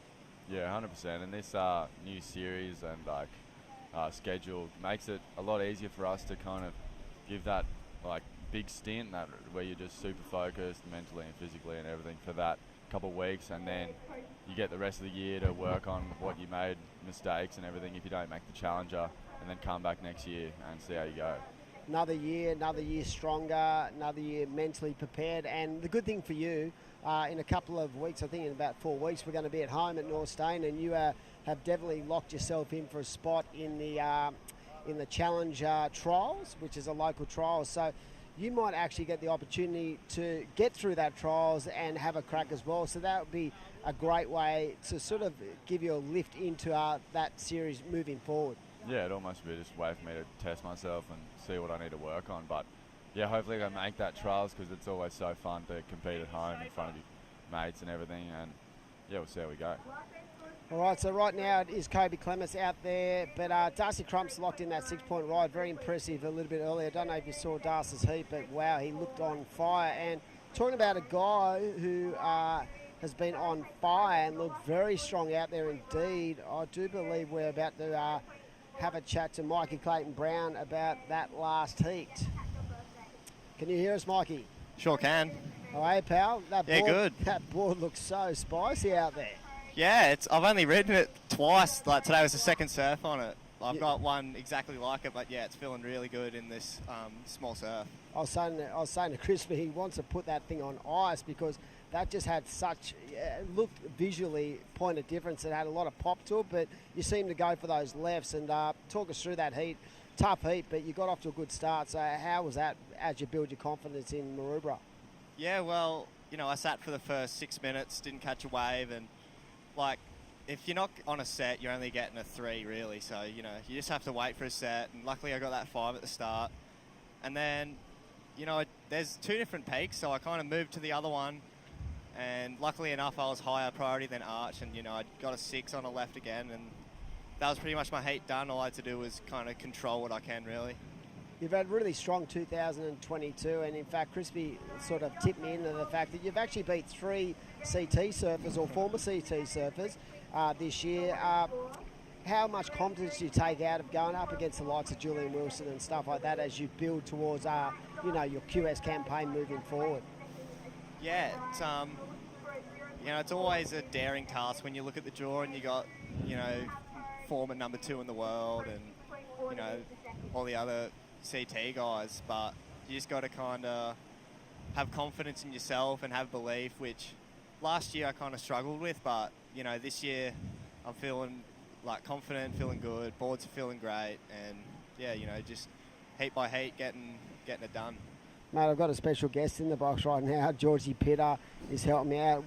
Have you two had any matchups? Do you fire up at each other, or what's the deal, boys? Yeah, we've had a couple of heats together. Mike, I was actually wondering, what board are you riding? I'm riding JCD Shaper from Newey that I've worked with for like 5 years now. So yeah. Was it an Epoch? Yeah, Epoch. What was it like in the wind out there? Oh, it's not too bad because you know, the lefts are kind of a bit bowlier, so you know, it kind of held. But if you're on the face, it'd be a bit chattery, I'd say. Yeah, right. Well, they're well done, mate. Good luck next round. Mate, so Mikey, moving forward, this event will go towards next year's ratings. You must. Did you go in this event with a lot less pressure, where you just felt like you could just sort of let it all hang out and be a bit more comfortable in the surroundings? As you know, the experiences of having to really pull out a big result in the last couple of weeks mentally can take a toll. Yeah, you know, at Newcastle, I had opportunities in my heat. I could have qualified for the Challenger, but you know, I fell off, made mistakes. You know, it sucks, but you know, it happens. And coming into this comp, it's, you know, starting fresh pretty much. So you know, it's just a mental reset, and you just got to kind of reset and just go for it. Yeah, mate, I was saying to George just before, with all you young guys, I know you guys get really disappointed when it doesn't, you know, always pan out the way you want it, but the good thing about it, you've got youth on your side and you're definitely developing that skill set. So when the time's ready, mate, you'll get there for sure. You've got the arsenal to really have a good crack at it, but we wish you all the best moving forward, and we look forward to seeing what you bring towards the back end of this event. Cheers, guys. Yeah, so Mike Clayton-Brown. Now, in that interview, I felt like you weren't interviewing him. You were actually trying to scope out what best board would be to use out there. I felt like you were in your mind going, you know what? So, Mikey, what board was it? Yeah, no, because I made the same mistake at Tweed Coast, and just before my heat, the wind kind of chuffed up a bit, and it was a bit chattery on the face, and I took out an epoxy, and I felt like I was bouncing around a little bit, so I was just checking in, double checking. But I feel like the wind today is sweet for my epoxy. Yeah, does it feel like, because I've seen you serve a lot at Manly in 1 to 2 feet waves with that epoxy and stuff, I feel like that if the wind isn't too strong, it's just perfectly weighted for these smaller kind of conditions. Yeah, I ride a Fever stringed epoxy, and it just like seems to have that extra spark to like a 5-glass board. Even when a 5-glass board has got bigger waves, it definitely feels better, but just in the smaller stuff, you just feel so light and you can almost do anything on it, which is like what you need from a board. How are you feeling mentally, like after, like, or not the mental side, but the physical side of, you know, having to travel so much in the last couple of months? Are you looking forward to having a bit of a break before you actually have a crack at the trials of the Challenger? I'm just watching Darcy tear that thing. No, I'm actually, I thought I'd be feeling worse because I kind of blew those last couple of events, but I just feel like maybe it wasn't my time, and I just took away a lot of like lessons from it that I needed to learn, and I guess I'm just going to take that into next year and maybe these two next events and try to work on that, because the more experience you get in heats, the better you'll get, and I'm still like haven't really had that many QS heats, so I'll just be keen to get the ball rolling in one of these 1000s or something. We'll see how we go. But I feel like you're very hard on yourself when you say I don't particularly think any of you guys blew opportunities. You did what you could out there at the time, and yeah, you made mistakes. But the great thing about it is that you'll always you can always take a positive from a negative. At the time, it's hard to justify it, but I feel like in the next couple of years with this regional kind of tour, it gives you guys the opportunity to really have a solid crack. And what I like about the regional tour is that there's no real sort of people you come against and you go, wow, where's this guy come from? You sort of know everyone's strengths and their weaknesses as well. Yeah, 100%. It's really it's a pretty even sort of playing field. You're not coming up in somewhere in Brazil and you get some dude you've never heard of and he just throws a full road on you. But no, it's good. I really enjoy it, and I think everyone else really enjoys it, and I'm sure like it'll progress into something that just gets bigger and bigger.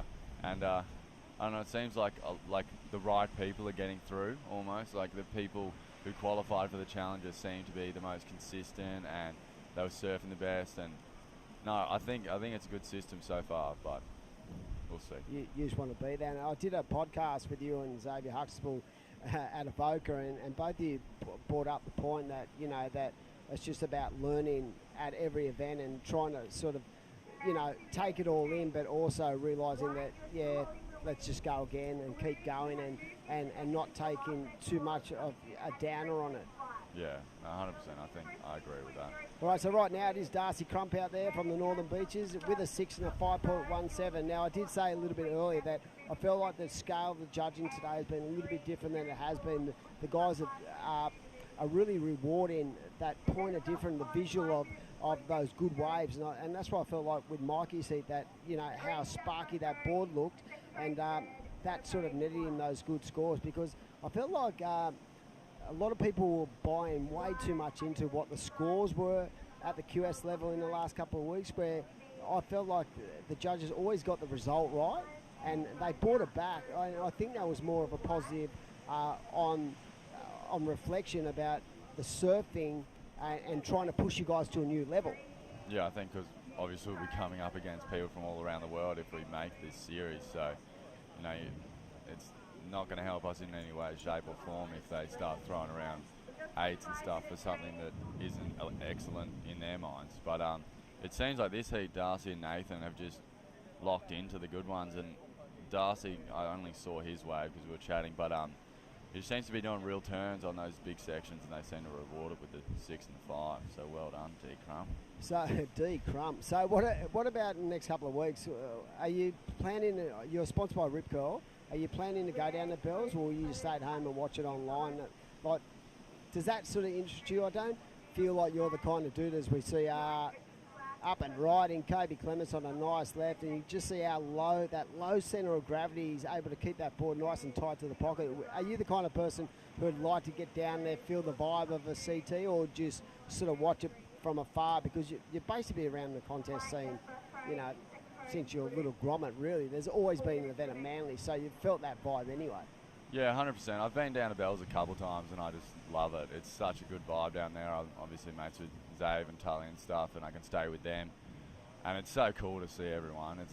They're still, like, really cool to watch, even though you, like, want to be there. It's just amazing to watch them and how they do their stuff. And but I think this year I'll probably see if they're going to get waves. If there's no waves, I might just watch it from home, because, like you said, we've just been on the road for so long building these comps, and it was even nice to come home just for a couple of days and just chill at home for a bit. Sleep in your own bed, just cruise. How's the pad going now? A couple of weeks ago, you were rowing around the lounge room in a kayak. Have you sorted that out? Yeah, no, we're still pretty bad, eh? It's still not great because you just get those after things where like the walls kind of start to mold a bit, and then the doors all fray and the tiles come up, and like the dishwasher and stuff like that's rooted. But honestly, like after the flood, we don't normally have the cleanest house, and we had heaps of mates over and to help and clean, and it looked better than it did before the flood. But now, it's still going, but it's honestly fine, and no complaints compared to the people up in Lismore and stuff like that. Here's Kobe. Wow, so Kobe looking for that 4.31, and that's sort of right in that sort of meat of the sandwich, what we've spoken about, where there's been a lot of those scores generated, and but I just don't know if that wave had enough substance to it to allow that to go to a 4.31, because his best wave, and I felt like that 4.33, that could have been an easier 5.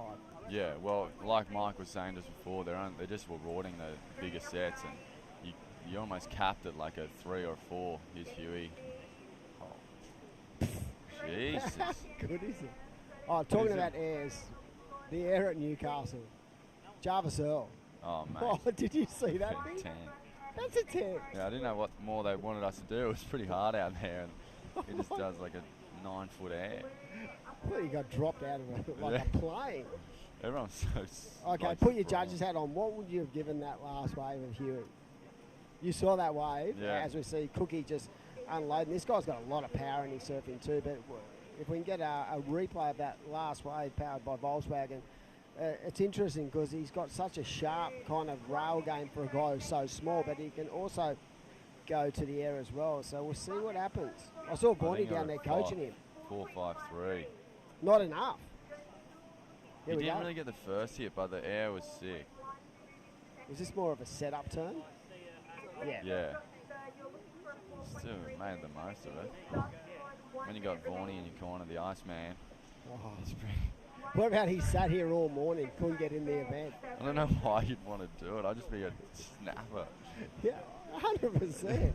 So with 1 minute to go, it is Darcy Crump in the lead. It is Nathan Cook second, Huey Vaughan third, and Kobe Clements fourth. So both Huey and Kobe don't need a lot, but it is down to the Mad Mex minute. And I think it's more about the size and the quality of the wave. As you see, Nathan up and riding, and Darcy. And Darcy, first and second. Yeah, that's right. So does that leave the door open with priority and stuff? Would you be letting that sing? Or would you kind of had to go it, but it looks pretty flat. There's one coming out the back. Hopefully for Huey or Kobe, you get another chance. I wanted to ask you the other day before we thrive to a break, did you get to surf Deadman's? No, I was up because all the lay days, and I was second heat of the day. I thought you might come home for a night. Yeah, it looked pretty good. Good direction. Here we go. So it looks like unofficially it could be Darcy Crump definitely getting on through. We'll wait for a couple of scores as you see Kobe up and riding. But yeah, it's been a delight to have Georgie Pitter in the box, and we wish him all the best this afternoon, mate, and go the Pitter. Yeah, thanks, Timmy. Good to be here, mate. Legend. See you later. We'll thrive to a break.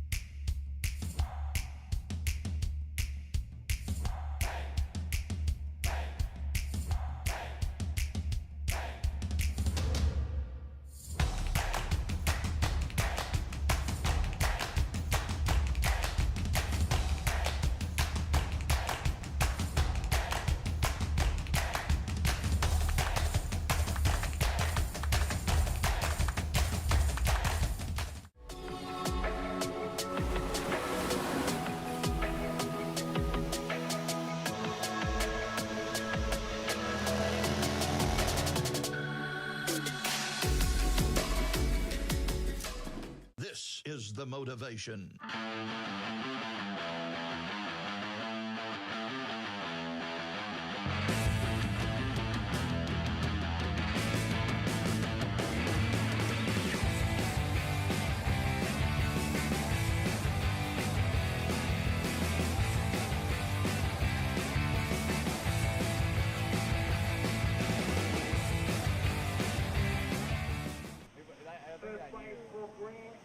Alrighty, welcome back to day one of the two-day event. My name's Crispy, and I'm here with, well, pro surfer Carly Shanahan from Coffs Harbour.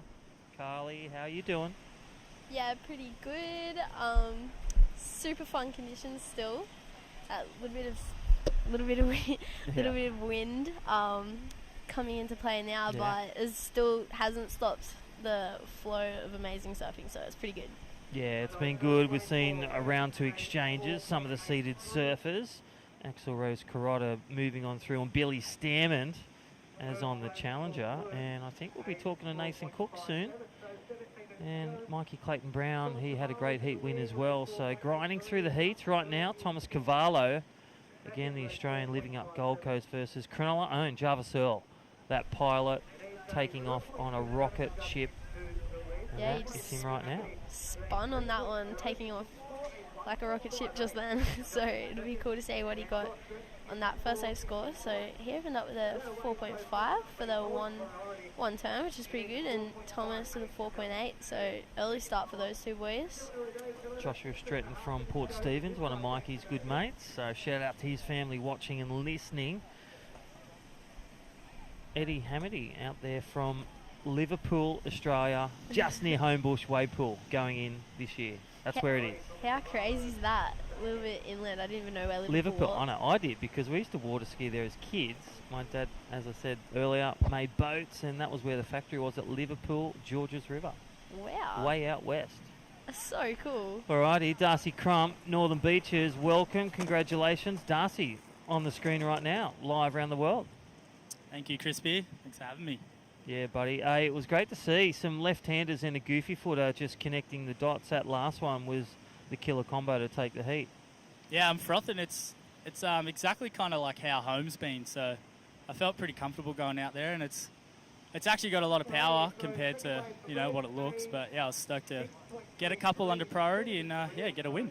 Yeah, definitely. It's got a lot of homegrown juice here, and like you've been over here the last few years, QSs, you remember the years where it's really big, 6 to 8 foot, and then some years it's small like this. So it still holds a punch. What do you go into before your heat? Did you change up your boards in your heats today, Finn? No, I've pretty much just been on the same Misfit epoxy that I've been riding. It's a carbon wrap, so it seems to carry its speed pretty well in these waves, and I need every little bit of speed I can get. Yeah. But yeah, it didn't change too much, just kind of kept it simple and stupid, and yeah, it worked out. Hey, talk to us through what have you maintained and learnt through these QS series, the VISSLA Pro Surf series? I've definitely learned a lot. Every contest you're kind of learning, and definitely just having confidence. That's the biggest thing I've always lacked, and yeah, I was stoked to get a couple of heat wins this morning when it's been small, so it's definitely a little confidence boost, and yeah, I'm stoked to have these events kind of running again, and yeah, looking forward to the next round. Yeah, well, you definitely got the talent to do well in the next round, but how do you kind of keep confident between events if you haven't kind of had a steady, I guess, like run of good events? How would you come off of a loss and rebuild that confidence coming into this comp?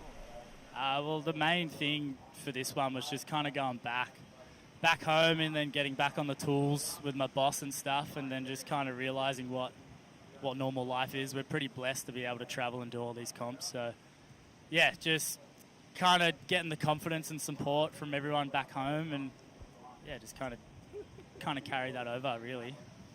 Yeah, sick. Well, ripping in that last heat, and good luck in the next round, Darcy.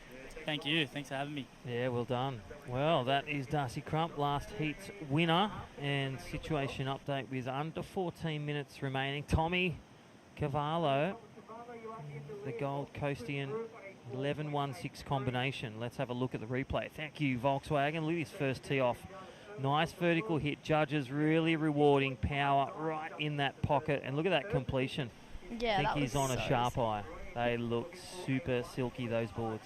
Yeah, I mean, I was just about to say, like, it looked like he was on a 3-foot wave because of how much speed he carried. There was no pumping between turns to try and maintain speed. It was just one turn into the other, and he was well rewarded there with that 6.33. So he's looking pretty good in this heat. Alrighty, so Java Searle from Cronulla, 4.57. Again, that nice little air rev on the forehand earlier and in. Nice carving reverse. And Eddie Hamity, the kid from Liverpool, really putting that postcode back into the picture. A bit like MF, just around the corner. Penrith, Mick Fanning born there with the family. Bet you didn't know that one. I did not know that one. You did it. I did. Oh, We actually, all learn. yeah. You know now. It's pretty crazy. All right, Josh Stretton. So holding priority, look at this, 7.5 minutes. Josh Stretton blasted his way through this morning's heat. Now on the back foot in this, what would you be telling yourself to do with priority? What are you thinking about? I guess he had such a good heat this morning, so he knows that he can get those scores. I'll just kind of be sitting there with composure. I mean, there he is up and riding, and just showing exactly what got him through the first heat this morning. So he'll kind of build a bit of rhythm. There's only 12 minutes to go, so it's kind of getting close to the halfway mark. But I'm sure that he'll just be carrying confidence from that wave and the first heat. As we see Jarvis up and riding. Yeah, Jarvis looking to go high. There's the first jam, and again, been through the talent ID, and how was that blowtail at the end? That was sick. Oh my God, I think he just wet the people on the gun range at the south end with that turn. We definitely got sprayed up here in the booth. The southerly busters up. Well, again, Clancy Dawson, our pathway manager, shout out to him and all the crew at Surfing Australia, grinding athletes through the pathway like Jarvis Earl, as a grommet through board riders at Cronulla, all the way to now in the dream to make the challenger for next year. So it's already been decided yesterday for this year. Yeah, I mean, top 10. How exciting. I love how it's broken up into the kind of 3 levels on the way to the championship tour. I think that that's just like almost made it a little bit harder, but made it a little bit more kind of structured and exciting. Well, it's like, I guess in football, you've got your under 21s, your reserve grade and your first grade, and that's what, you know, you've got your World Championship Tour, you've got your Challenger, and then you've got your qualifying series like this event.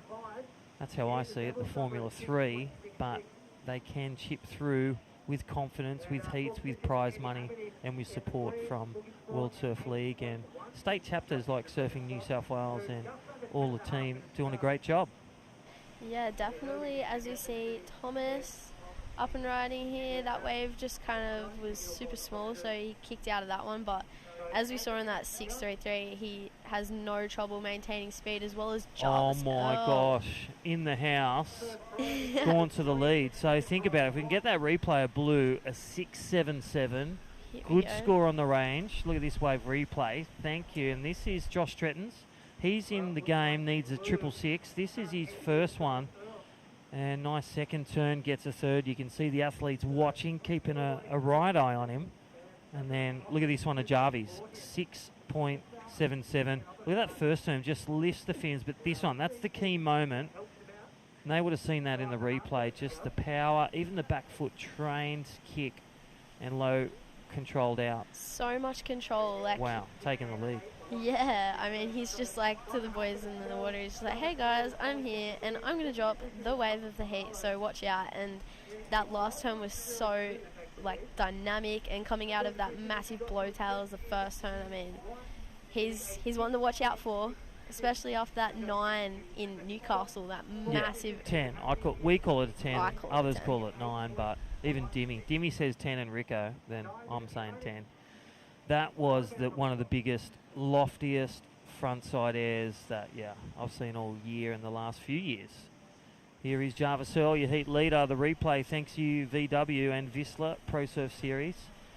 That last backup wave, as we see all the guys at Fresh Air Broadcast doing a great job. And thank you New South Wales Government and Destination New South Wales. It's been an amazing journey. Yeah, definitely. We've also got the other supporting sponsors, NG Farah. So they're giving away a trip to Burleigh, which is also the next stop of the qualifying series event. There's going to be a QS 1000 up there. Sunny Gold Coast, good chance for everyone to grab some extra points for seedings next year, and honestly just going to be such a fun event up there, so that'll be good. And a big shout out to the lifeguards, Randwick City Council, the South End Hotel, Storage King, and again the World Surf League and Surfing New South Wales. Luke Madden and the crew, the hometown. All right, here we go for Liverpool's own Western Sydney, and this is Eddie Hamady looking to get back in the game. He's got a 3, and that's what you don't want on your wave back into action. Here we go, heat leader, and you can just see the confidence growing with every turn. There's a nice little air rev. He threw down that spin like it was nothing. You Yeah. can tell he's definitely done 1,000 of those. He's done trampolining with Chloe. That's as simple as that. Yeah. That's what he's done. And I think I did see him, Louis Egan from Newcastle Cronulla, a dual owner of 2 great beaches. Oh, yeah. Sitting up there with Paul Earl and Sonia. Shout out to the team. Allura board riders and Cronulla board riders. Some of his supporters. And he actually lives at Sandshoots, one of my favourite little waves when there's a nor'east, high tide. Sandshoes. Sandshoes. More fun facts that you now know. Yeah. Where's Sandshoes? It is the southern tip of just around from Windy Point, which is just around from Shark Island, just Ooh. around from Cronulla Point. Where? Cronulla. 2230. From the area. Like Eddie Hadamy from... Yeah, Liverpool. I think that's 2242. 2242. That was a guesstimate. All right, back to live action. Thank you, VW. This is our heat leader, Jarvie Earl, and jams that one. I love this one. Look, frees the fins, kicks it out, innovation, progression, bang. I mean, yeah. What do you score that? It's not a 9. It's or not a 10. 9 or a 10, but... It's not an 8. Let's give it good. GEWD. I'm thinking like... 5 to 6? Yeah, I'm thinking of 5.7. Yeah. I'm calling it 5.7. Well, there's all our, just visitors who like to film. Yeah. They film whales, they film surfers. They send it back home to their Olympic team. They're always really? here. That's the They go? do, yeah. Wow. I always see like I get tagged in some random photo if I'm competing, and then it ends up being one of these guys. I'm like, yes. Yeah. Please they're, take pictures. they're of my sun head. smart. That's the key I learn as well. Yeah. Be sun smart. All right, our webcast partners. Thank you, Mad Mex, Tom and the crew. Don't forget the 2-for-1 deal. Volkswagen, our super replays. And don't forget you can watch our replays, and it's live right now, KO Sport, and there's KO freebies as well. Thank you to KO and World Surf League, Carly. Yeah. KO Sports. They're also broadcasting the Herwave events that are going to be running. There's going to be one in Sydney, in Manly, and then one up your way in Lennox. Yeah. But yeah, Eddie out of Penrith. I've heard of. I met a fighter, boxer. I don't know if you've heard of Taito Vasa. Oh, I've seen the promos, but yeah. How'd you meet him? Where was he? He was right, jogging? He was bogged on the beach in Woolai. Oh my God, And I that's was, so cool. Yeah, I was just driving up the beach, and he like waved down my car, and I was like, oh no, what's going on? And then he was like, oh, I'll give you a shout out if you tow me out. And I was like, yeah, whatever, mate. And then I look on Instagram, and he's got like 200,000 followers, and I was like, what? And then I looked, and I've been watching his UFC fights. Such a legend. Well, that is something more good out of Liverpool.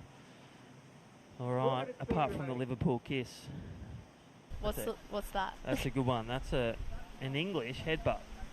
What?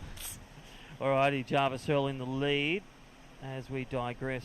Yellow flag is up for the visual from the beach commentators. Jarvis Earl in the lead, a 6.77, and that is 2 banger turns, and the 5.07, that was his last score. That nice snap and nice fin release flare.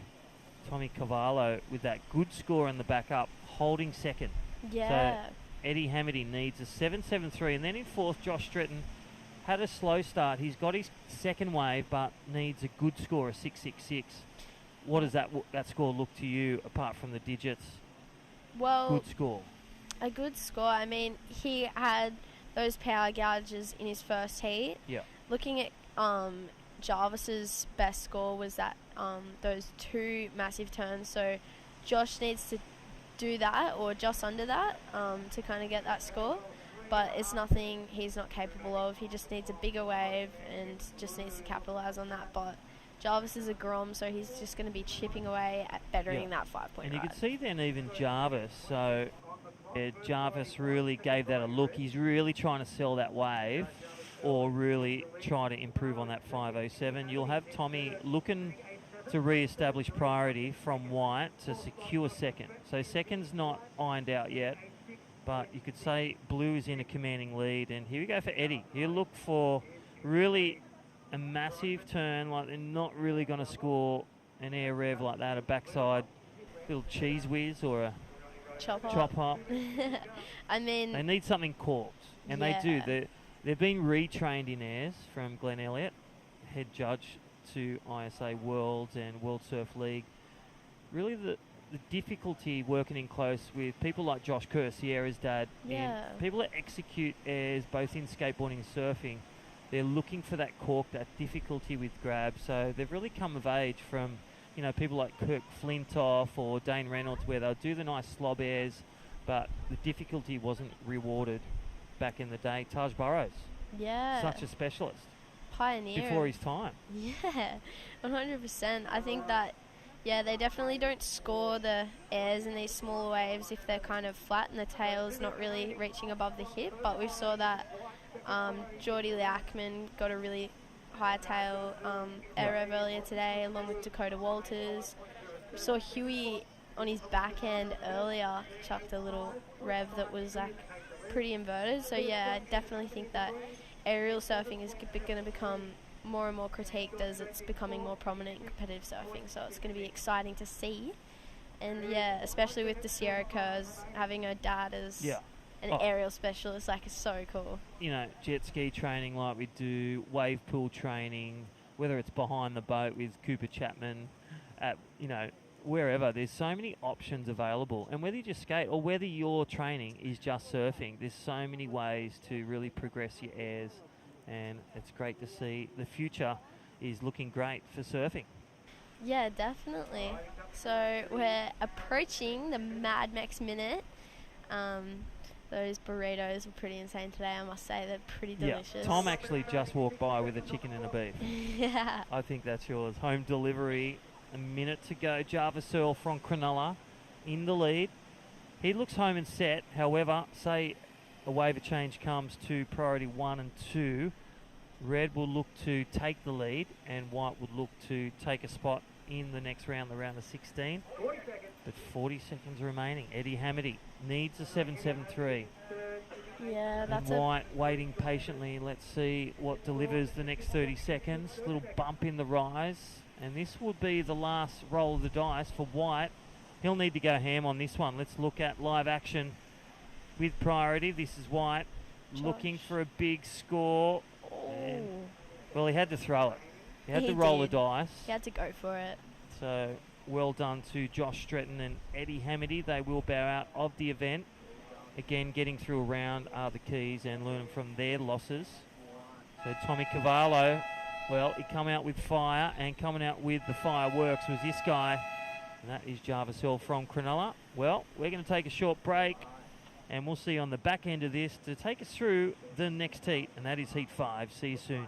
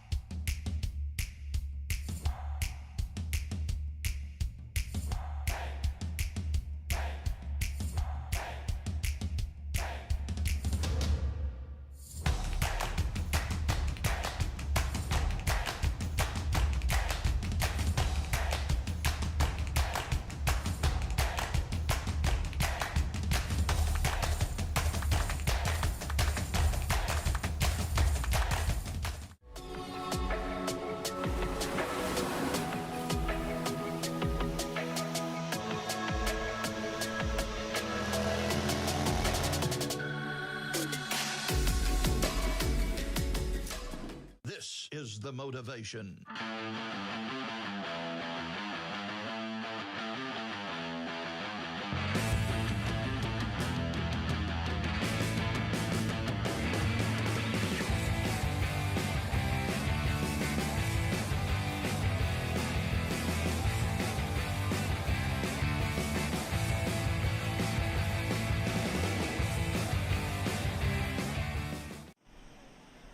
Welcome back to the Mad Mex QS 1000 down here at Maroubra Beach on a dreamy afternoon, and we've still got little waves, and we've got men's action in the lineup right now, and I do believe it is heat number 5, and it is the Kiwi from Mount Maunganui, Takiu Butler, taking on the local boy, Dakota Kilhorn, Dakota Waters, and is that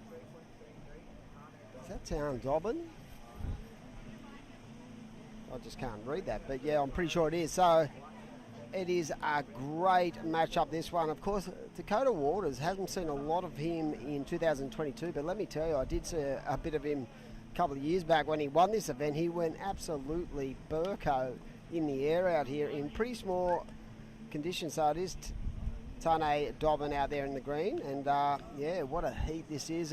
In the box right now with Crispy, and even though the waves are small, mate, it is very, very contestable. Yeah, couldn't agree more there, Dimmy. Still some bankable waves, and I'll tell you what, getting, the wave of the hour, that was Jarvis Earl just banging out some really solid turns, and Tommy Cavallo taking down, Eddie Hamady, sending him back into the western suburbs of Liverpool, and young Josh Stretton giving it a great crack this morning, but just couldn't maintain that and find that good wave in the end. Held priority. Rather go down swinging, holding priority than, wasting your time on a small wave. Exactly, as we see on the replay, powered by Volkswagen, local boy Dakota Kilhorn with, I see he's running with a new hairdo, new hair dye, and he's been ultra impressive during the Australian leg, and he'd have plenty of support down here, of course. And it is going to be a cracker, as I said. I'm pretty sure the boys have already opened up with a couple of fives there. It is a 5.33, leads the charge for Takiu Butler out there. The Kiwi qualified for the Challenger Series, so he'll be off to Snapper Rocks. Dakota Waters, as I said, very, very impressive. His variety of attack when it comes to aerial manoeuvres, so it'll be an interesting kind of matchup to see what he wants to do out there. But he's going to have his work cut out, because the local guy knows exactly where to sit. And here we go. It is the man in the white there, looking very spicy. And I do believe we have Jarvis Earl out there for our post-heat interview. Good afternoon, Jarvis. How was it, buddy? Yeah, good. It's pretty grindy, but yeah, I was stoked to get a couple good ones and get through the heat. Come on, dude. From your local beach, it's Yeah. always a little bit grindy, isn't it? Yeah, You're like pretty man. much. It's like Manly. I was there yesterday, Jarvis. The alley looked half the size of that. And Yeah. Hey, did you go out sand shoes yesterday, or were you down Allura at your home break? Yeah, Sand Shoes was dead flat, so Yeah. I just went up the beach there, and there was a couple little ones, but it was definitely good practice for this. Hey, talk to us about good practice. Yeah. How have you found the VISSLA Pro Surf Series this year and the end of last year? How have you found that with the progression for yourself? Yeah, it's definitely, I've had a lot of learning this year. I haven't had the best run in the QEs. I've had a few good moments, but yeah. I've learned a lot, and hopefully I can improve going into the next season. I'll get a good result in this event. Oh, it's so good to see you showcasing your strengths. And then talk us through that air. The 10, you got a 10 from Dimmy and I, and a few other commentators like Stace and that. Talk us through that. What did that feel like when you landed it, and then secondly when you got the score posted? Yeah. So before the heat, I saw a few big ramps. So that was kind of my plan. And then I was sitting out there with priority, and I saw the section down the line. I just went for it and ended up landing perfectly. And I actually didn't hear the score because it was so big and messy. But I thought it must have been a good score, so I was pretty pumped after that one. Did the boys in the water cheer? Because seriously, like I was watching at home and I just nearly choked on my lunch and went, "Are you serious?" I was texting the boys at Hurley going, "Did someone actually see that? Did he drop from an aeroplane? That was so big." And what about how it sort of it gave you the opportunity to land so square and perfectly? It was so fun. Yeah, it was like a full wedge, and I just went up one side and landed straight down the other. Hey, I threw a 10 anyway. Hey, I saw you sitting there with Louis Egan, lives at Cronulla now from Newey, and great knowledge there. What do you go into the heat? What does he bring for you? So he's just come over today. He's been helping me out heaps. He just, obviously just with the bit of the heat strategy side of stuff, he just helps me with my plan for the heat. And I think that's what I've been struggling with at the last few events. So it definitely helps. Mate, I think having someone like Louis in your corner, just that calming influence, and there's no better guy with strategy probably over the history of our sport. The guy was a machine. So to have Luke's knowledge and his ability just to really focus in on the moment, I reckon that's going to so much help your career. Yeah, for sure, 100%. I'm stoked to be working with him. Yeah, well, congratulations, top 16. You may be surfing, so don't get in the grind of the traffic jam to Cronulla just yet. I would wait till after 6 like us. Okay, thanks, See you guys. soon. That See is, ya. Jarvis Earl. He's still a frothing.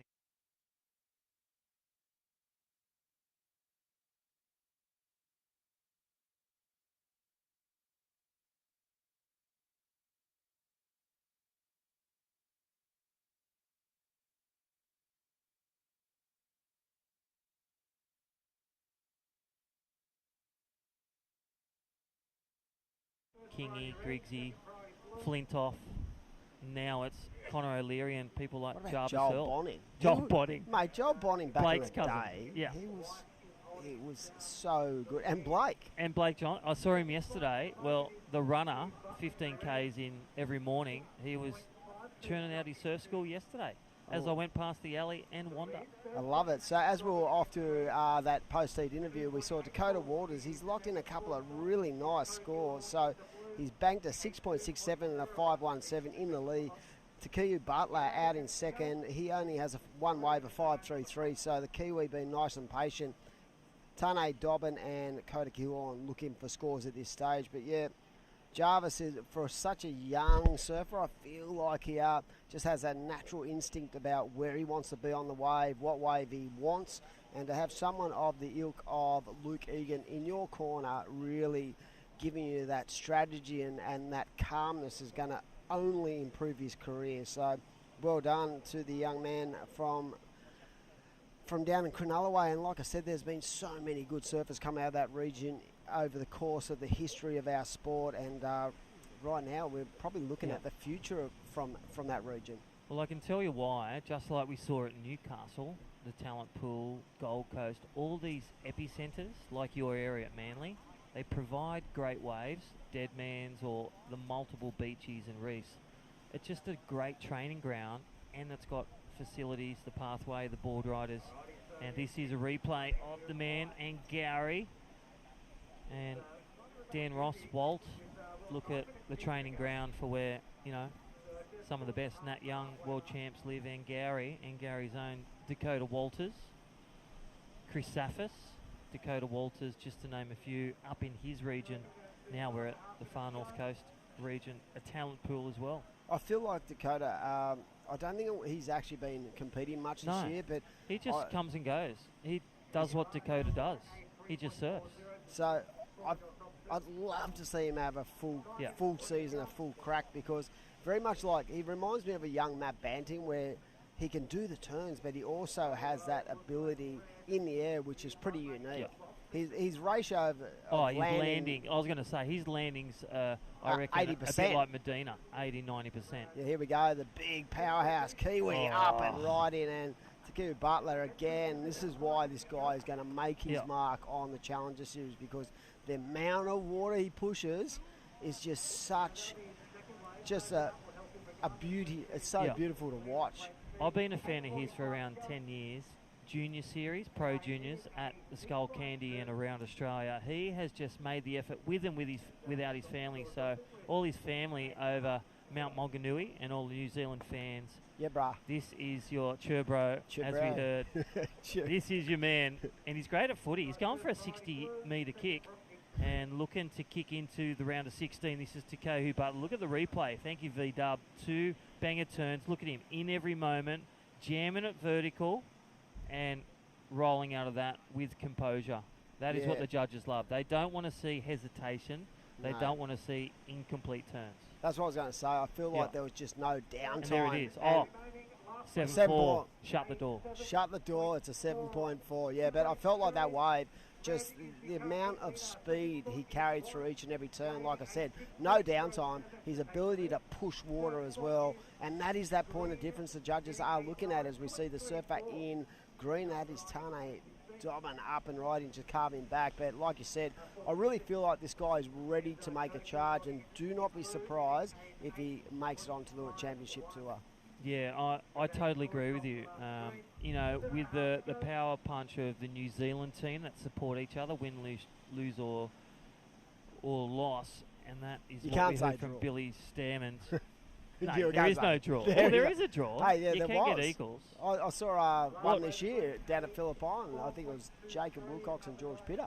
Well, we nearly got a draw at Newcastle. Oh, it was nearly equal 16th for everyone. But I'll tell you what, right now, local surfer Coda Killorn, he's had a bit of a quiet QS. Last year, he got a higher rating, higher progression. Yep.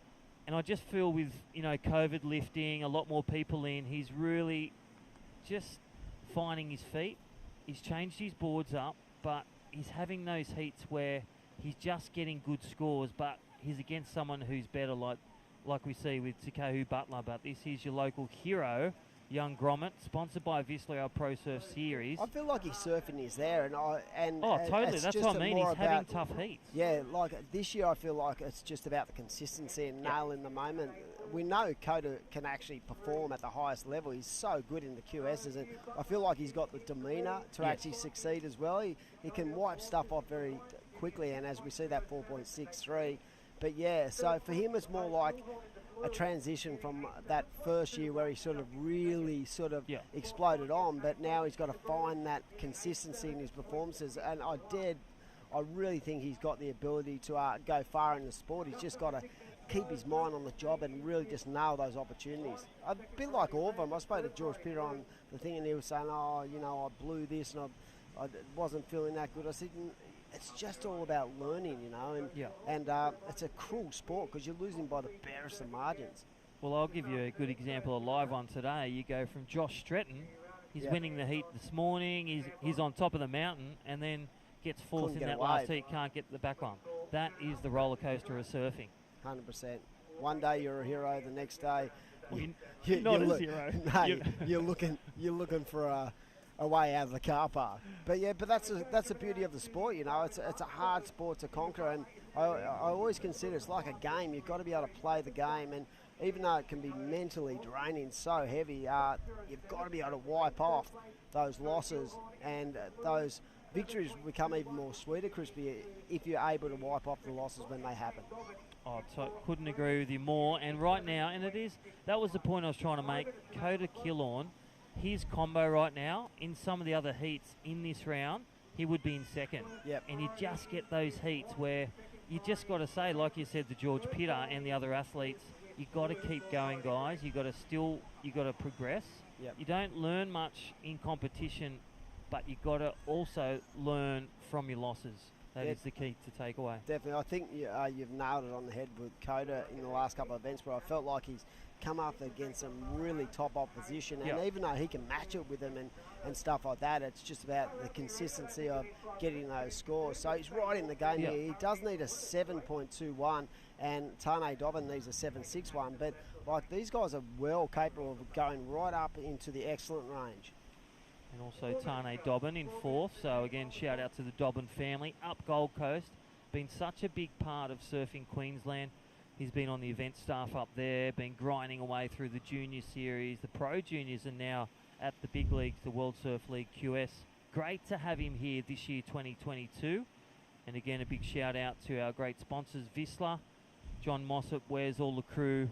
The VISSLA Pro Surf Series. This is another stop. It's new points, new year. It's reset on the calendar for the World Surf League QS. The challenges have been decided. Check it out, worldsurfleague.com. Get it on your app, watch it live. And all those watching and listening, hope you're enjoying the broadcast.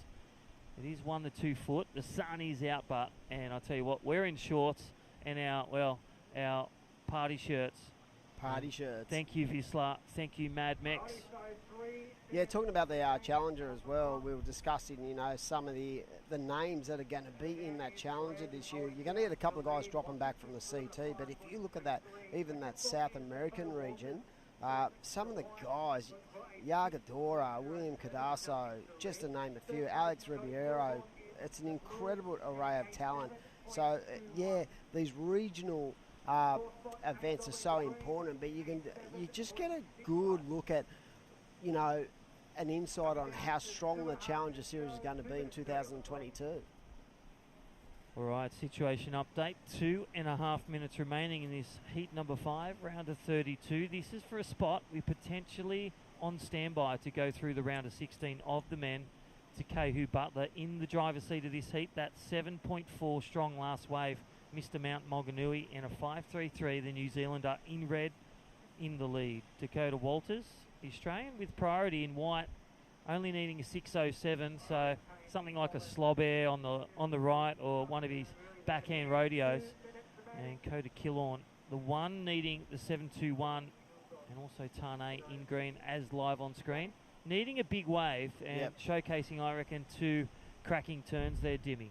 I actually think that both Coda and capable. Tane are capable of getting those scores, but I actually think it's going to come down to more of wave choice. So they're going to have to get some solid sets. They're going to have to wait for probably one of the better sets in the last couple of hours if they're going to be able to generate that kind of scoring potential. But as we see the Surfing Green up and right into it about the Mount Maunganui crew. Isn't it funny? Because in Manly, there's a running joke that, that the whole of the Mount live in Manly, because every second Kiwi I'd meet for years would say, I'd say, where are you from? They go, oh, Mount Maunganui, bro. And I'd go, what? That's so funny. Everyone's from the Mount. What's the deal? And I ended up playing some music with some boys from the Mount. They said, yeah, everyone moves over to Manly for sure. So I think many they all great play surfers. for Parramatta, Cronulla and St George as well. There you go. Mount Maunganui, we love you. So 1 minute to go, and it is Surfing Redwood priority with that 7.4. We spoke about that point of difference, that really solid combination of turns as we head towards the Mad Mex minute. Is it going to be an opportunity for both Coda and Well, let's look at Tane this. to get In get the it Mad going? Mex minute, if you're in the lead, you want to be holding that P. That first priority to take a wave from anyone with priority. So Dakota's pulled the trigger looking for a 6.07. He's got priority 4, but still they require a 7.21, an above average score. We've only seen a few high 7s, and one is with Takeo Butler. So they'll compare. If they get a wave, they'll compare it to his 7.4, and they'll have privy to that replay. And there it is. I did say. Switchfoot. He goes switch now too. And let's go back. What a legend. See, this is what I mean about this young guy. Unpredictable. He's unpredictable. Mr. U. And they're some of my favourite surfers, guys who can just generate the weirdest stuff in a contest situation, as we see. Yeah, Dakota backhand, pop shove it. Into a forehand to carve. I wonder what they'll rate that. Like we would get again, we'd probably give that a 9.5, but yeah. So we'll be thrown off to a break. Another solid performance from the Kiwi, and we'll be back shortly after we pay the bills.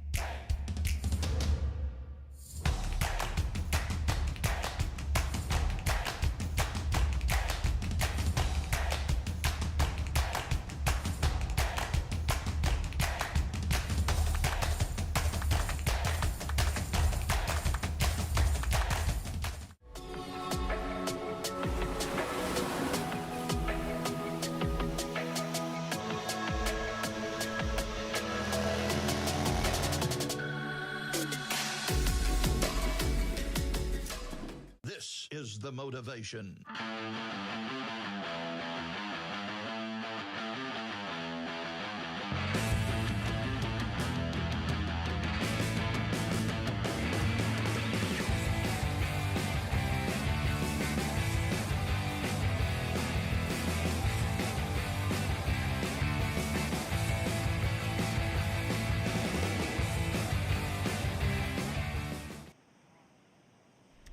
Welcome back to the Mad Mex Maroubra Pro, presented by NG Farah down here at Maroubra Beach. The QS 1000 for men and women.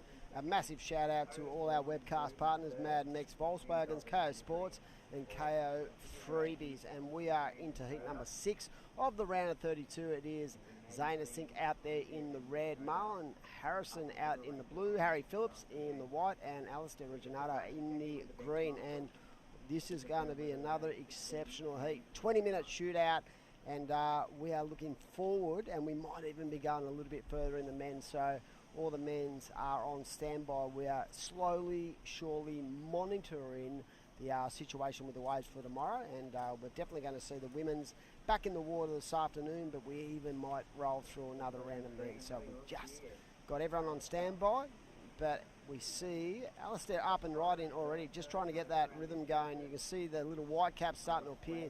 So the wind has definitely picked up in the last couple of hours, but not dramatically. So right now we are into the round of 33. So there are points available and there is money available as well. So if you get through this round, as we see the surfer in green wasting no time again. So just trying to keep the ball rolling. So if you get through this round, you are guaranteed at least a couple $100, and that's a good way to sort of make your afternoon work for you. But these guys aren't even worried about the money. They are worried about the points, and they're looking for those opportunities to really get some solid ground in with some heats under their belt. Yeah. Welcome back in, Crispy. Yeah, thanks for having me, and what a beautiful day. And, well, I got my shorts on and my floral shirt, and thank you, VISSLA. Bacon in here. Oh, I've had my burrito. What do you have today? I had the chicken burrito and 2 kombuchas. Thank you, Tom and Mad Mex. So good. The Mad Mex burrito, seriously. We're on the burrito tour. They're on the VISSLA Pro Surf Series. We're on the Mad Mex burrito tour. So great to have such a great brand who really identifies with fresh food and healthy food as well. Involved in this event, of course. This is a Mad Mex Maroubra Pro, as we see the surfer in white. I do believe that's Harry Phillips, a big, powerful punching natural foot. And what about how nice and square he went on that last turn, Crispy? I love the way that he threw every bit of energy into that. He waited, drew off the bottom. Judges love that. They love the urgency in the turn, the hold of the rail, and then that spring and release. Yep. You know, that's the biomechanics that is trained, is fine crafted with their coaches, the video analysis, and then it's just let it go and get it done in 20 minutes. 100%. You see out there in the blue the man who I like to call the Iceman. It is Marlon Harrison, as we see the surf in white on the Volkswagen replay. And just watch how the more momentum down the line he gathers, the bigger the speed. And this last turn, bang, just perfectly weighted into that corner. That was 4 for the sea, not 3 for the sea. I like to say 3 for the sea, pick up 3 bits of rubbish every day. 100%. But Harry Phillips has just toppled that. 4 cracking turns, and there it is, a 4, 6, 7. And, well, there's something we haven't seen much of today apart from Dakota Walters, and that's, well, the air Sunshine game. Coast, the Alistair Reginato show. Didn't he bounce onto the scene a couple of years ago at the ABB, where he went from no one had ever heard of him to people just going, oh my God, this guy's incredible. Well, Sunshine Coast and Coolum, they sharpened him where Julian was from. And then North Shore got him. Yeah. Well, here we go. Bevo. Up and nice little backhand. Look, hits the rooftop, spins around. You know. They won the ABB based on his performance that weekend at Newey. He's the hometown hero, and looks like he didn't get that completion on that, or it wasn't a full completion. So he got the score, extends first, Harry Phillips second. So nothing yet. And he's been a real impressive one, Zayna Sink from the Gold Coast. Mugger, if you're watching and listening, world champion motorcyclist, one of his great friends, Carl Muggeridge.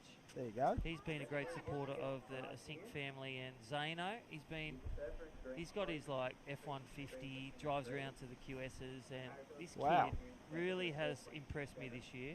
And then you've got, like you said, the smiling assassin Marlon Harrison. Seriously, I've been Mother so impressed. Australian champion, sister Piper, another Australian champion and on the QS, and Marlon in his own league. He Wow. is just you know who he reminds me of and who's cracking it is Joel Vaughan. It's like Marlon's another Joel Vaughan reincarnated. What I like about Marlon is his ability to identify exactly what waves he wants. So while other guys use that strategy of really being busy, we've seen Alistair really get to work nice and early, Harry Phillips into one. Look at him, he's like an anchor out there just waiting the pounce, and so many times in this Australian leg I've seen him basically get a 6 or a 7 as his first wave, and he only has 2 waves, as we see Green up and right in. He has 2 waves in a heat, and he's just jagging 2 high 6s and 7s. So his ability to actually identify what he wants in a heat is a pretty incredible skill set when you consider how young he is. Totally agree. You know something we haven't touched on that we can touch on now on day one of this 2-day event, and that is priority wins, making it sting under priority 4. And Alistair Reginato, if we get that replay, last of green, he's got 4th priority. Red and blue haven't got a wave yet. 8 minutes are gone. Alistair's got a 5-5 and just posted a 3-3-3 under priority 4, making it sting. That is a true athlete right there. Yeah, all these guys would be very well aware of each other's strengths and their weaknesses, and they'd know exactly what kind of game they play when it comes to a strategy. And I'm sure Alistair would know Marlon's ability to wait and be patient. So he's just thinking, let's get busy, let's get busy. Here we go. Looks like the surfer in blue is going to have a crack at this left, up and right in on the backhand. Nice whipping first turn as we see the red go into the air on the screen. We are looking at the back of our comm box, and these guys split that peak but really got some work done. So both Zane and Marlon now off to a start. Crispy. Yeah, we'll go back to the VW replay powered by New South Wales government. Again, I thought you were seeing things then. You were calling blue and red was on the screen, but you had a flick live, and I was looking at the live broadcast, and we'll get a replay shortly. Zane Asink getting his first wave, and Marlon Harrison. Stand by, mum and dads and family at home and friends. Hope you're enjoying the broadcast. WorldSurfLeague.com. Day one of the 2-day event, the Mad Mex Pro QS 1000. Yeah, so both those guys were on the same wave, but there was a lot of separation, so there was, no one really impeded the scoring potential, as we see Marlon locking in a 4.33 and Zane a 4.20. So right in the meat of the sandwich, we've spoken a lot about those scores between the 4 and 5 range, and it's been the surfer in green, Alistair Reginato, who has actually, gone above and beyond that with that 5.5. So that is a nice way to build. If you can get a 7 and generate something in that 12 range, I feel like, the two-way combo of 12 is going to get you through 90% of heats. In these, and that's right, In focusing on those 5s and 6s, you've got to have a 6 to get through. And here we go for Zane Asink, only needing a small score, and this is where the mental game comes in. You have White in second, Harry Phillips waiting for a good score, and suddenly under the nose, Zane Asink comes back into play, and Marlon Harrison really turning their game plan on for the backup. They will go to second and third, and then Harry Phillips will be pushed to 4th once those scores come in. So here we go. All surfers getting their backup scores. So judges really getting their money's worth in putting that ink to the paper. Exactly. What I love about Marlon surfing is compression rate and how low he gets. So he keeps himself so low, so when he comes off the bottom, he gets that spring, and he's generated a couple of 4s, so he's got something to build on. Normally we see him actually have like a couple of 6s, but in these conditions he's probably thinking, I've got to get a little bit busy. I don't want to leave myself short, because in a couple of the heats we've seen surfers not needing a lot and bowing out because the opportunity to get a wave just wasn't there for him. All right, here we go, as we said, and that was the prediction. Harry Phillips pushed down to 4th, only needing a 379.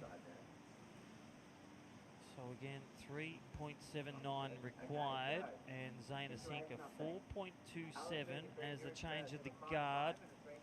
Alistair Reginato from the Sunshine Coast holding priority in the 2, pretty much much the killer combos thus far are 5.5 and a 3.33. So Marlon Harrison getting the nod from the judges. That last score of 4.13 now requires a 4.51 to grab the lead. Harry with that last wave there, Dimmy, at 3.43 as he was pushed to fourth, but getting up the ladder for the round of 16 campaign, still on for white and red. So Zaina Sink priority 2 will require a 4.27. Something is of essence, whether it's too vertical attack of the man Zaina Sink, the goofy footer from the Gold Coast, Queensland, beautiful place. I heard it was flat waves up there today, all those up the Gold Coast. Flat. Not even and D-bar. sunny. Not even D-bar. Wow, that's... Geez, give away the secret, Dimmy. Oh, come on. If you're a surfer and you've ever been anywhere near the Gold, you know that D-bar is like the one place... Starkey would have been at D-bar for 3 waves this morning and all 100%. the crew. But you know what I mean? It's like Narrabeen here. It can be dead flat everywhere. Narrabeen still be 2 foot, as we see.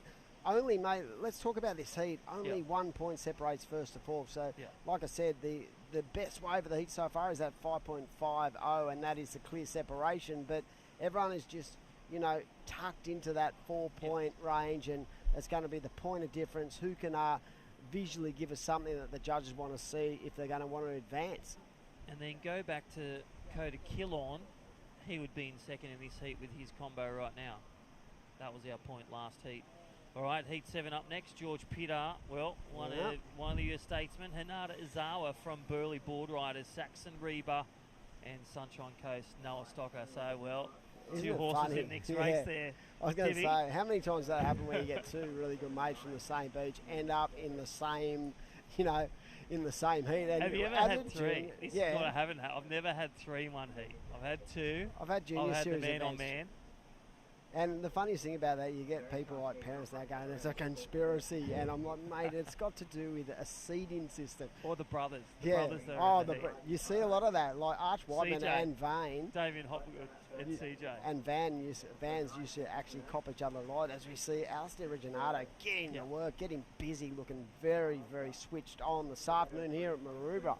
What a day it's been so far. Oh, he's come from Boomerang, VISSLA Pro Surf Series Stop 1.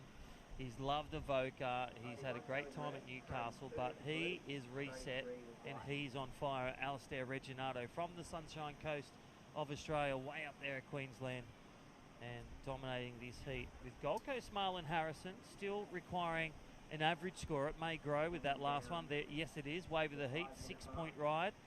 So Alistair Reginato just looking to stream ahead. Look at this replay. Thank you, V-Dub. Good looking wave. It was quiet for a while. Look at the first one. Sets it up, but here's the money turn right there. Just releases it, gets the rhythm, and look at him just release that tail, kick it out, and we don't count the turns, but 5 turns. Classy surfing, class act. Yeah, 100%. And the money turn was that second turn, but that's what the judges love to see. They love to see, you know, no change-ups in the downtime in each wave. They want to see that consistency, the fluency of each wave, and that's what he showed there. And a lovely piece of variety as well.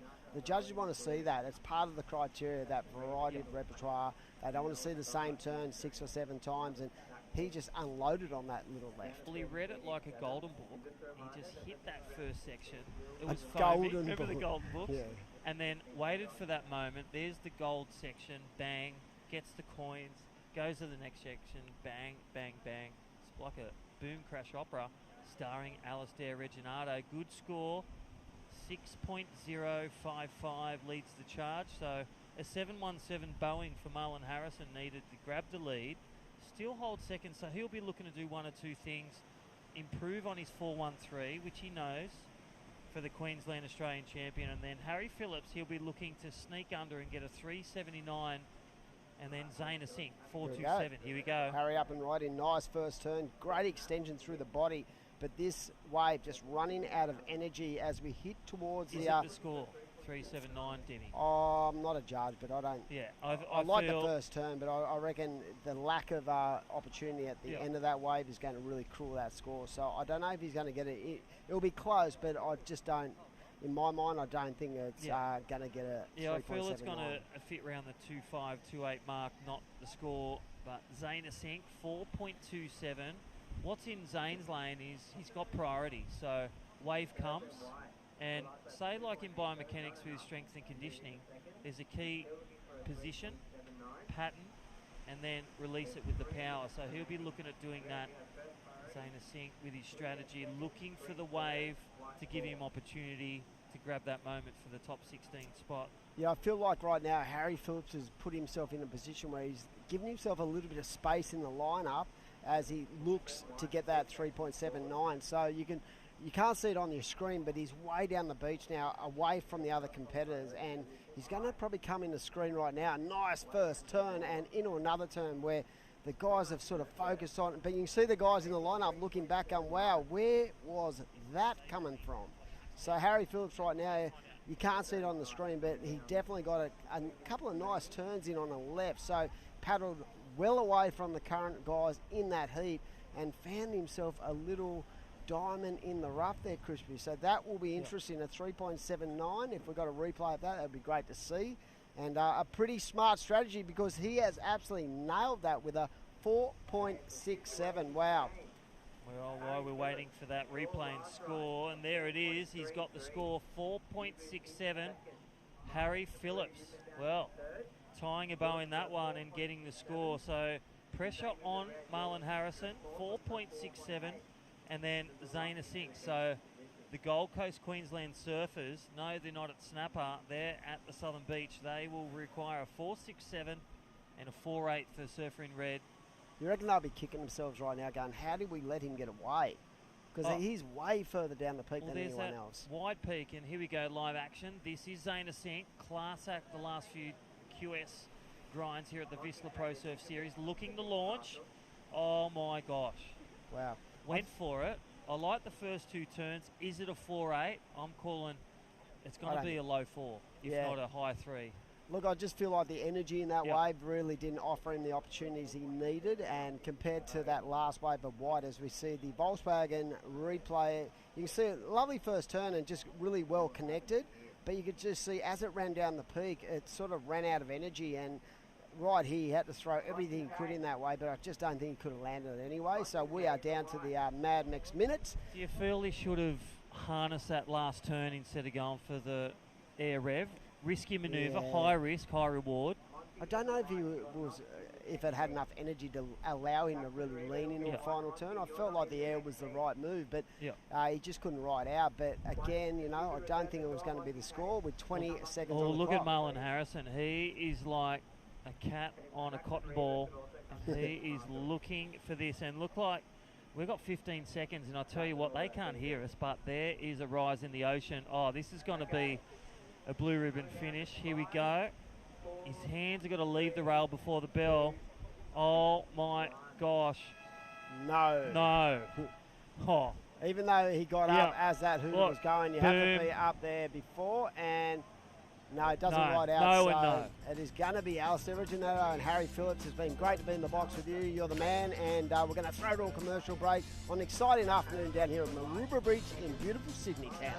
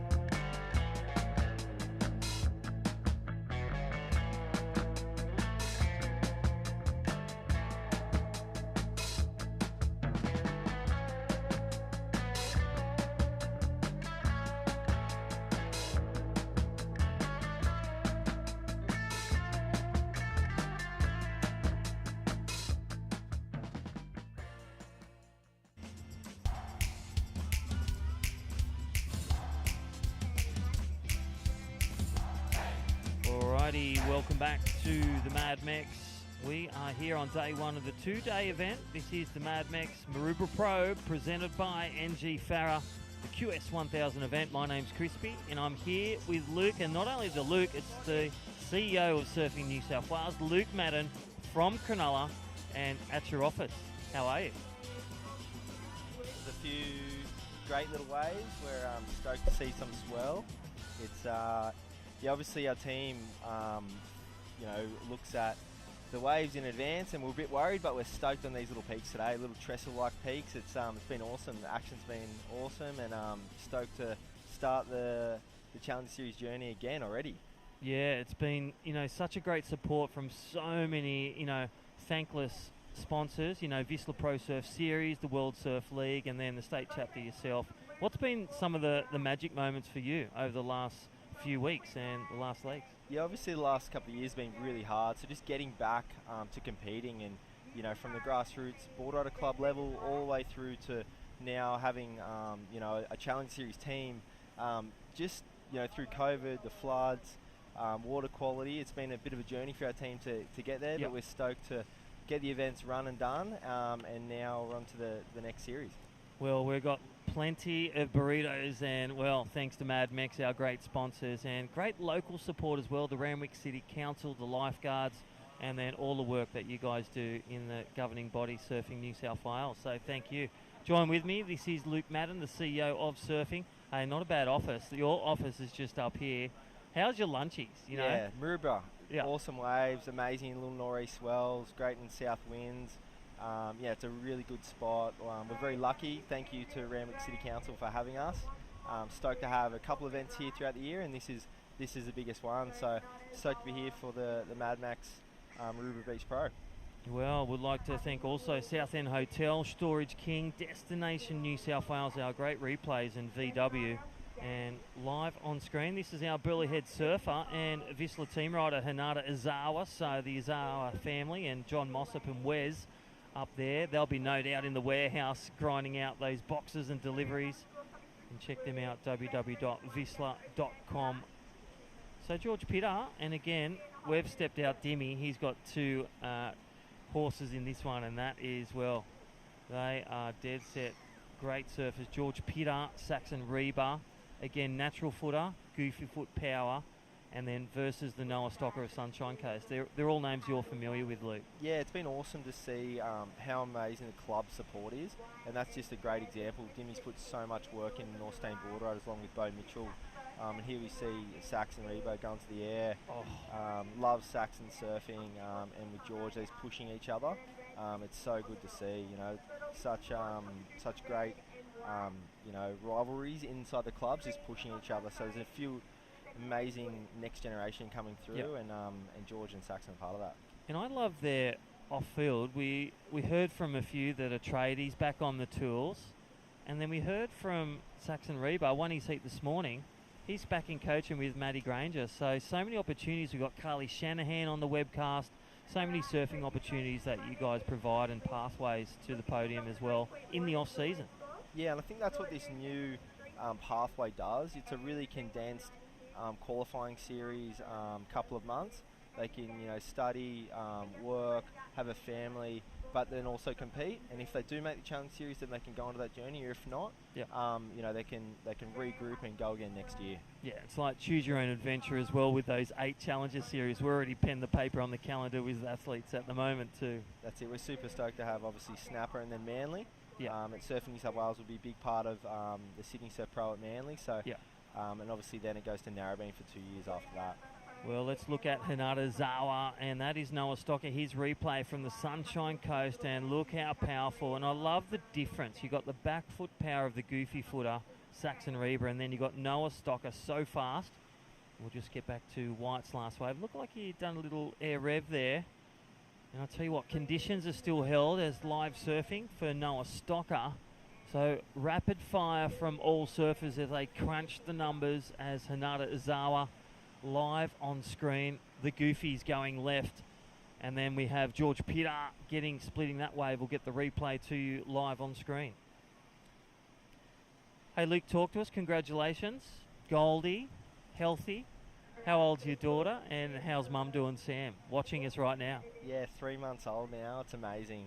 It's what life's about, and very lucky to be here and have a little family and have her grow up through this, amazing life that we have, including surfing. So she's doing well. Shout out to Sammy and the whole family, and thanks, Crispy. It's an awesome journey, and she's doing well, and we're so excited. Mate, it's one of the best things you can do, and there's no doubt you'll be setting up tents tomorrow on finals day with the Capucci, with Goldie, and Sam will have a sleep in. We promise, Sam. That's it. It's a team effort. Our team's put so many hours in over the last couple of months to make all this happen, so thanks for all of our team. Yeah, definitely. And all those surfers that, exited the event because it was postponed to now, and it was due to safety reasons, and it was just a really tough time, and respectfully for all those that lost their houses in the Northern Rivers and all around Australia. Yeah, there's plenty of ways to donate your money, your time to all those flood victims. Our hearts and prayers go out to you as well. Yeah, especially with the surfing community, all the board ride clubs up there in Northern Rivers, our thoughts go out with them, and but we're stoked to see some of their surfers, have the events back up and give them something to look forward to. Well, there it is, something else to look forward to. Scan that barcode right now. That is the Mad Mex 2-for-1 burritos, and, well, 2 hands up for this guy. This is Saxon Reba, last score of 377, and looking for something similar, and I reckon he's got it on that one, the move from 4th to 2nd. So Noah Stocker takes the lead of 5-6-7. George Pitar is 2nd, as live on screen. This is your person holding the 2nd one. And I'll tell you what, Luke, he only needs a 4:01. I think with that last exchange, red will go to the lead and yellow potentially will go to 2nd. Scores will be filtering in. Yeah, Saxon's wave was amazing. They're such great competitive surfers, all the guys in this heat. There's Saxon and George obviously surfing North Stain in these conditions all the time. So, 3 to the beach, getting the job done. They're definitely trying to bring it home. Right, up next, Heat 8. Look at this one. Oscar Berry. Yamba now living Gold Coast. He's going to fly into this one. New Zealand's Levi Stewart. Monty Tate, the local from Australian Ty Kulos. Oh, my gosh. Fireworks at Maroubra up next. The locals. Well, here we go for George. Thank you, V-Dub, for the great replay. Vertical hit. And then look at this replay. The 2nd, but it was the 3rd money turn. That powerful turning of George Pitar. And then, well, his local mate, Saxon Reba, only needed an average score, and they went hammer and tong, red and white. Yeah, I think George would have just got him on that one. Again, it's up to judges, but yeah, it's surf that so well, really powerful. Even though it's tricky out there, just the power surfing's getting rewarded. Well, I love the scale that the judges, our World Surf League, accredited judges, a 5.37 lasted George Pitar, bigger wave, more risk, and weighted and right moment turning. And then Saxon Reba got a bit caught on the first one, but still the essence was in those 3 turns. Still critical and still value on the board of 4.9. So Saxon Reba goes to 2nd. Just pushes Noah Stocker, only needing a 3-0. And then Hinata Zoe, he's had a big campaign at the VISSLA Pro Surf Series. Not out of the game yet, with priority and halfway mark, 10.5 minutes.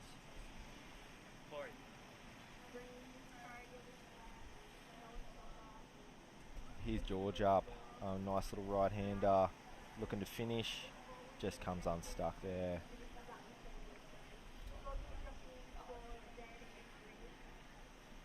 Yeah, so tell us what else. Programs, Her Wave, seen a lot of Her Wave.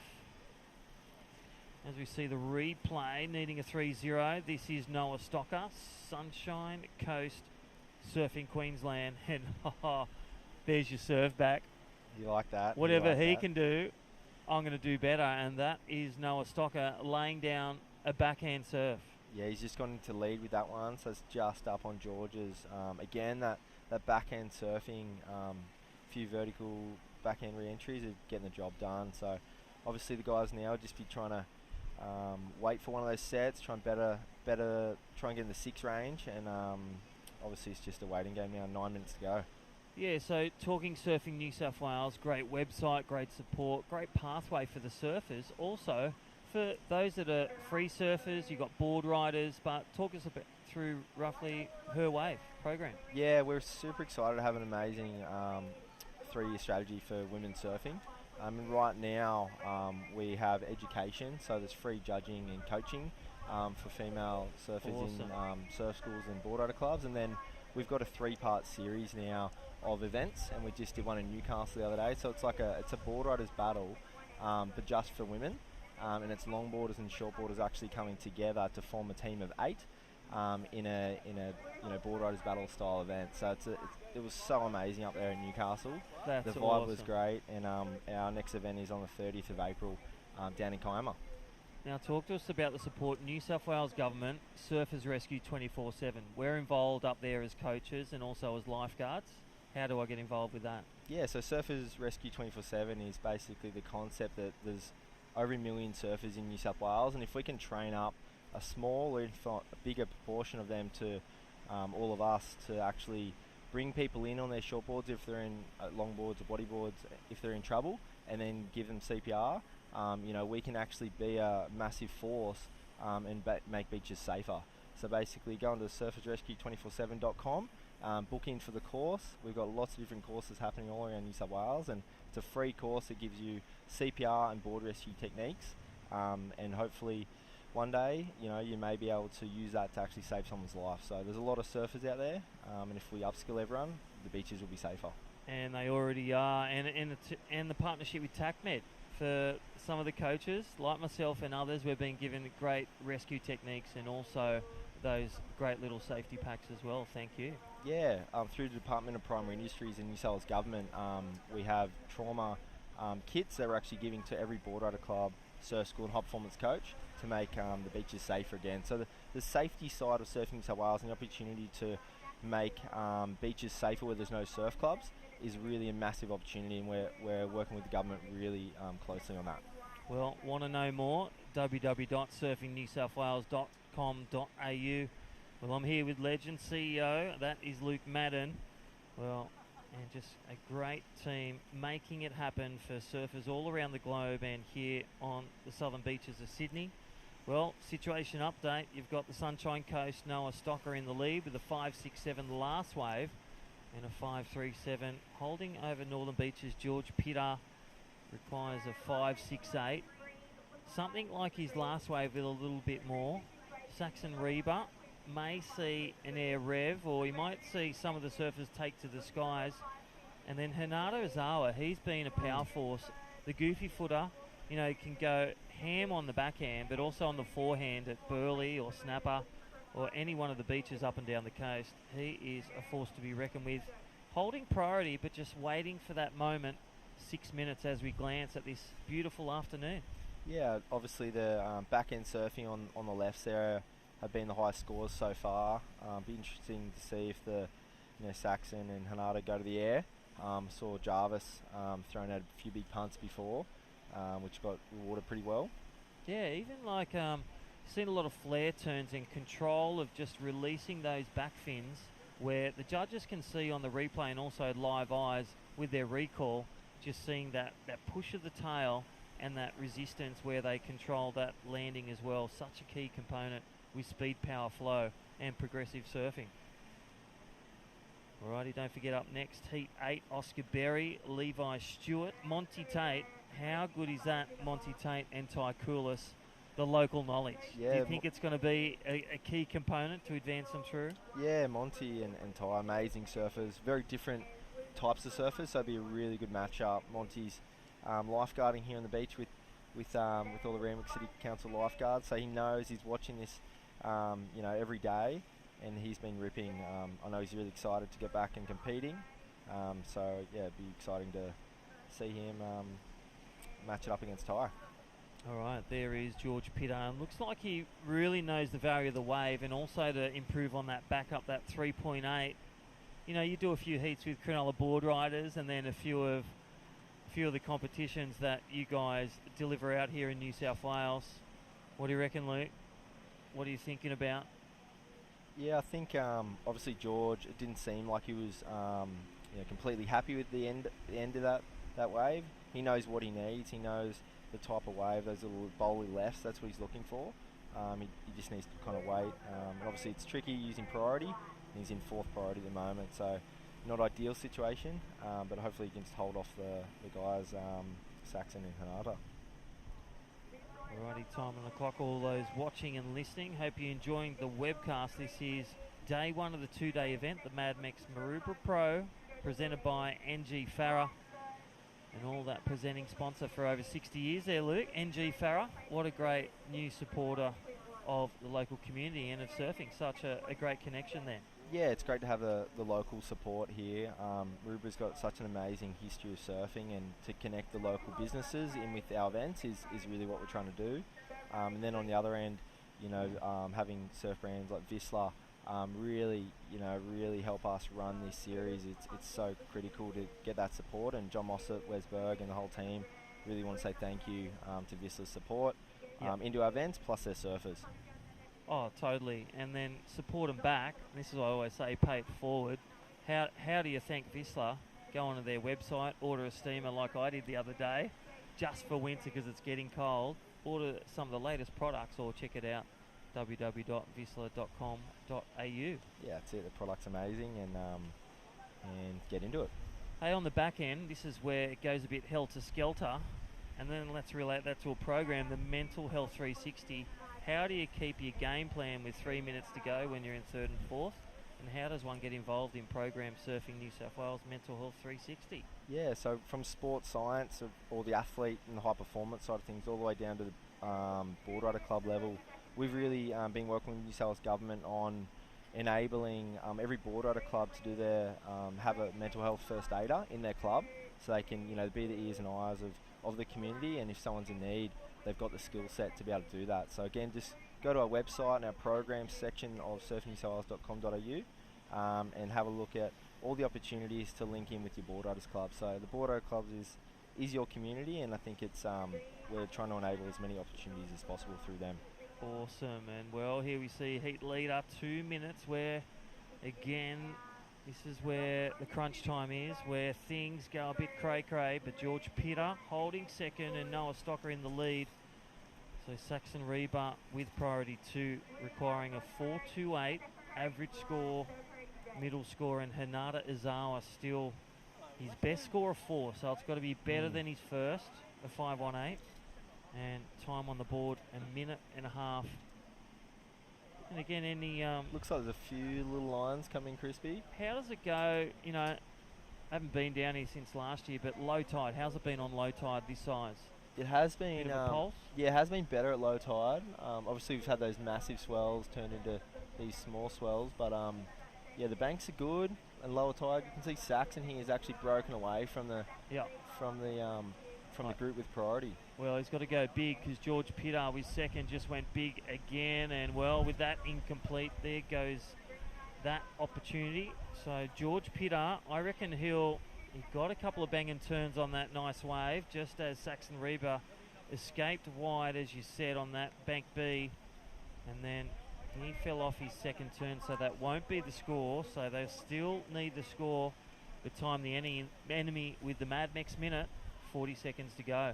Yeah, that was Saxon actually obviously was a smart competitor there, trying to break away without priority, and he did that. He had the chance, and 9 times out of 10 he'd probably land that, but obviously it comes down to the Right. Here we go with priority, 20 seconds to go. Hanata Zawa rolls the dice. There's the first turn. Will need to drive big, and it will probably be his biggest wave, but he may need, we're going to leave that with the judges. Is it a 6.07? We'll have a look at the replay. But one would say Noah Stocker will fly away with a win. And then young George Pitter may get it through. But we're going to go to a commercial break and say hi-de-ho. Well, Luke Madden, great to have you here. Thanks again for providing so much education, so many events and support for surfers, athletes, and the surf community. We'll be back shortly after this short break. Thanks, Luke. Thanks, Crispy.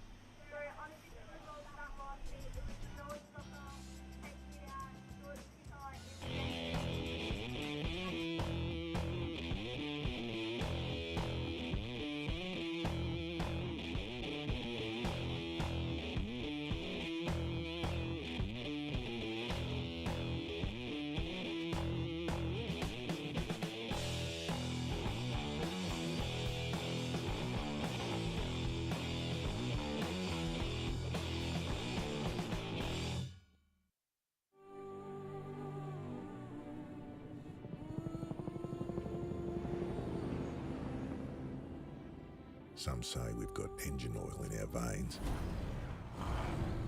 All that and a fair bit of dust. Sure, these wild utes are hard work, but it's no job.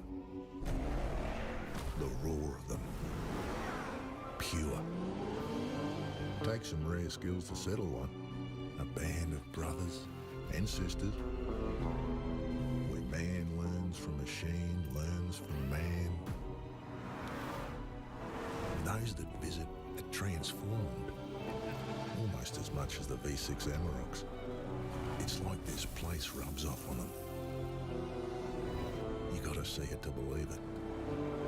The only ute reared for the road.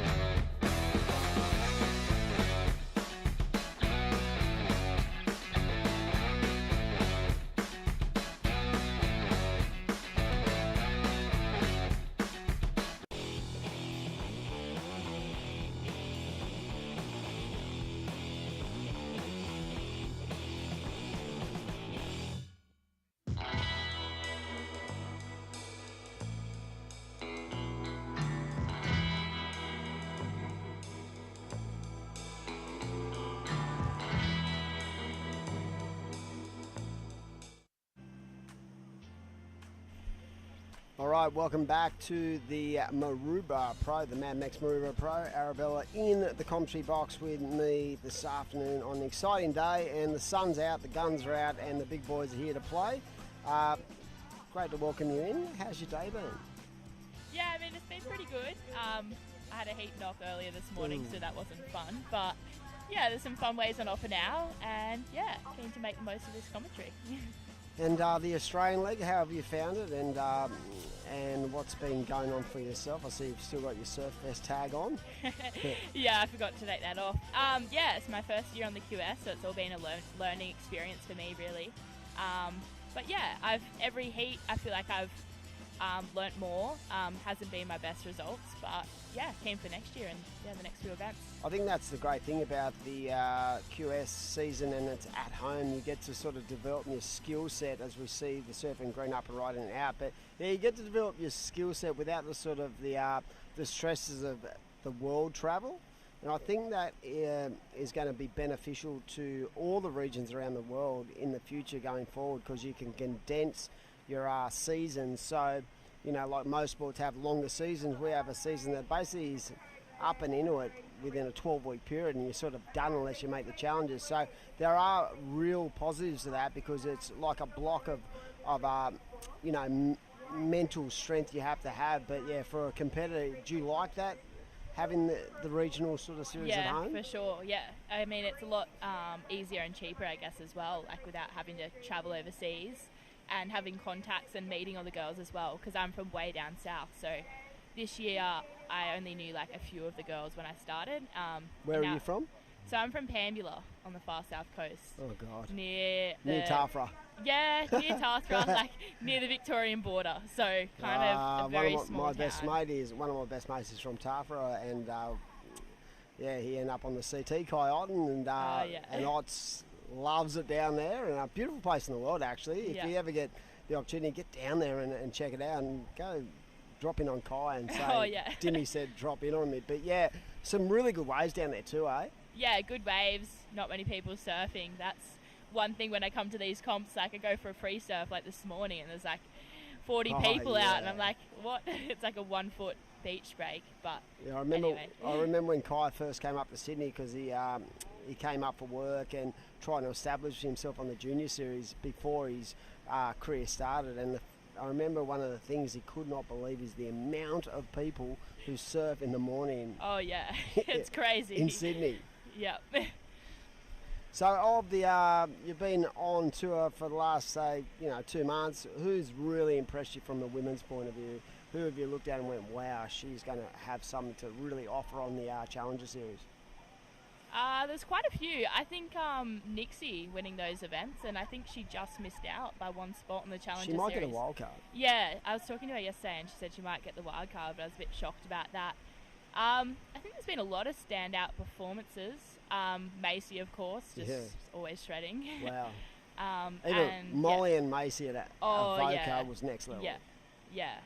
Molly, Macy, and Philippa's surfing in Newcastle as well. Yeah. My favourite has been definitely Dimity Store, because she's had such a outstanding career, and she was on the world tour. She fell off. She's got a pretty busy lifestyle, DJ and stuff these days. But the fact that I felt like there was a different kind of mindset, a different spark to the way she went about her things into that. Like this year, I felt like in the past couple of years she's been in the game but not in the game.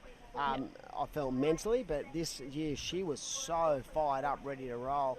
And in the men's, the guy leading the charge right now, Oscar Berry, he's just bounced onto the QS in the last 12 months, basically coming from a free surfing background, and he's lit it up, and he's very much like Nixie. He missed by 1 or 2 spots, and I'd love to see WSL give a wild card to some of the younger crew into the Challenger, but you got so many good surfers vying for that wild card. I know in the men's there'd be people like Geordie Lawler, who's won a 6,000 QS at Manly, had a couple of cracks on the CT, and then on the women's side you got someone like Keely Andrew, who, wow, she's one of my favourite surfers in the world.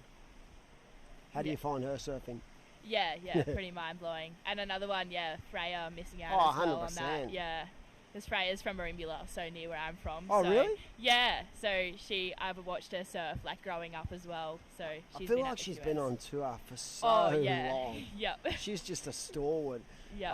of women surfing, and she still has the ability to match it with the best in the world. That's what I love about her surfing. Every year, she sort of, as you sort of get older, you've got to reinvent yourself. Yeah. And I feel like Freya does that every year. She's sort of very much like Philippa. Yeah. When I see Spilsy, I'm like, man, you just surf so good. It would be great to see them get the opportunity. Yeah. So right now we have 12 to go in this heat of the round of 32, heat number 8. This is going to be the last of the men's for an hour or so, and then we're going to roll back into the women's. And it is Oscar Berry out there with a 5 and the 3.4. Monty Tate, local surfer, great power surfer in second, and he's mate from Maroubra, 2 club mates, and we were speaking before how many times, it probably doesn't happen from your region, but how many times you end up matching up with your club mates. So the 2 Maroubra boys in the lineup, and the Kiwi, the lone Kiwi, Levi Stewart. Yeah. No, it's actually so interesting how that happens, because the girl I'm staying with here, Keisha, we ended up in the same heat together. We were laughing about it, we're like, oh, what are the chances? No way. And then it happens every time. It's happened to me the last few People events. over the years have said to me, over the 25 years I've been involved in surfing, they always put mate against. I'm like, doesn't work like that. It goes off an actual seeding. Yeah. But so many times you match up with someone you're really close to, and it's interesting to see how the different people have to really adjust and separate themselves from their good friends. Yeah. But once it's out of the water, it's all fun and games. But Oh, in the for water, sure. it's game on. Nothing better than beating your mate. Yeah. So conditions are.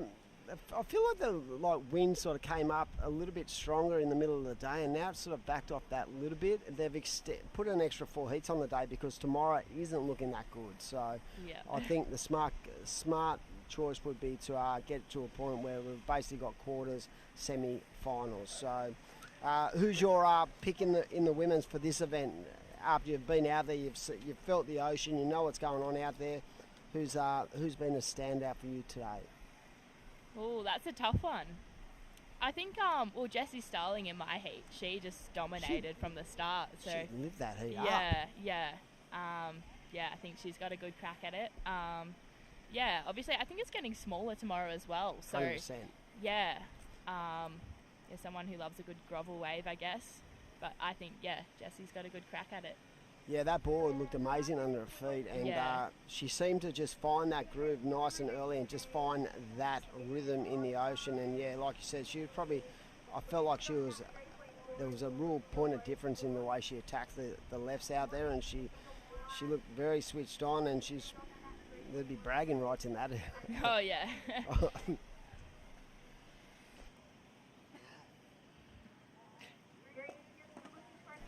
So right now, 20 minutes heats we have today. So on the QS, have you surfed many 25-minute heats in the last couple of events? Yeah, well, my first one was at Newey with the 25-minute heats. Yeah, and I think that was definitely necessary with how long it took to get out. Like, it was so rippy and...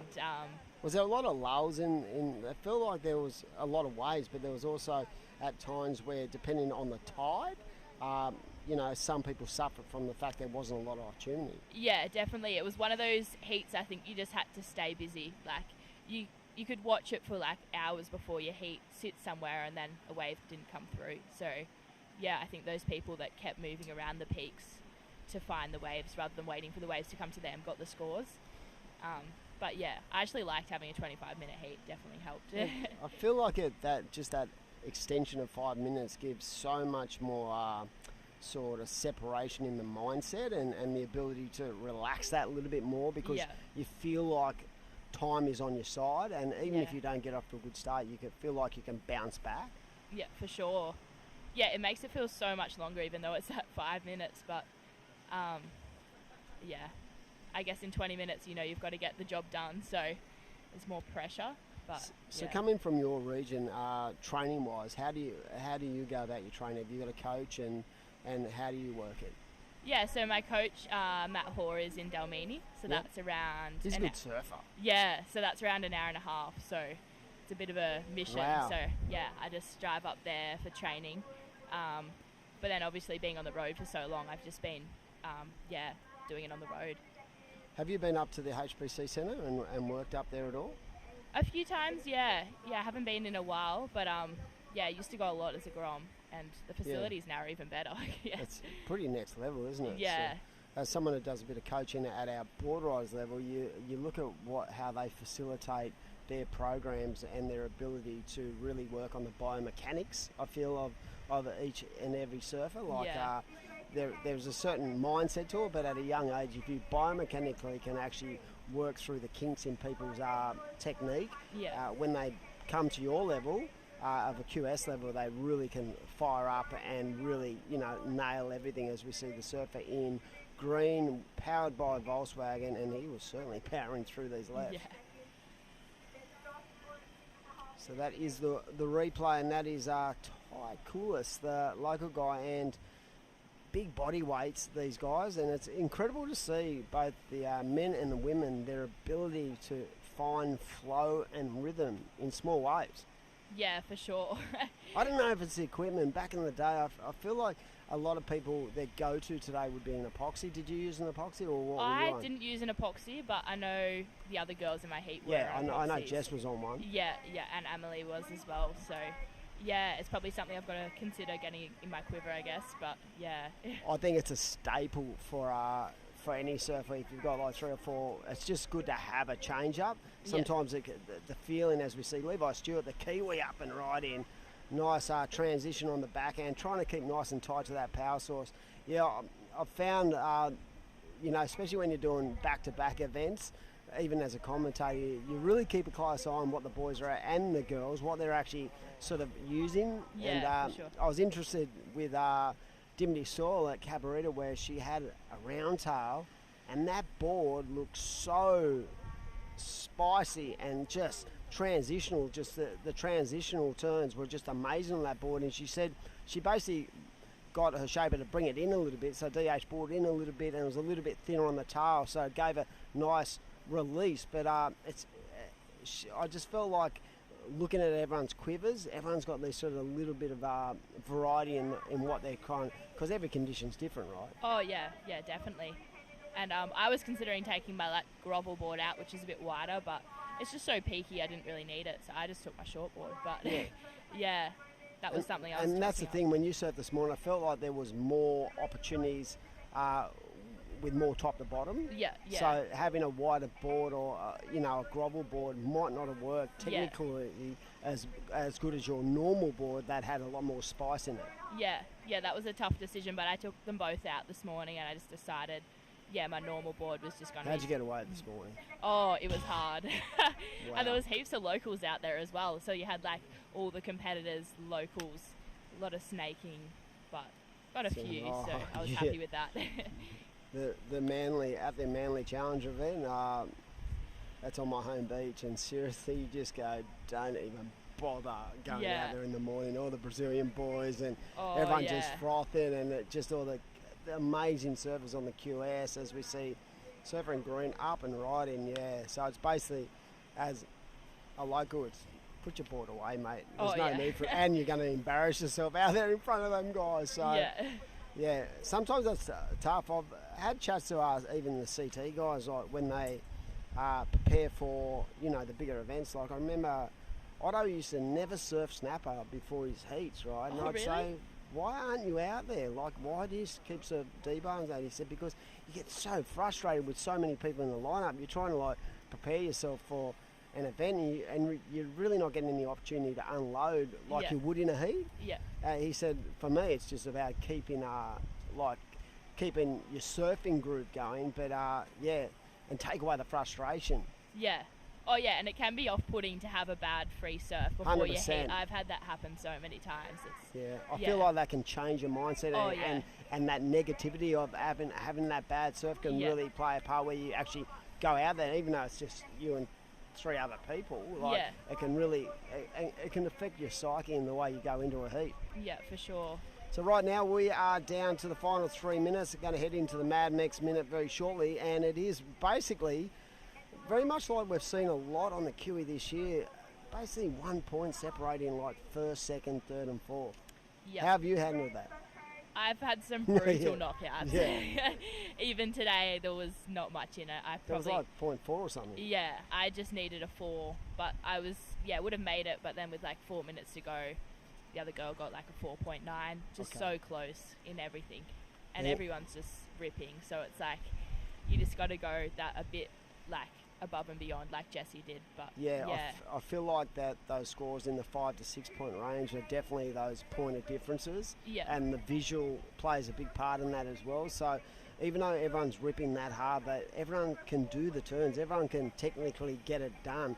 It's that point of difference and that the judges are looking at, because they're just like anyone else. They're looking at something, they're looking at the technical side of it, looking at how spicy it looks. But people think, 4's easy to get in, but it hasn't been that simple this year. Definitely not.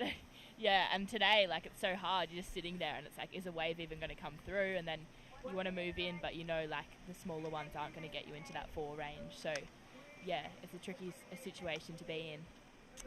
So moving forward, what are you going to do in the next couple of months? Are you going to go to Burleigh and do the Burleigh event?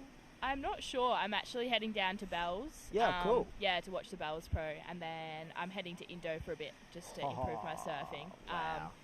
And then I'm just going to take it from there and see. How long are you going to stay in Indo for? I'm not exactly sure yet, but I'm thinking a month. So great. Depending on the waves. As we head into the Mad Mex minute, and it is Oscar Berry out there in the lead with a 5 and a 3.4, and he does hold priority, so I'm sure Oscar would be, knowing the way he thinks, he'd be looking to offload that 3.4, because the last thing you want to do is have a multiple set arrive in the last minute and push you from first to third or fourth. Such is the tightness of this heat, as we see the surfing white up and right in, and as I said, Monty Tate, the local boy, he would be frothing on that, because that felt like it could be a 417.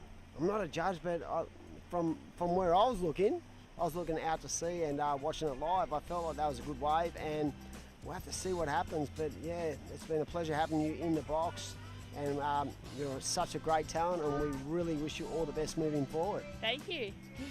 We'll be back shortly with another exciting heat down here at Maroubra Beach.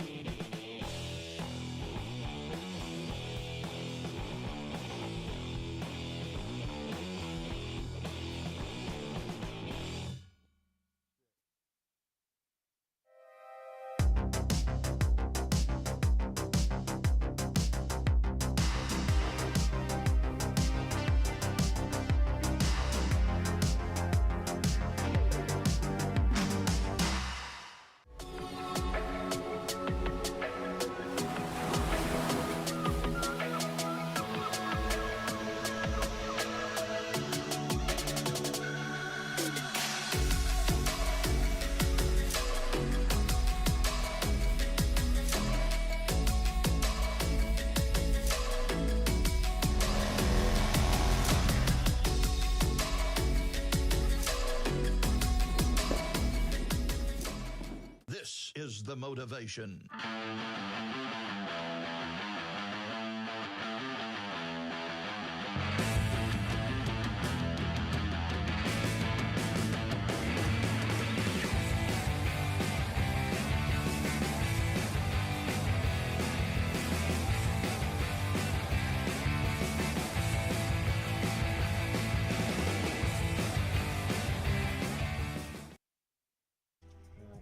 We are New South Wales and we are at Maroubra and we are in the women's division, and my name's Crispy. Welcome back to day one of the two-day event, and join with me, well, it's the Tarpy Mad Mex Maroubra Pro presented by NG Farah, and welcome Arabella. Thank you. How have you enjoyed the VISSLA Pro Surf Series? You've had a ball of fun in her wave program as well, being an ambassador, so Yeah. welcome to the commentary box. Thanks. Yeah, it's been pretty fun. Just traveling, making good friends, and getting to surf some pretty fun waves. Although today it has dropped off a bit, still some good waves on offer. So yeah. That is so cool. So tell us about your home beach. That's way down south. Is it near Tathra? Yeah, it is. Burnmagui? It's near Tathra. I'm surprised everyone knows where Yeah. Tathra is. I guess half an hour from Tathra.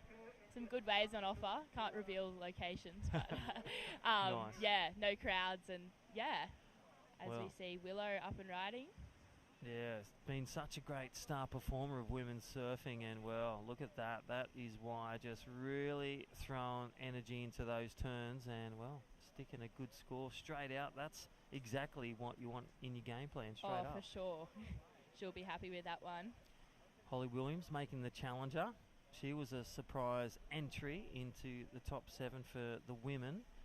A great little final performance, making away in Newcastle. Yeah, that she was was exciting. on fire. Sunshine Coast. It's like New Zealanders, the Sunshine Coast. You've got the northern beaches, your southern beaches. You've got every beaches. Yeah. They're just wrapped with talent and showcasing men and women surfing. Yeah, for sure. Newcastle zone. Look to Newcastle. Ellie Lampkin and Emily Burke. So Merriweather board riders represented in this event. And here is the youngster, Ellie Lampkin. Oh, takes a fall there. She was looking good on that first turn. Yeah, very sharp. Now talk to us. What's it been like being an ambassador for her wave? Oh, it's been incredible, yeah. Yeah. Such a great program they've got running through Surfing New South Wales. And, it's really just taken off this year. And meeting the other ambassadors as well. Like, we didn't know each other a month ago, and now it's like we've known each other for years. So, yeah, it's been a pretty cool experience. And, hopefully it keeps going and progressing. Right, so, well, get involved, www.surfingnewsouthwales.com.au on the website, or just come to Maroubra and check out their homestead right in the middle near the lifeguards, and Luke Madden and all the crew, Claire Ellum. You've got Emma and young Claudia doing a great job, and all the ambassadors. Great to see yourself, Anna Dos Santos, Carly Shanahan, all representing women's surfing of all levels and abilities as well, welcoming everyone, having fun. Yeah, that's what it's all about, just including everyone and, improving women's surfing everywhere. Well, talking about high flyers, Willow Hardy out there with a 5.5. The WA just enjoying the east coast of Australia. Ellie Lampkin, a 4.17, so, dare say that fall off on the second turn would have been taking it to the high notes. She got that second turn, so in a good position. First quarter gone, 5 minutes, 15 remain. And Holly Williams stand by for red and green. They will open with some fire as well. Now talk to us about your heats. You've been in a few heats. How have you progressed and what have you learnt in your heats over the VISSLA Pro Surf Series? Definitely learnt a lot. Had a few brutal knockouts. Yeah. But every time I've learnt from it and I guess had something to improve on for next time. What's been your best win or progression through a heat? What location? Avoca or Boomerang? I don't know, probably Avoca, the Pro Junior was definitely. Yeah. It's a big step up going straight into the QSs. I found the 5,000 was pretty brutal as well. The scoring and for me it was kind of a bit of a shock. I came up against Holly Williams and Annie DeSantos and Charlie Hurst in my Newey heat, so that was brutal. But had a good time at Avoca and there was some fun waves there. Probably the best waves there's been, really. Well, here we go. Heat leader, Willow Hardy, and just looking so on point. She looks secure in her turns. Nice speed, nice. Boards look good. Now, what kind of boards for yourself? So what do you, to change from the heavy waves of, you know, the slabs, the reef breaks, the big beach breaks down your way, how do you go with changing your boards when you come to city beaches like this in Avoca? Obviously Emily on that one. She's riding an epoxy. I actually rode my same board out there today that I ride back home. Just my standard comp board. And I have my step up Roachy Wayne Roach gun. Oh, love Roachy. Yeah, so I haven't actually got to take that out. I was expecting it to be a bit bigger here when the waves are around, and then I've got my grovel board as well that I've added to my quiver for these comps. But I didn't actually take that out today, just because it was so peaky, and if I got a bowly section, I didn't want a wider board. But yeah. Yeah, good skills. Well, talking about the good skills, here is Holly Williams. Emily Burke posting a 3.5. Here's Holly on the fight back.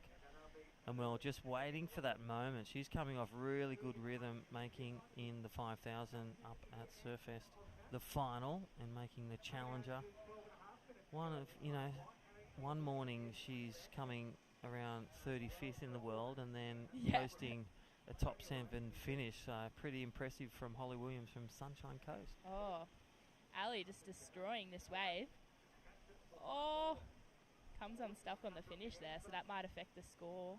It's still going to be a good score for her there. Yeah, I feel Ellie's going to really get in a good position. This is going to go down to 12 minutes remaining. All surfers have got good scores. Willow Hardy in the lead.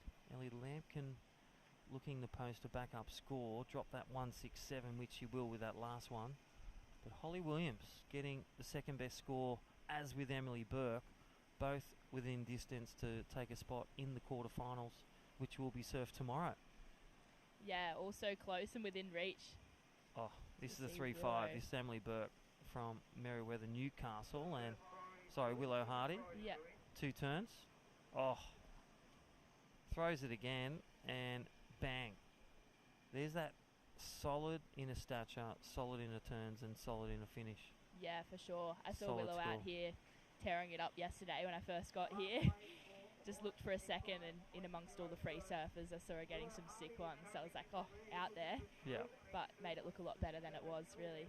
Now, do you find that it helps when you get to your contest a few days before or a few sessions that morning? Bit of time on the game bank? Oh, definitely. But I think the conditions changed so much. I dropped down here after Nui on Saturday and was pumping 10 foot. Yeah. And then, went and saw some friends and stuff, came back on the Sunday. There were some fun waves here. And then by yesterday, it was pretty much a lake. Changed so much. So I think getting there the day before definitely helps that day to kind of suss out the conditions. And I love surfing the bank before my heat. Yep. So I always get up early, surfed it this morning, just to suss it out and find out the rights, lefts, what's happening. Yeah, I'm always a big fan of the Dawn Patrol and get down there with athletes and, just getting in the drink and getting the feel of the changes, beach breaks, so you can be at point breaks, sand breaks, and even the odd reef break, which the challengers will be enjoying. Imagine that, snapper. I know. 4 out, and Thinking then at about Manly Beach, 4 out, Palito, 4 out. The dream, the Challenger Series. Good waves to yourself. All right, well, getting a step further is Willow Hardy, a 5.5 and a 2.27. The West Australian in the women's division, looking and eyeing off for a quarter-final. Ellie Lampkin, the youngster pro junior from Newcastle. Shout out to the Lampkin family, always a great competitor in these. And then Holly Williams, she had AirPods in before. She's listened to music. It was great to see the girls. They're all mates, but I love watching the difference in the preheat plan just with the setup. Great to watch. Their routines, their rituals. Yeah. What about for you? A ritual for you before you heat?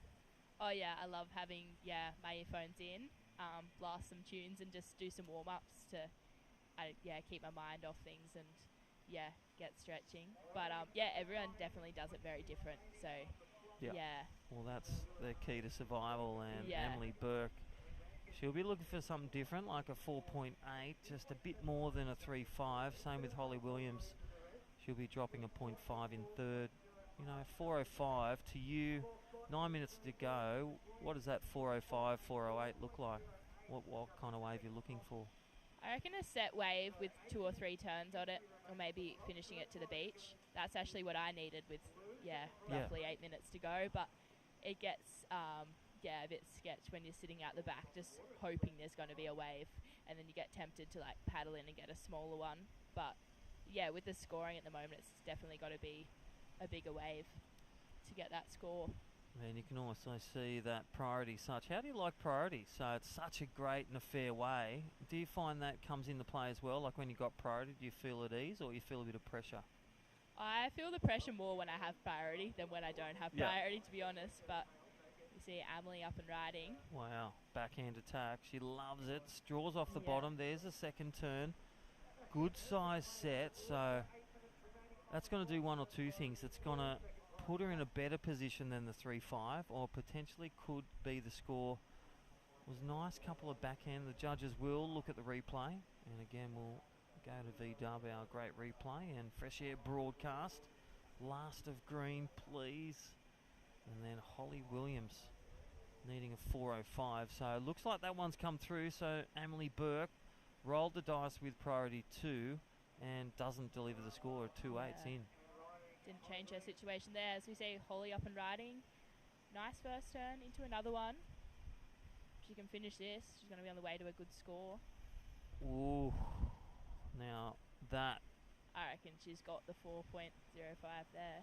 Yeah, I think she's just eclipsed it on that. So it just looked a bit spicier, went a bit further out on the face in that critical section where you could see just a bit caught behind with the turns and a bit flatter for Emily Burke. So stand by for last of red, and there is live currently in second, Ellie Lampkin looking to drop a 2.5. She holds a 5.07. Well, there it is, 4.83. So Holly Williams, familiar with the podium style, is in the lead. Yep. Yeah, she knew what she needed to do and she got it done. So, well, Ellie Lampkin. It's like Central Station at the station, just changing. Constant situation changes. Boards are changing. Scores are going flying. So Willow Hardy, she has bowed down to third, requiring a 2.86. Emily Burke requiring a 4.86. So how do you feel now? You're in the heat. Well, with 6 minutes remaining, I guess still a lot can happen. So it's definitely doable for everyone in the heat. It's just going to come down to Willow's got priority, so she's in a pretty good situation, only needing a 2.86. Really, that's just 2 turns out there. She's closest to be the spoiler. One would say Ellie Lampkin is... Well, she's in the driver's seat, a 5.07 and a 4.03 to drop. Holly Williams, but on the ankles, so challenger surfer, Holly Williams. She's, really just bagging points for a dead rubber for her, but she's got no pressure. Yeah. Willow Hardy, a 2.86, close within. And then Emily Burke. So imagine Willow and Emily get the last change. They could flip this really tight of this heat. Yeah, it's definitely doable for Emily sitting in second priority. And then needing a 4.86 if she waits for a set. She can get that score for sure. So we see Ali sitting next to Emily. Oh. Willow taking off on this one. Nice wrapping carve. Comes around the section. Another little carve. The wave just not really opening up for her there. So I don't know if that's going to be the score she needs. And now she's lost her priority. So she's going to try get back out there in time. Have just under 5 minutes remaining. So Willow dropping in a 2.53, not enough to take her into second. Yeah, so, you talked about it. Sometimes priority can be a curse. You hold it and there's a lot of pressure. You may choose the wrong wave or not complete your turn. So Ellie Lampkin leads, Holly Williams second. Needing to drop that 3.53 for red. But Willow Hardy, she'll need to separate. You can see, knowing where you are for the other competitors, second and first, third and fourth, trying to separate, get away from them stealing the wave back with priority. Yeah, so you can see Willow trying to get away from the pack there, and Holly's just following her, not wanting to get a wave as she's sitting in second priority. So Emily Burke, she'll need a 486, 286 for Willow Hardy. Yeah, I'm sure we'll see Willow try and paddle in and get a smaller one as it's coming down to the last few minutes. 286 is definitely still well within range.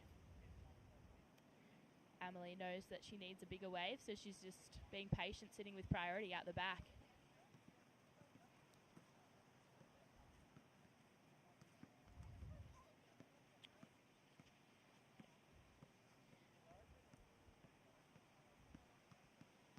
Emily having a little look at this one. She's going to use her priority. Opts to go left. Nice wrapping carve. And hits this section at the end. Doesn't open up for her there. So I don't think that's going to be the score that she needs. Yeah, so well, crunch time, we call it, 3 minutes to go. And then the Mad Mex minute. And then don't forget, 2 for 1 Mad Mex download, scan the code. Our great presenting sponsors, Mad Mex Maroubra, and presented by NG Farah. We'll come down to Maroubra Finals Day tomorrow. We're going to kickstart with 14 heats, quarterfinals, man on man, 2-person heats for the women. And then we are going 28 heats today. It is official, so all those online, don't go anywhere unless you've got to put some food in the microwave, because we do have plenty of heats to go. 3 heats of the women up next, heat 2, and then 4 heats of the men. We'll see our seeded surfers go. Who will make the quarterfinals? Check it out, worldsurfleague.com. All right, Ellie Lampkin, well, she's really learnt from all those Pro Junior wins and also learns. And here is Emily Burke. Can we see 2 Newcastle surfers through on this one, taking on Willow Hardy and Sunshine Coast Holly Williams. And this is an important one, 1.5 minutes to go on the epoxy, Emily Burke. Yeah, But that's going to be close to what she needs there. It's going to come down to the judges, what they thought of it, really. Well, they're in their soundproof booth. We're in our soundproof webcast on the beach. So they will throw down their score, but Holly Williams, she has just taken the lead. This is a game changer. Sneaking under with that last one. So game not over, 1 minute to go. This is where things go mad. Get your 2 for 1, scan the Mad Mex code. Oh my gosh. Tapley. Okay, so Emily needing a 5.6. Still in the Mad Mex minute. And Willow only needing a 3.6 with less than 1 minute to go. We've got a wave replay here by V-Dub. Emily just trying to get this end section here. The wave didn't quite open up for her there. Important wave. Like, she held priority. Is it going to better a 3-5 chip away? Needs a 5-6. So Willow Hardy up and riding. Needs a 3-6. And, well, there it is. Throws the kitchen sink into that one. And I don't think it's going to be the score. And there is Ellie Lampkin. 5 seconds to go. I think we've got a score to come, but we'll have to go to a commercial break. But thanks for joining us. Thank you. Thanks for being an ambassador for her wave and, well, grinding through the Pro Junior, learning from your QS experience as well. And thanks for joining us on the comms. We'll be back shortly with a break and back with all the Heat 2 action in the women's here at the Mad Mex Maroubra Pro, presented by NG Farah. See you soon.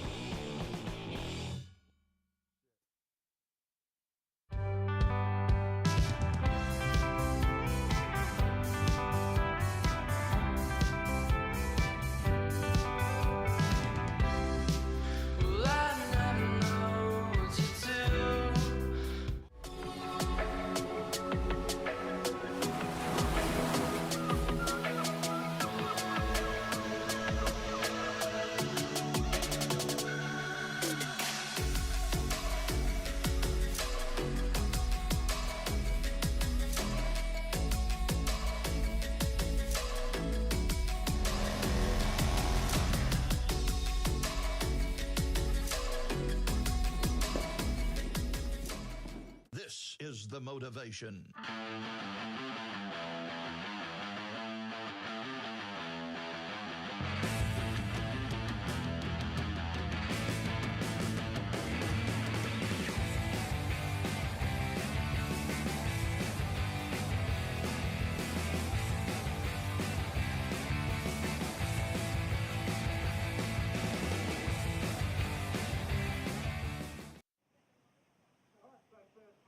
Welcome back to Maroubra Beach for this QS 1000 event, the Mad Mex Maroubra Pro, presented by G. Farah. So, in the box right now with Carly Shannon. How are you? And are you enjoying the afternoon of fantastic surfing? Yeah, I'm loving it. There's been so many close heats and so many switching kind of leads, so it's been awesome to watch. And little dynamo Sierra Kerr out there with the likes of Jasmine Sampson, Freya Prom, and Jessie Starling from Narrabeen, just up the coast a little bit. So it's pretty good heat stacking up in front of us. Yep, and this morning Jess Starling was definitely one of the standouts in the women's side of the draw, and basically now it's up to everyone to start to really fire up as we see the cream of the crop start to show their wares out here this afternoon. Yeah, so this is the round of 16, so this is all the first and second place getters from this morning, and they'll be fighting for their place in the quarterfinals, which will take place tomorrow on finals day here at the QS 1000, presented by Mad Mex. Yep, we've decided to run through another 4 heats this afternoon to get us into that position where we're basically got quarter semi-finals. That's due to that decreasing swell over the next 24 hours. There is going to be a change with the weather pattern as well. So the powers that be have decided to really roll the dice and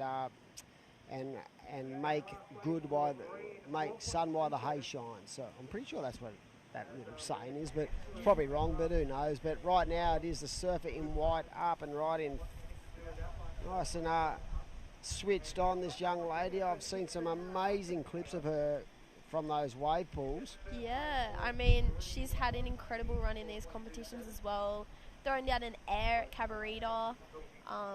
It's really good to see the progression of girls surfing, like throwing airs in heats like Molly Picklum and Sarah Kerr. I know they do a lot of training together.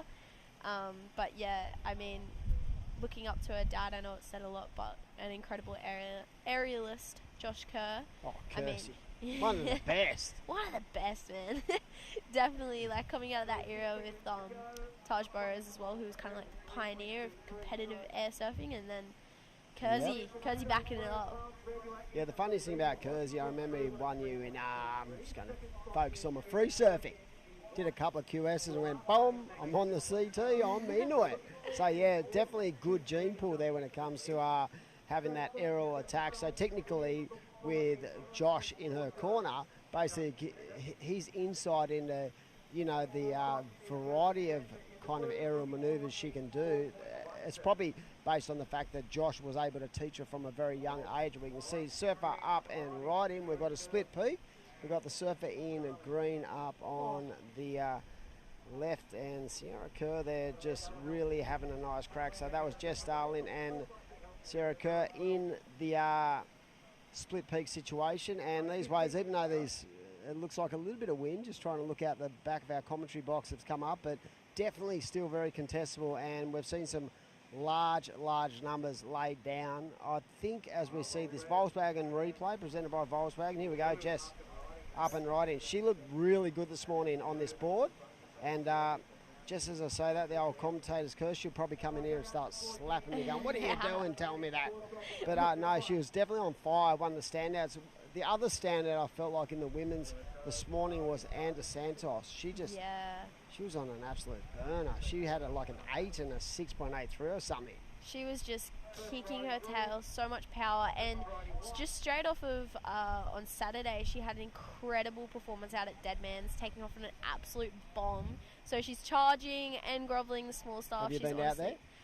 Not yet. I mean, I might have to take Annie's lead and go out there with her one day. But we'll give you a wild card out there. That is seriously one of the most dangerous spots in Sydney. I mean, back in the day, guys like Joel and Kai Fitzgerald, a famous name from Narrabeen, they used to dominate that place. Dayan Neve was another one who dominated out there. But the guts of our younger gen, like we had guys like Sol Gronlin and did you see his clip?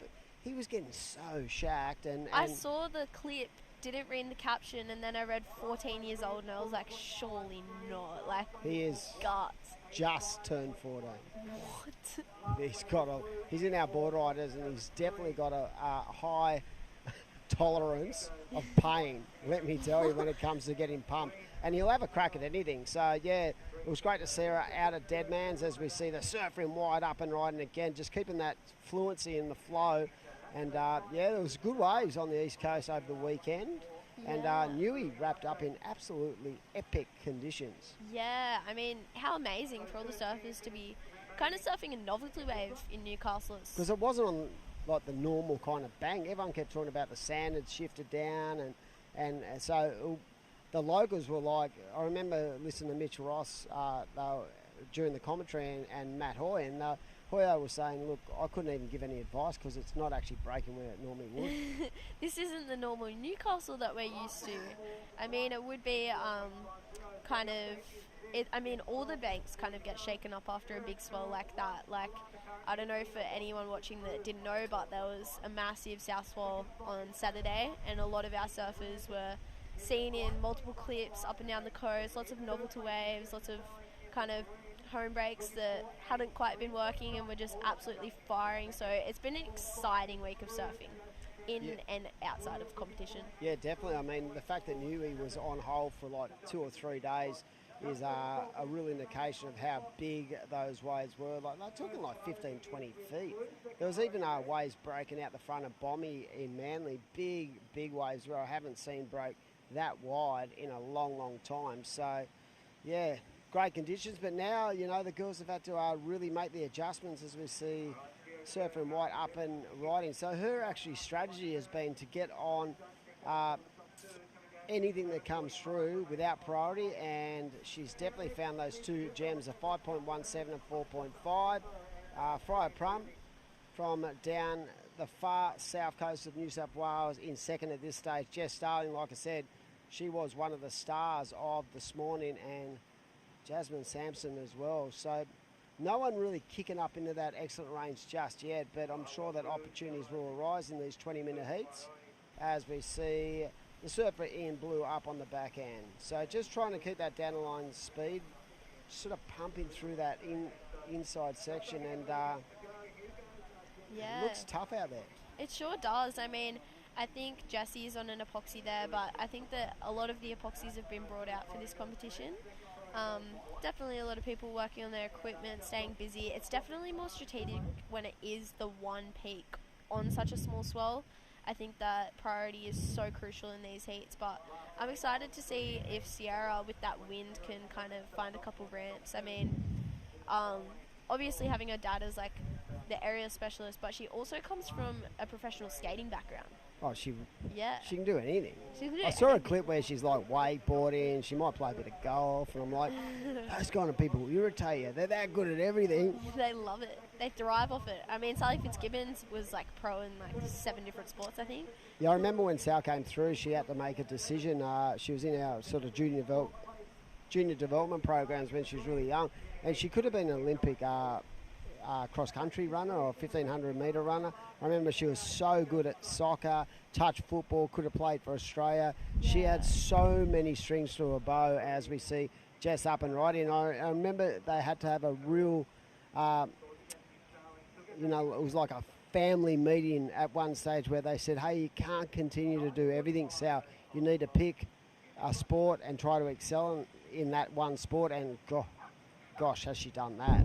Yeah, wow. Like, I mean, how hard of a decision would that be? It would almost be heartbreaking, but also, like, just kind of knowing that it would be so much pressure on yourself putting everything into the one sport. But, I mean, she's definitely shown that she is of prestige, Surfing Australia prestige, and, yeah, I mean, it's amazing to see. I think there's Macy Callahan was an elite swimmer as well. Wow, she's got the body of a swimmer. She's tall, lanky, strong and powerful.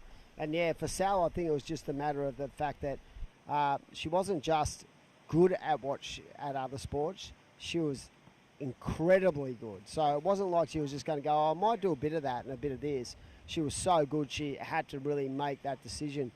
Funny thing about Sal, even now as a surfer, like we were in Margie's one year and we were driving along this road near Yallingup, like, 30 k's away from anything. It was a lay day, and all of a sudden we just see this runner, and the boys stopped the car, and I went, is that Sal? It's about 40 degrees. Like, she's running, like, doing a 20k run.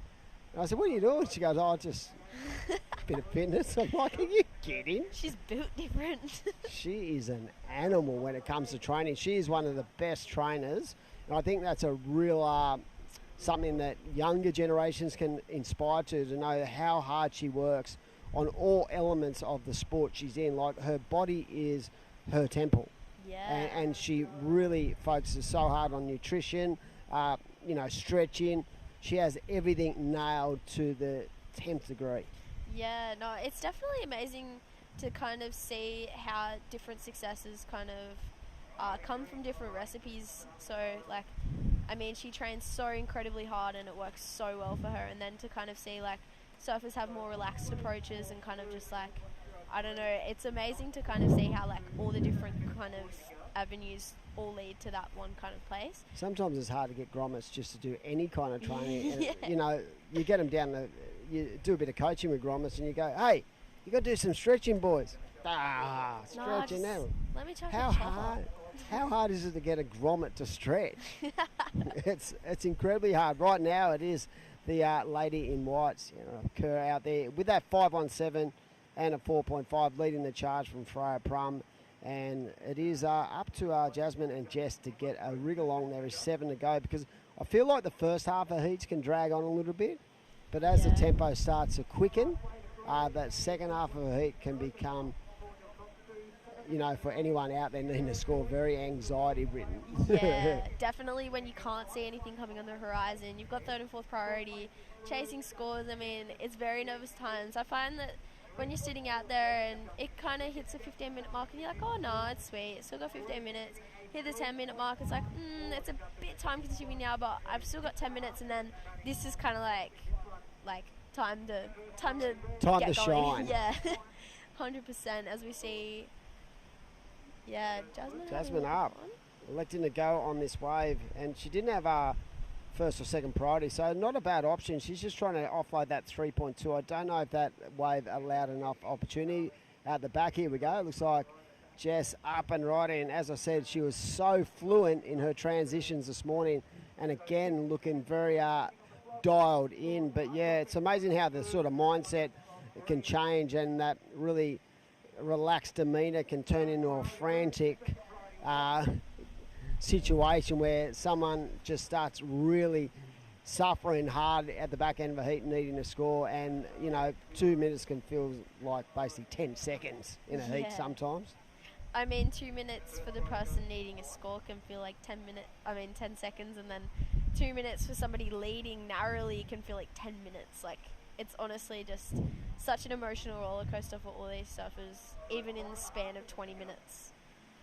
Yeah, definitely. And so right now it is waiting for those scores to lock in. And like I said, both Jess actually just nailed it, 5.30. As we say hello to everyone in Webland and on KO Sports. So right now it is Sarah Kerr in the lead, but closely followed behind. But we are waiting for a score to lock in for the last of Freya Prum. And beautiful day. You can see it in the background. The sun's out. Waves are small, but the conditions have been really, really clean and rippable all day. And this afternoon, we've actually added a couple more heats in the men's to wrap out what has been a wonderful day one, because tomorrow, unfortunately, the sun is going to disappear again, and we're going to cop another 6 days of rain. Boo-hoo! I mean, all the plants will be happy.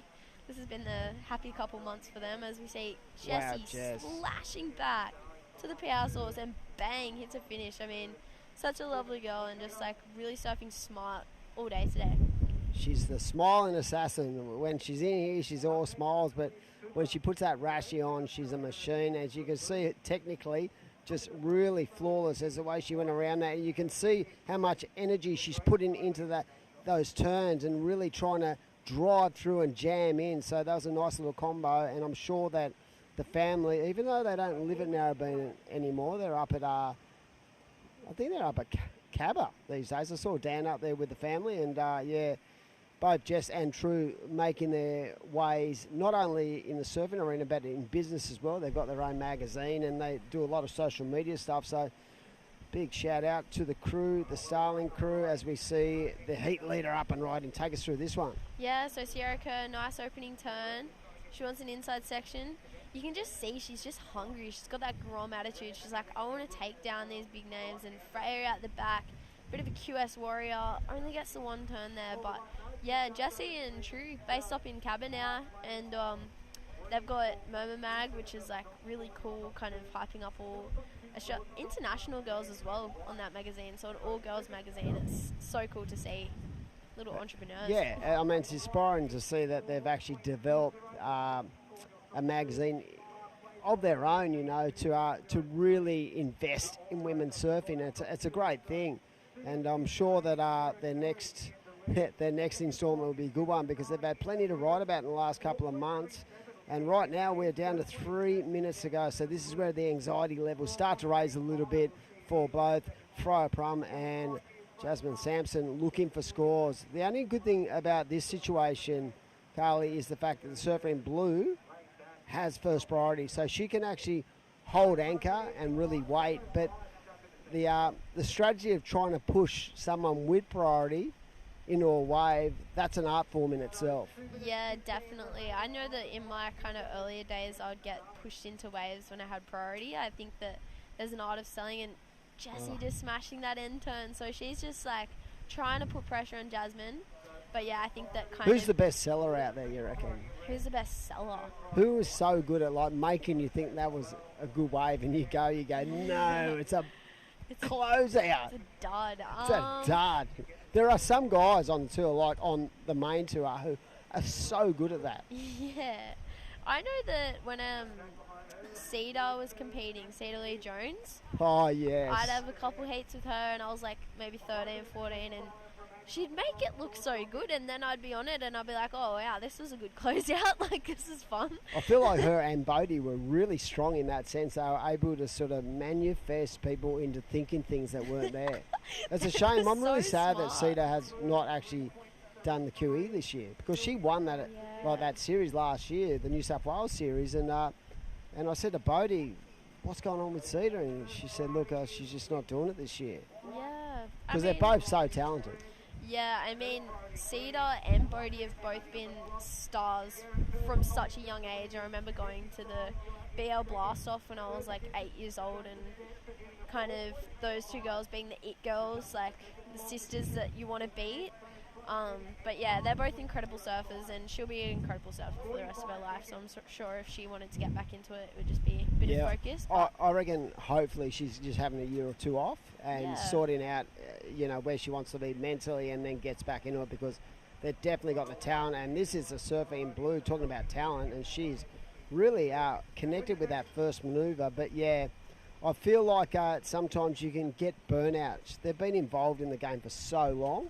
Yeah. And I feel like sometimes you need to go and find yourself, and there's nothing wrong with that. I've seen lots of guys and girls go away, have a couple of years off, come back and be mentally and physically stronger than they were to when they left. Yeah, I know Isabella Nichols had a year off before her qualifying year, and so our little heat leader just making her way into shore. But yeah, Isabella Nichols had a bit of time off to just kind of really focus on what she wanted to, like what her priorities were, and then she got on tour, so pretty cool for her. Yeah, well, we're going to throw over to a break, pay some bills, and be back very shortly with the next instalment from beautiful Maroubra Beach.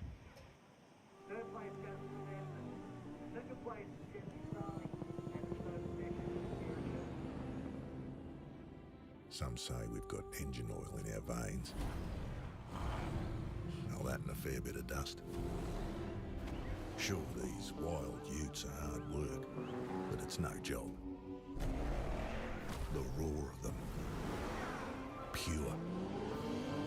Takes some rare skills to settle one. A band of brothers and sisters. Where man learns from machine, learns from man. Those that visit are transformed. Almost as much as the V6 Amaroks. It's like this place rubs off on them. You gotta see it to believe it. The only ute, reared for the road.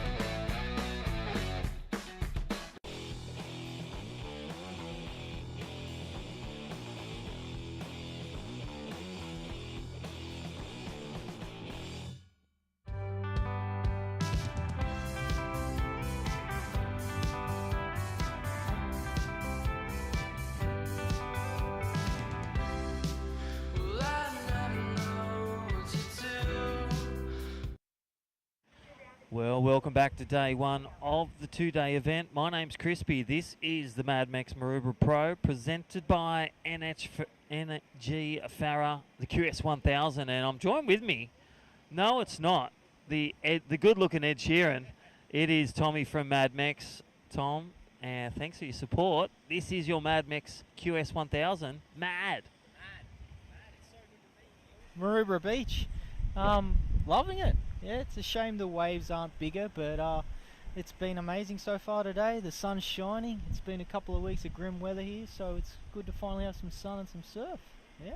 Well, mate, we're all well fed. All the athletes, all the officials.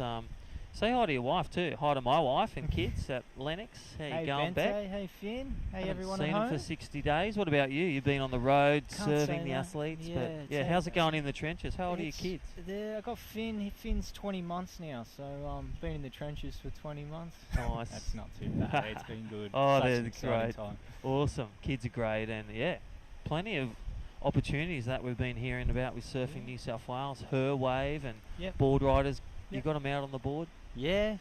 Oh, I haven't got Finn out properly yet. He's Yeah. he's confident in the water, but he just hasn't been on a board yet. So that'll happen soon.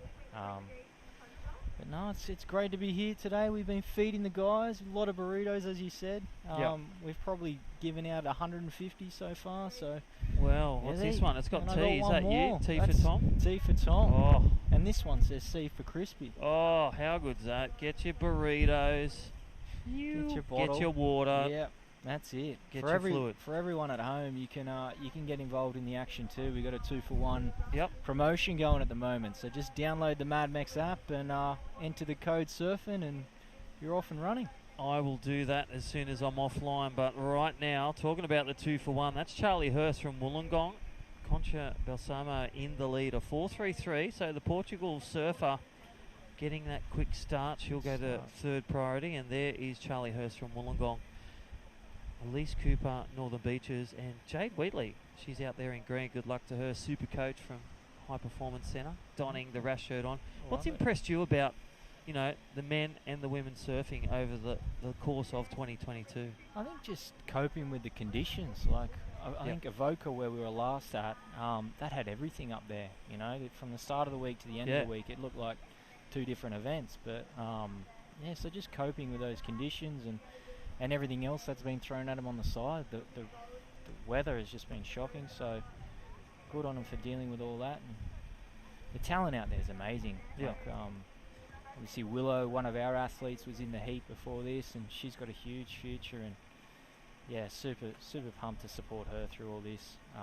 Huey Vaughan as well, and Jake Faye too. Yeah, the local local kid. Yeah, we've seen Monty Tate, Jake Fayer. Yeah. And Taj, the young Grom, as well. So, here we go. Scores dropping in. First of green, a 3.93. Here we go for Charlie Hurst, looking to grab the lead. And I'll tell you what, she really just stretched out there. Only needed a 1 to take the lead, and just poked that turn in. I'd say she will take the lead. And here we go for heat leader. Throws it up there on a bigger wave. And that is Concha just falling off that second wave from Portugal, lives at Gold Coast. And it's great to see the internationals. The New Zealanders, they love your burritos and the nachos. It's been great having them here as well, the Oceania side. And let's look at our V-dub, our replay. Here she is, Elise Cooper. Nice little cut back. What's your favourite manoeuvre, Tom? You're a surfer yourself, free surfer? Yeah. Cronulla, my favourite place. Cronulla, your God's country down there, don't they call it? There is Jade, super coach. Look, you reckon she's even got a knee injury, or it's a bit of a mental thing where she's letting the other athletes know? I'm out here doing my thing with this injury. No, she does. She blew it out in a free surf at, I think it was Avoca or at Boomerang. Just pushed a bit. I think it was Avoca, free surfing. Yeah, wow. So again, seeing, I think she saw one of the HP physios, and he said, well, you don't need your operation. It's not going to get any worse. Yeah. So she's got the knee brace. So Queensland coach, HP coach, Jade. Yep. Jade Wheatley. Yeah. Is doing well. Looking for a backup. And I've seen you've been coaching a bit today. You've been working with a few athletes. Yeah, on the working. side. Just having a bit of mental prep, strategies. So such a key, being a coach for over 2 decades, believe it or not. Yeah, good on you. Started at Cronulla with Blake Johnson and Dog Marsh, and there you go. Moved up to Lennox at the High Performance. Yeah. It's great being up there with the crew with Surfing Australia for 7 years, and now just at the events, just supporting athletes and good on you. Commentating and coaching and a bit of lifeguarding. It's quite the life. That's it. And eating burritos at lunch. Thank you, Mad Mex. Keeping you fed at all times. No, it is good, and just focusing on the consistency. That's a real key, and just best humans, best surfing. Yep. And everything about that, whether Good it's on you. drinking water instead of other things, golden cordial, and then eating the right foods, healthy on you. foods, Yeah. really good patterns, good position, Beautiful. and good power. Yeah, beautiful. When you say you speak to them beforehand around getting in the right headspace, is it just dealing with these conditions? One day it's big, one day it's small. What? Yeah. Just seeing what you got at hand. So, growing up at this beach, offering, what do you see? Knowing the tides. Yep. And even a simple choice of being comfortable on your epoxy board, or sometimes some of them being comfortable on their PU, for example, Mikey Clayton's today. And I said, go try your epoxy, because everyone's been winning on their epoxy. Yeah, right. Both Concha and Josh Stretton. So, just not going against them, but supporting them, but also giving an idea, hey, have you thought about this? Yeah. Have you thought about no leg rope with less drag when it's small? Yeah, interesting. So just, playing Little into that, tricks, and also just offering them to believe in what they already know. Yeah. So a lot of mental game comes into it, where their self-belief, they giving them strategies like breathing in a bad position, and offering strategies and asking them to create solutions. Also good tips. Amazing. There you go. There you go. That'll be $150 next time. No problem. I'll get Finn to send through an invoice later on. All right, back to the action. No change. 11 minutes, nearing the halfway mark. Round 16.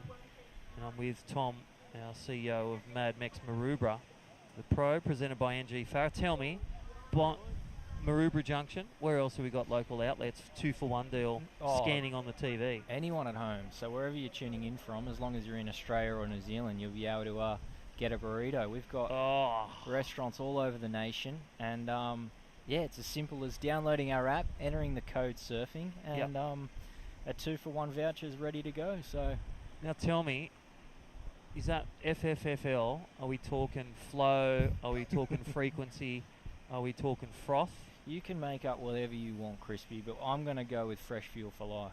Fresh Fuel for Life. It's a simple nod to our brand platform, but also our sponsorship program that we've got in place. So, Jake Fayer, Willow from WA. That's it. That is so cool. Willow, Huey. We've got some mentors on board. So Connor's one of the surfing mentors. So Connor O'Leary. Good luck to Connor coming up, and Bells, I think, due to kick off this weekend, isn't it? It is, and it's going to be exciting, catchy action, but there is your heat leader, and oh my gosh, she took that one with priority 3, and that is the Portugal powerhouse. Beautiful. So Jade Wheatley with priority, only needing a medium score, And score to come for red and white. They will take the lead in second. So Charlie Hurst and Jade Wheatley with, in entirety, 9 minutes. Yeah.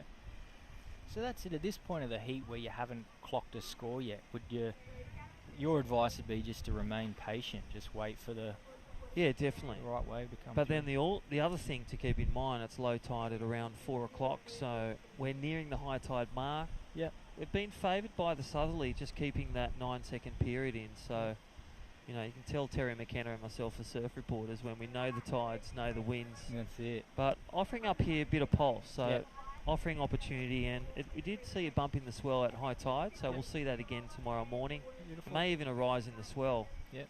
That's always on the cards for finals day, but contest directors and officials, Luke Madden and Rowan, doing a great job extending today. Because you just don't know what tomorrow brings. Definitely. A la Warren Smith, who was on hold for 3 days. Yeah. It was 15 foot. That's it. Plus. Make use of it while it's here, I guess. Alrighty, so as we see, we are down to 8 minutes remaining. Round 16, Heat 3, Concha Bassamo in the lead. This is for a quarterfinal berth. We do go to man-on-man for the men's division and then the women's division here at the Mad Mex Pro QS 1000.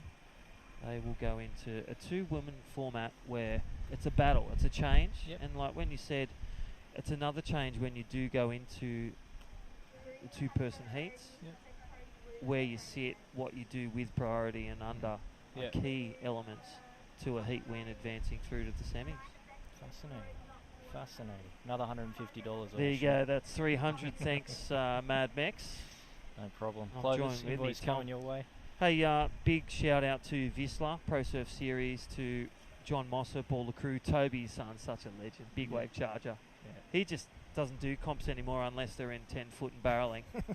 And then where's all the crew? So check them out at their outlet store at Burleigh if you're there, or order online around the world, www.vissla.com. The Pro Surf Series it's been exciting. Events are back on.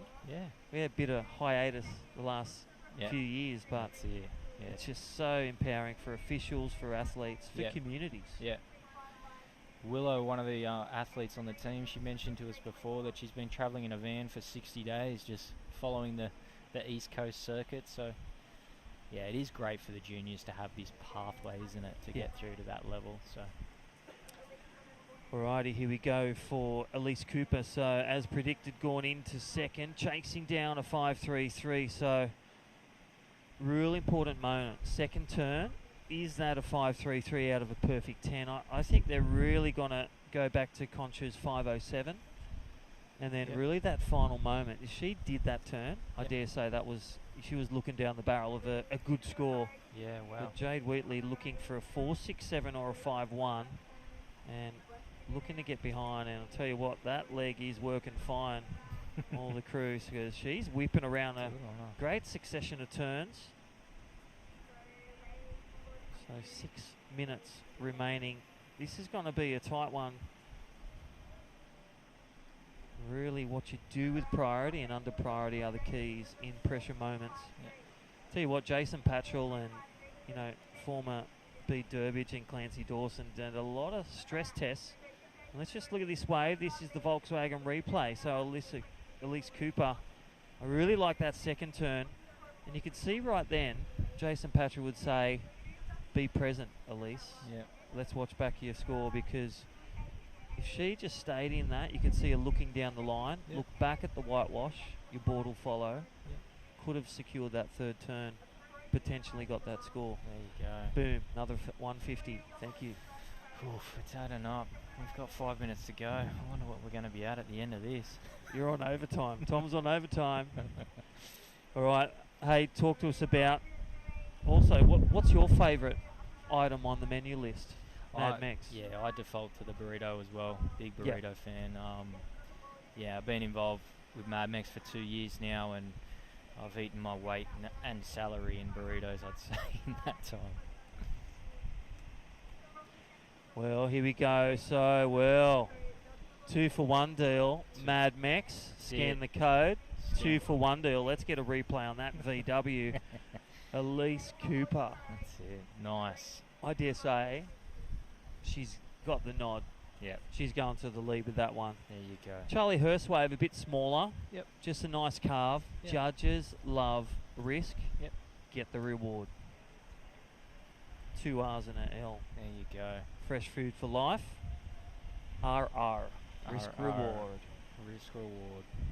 All right, don't forget, coming up next, look at this one, round of 16. We've seen Wow. Nixie Ryan win some qualifying Yeah. series, so shout out to Bugger and Tash and all the Lee Bar crew up there. Safi Vetti to all Mount Maunganui up next. Anna Dos Santos. Santos. Yep. Smash it. She's up next. Always a great campaigner. And these girls They're great, yeah. travel together, Yeah. eat Mad Mex fresh together. That's It's great to see the community. I'd like to thank also the Randwick City Council Lifeguards, South End Hotel, How Good Storage King, Destination New South Wales brought all these great images, even brought the sunshine. yeah. How good was that?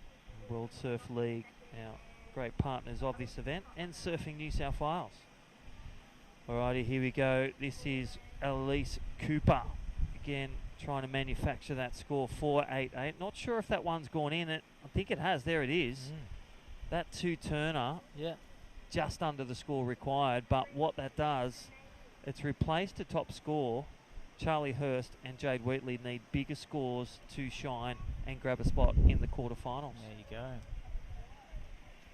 And then talk about Mad Mex, great supporters. Yeah. What's so- been, again, another favourite spot, Avoca. Yeah, Voco. Full of debris, but great burritos and chicken. Exactly. We've got a lot of restaurants on the Central Coast, so it was a great event for us up there, Yes. drawing the local community down to the beach and then pushing them back to restaurant. Yeah, we love Avoca. We've been there for, this is the 3rd year in a row we've had a presence at it, so Yep. yeah, it's an amazing event.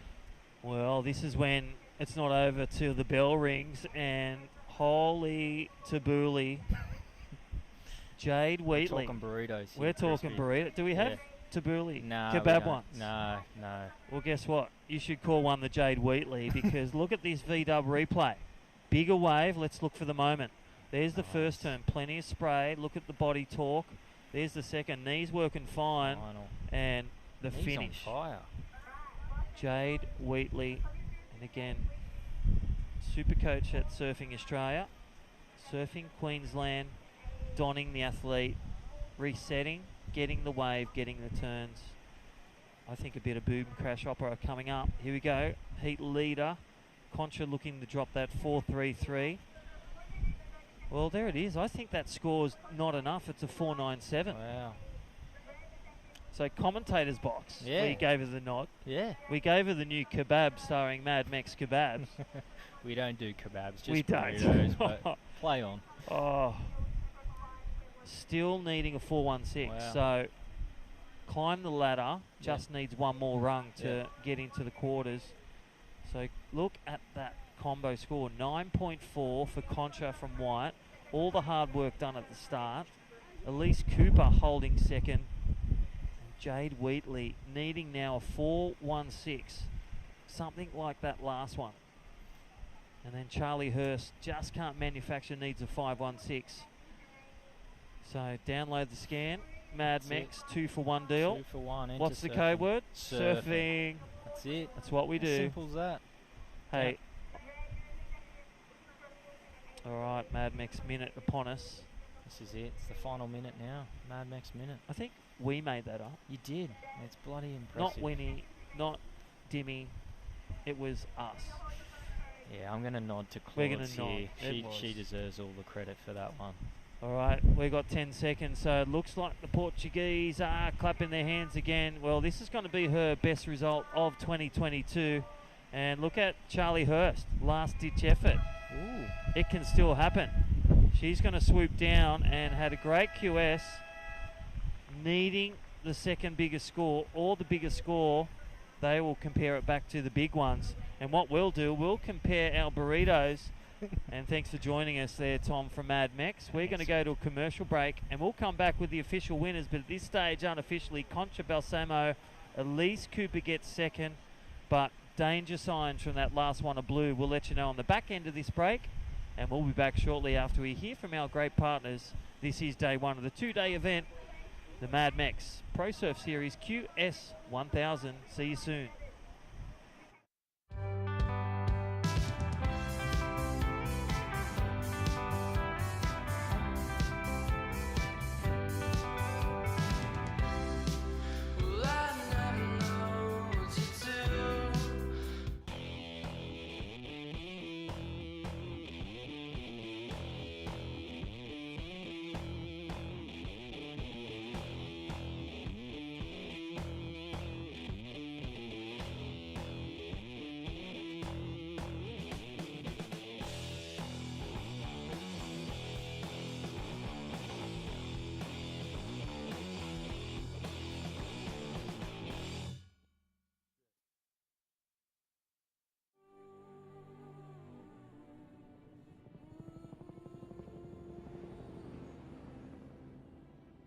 Some say we've got engine oil in our veins. All that and a fair bit of dust. Sure, these wild utes are hard work, but it's no job. The roar of them. Pure. Takes some rare skills to settle one. A band of brothers and sisters. Where man learns from machine, learns from man. Those that visit are transformed, almost as much as the V6 Amaroks. It's like this place rubs off on them. You gotta see it to believe it. The only ute, reared for the road. This is the motivation.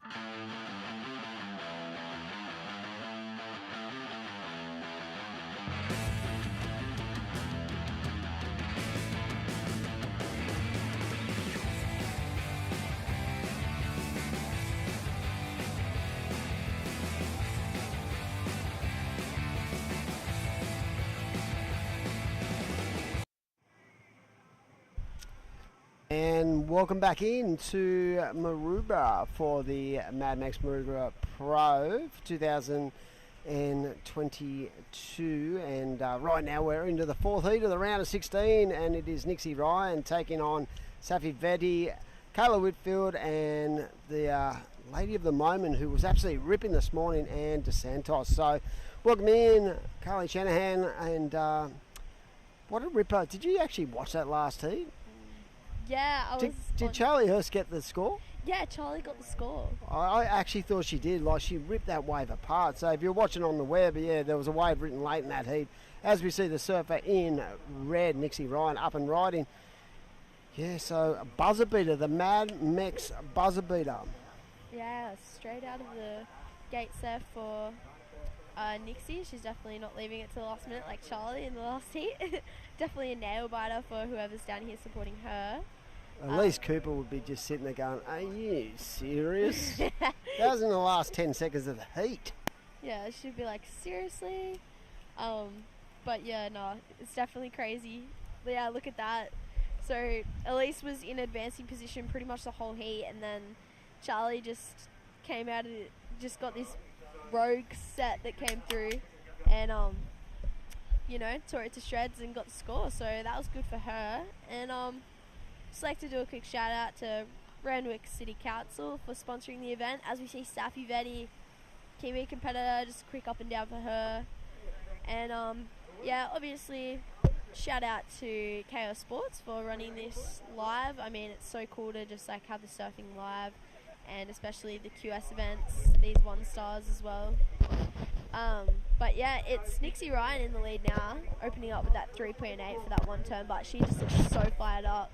Looking good. I mean, this is such a stacked heat. Kyla Whitfield from Narrabeen in the white, and Safi from New Zealand originally, but she's moved over to Oz. Annie DeSantos, originally from Brazil, but she's based in Narrabeen now, so a really, really stellar looking heat here. It's gone a little bit quiet for this little section, but there have been waves coming in pulses, so it's yeah, so there's still some really good waves coming through, and I mean, it's such a cool event here, sponsored by VISSLA.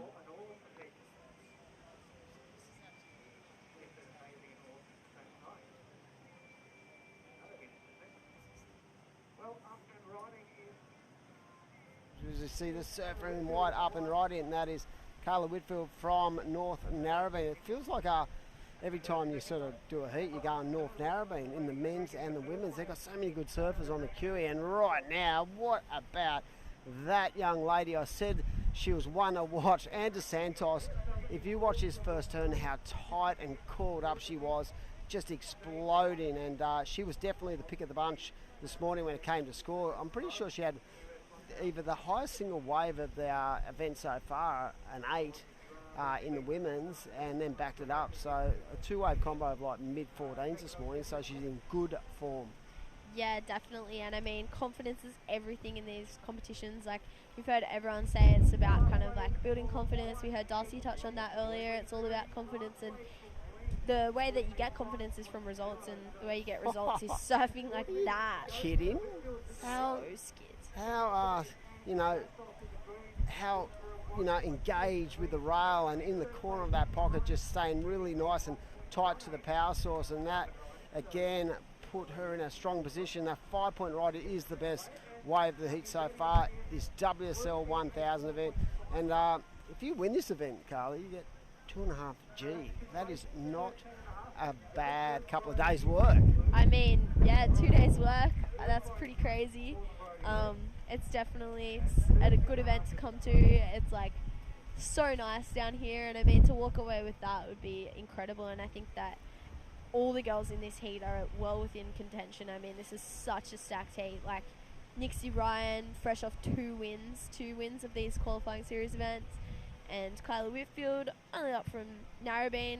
Like, there's so many amazing surfers, as you said before, coming out of Narrabeen. I mean, such a great talent pool there. And then Safi, powerhouse from New Zealand. 100% travelling with the New Zealand crew, bro, and doing a great job. And she's got such a good support base as well. People like Billy Stearman, Taku Butler, just to name a few, Levi Stewart, and you see them all hanging around doing their sort of pre-heat warm-up, sort of getting into the groove, into the pocket, and she'll be ready and fired up. And this is a great way to finish the round of 16, and then we're going to roll into the men's for the last 4 heats of the afternoon. I will say something, Carly. I feel like that wind has just started to really sort of bump up and kick in, and we're hoping that, you know, we might get a little bit of push in swell overnight, but all indications say that the weather is going to sort of start to really sort of disappear and come back. There's going to be more rain for the rest of the week in Sydney.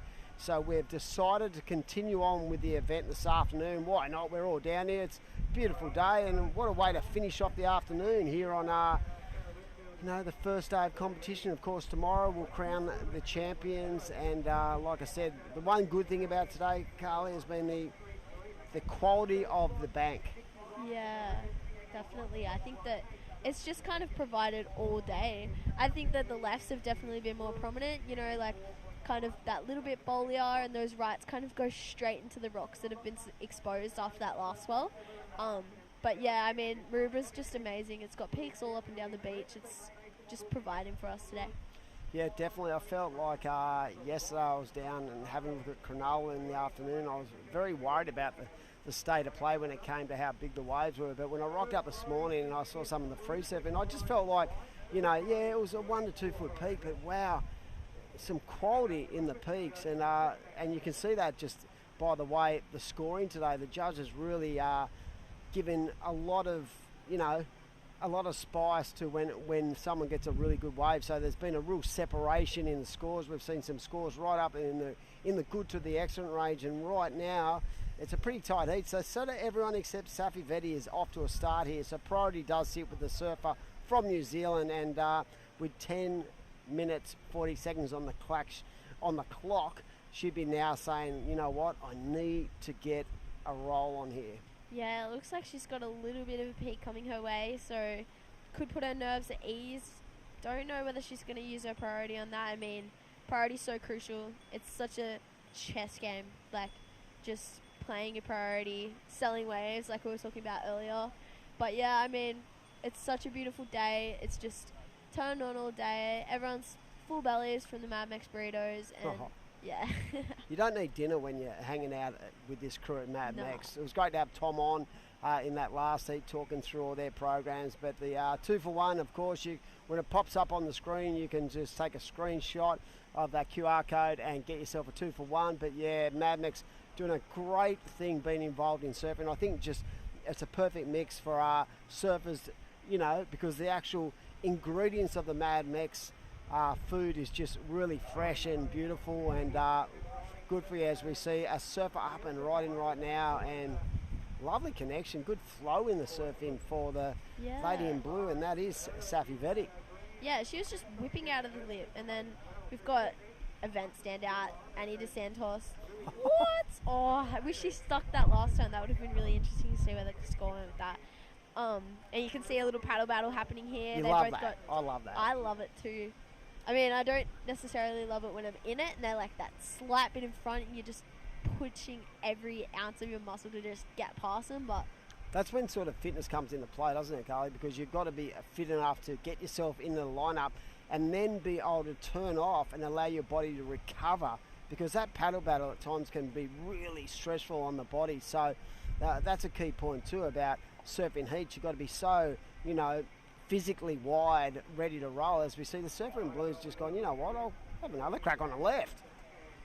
ooh, kind of up and down there for Safi, but yeah, it looks like her last wave score was pretty good, so let's put her up into an advancing position, and Annie DeSantos has gone straight back up, so it's Annie and Kyla in the advancing positions as we see a wave replay of Annie's last wave.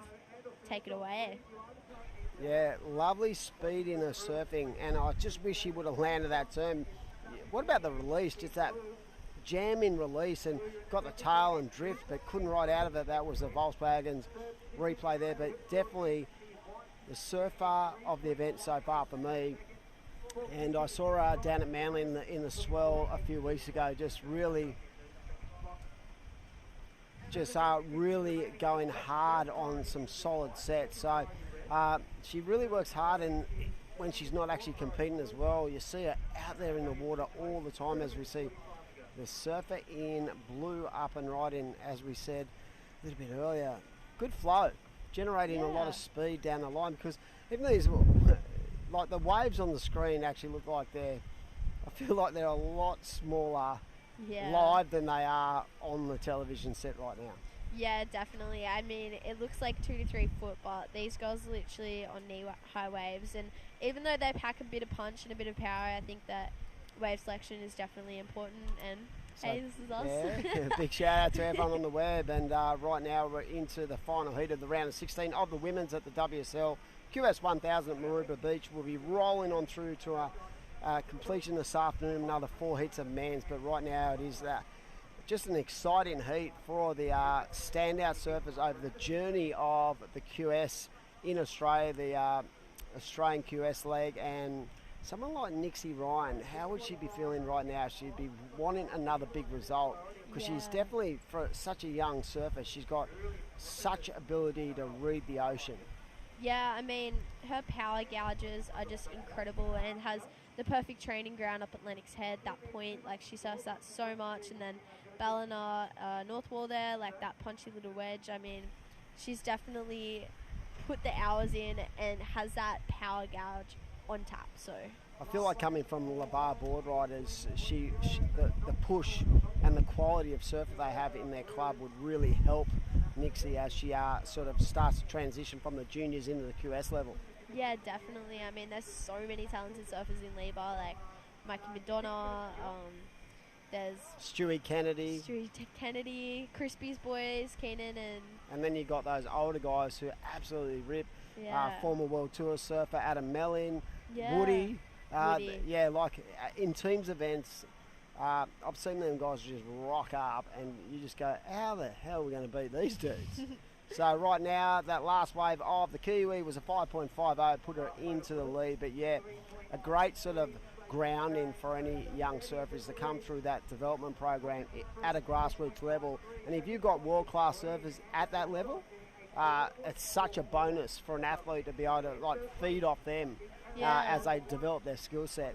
Yeah, definitely, and just go, wow, they made it, and I feel like that's kind of like a reachable level, and just seeing that and just seeing that it's doable. Yeah, for these you know, surfers. that's a great point, because some people, like, they see, you know, the championship tour and they say it's impossible to get there, but when you've got club mates who have come from where you come from and come through the same kind of systems, and they get there, they go, you know what, anything's possible. Yeah, definitely. I mean, it just makes it so much more visible. Like What club are you in? I'm actually part of Woolgoolga Board Riders. Oh, Sean Canstel. Yeah, that's Now, his what a local. surfer Cairns was, you Oh, know. Could have is still. Yeah. But Cairns is such a legend. There's a couple of really good surfers from that region. I used to love watching growing up, and Sharpie was one. Oh, I love watching Jake. Jake is so good, but If you blink, you miss his turns. Yeah, that's right. But Cairns, I mean, you've got a good lot of people you can feed off as well, because those guys still surf at a level where they could actually push the international boundaries for sure. As we see, it looks like the surfer in red, that was Nixie going left, but sort of out of camera shot there. So with 4 minutes to go, this heat is starting to tighten up. It's great to see Safi Vetti really starting to push the boundary out here. She has a 5.50, so that is basically what we call a keeper. But she's got some amazing talent just behind her, looking to basically go, off you go. So with 4 to go, it's anyone's guess who's going to win this heat, as we see the surfer from Narrabeen nice and light on her feet on the forehand, and again that wave just lacking a little bit of energy towards the back end. But and just as we spoke, Nixie locks in a 6.5. Such is the consistency of her performances in the last 8 weeks or so. Yeah, I mean, she's absolutely incredible, and you can see that she was just waiting for an opportunity to just light a wave up, and 6.5 is a pretty good score today. I mean, no one kind of not too many competitors broke into that kind of 7-point range, except for Annie DeSantos, and she is in third position right now, making it really dangerous for Safi in second, and even Nixie in first. She needs to definitely drop that 3.8 if she wants to be feeling comfortably in the lead. Yeah, I feel like from what I saw this morning, if Annie DeSantos doesn't get through and Safi actually holds her out, or even Kayla Whitfield gets through, I feel like that's a bit of an upset, even though she's only young. I just felt like her surfing really suited these banks, and we saw her earlier just blowing the tail but couldn't land in the turn. But just the quality of Nixie, able to sort of wipe off last week's result, get ready to go again, and she's just showing how classy she is by locking in that best wave, that 6.5. And you said that it's been really hard to break into that sort of range, so it must have been a really nice left. Yeah, no, definitely. I would love to see like a little replay of that, but I know that Nixie's backhand is lethal, and as you were saying in those teams events, Lee Bar is pretty unbeatable. And one thing that was definitely a standout for Nixie is, and what I will never forget, is her backhand just coming into play at Gallows Beach in Coffs Harbour for the qualifying round. Oh, for the ABB. ABB. Yeah. Incredible backhand surfing, and just as it all really, just big repertoire of big turns, and Nixie's definitely one to watch out for in the QS. Definitely. So right now, with just a minute and a half to go, it's up to Anne DeSantos with first priority of the surfer in green, holds a 5 and a 3.37. She's going to have to throw something pretty strong at this next ride, because a 4.44 might not seem a lot, but in the scope of the scoring at the moment, it's a pretty good number. So she's going to have to really unload if she gets the opportunity. So with a minute to go, we're going to be heading down to the Mad Mex Maroubra. I'm looking out to sea right now, and I feel there could be a little bit of energy, a little bit of motion in the ocean as we head towards the final 1 minute. Yeah, I mean, such nervous times. I mean, a minute to go now. There was a little bit of a pulse just to the north of the competitors. You can see the next lot of competitors paddling out for their heat. But yeah, here we go. Oh, up and riding. Nice wave too. Look at that first turn, nice and crisp, and into this section, deep off the bottom, and into another blowtail turn. So she liked it too. Wow, I feel we might have a Mad Mex buzzer beater very shortly, because I felt like that was a wave that opened up and allowed her. And what I loved about the second turn was the depth of that bottom hand turn. She waited. She didn't actually rush the turn. If you watch this replay, watch how she came around this section, lines it up, She's nice and patient, gets deep and into that turn. So that was a lovely connection with the lip. And we're not judges, but pretty much I'm liking it. Oh, there you go. Yes. Wow. So an upset for Safi as they approach the countdown. Annie on fire today. I told you. What a machine she is. That was a great buzzer beater for Anna Santos. And we're going to be thrown over to a break, and we'll be back very shortly with men's action to round out the afternoon here at beautiful Maroubra Beach.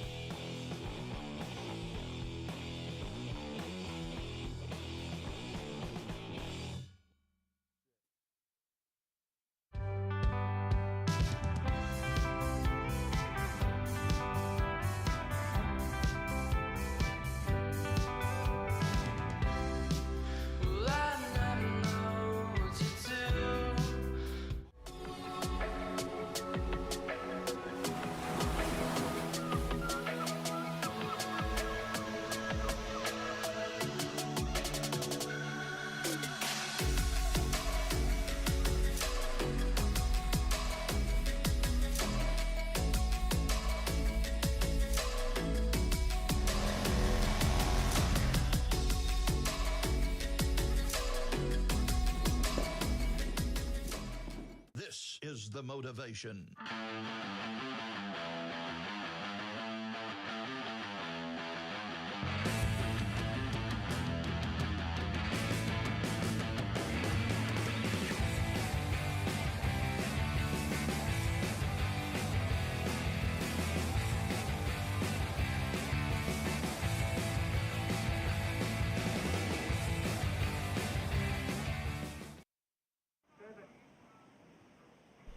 Welcome back to Maroubra Beach for the Mad Mex Maroubra Pro, presented by NG Farah, the QS 1000 event, WSL, and we are into the round of 16 for the men's. There's some brilliant matchups, and I'm joined in the box right now with Andrew, Chris, and mate, I'm pretty frothing to see what transpires here, because we've got pretty much a cream of the crop when it comes to the QS guys, ready to blast away in these smaller conditions.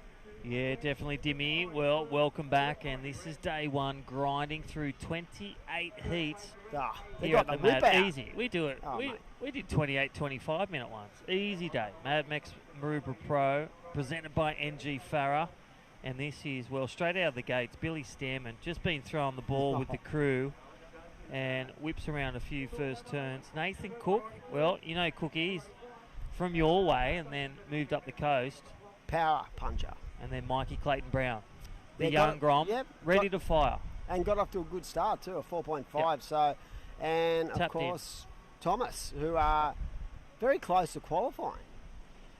Tommy's just had that steely-eyed, I'm ready to go, I've learnt from 2021. Yep. Yeah. And he's been a man of few words and lots of vertical turns.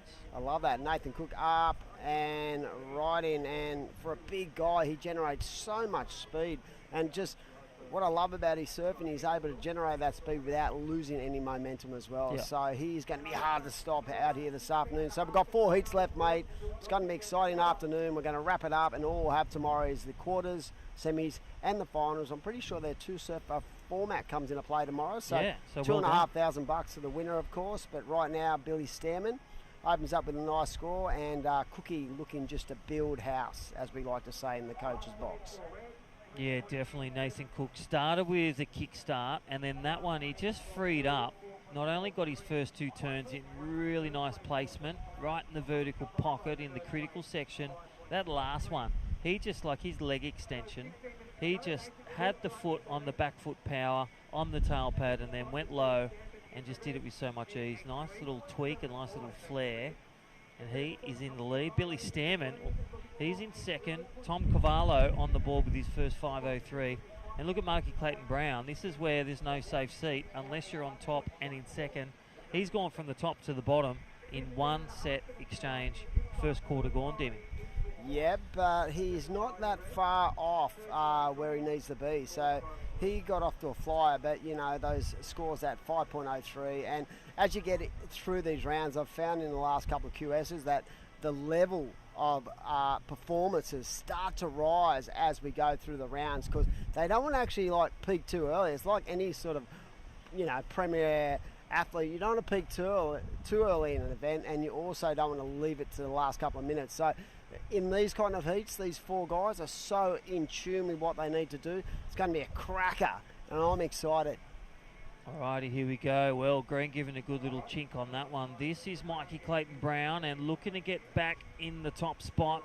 And well, nice little do you want the wave or not? And he finishes. We'll leave that last turn as we see a VW replay. That is Cookie on a right-hander. Up next, Heat 2, Darcy Crump, Cooper Davies, Jarvis Earl, Axel Rose, Carota. And look at Heat 3, Takehu Butler, the New Zealander, George Pitter, Alistair and Oscar Berry. Here we go. It looks like the surfer in red, the wave magnet himself, Billy Stemmen, up and riding, just really loose. And that was one of the biggest sets I've seen come through in the last, say, hour or so. But yeah, some massive matchups to round out the day. And this is where the boys really know that, as I said, they've got to raise their level and really nail. How important is it, Crispy, to nail every opportunity to get? Well, there we go momentarily. Mikey Clayton Brown gets the wave. And then Billy Stairman gets the bomb. So situation change. Billy Stairman goes the lead. Look at the VW replay. Thank you, Destination New South Wales. This is Mikey. He's currently in second. There he is. Nice little float. Waits for the moment. Jams the first turn. Second turn. And look at this last turn. You know, we left it with the judges, but I would have said discipline, get a bit lower. Yeah. I don't think he sold that last turn to the judges because they're privy. Look at this one. Did he land it? Yes, I can. Ooh. Oh, same, actually, same. That was same. That is exactly right. Here we go. Surfer in green, up and riding. And, yeah, as we said, both those final turns, you know, you've got to really nail those final manoeuvres for the judges to reward those, you know, like those finishing turns. Because as a visual of a surfer, right, the first thing you look at is his first turn, and the last thing that the judges are going to remember is what happens at the end. So they want to see completions, and they want to see variety in those completions as well if they're going to allow that score to drift up from the good to the excellent range. And they want to see positive body language, low profile, and the big E. It's not the Easter egg, it's energy. They want to see energy How released. important is that? Like, selling the body language has such an important role in our sport. I feel like negativity breeds negativity. Yeah. You know what I mean? You've got to actually sell it. You've got to stomp it. That's right. You've got to do the strong man. We sell it. That's right. You've got to do the strong man. Thank you, Johnny Gannon. One of the big things I've learned from him. Yeah. All the crew up there doing a great job. But I'll tell you what, all those watching and listening, shuckers to you. We are at Maroubra, and that is sunshine. Yes, believe it or not. It is. It's great to see it. Even though we're tanned. Oh, please.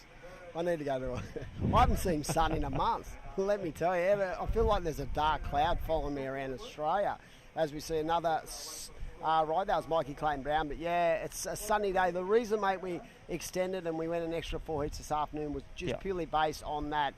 You spoke about earlier the extra swell charts are saying it's going to drop off. The period's going to drop off in the morning. And for us to allow ourselves just quarter semi-finals will give the organisers that opportunity to really pick the eyes out of basically the tides and the swell. And I dare say, for the best surfer, best athletes given their most opportunity, 25-minute semis may be on the cards in a 30-minute final. So, and that's what we've been seeing. So we are day one, grinding through day 128 heats, Mad Mex Maroubra. This is the Pro presented by NG Farah, the QS 1000 on the WSL calendar. Billy Stairman, the New Zealander. Well, Thomas Cavallo's last wave, he's got enough at 3.97. He is in second. Mikey Clayton Brown from Port Stephens requires a 4.51 and a 4.58. Look at that for Nathan Cook. They are splitting hairs out there, Dimmy. Yeah. And third and fourth, 11 minutes. We've still got an entirety. Yeah, and that's exactly right. But I really feel like the scores are right on point because there hasn't been that much separation. Everyone's been blown up, but just that point of difference that the judges are looking for. And we've got a great judging panel down here today. And like I said, like they really want to see that, that point of difference if they're going to really start to extend the score as we see the Kiwi up and right in. And he's one of the masters of small wave wizardry. Well, I must say, that was, and again, another commentary 10 in our books. But here we go. This is a great little steal there for Thomas Cavallo. I must say, his sleds look electric. 100%. Sharp eye, Thomas Cavallo. That has been one of the game changers with his equipment. Just looking sharp, looking fast. As all, think of the top shapers, DH, Darren Hanley. And let's look at the V-dub replay. This is Tommy looking to secure second, gets his first tag in, and then drifts the fins. Bit of a drift and brings it round with control. And that is good surfing. And there's only one way to go with that. Good score, 5-4-7. Tommy Cavallo extends the lead. That brings the score for second and third and fourth a bit bigger. So Mikey Clayton Brown needs a 5.21, a middle score now on the range of 10. And Nathan Cook, Northern Beaches surfer, the goofy footer, with priority, needs a 5.28. Still achievable, but 100%. That is growing and time is running down. Yeah, that last couple of turn combo for Green, Thomas really extending. And I love the coil off that first turn when he came down. He got really low, that low centre of gravity, able to drive off that inside rail. And judge was rewarding that, and that was quick pace surfing. Here's one for you. I said the Golden Book before, the Slinky Dink. He just coiled like the Slinky Dink down the stairs. You know how it used to bend down. I used to love that. Slinky Dink. Remember that? You used to get them at school.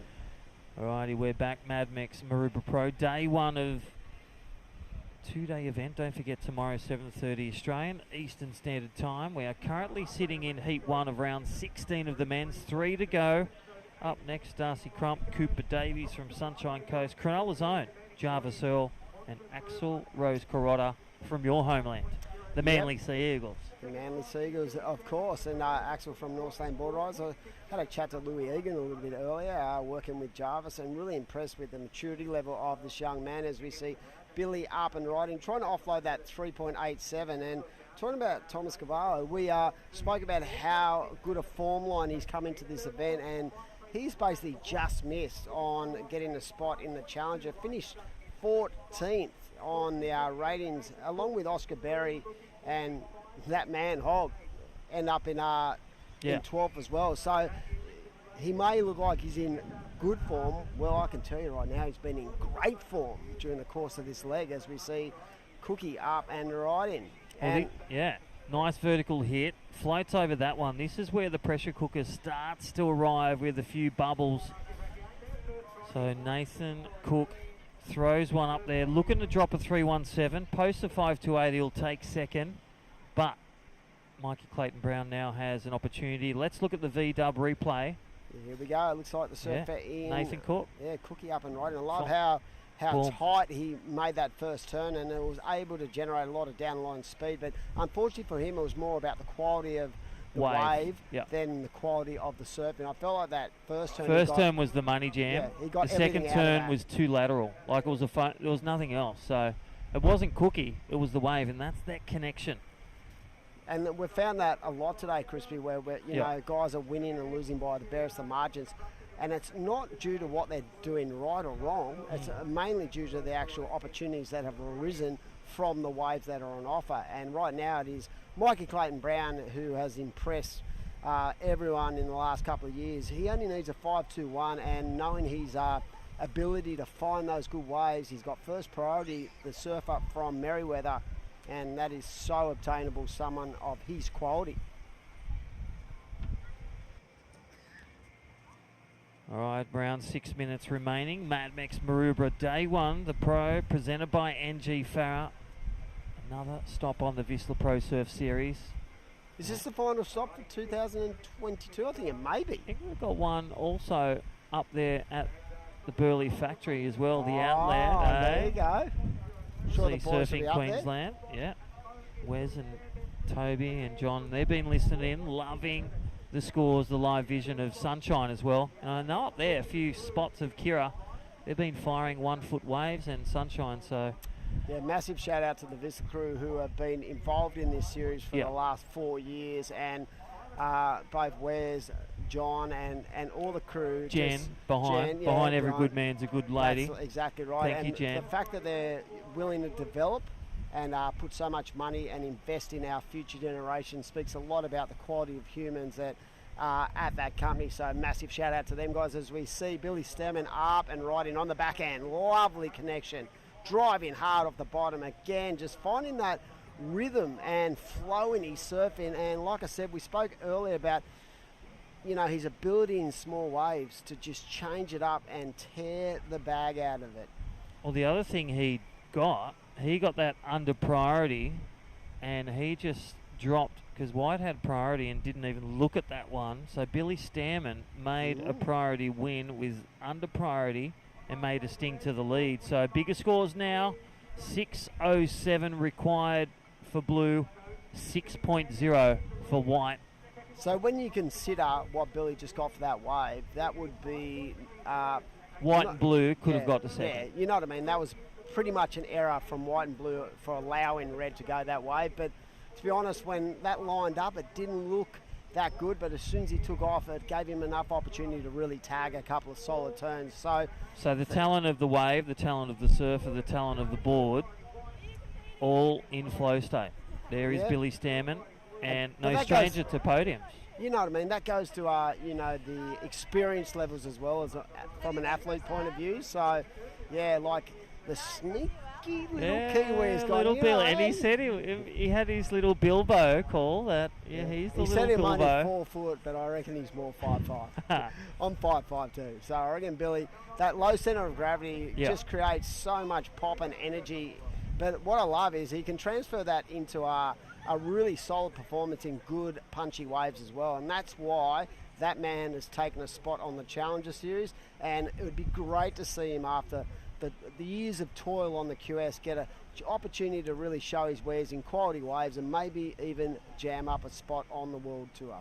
Yeah, he's a great guy and a great inspiration. Great to hear he's here supporting Takehu, so no pressure.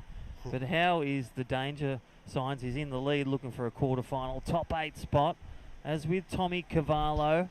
So Nathan Cook, again from the Northern Beaches, a 6.07, a good score. Still achievable in these waves and conditions with that southerly just backing off a bit.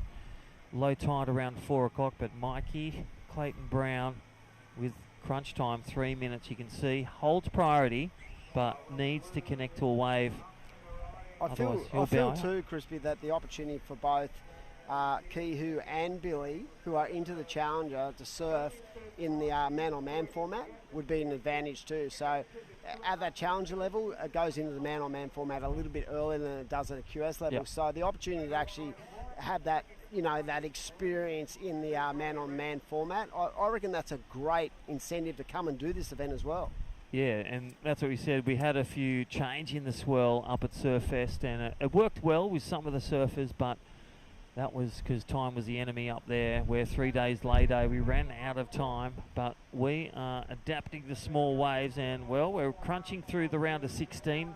This is the 4th last heat of the day. We're rolling through all of 4 heats around to 16, and Billy Stammen in the driver's seat for a quarterfinal finals day berth. Yeah, and I can see right now Mikey Clayton Brown has eyed off something out the back here, and the surfer in white, of course, we're in the commentary box, so we can't sort of pull him into anything, but he had a look at that wave, and right now it's going to be the man in second right now, Tom Scavara, up and riding. But I want to the attention to detail about getting to surf like man-on-man formats, I mean, it's where it's at when it goes to that elite level. So, you know, I'm sure these guys understand the need to really learn that craft, because that's when our priority starts to really play a massive part in how you generate your score lines in those circumstances, as we see Billy up and riding once more, Crispy. Well, he just took that one from Nathan Cook. He had priority over Nathan, priority 3, and we are right on the Mad Mex minute.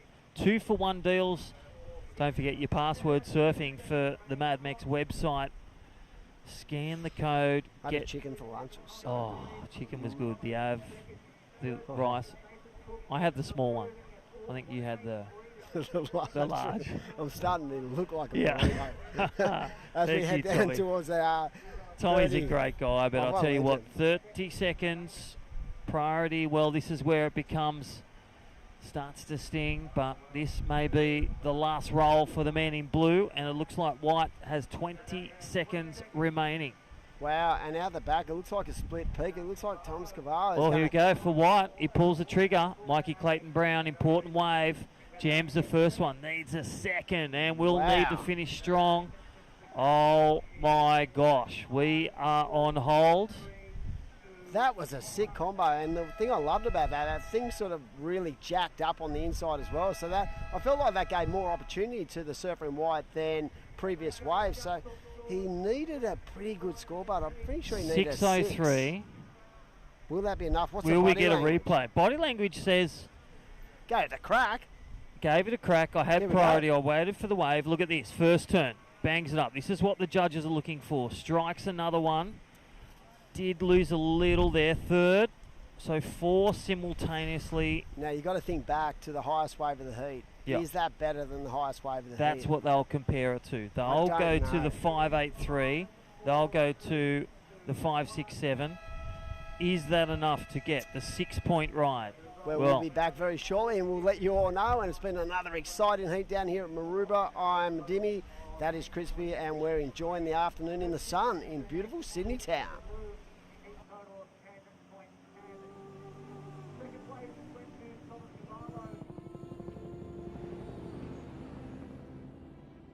Some say we've got engine oil in our veins. All that and a fair bit of dust. Sure, these wild utes are hard work, but it's no job. The roar of them. Pure. Takes some rare skills to settle one. A band of brothers and sisters. Where man learns from machine, learns from man.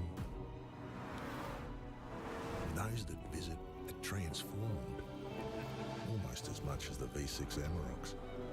It's like this place rubs off on them. You gotta see it to believe it. The only ute, reared for the road.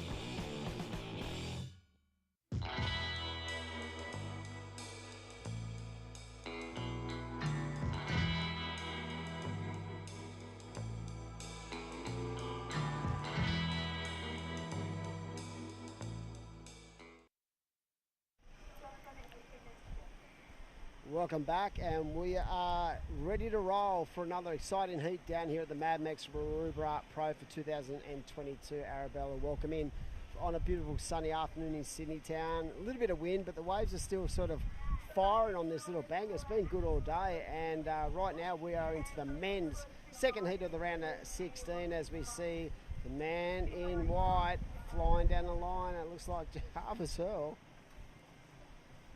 and not landed.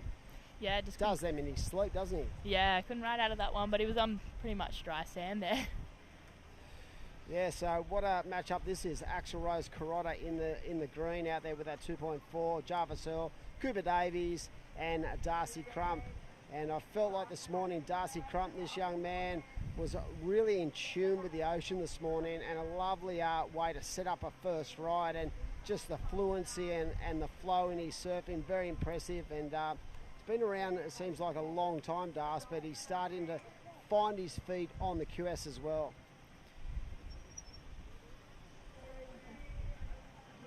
Yeah, it almost looks like it's starting to pick up a little bit, like watching the last few heats. We've got a few more waves rolling in than this morning, but also that bit of wind chop on it, which could help with the air side for Jarvis. Is this a good... Yeah, it's sort of gone a little bit south now, so you can see there are flags heading towards the south, and so that little bit of onshore breeze, and the tide is pretty much at its lowest point, and that first wave of red was a 3.33 first of Darcy Crump, the young man from North Stone Board Riders, up and riding. That is Axel Rose Carrotta, just trying to build house, and I'm pretty sure he's probably watched the last couple of heats and realised the importance of not leaving yourself too short as you head towards the back end of the heat, because that can start to really mentally fatigue you.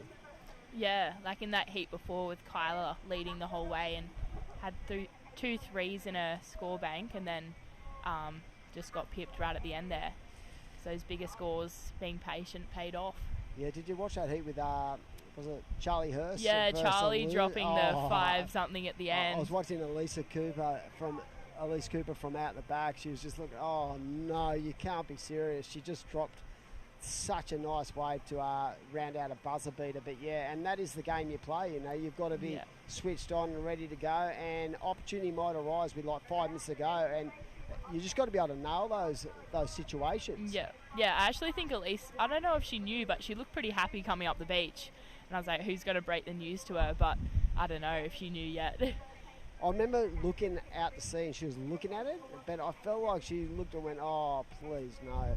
But, she might have thought she needed a bigger score, but Elise Cooper's had an amazing run in the last, say, 4 to 5 weeks. I know she was bitterly disappointed she didn't get a spot on the Challenger Series, but we're hoping that she might get a couple of wild cards during the Australian leg, because her surfing, I feel, in the last 12 months has gone to a new level. But right now it is about this heat in the water, and it is...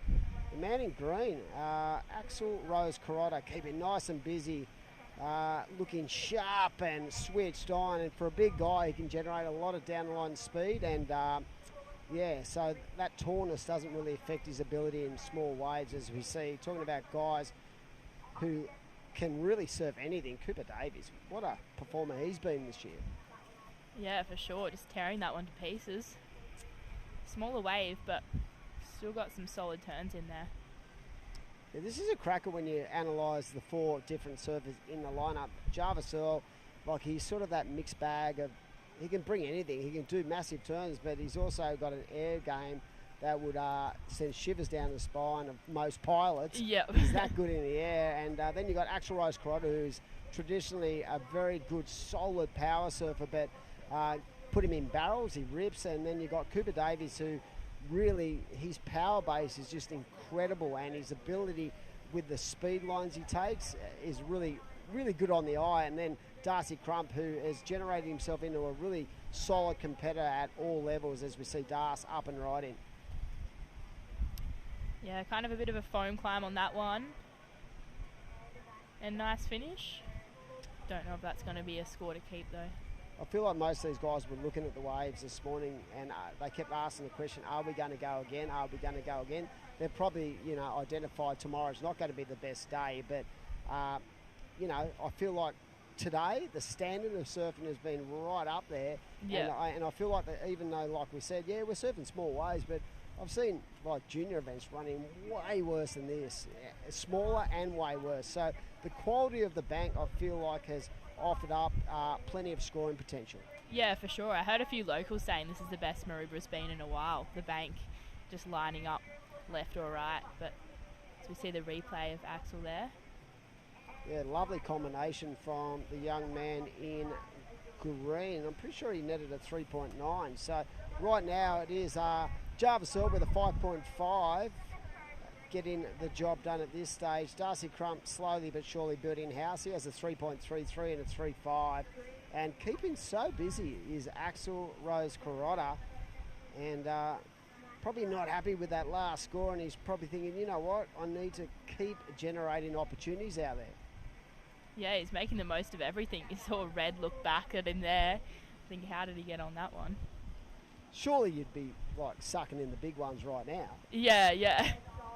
How do you deal with that? Because people say, they surf so many waves in the heat, because realistically you've got to allow your body to come out of fatigue. So when these surfers get back in the lineup, it's important to sort of take a moment, sit on your board, get some air in your oxygen, and so you get your oxygen levels in your body back down, because fatigue can really play a part in the technical side of your surfing, can't it? Because if you're not switched on and your body's under fatigue, that can spell disaster. Yeah, I was actually surprised, even in these small waves, like I was out of breath a few times, having a few paddle battles with some of the girls for priority and just things like that, and you're getting lots of little waves is tiring. Like, you need a moment to kind of sit out there and reset. I feel like that's part of the sport, that it goes, unrewarded, how much effort that people put into training, because those fitness levels really play a part when it comes to fatigue management. Yeah, for sure. So it looks like Darcy Crump has slowly but surely raised the bar. Right now he's gone into the lead, but we've spoken about it a number of times today where these scores are sort of boxed into that 3 to 4 point range as we see Das up and riding. So slowly but surely building on his performance. So put in the blocks and the foundation, and looking to just generate some good scores. As we see the Volkswagen replay there.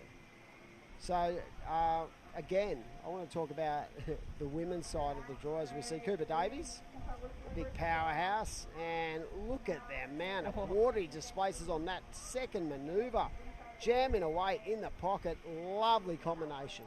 Yeah, nailed it there. I'm not a judge, but I feel like that's probably the best wave of the heat so far. I felt like that second turn had so much spice to it, and the positioning of his surfboard on that second manoeuvre really allowing him to execute a really nice manoeuvre. Bang! And the spray off the back just gave it everything. Now, talking about the women, did you see that heat with Andy Santos? I partly, watched some of it. I was, Seriously, she was amazing this morning. I thought, wow, this is going to be a massive upset if she goes out and... I watched her heat this morning, and she annihilated. She just got that wave right at the end, and I'm calling she's going to be really hard to beat in these smaller conditions. Yeah, for sure. Yeah, I think that was the heat where Kyla was holding the lead, was it? Yeah. Yeah, and then got pipped at the post towards the end there. They're brutal, those losses. Oh, yeah. Do we see Green up and riding? There we go, Axel up again, so keep him busy. He's finding these lefts to his liking, but you can see the body language right there. He's probably thinking, He's definitely got the most waves out there, but he's currently in 4th. So he comes from North Stain, so traditionally it's a place where it can be very fickle at the best of times. We've been pretty lucky in the last, say, 6 months. We've had sort of waves on tap like we have over the course of, the whole East Coast, but he's definitely learned his craft. Yeah. And he's learned how to grovel from a very, very young age. And he doesn't really need a lot to go up, to be honest. He's waiting on another score. That's his 5th ride in 12 minutes. Yep. Surely the quads will be burning by now. Oh, yeah. Here we go again. Paddling again. Up and riding. This one open up for him. Wow, that was a nice second turn. And he's got into the corner again and lands it. And I feel like the body language then sort of spelled that he felt like that was a better ride. Yeah, that could have been the score he's been waiting for. Suck it in, big boy. Get back out there. And you know what the interesting part of that? He'd separated himself from the other 3 surfers. So unlike most of the heats today, Arabella, these 4 surfers have given themselves a little bit of space in. So spread over the bank. We'll see what the judges think of that last wave as we see the Volkswagen replay and Axel up and riding. So he's found a little wedge. And I felt like this second turn, nice and patient, really extending through the body. And even this last turn got nice and 12 o'clock as well. So I feel like that's his best wave so far. Yep. So he's moved up into 2nd, scoring a 4.2 on his last ride. So yeah, his best score so far. I feel like if that wave had opened up a little bit more down the line, it would have given him that opportunity to go into the 5-point range. But he's definitely found his little groove down on the southern side, as we see one of the most outstanding young surfers coming through the region up and riding, but unfortunately a very rare mistake from young Jarvis Earl as we see Darcy Crump. Wow, love the way this guy surfs, just really crisp and clean through the transition. Yep. So he was looking for a 4.27. I reckon he's nearly got that there, although, yeah. I think what the judges will do, they have the option to have a look at a replay, so they might go back and look at Axel's 4.2 and go, is that better? And compare, Yeah, I felt like that probably was better just on the quality of the manoeuvre and where the actual board was situated in the pocket. And as I say that, judges have locked in a 5.73, so they saw that point of difference as well, and it means that Axel is going to have to get a 5.37, and Jarvis Earl is only needing a 4.07, so we are, boxed into a really tight position where all four surfers are still in the mix with 6 minutes to go. Yeah, it looks like Jarvis is going for like a big air or something, but just that last wave just not opening up for him there. He knows he can do it. You saw him up in Newey. Oh, yeah.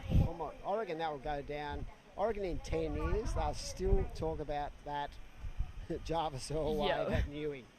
That was the most incredible area. I couldn't believe what I was seeing when I was watching on the screen as we see Darcy Crump finishing off, powered by the New South Wales government, of course, a massive supporter of this event. And right now it is the Queenslander Cooper Davies out in the lead with a 4.9 and a 4.8. I feel like just his consistency in his heats. Yeah, for sure. The way he's developed in the last couple of years really helped him generate a lot of fans and a lot of people looking up going, you know what, he's going to be someone to watch in the next couple of years.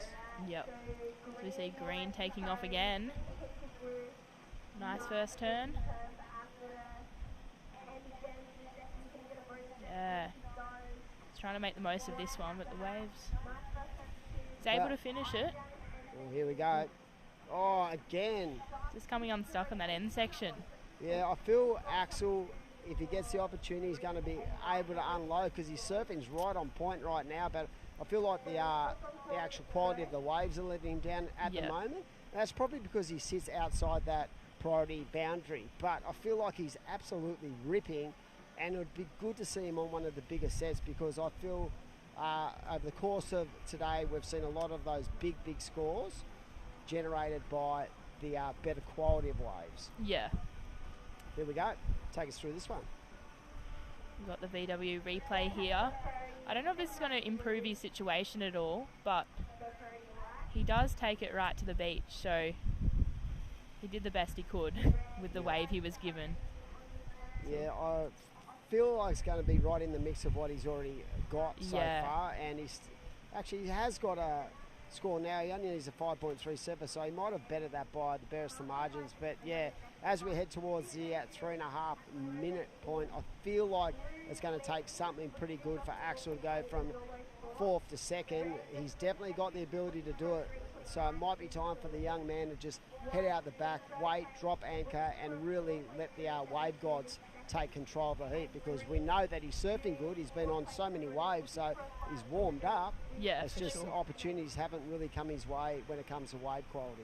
Yeah, it'll be interesting to see what he does here, but I think for sure, he's out the back now. Just gonna hope that the waves line up for him. Maybe like a Charlie Hurst, have a wave right on the siren. Just a Mad Mex minute, and the dangerous position for both, I feel like, especially Darcy, is the state of play for Jarvis Earl. He's already got a 5.5, so he's got the second best wave of the heat so far, and he doesn't need a lot, a 4.04, so maybe opportunities have been lost on those aerial or those non-completions of those airs. So will he get another opportunity? I can see right now it looks like Cooper Davies has decided to make a friendly advancement towards the surfer in wide. So Cooper can't work out whether he wants to go Axel or Jarvis. Yeah. He's like, I want to go both these dudes, as we see Darcy up and right in, and sometimes that can play in a surfer's hands as well, where one surfer is focused on using that priority to his advantage.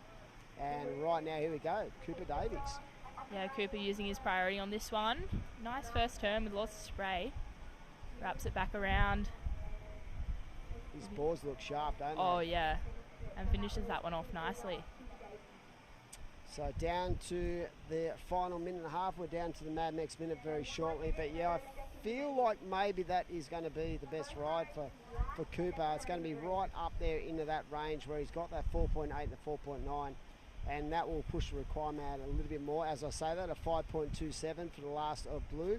So right now it is up to the surfer in green to get that 5.37, and Jarvis Earl sitting there waiting to pounce with priority, and he only needs a 4.07. So we are down to the Mad Mex minute, and are we going to see another incredible finish to what has been exciting heat number 2 of the round of 16?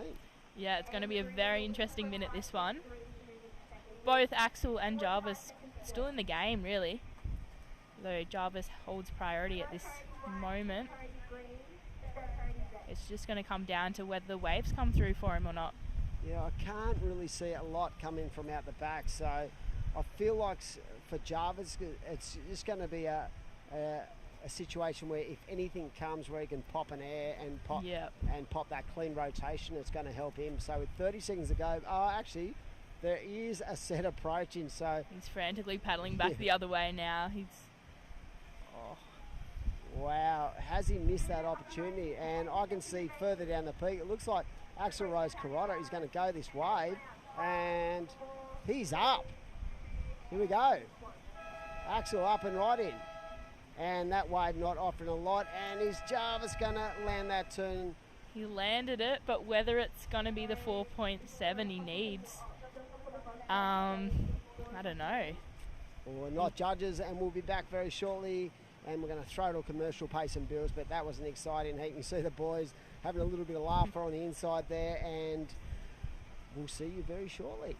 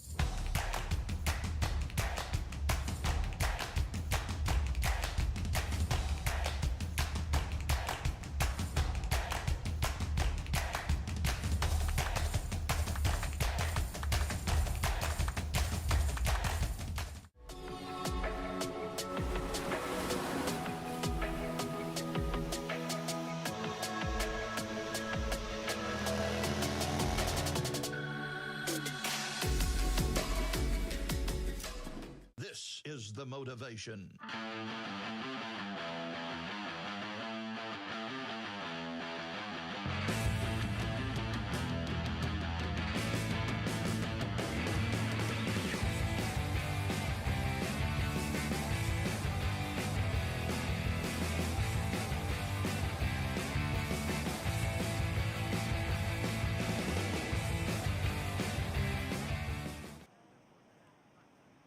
Welcome back. We are into the second last heat of the afternoon down here at Maroubra Beach. We are at the Mad Mex WSL QS 1000 event into the men's heat number 3 of the round of 16, and what a cracker this is going to be. We have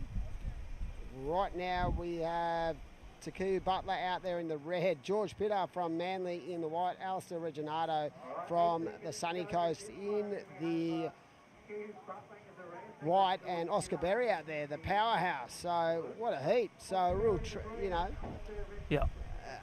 4 very different kind of surfers. And that's what we love to see. A lot of variety in this heat. Let's give one word for each of them. Takahu Butler in red. I'd call Captain Speed. Speed, one word. Power. Oscar Berry, air. Variety.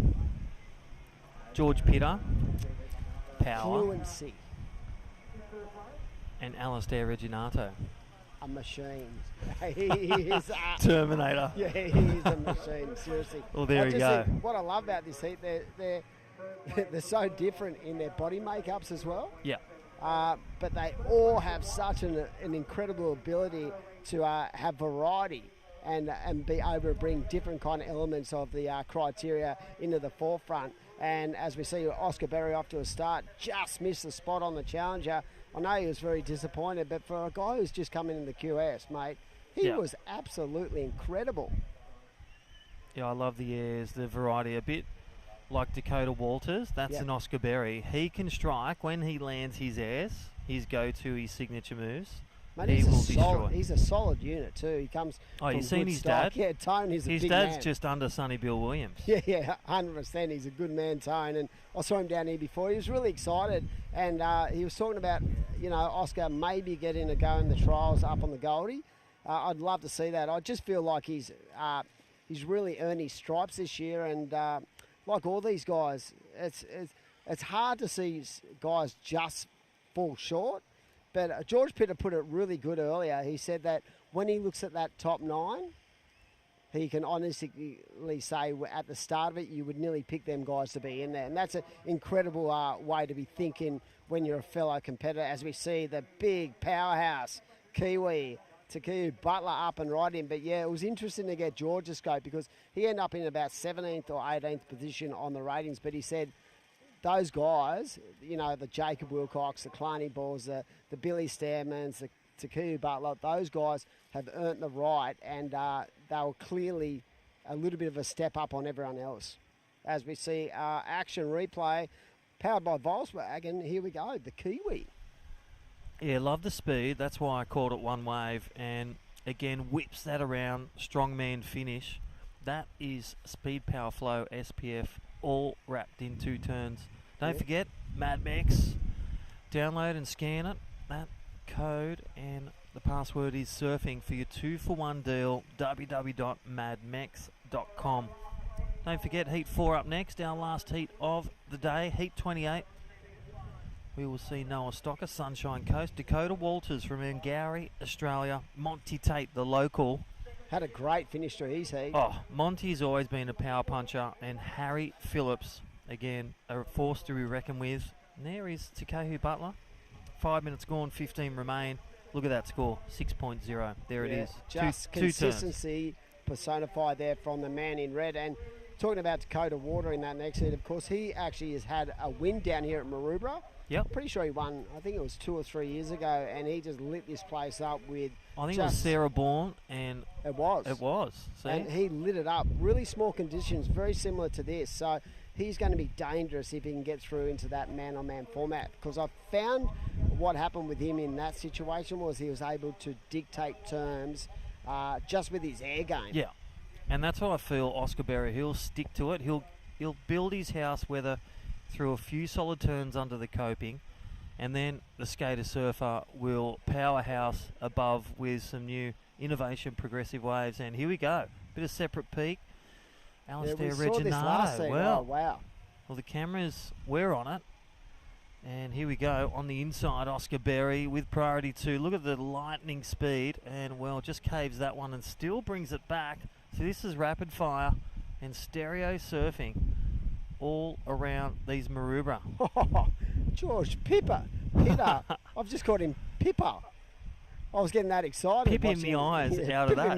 Dotting the eyes and circling the P's. But I love how exciting that, like those combination of waves were. There was so much variety in the way these guys attacked, and big shout out to everyone on the web on a beautiful afternoon. We are rolling through the afternoon.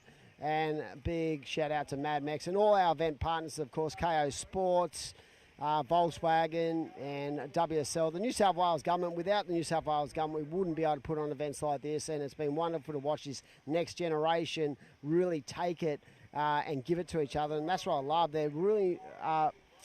their ability to raise the level as they go through the rounds, that's what's been most impressive.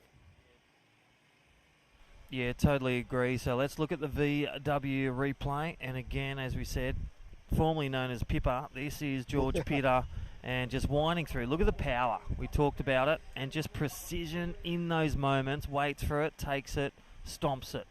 Yeah, I felt like that was a really good series of exchanges from all these guys. Alistair Reginald, I felt like that second turn of his on that left further down the peak, that was just money turn.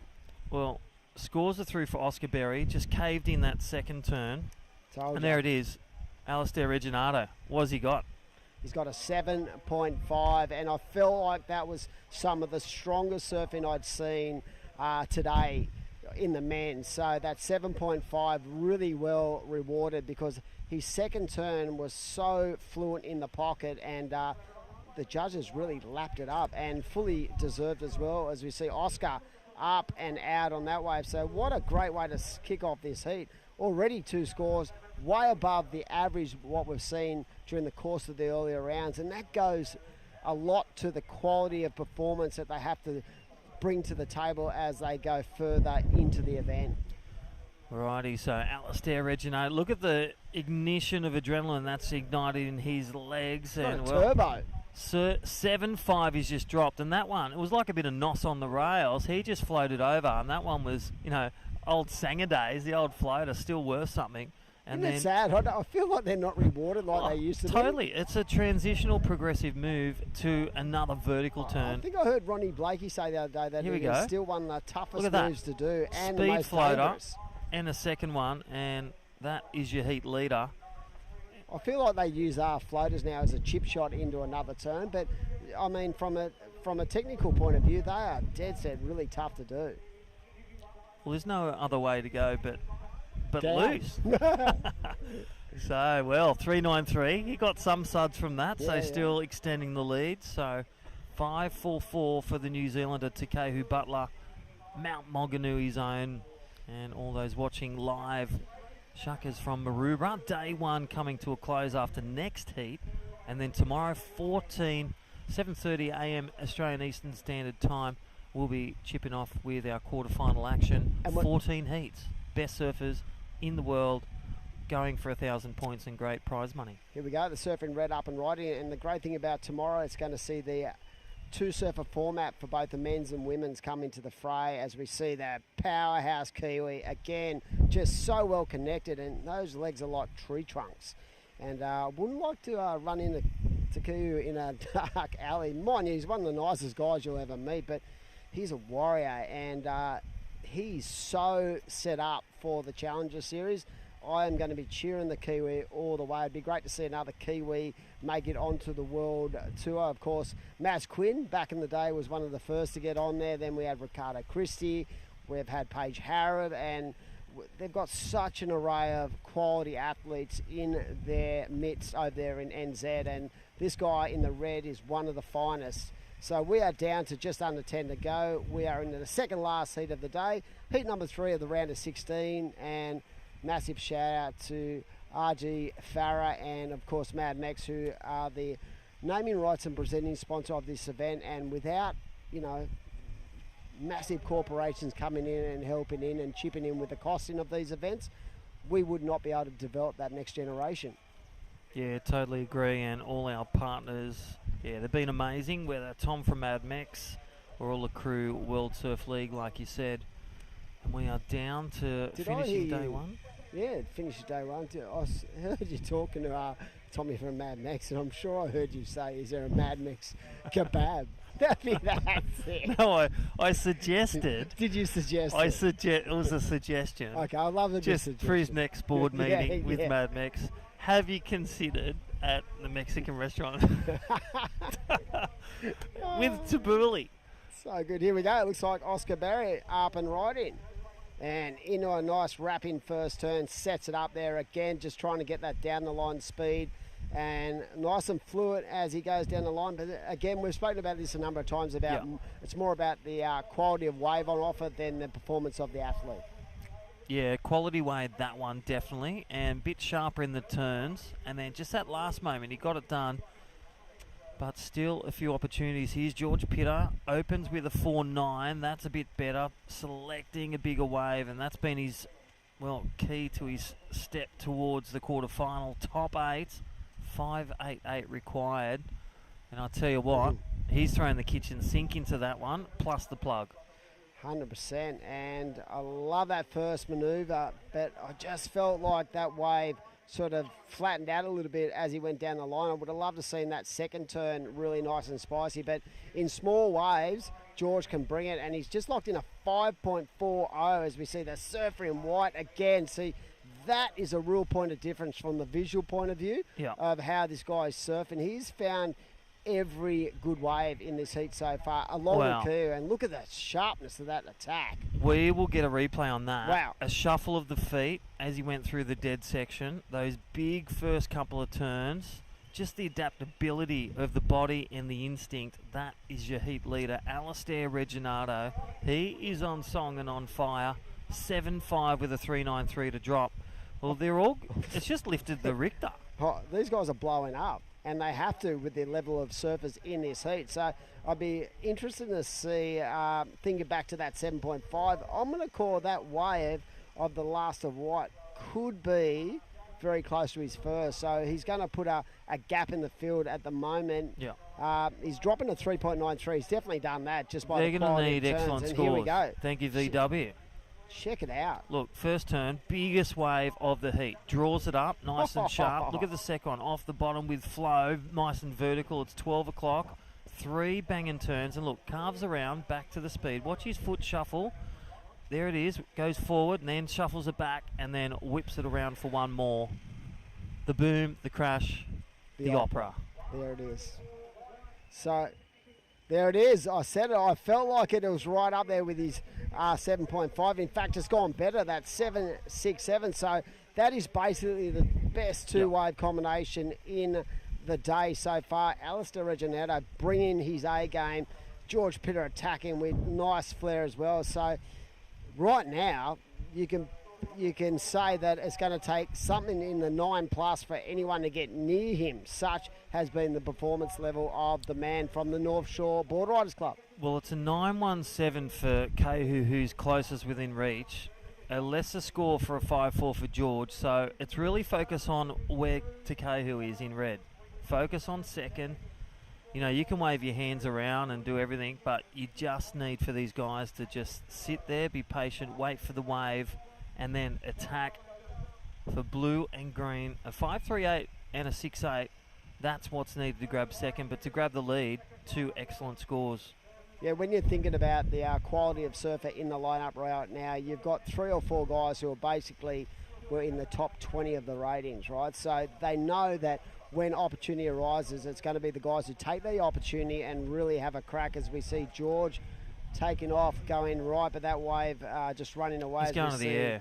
It's going to go to the air. Oh, how was that? Dangerous. Was that a kickflip? I think he was going for it. Here we go. Holding Kiwi. second. Look at him. Throwing it, extending it, really pushing that back foot to kick it around. I love the weight transfer, even though that wave is pretty much 1 foot. His ability to keep that nice and tight to the power source and transferring that weight in that precise second where it needed to be transferred.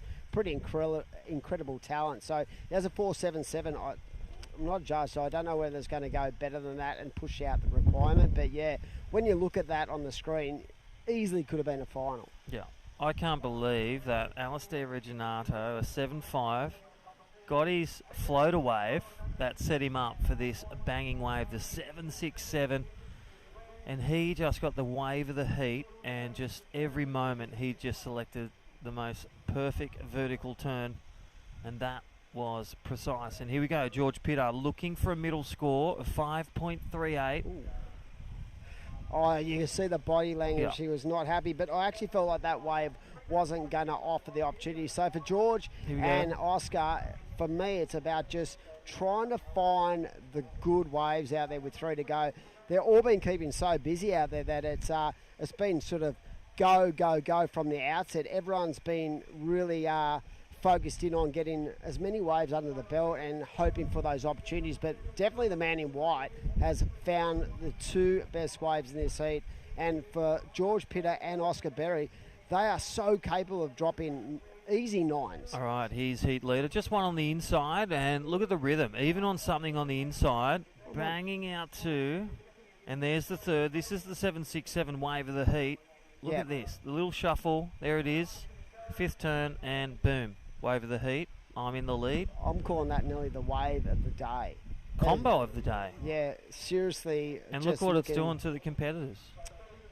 Yeah, but I like the fact that George and Oscar they're are still in keeping within busy. range. That's right. They're keeping busy. I mean, the paddle out's only, 30 seconds. So right now it's up to Kiwi Butler to really find and push out their requirements. So if he can even better that 4.77 by, like half a point or a point, that is going to make it a lot more tougher for both Oscar Berry and George Pitter, who are, as I said, are capable of dropping 9s. There's the 393, 2 floaters and a nice finish, and there is a wrap-up of this heat. Takehu Butler is in second, so still within distance, still moments, 2 minutes. I feel like they've all had moments in these heats. Of course, we've seen Alistair Reginata have so many of them, but I feel like the other 3 are right there, and I'm sure that Takehu Butler is looking at the other 2 guys knowing what they can bring to the table with a minute and a half to go. And so many times, mate, today we've seen incredible finishes. We're going to get down to the Mad Mex minute in just a second. And will opportunity arise for Oscar Berry in the green, George Pitter in the blue?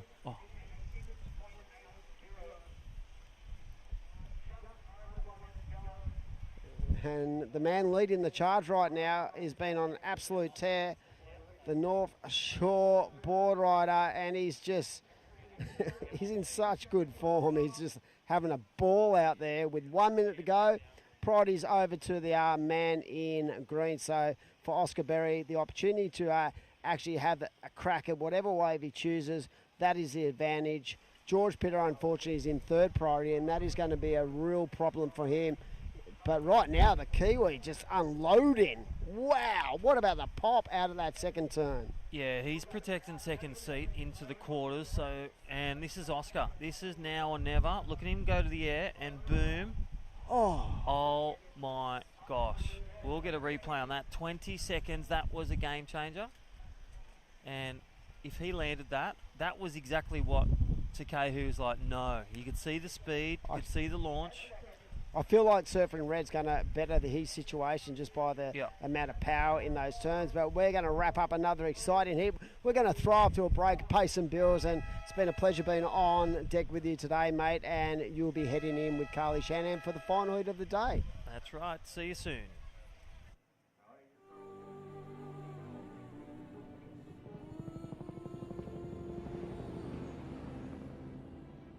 Some say we've got engine oil in our veins.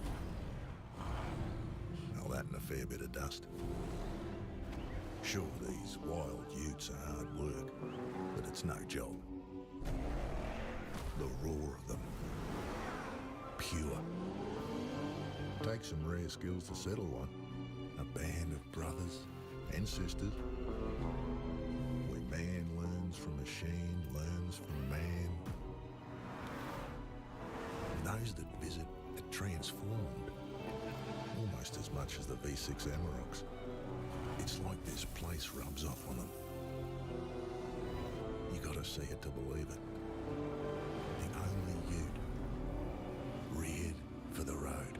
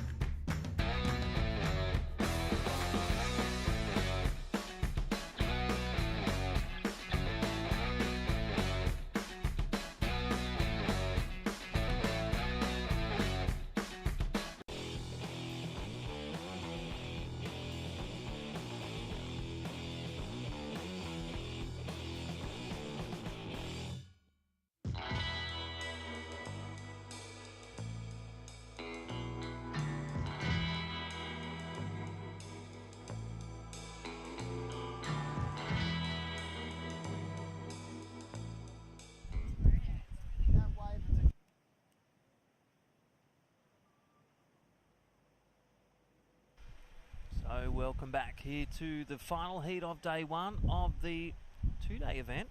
My name's Crispy, and with me, Carly Shanahan. Welcome back. Thanks, Crispy. It's good to be here. Well, this is the Mad Mex Maroubra Pro QS 1000 World Surf League, presented by NG Farah. Great supporters for the last 60 years of community events. And thank you all the crew at NG Farah and Tom and all the crew at Mad Mex. Don't forget, download that 2-for-1 on the website, Mad Mex, code word, password, surfing. How good is that? 2-for-1. I mean, those... Yeah, so in this heat, we've got up and riding there, Dakota just like going for something crazy. So he's in the blue. We've got Noah Stocker out there in that heat as well, Monty Tate and Harry Phillips. So exciting final heat of the day, heat 4, round of 16. So yeah, and look at Dakota Waters having fun, doing a few pop shove-its, and in the lead, 9.67 straight off the bat. You live a, you grew up Willow Waters, Mini Waters, yeah. Coffs Harbour, Yeah. just around the corner from this guy. And Gary, you surfed a few times with him? Yeah, not so much with Dakota. I definitely seen him out there. Here he is up and riding. Like, what? That turn, backs it up again, and whoa, oh my gosh, whole nother level. So just seamless surfing, just cracking every single section that comes his way and rewarded well. Well, one of the highest scores of the day, and then posting that smaller score. So Dakota Walters, former qualifying series winner here at Maroubra 2 years ago, and right now next to me, Carly Shanahan, runner-up 2 years ago. Yeah. Against Bormy. Yeah, Remember Sarah. that? Yeah, no, I do remember that. Oh, yeah. I remember beating Philippa Anderson in the semi-finals You did. and just thinking that I would win a world title. I was coming in, I was like, no On that way. right-hander. I yeah, remember. that's it. I took it off of her with priority. Still remember it, but yeah. Well, pretty there's cool. a key moment to lock in there and bring that one out next comp. And look at this, Dakota Walters, well, shining here at the VISSLA Pro Surf Series QS 1000.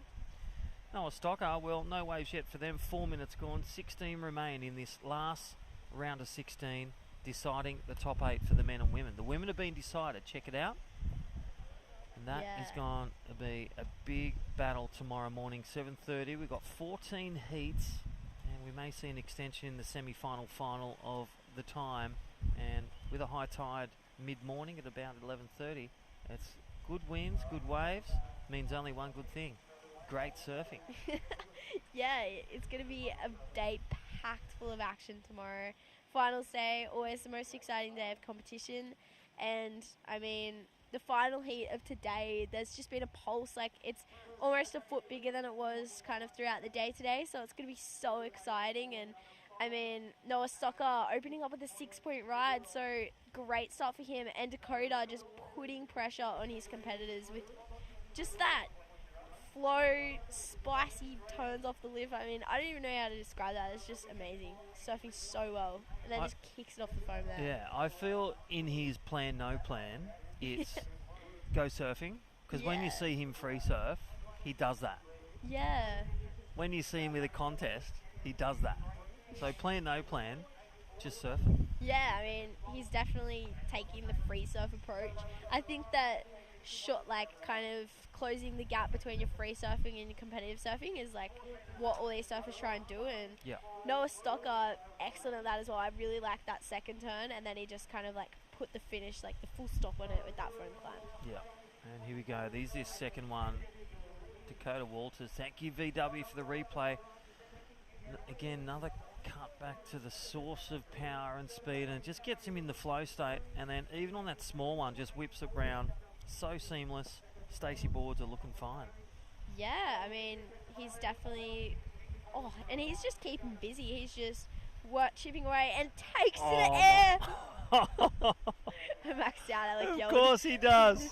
He's in the flow state. Dakota Walters, he is just lapped the field, and he will get the combo and the highest score of the day. Dare say it's going to hit the high nines. That was crazy. The way he spun, the way he got speed, And the clear stomp finish, that was seamless. That was seamless. I'm such a fan of his surfing. Yeah, and you see that heat total go up. I don't know what the single wave score was. We're just waiting for that to kind of come through. But wow, I would love to see a replay. Do you want to talk us through this, Crispy? Yeah, well, to any keys, getting speed and then gets the launch. And look at the rotation. Just the body, just so muscle memory. It's got the reflex action. Stomps the landing. Does it every day. Dakota Walters. Just doing it. Just go surfing. Just going for a free surf. I mean, and we're going to see another replay. That was absolutely insane. So, wow. what? Look at that landing. So near 360 rotation, landing on the kicker and just stomping that down. And this is Noah Stocker in second. His backup wave live action. Round 16. This is the last one. Well, Dakota Waters sewn up first position unless, well, two magic waves come through for red, white and green. And well, here's Monty Tate. He knows that air revs are paying, and that is the local surfer, local lifeguard, and Harry Phillips. The dust has settled and they're like, oh, we've got to get out there and get second spot. Yeah, they're fighting for second now. I mean, that last wave from Monty, though, that was pretty inverted. He got his tail pretty high and on his backhand too. So it'd be pretty cool to see how that kind of plays out. But, I mean, it's going to be hard to kind of compare it up to Dakota Walters' air rev because he just did it so perfectly. And you can just tell that he does them every single day of the week. Like, that's just in his repertoire, solidified in his repertoire. Well, thank you, V-Dub. Here is the reply of local surfer Monty Tate, the local lifeguard, former tradie. Look at him just glance. He got the speed, then drifts that back. There's the launch, rotation, brings that right arm in, and then stomps that and kicks out with the sun glare in his eyes on an afternoon here at Maroubra. Yeah, I mean, we've been lucky enough to have the conditions just... Look at Dakota in the lead with 2 8-point rides. I mean, we only saw Annie kind of crack that 8-point ride today earlier, but he has exceeded that single wave score and the heat total. And Noah Stocker holding strong in second, still comboed for the lead, but it's going to be a battle for second position now as he tries to put pressure on white and green because he knows that they're very capable of kind of cracking into that top two as well. So, well, could we see the dark horse, which we mentioned, Dakota Waters going back to back because we didn't have the qualifying series last year, so this could be former winner winning it again. And well, he's one step closer with a 8.67 backhand air rev. That was corked so high, full rotation, tail drop landing, and then a 8.1 for under the lip vertical attack. And this is Noah Stocker in second, looking to dispose of a 5.37. Just lifted the energy. So red, white and green, they have to focus on one spot and one spot only, and that is the spot where Noah Stocker is. Yeah, I really like Noah's surfing. He's chucking so much spray on such little waves. He is Sunshine Coast based, so he definitely knows how to grovel these kind of smaller waves. But it's Dakota out in the lead, just being in such good rhythm, such good flow. It's such a good feeling when you have a strong start to a heat and it just keeps on snowballing into better and better scores. So it's really great to see. Yeah, I feel these are the days, the training days that Walt's taking the kids and, you know, Harley and Dakota, they're going to Back Beach at Southerly. No one's there. Boys, it's time to fly on the lefts. All that practice, and whether with Coach Dan Ross at the surf school, they're all just, you know what I mean? On the days where people have a lay day, they're out there training going, this is what's going to manufacture some great surfing. Yeah, I mean, they're just the biggest frothers. Like, if you see Harley, like, I've kind of surfed more with him out at Ngari, and he's always taking out these wacky boards and just an absolute frother. Like, I've been in Yamba a couple times, and I'm like, oh, I'll just go for a paddle. There's not that many good waves, and then you see him take off on a wave, and it'll be a 6-foot retro board, and he'll just be attacking it, going completely upside down on his backhand.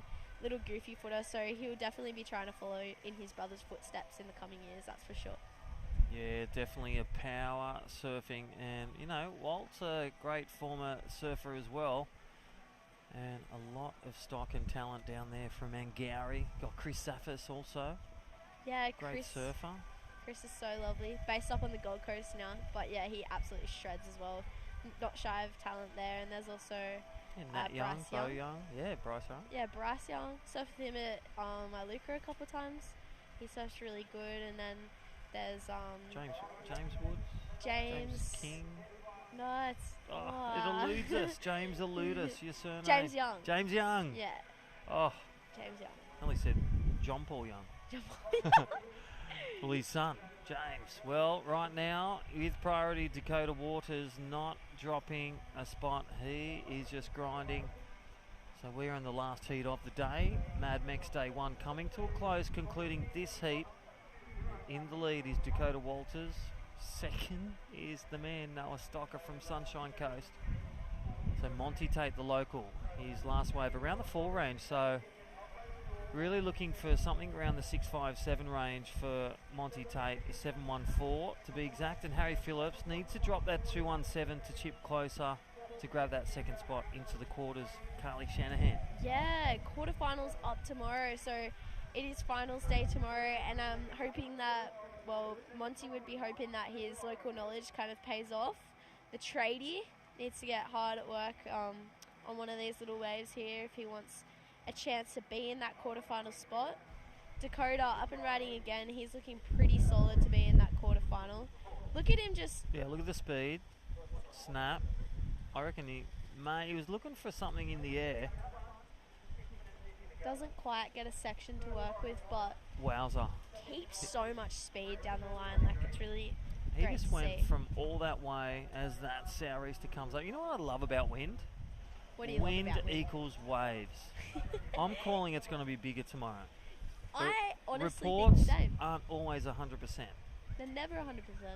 So, you know, when it says 70% rain, I'm calling 100% rise in the swell tomorrow. Yeah, I agree with you on that one. Yeah, we got it. Dakota Walters, we're throwing it out there. And what I can tell you, favourite moment, right now, 8.67 and 8.1.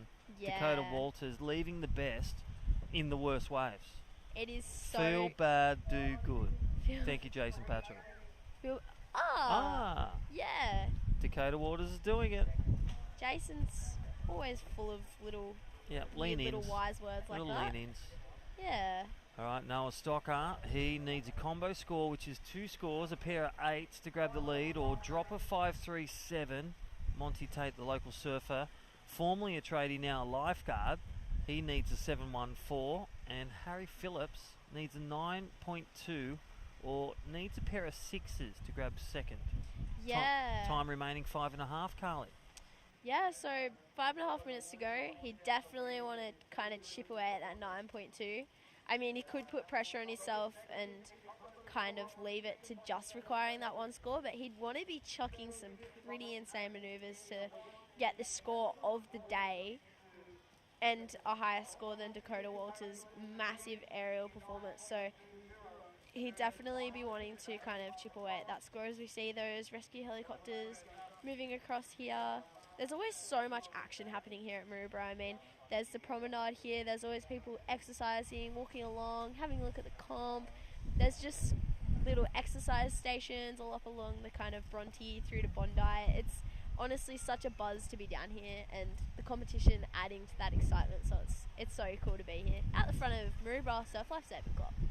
Yeah, always something going on. You got the bowl, you got the skate park, you got the gun range for the gun lovers. And, well, whether a walk at the park or a fish, always plenty going on here at the environment. And, yeah, those 3 Defence Force helicopters, beautiful to see. And there we are, right live on screen. They are your 2 surfers, second and third. Noah Stocker in red, sitting tall, and local surfer on the left, Monty Tate, has priority for the next wave to take it if he likes. All right, with 4 minutes remaining, don't forget the Mad Mex 2-for-1 burritos. Scan on the TV right now, take a picture, scan it, 2-for-1 deal. Buy one, get one for free. Thank you, Mad Mex, all the crew. And if you can come down Maroubra tomorrow, you may get a burrito, a chicken or a beef. Yum. And a vegan. Yeah, Let's he's not going to forget bring the vegan options for you tomorrow. Yes. Got vegan. And the you vegan can drink chicken. kombucha as well. Yes. There's some really yummy kombucha down there. Tent's kind of flying around a little bit right now, so Crispy's going to go sort that out. As we see Dakota, just a quick in and out there. There's 3.5 minutes, so it's looking, he's comboed the field with 3.5 minutes, so it's honestly a battle for second right now. Noah Stocker has been surfing so amazing in his heat, just chucking buckets on these little lefts. But Monty and Harry Phillips are both incredible surfers. Harry's definitely an experienced QS competitor, and Monty, the tradie, has been having good heats this morning as we see him quick in and out there. So he's going to lose his place in priority with just under 3 minutes. That does take the pressure off. He hasn't got the pressure of the priority to kind of use it wisely, but it also means that it's going to be a little bit hard for him to break away and kind of chip away at a score with fourth priority, and a pretty hefty score with 7.1. Yeah, definitely. So Noah Stocker really knowing the value of the wave and knowing his position in the heat. It's really proving and really taking the spot like Alistair Reginato, one of his sparring partners, the Sunshine Coast Wolfpack, doing well at this event, the QS 1000, the Mad Mex Maroubra Pro. Coming to an end, we have 2 minutes remaining. Dakota Walters, well, leaving the best to last, as we said. And this is Noah Stocker protecting that second. Nice vertical jam. Again, snaps it up there again, and will take this one all the way to the wire. So one of those ways with priority, utilising it to maintain second and potentially grow the score for white third and green fourth, Carly. Yeah, that's definitely a smart decision from Noah. And like I said just before, he just chucks so much spray. It's so good to see. And yeah, he'd definitely be looking pretty comfortable in second, but I wouldn't be counting anything out until those last two competitors are comboed. Up until the last 10 seconds, there's still time to get a wave and get up. We saw Charlie Hurst make her heat in the last minute. We saw so many buzzer beaters, so you would still be nervous up until those very dying seconds. Yeah, definitely. And because the locals too, with Monty Tate, knowing the banks, knowing that intel of what it does at low tide, for example, where the openers of the left-handers and where the takeoffs and the positioning of the cross-section. So Harry Phillips, 9.2. He's been a bit quiet this heat.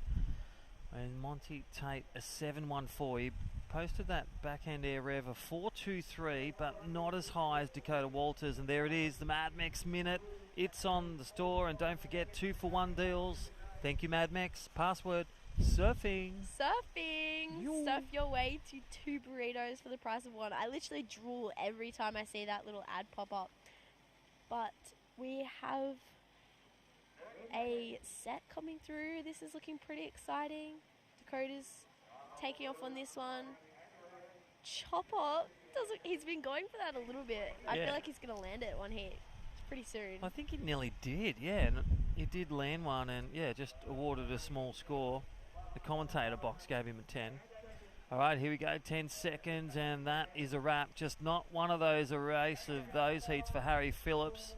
Not a display of the talent of Monty Tate, who'll take a third. Harry Phillips, that man, will take fourth, but Noah Stocker, he will be going through to the quarterfinals, and Dakota Walters flies through with the killer combo at 8.1 under the lip attack and an 8.67 360 rotation on the backhand, stomped and chomped.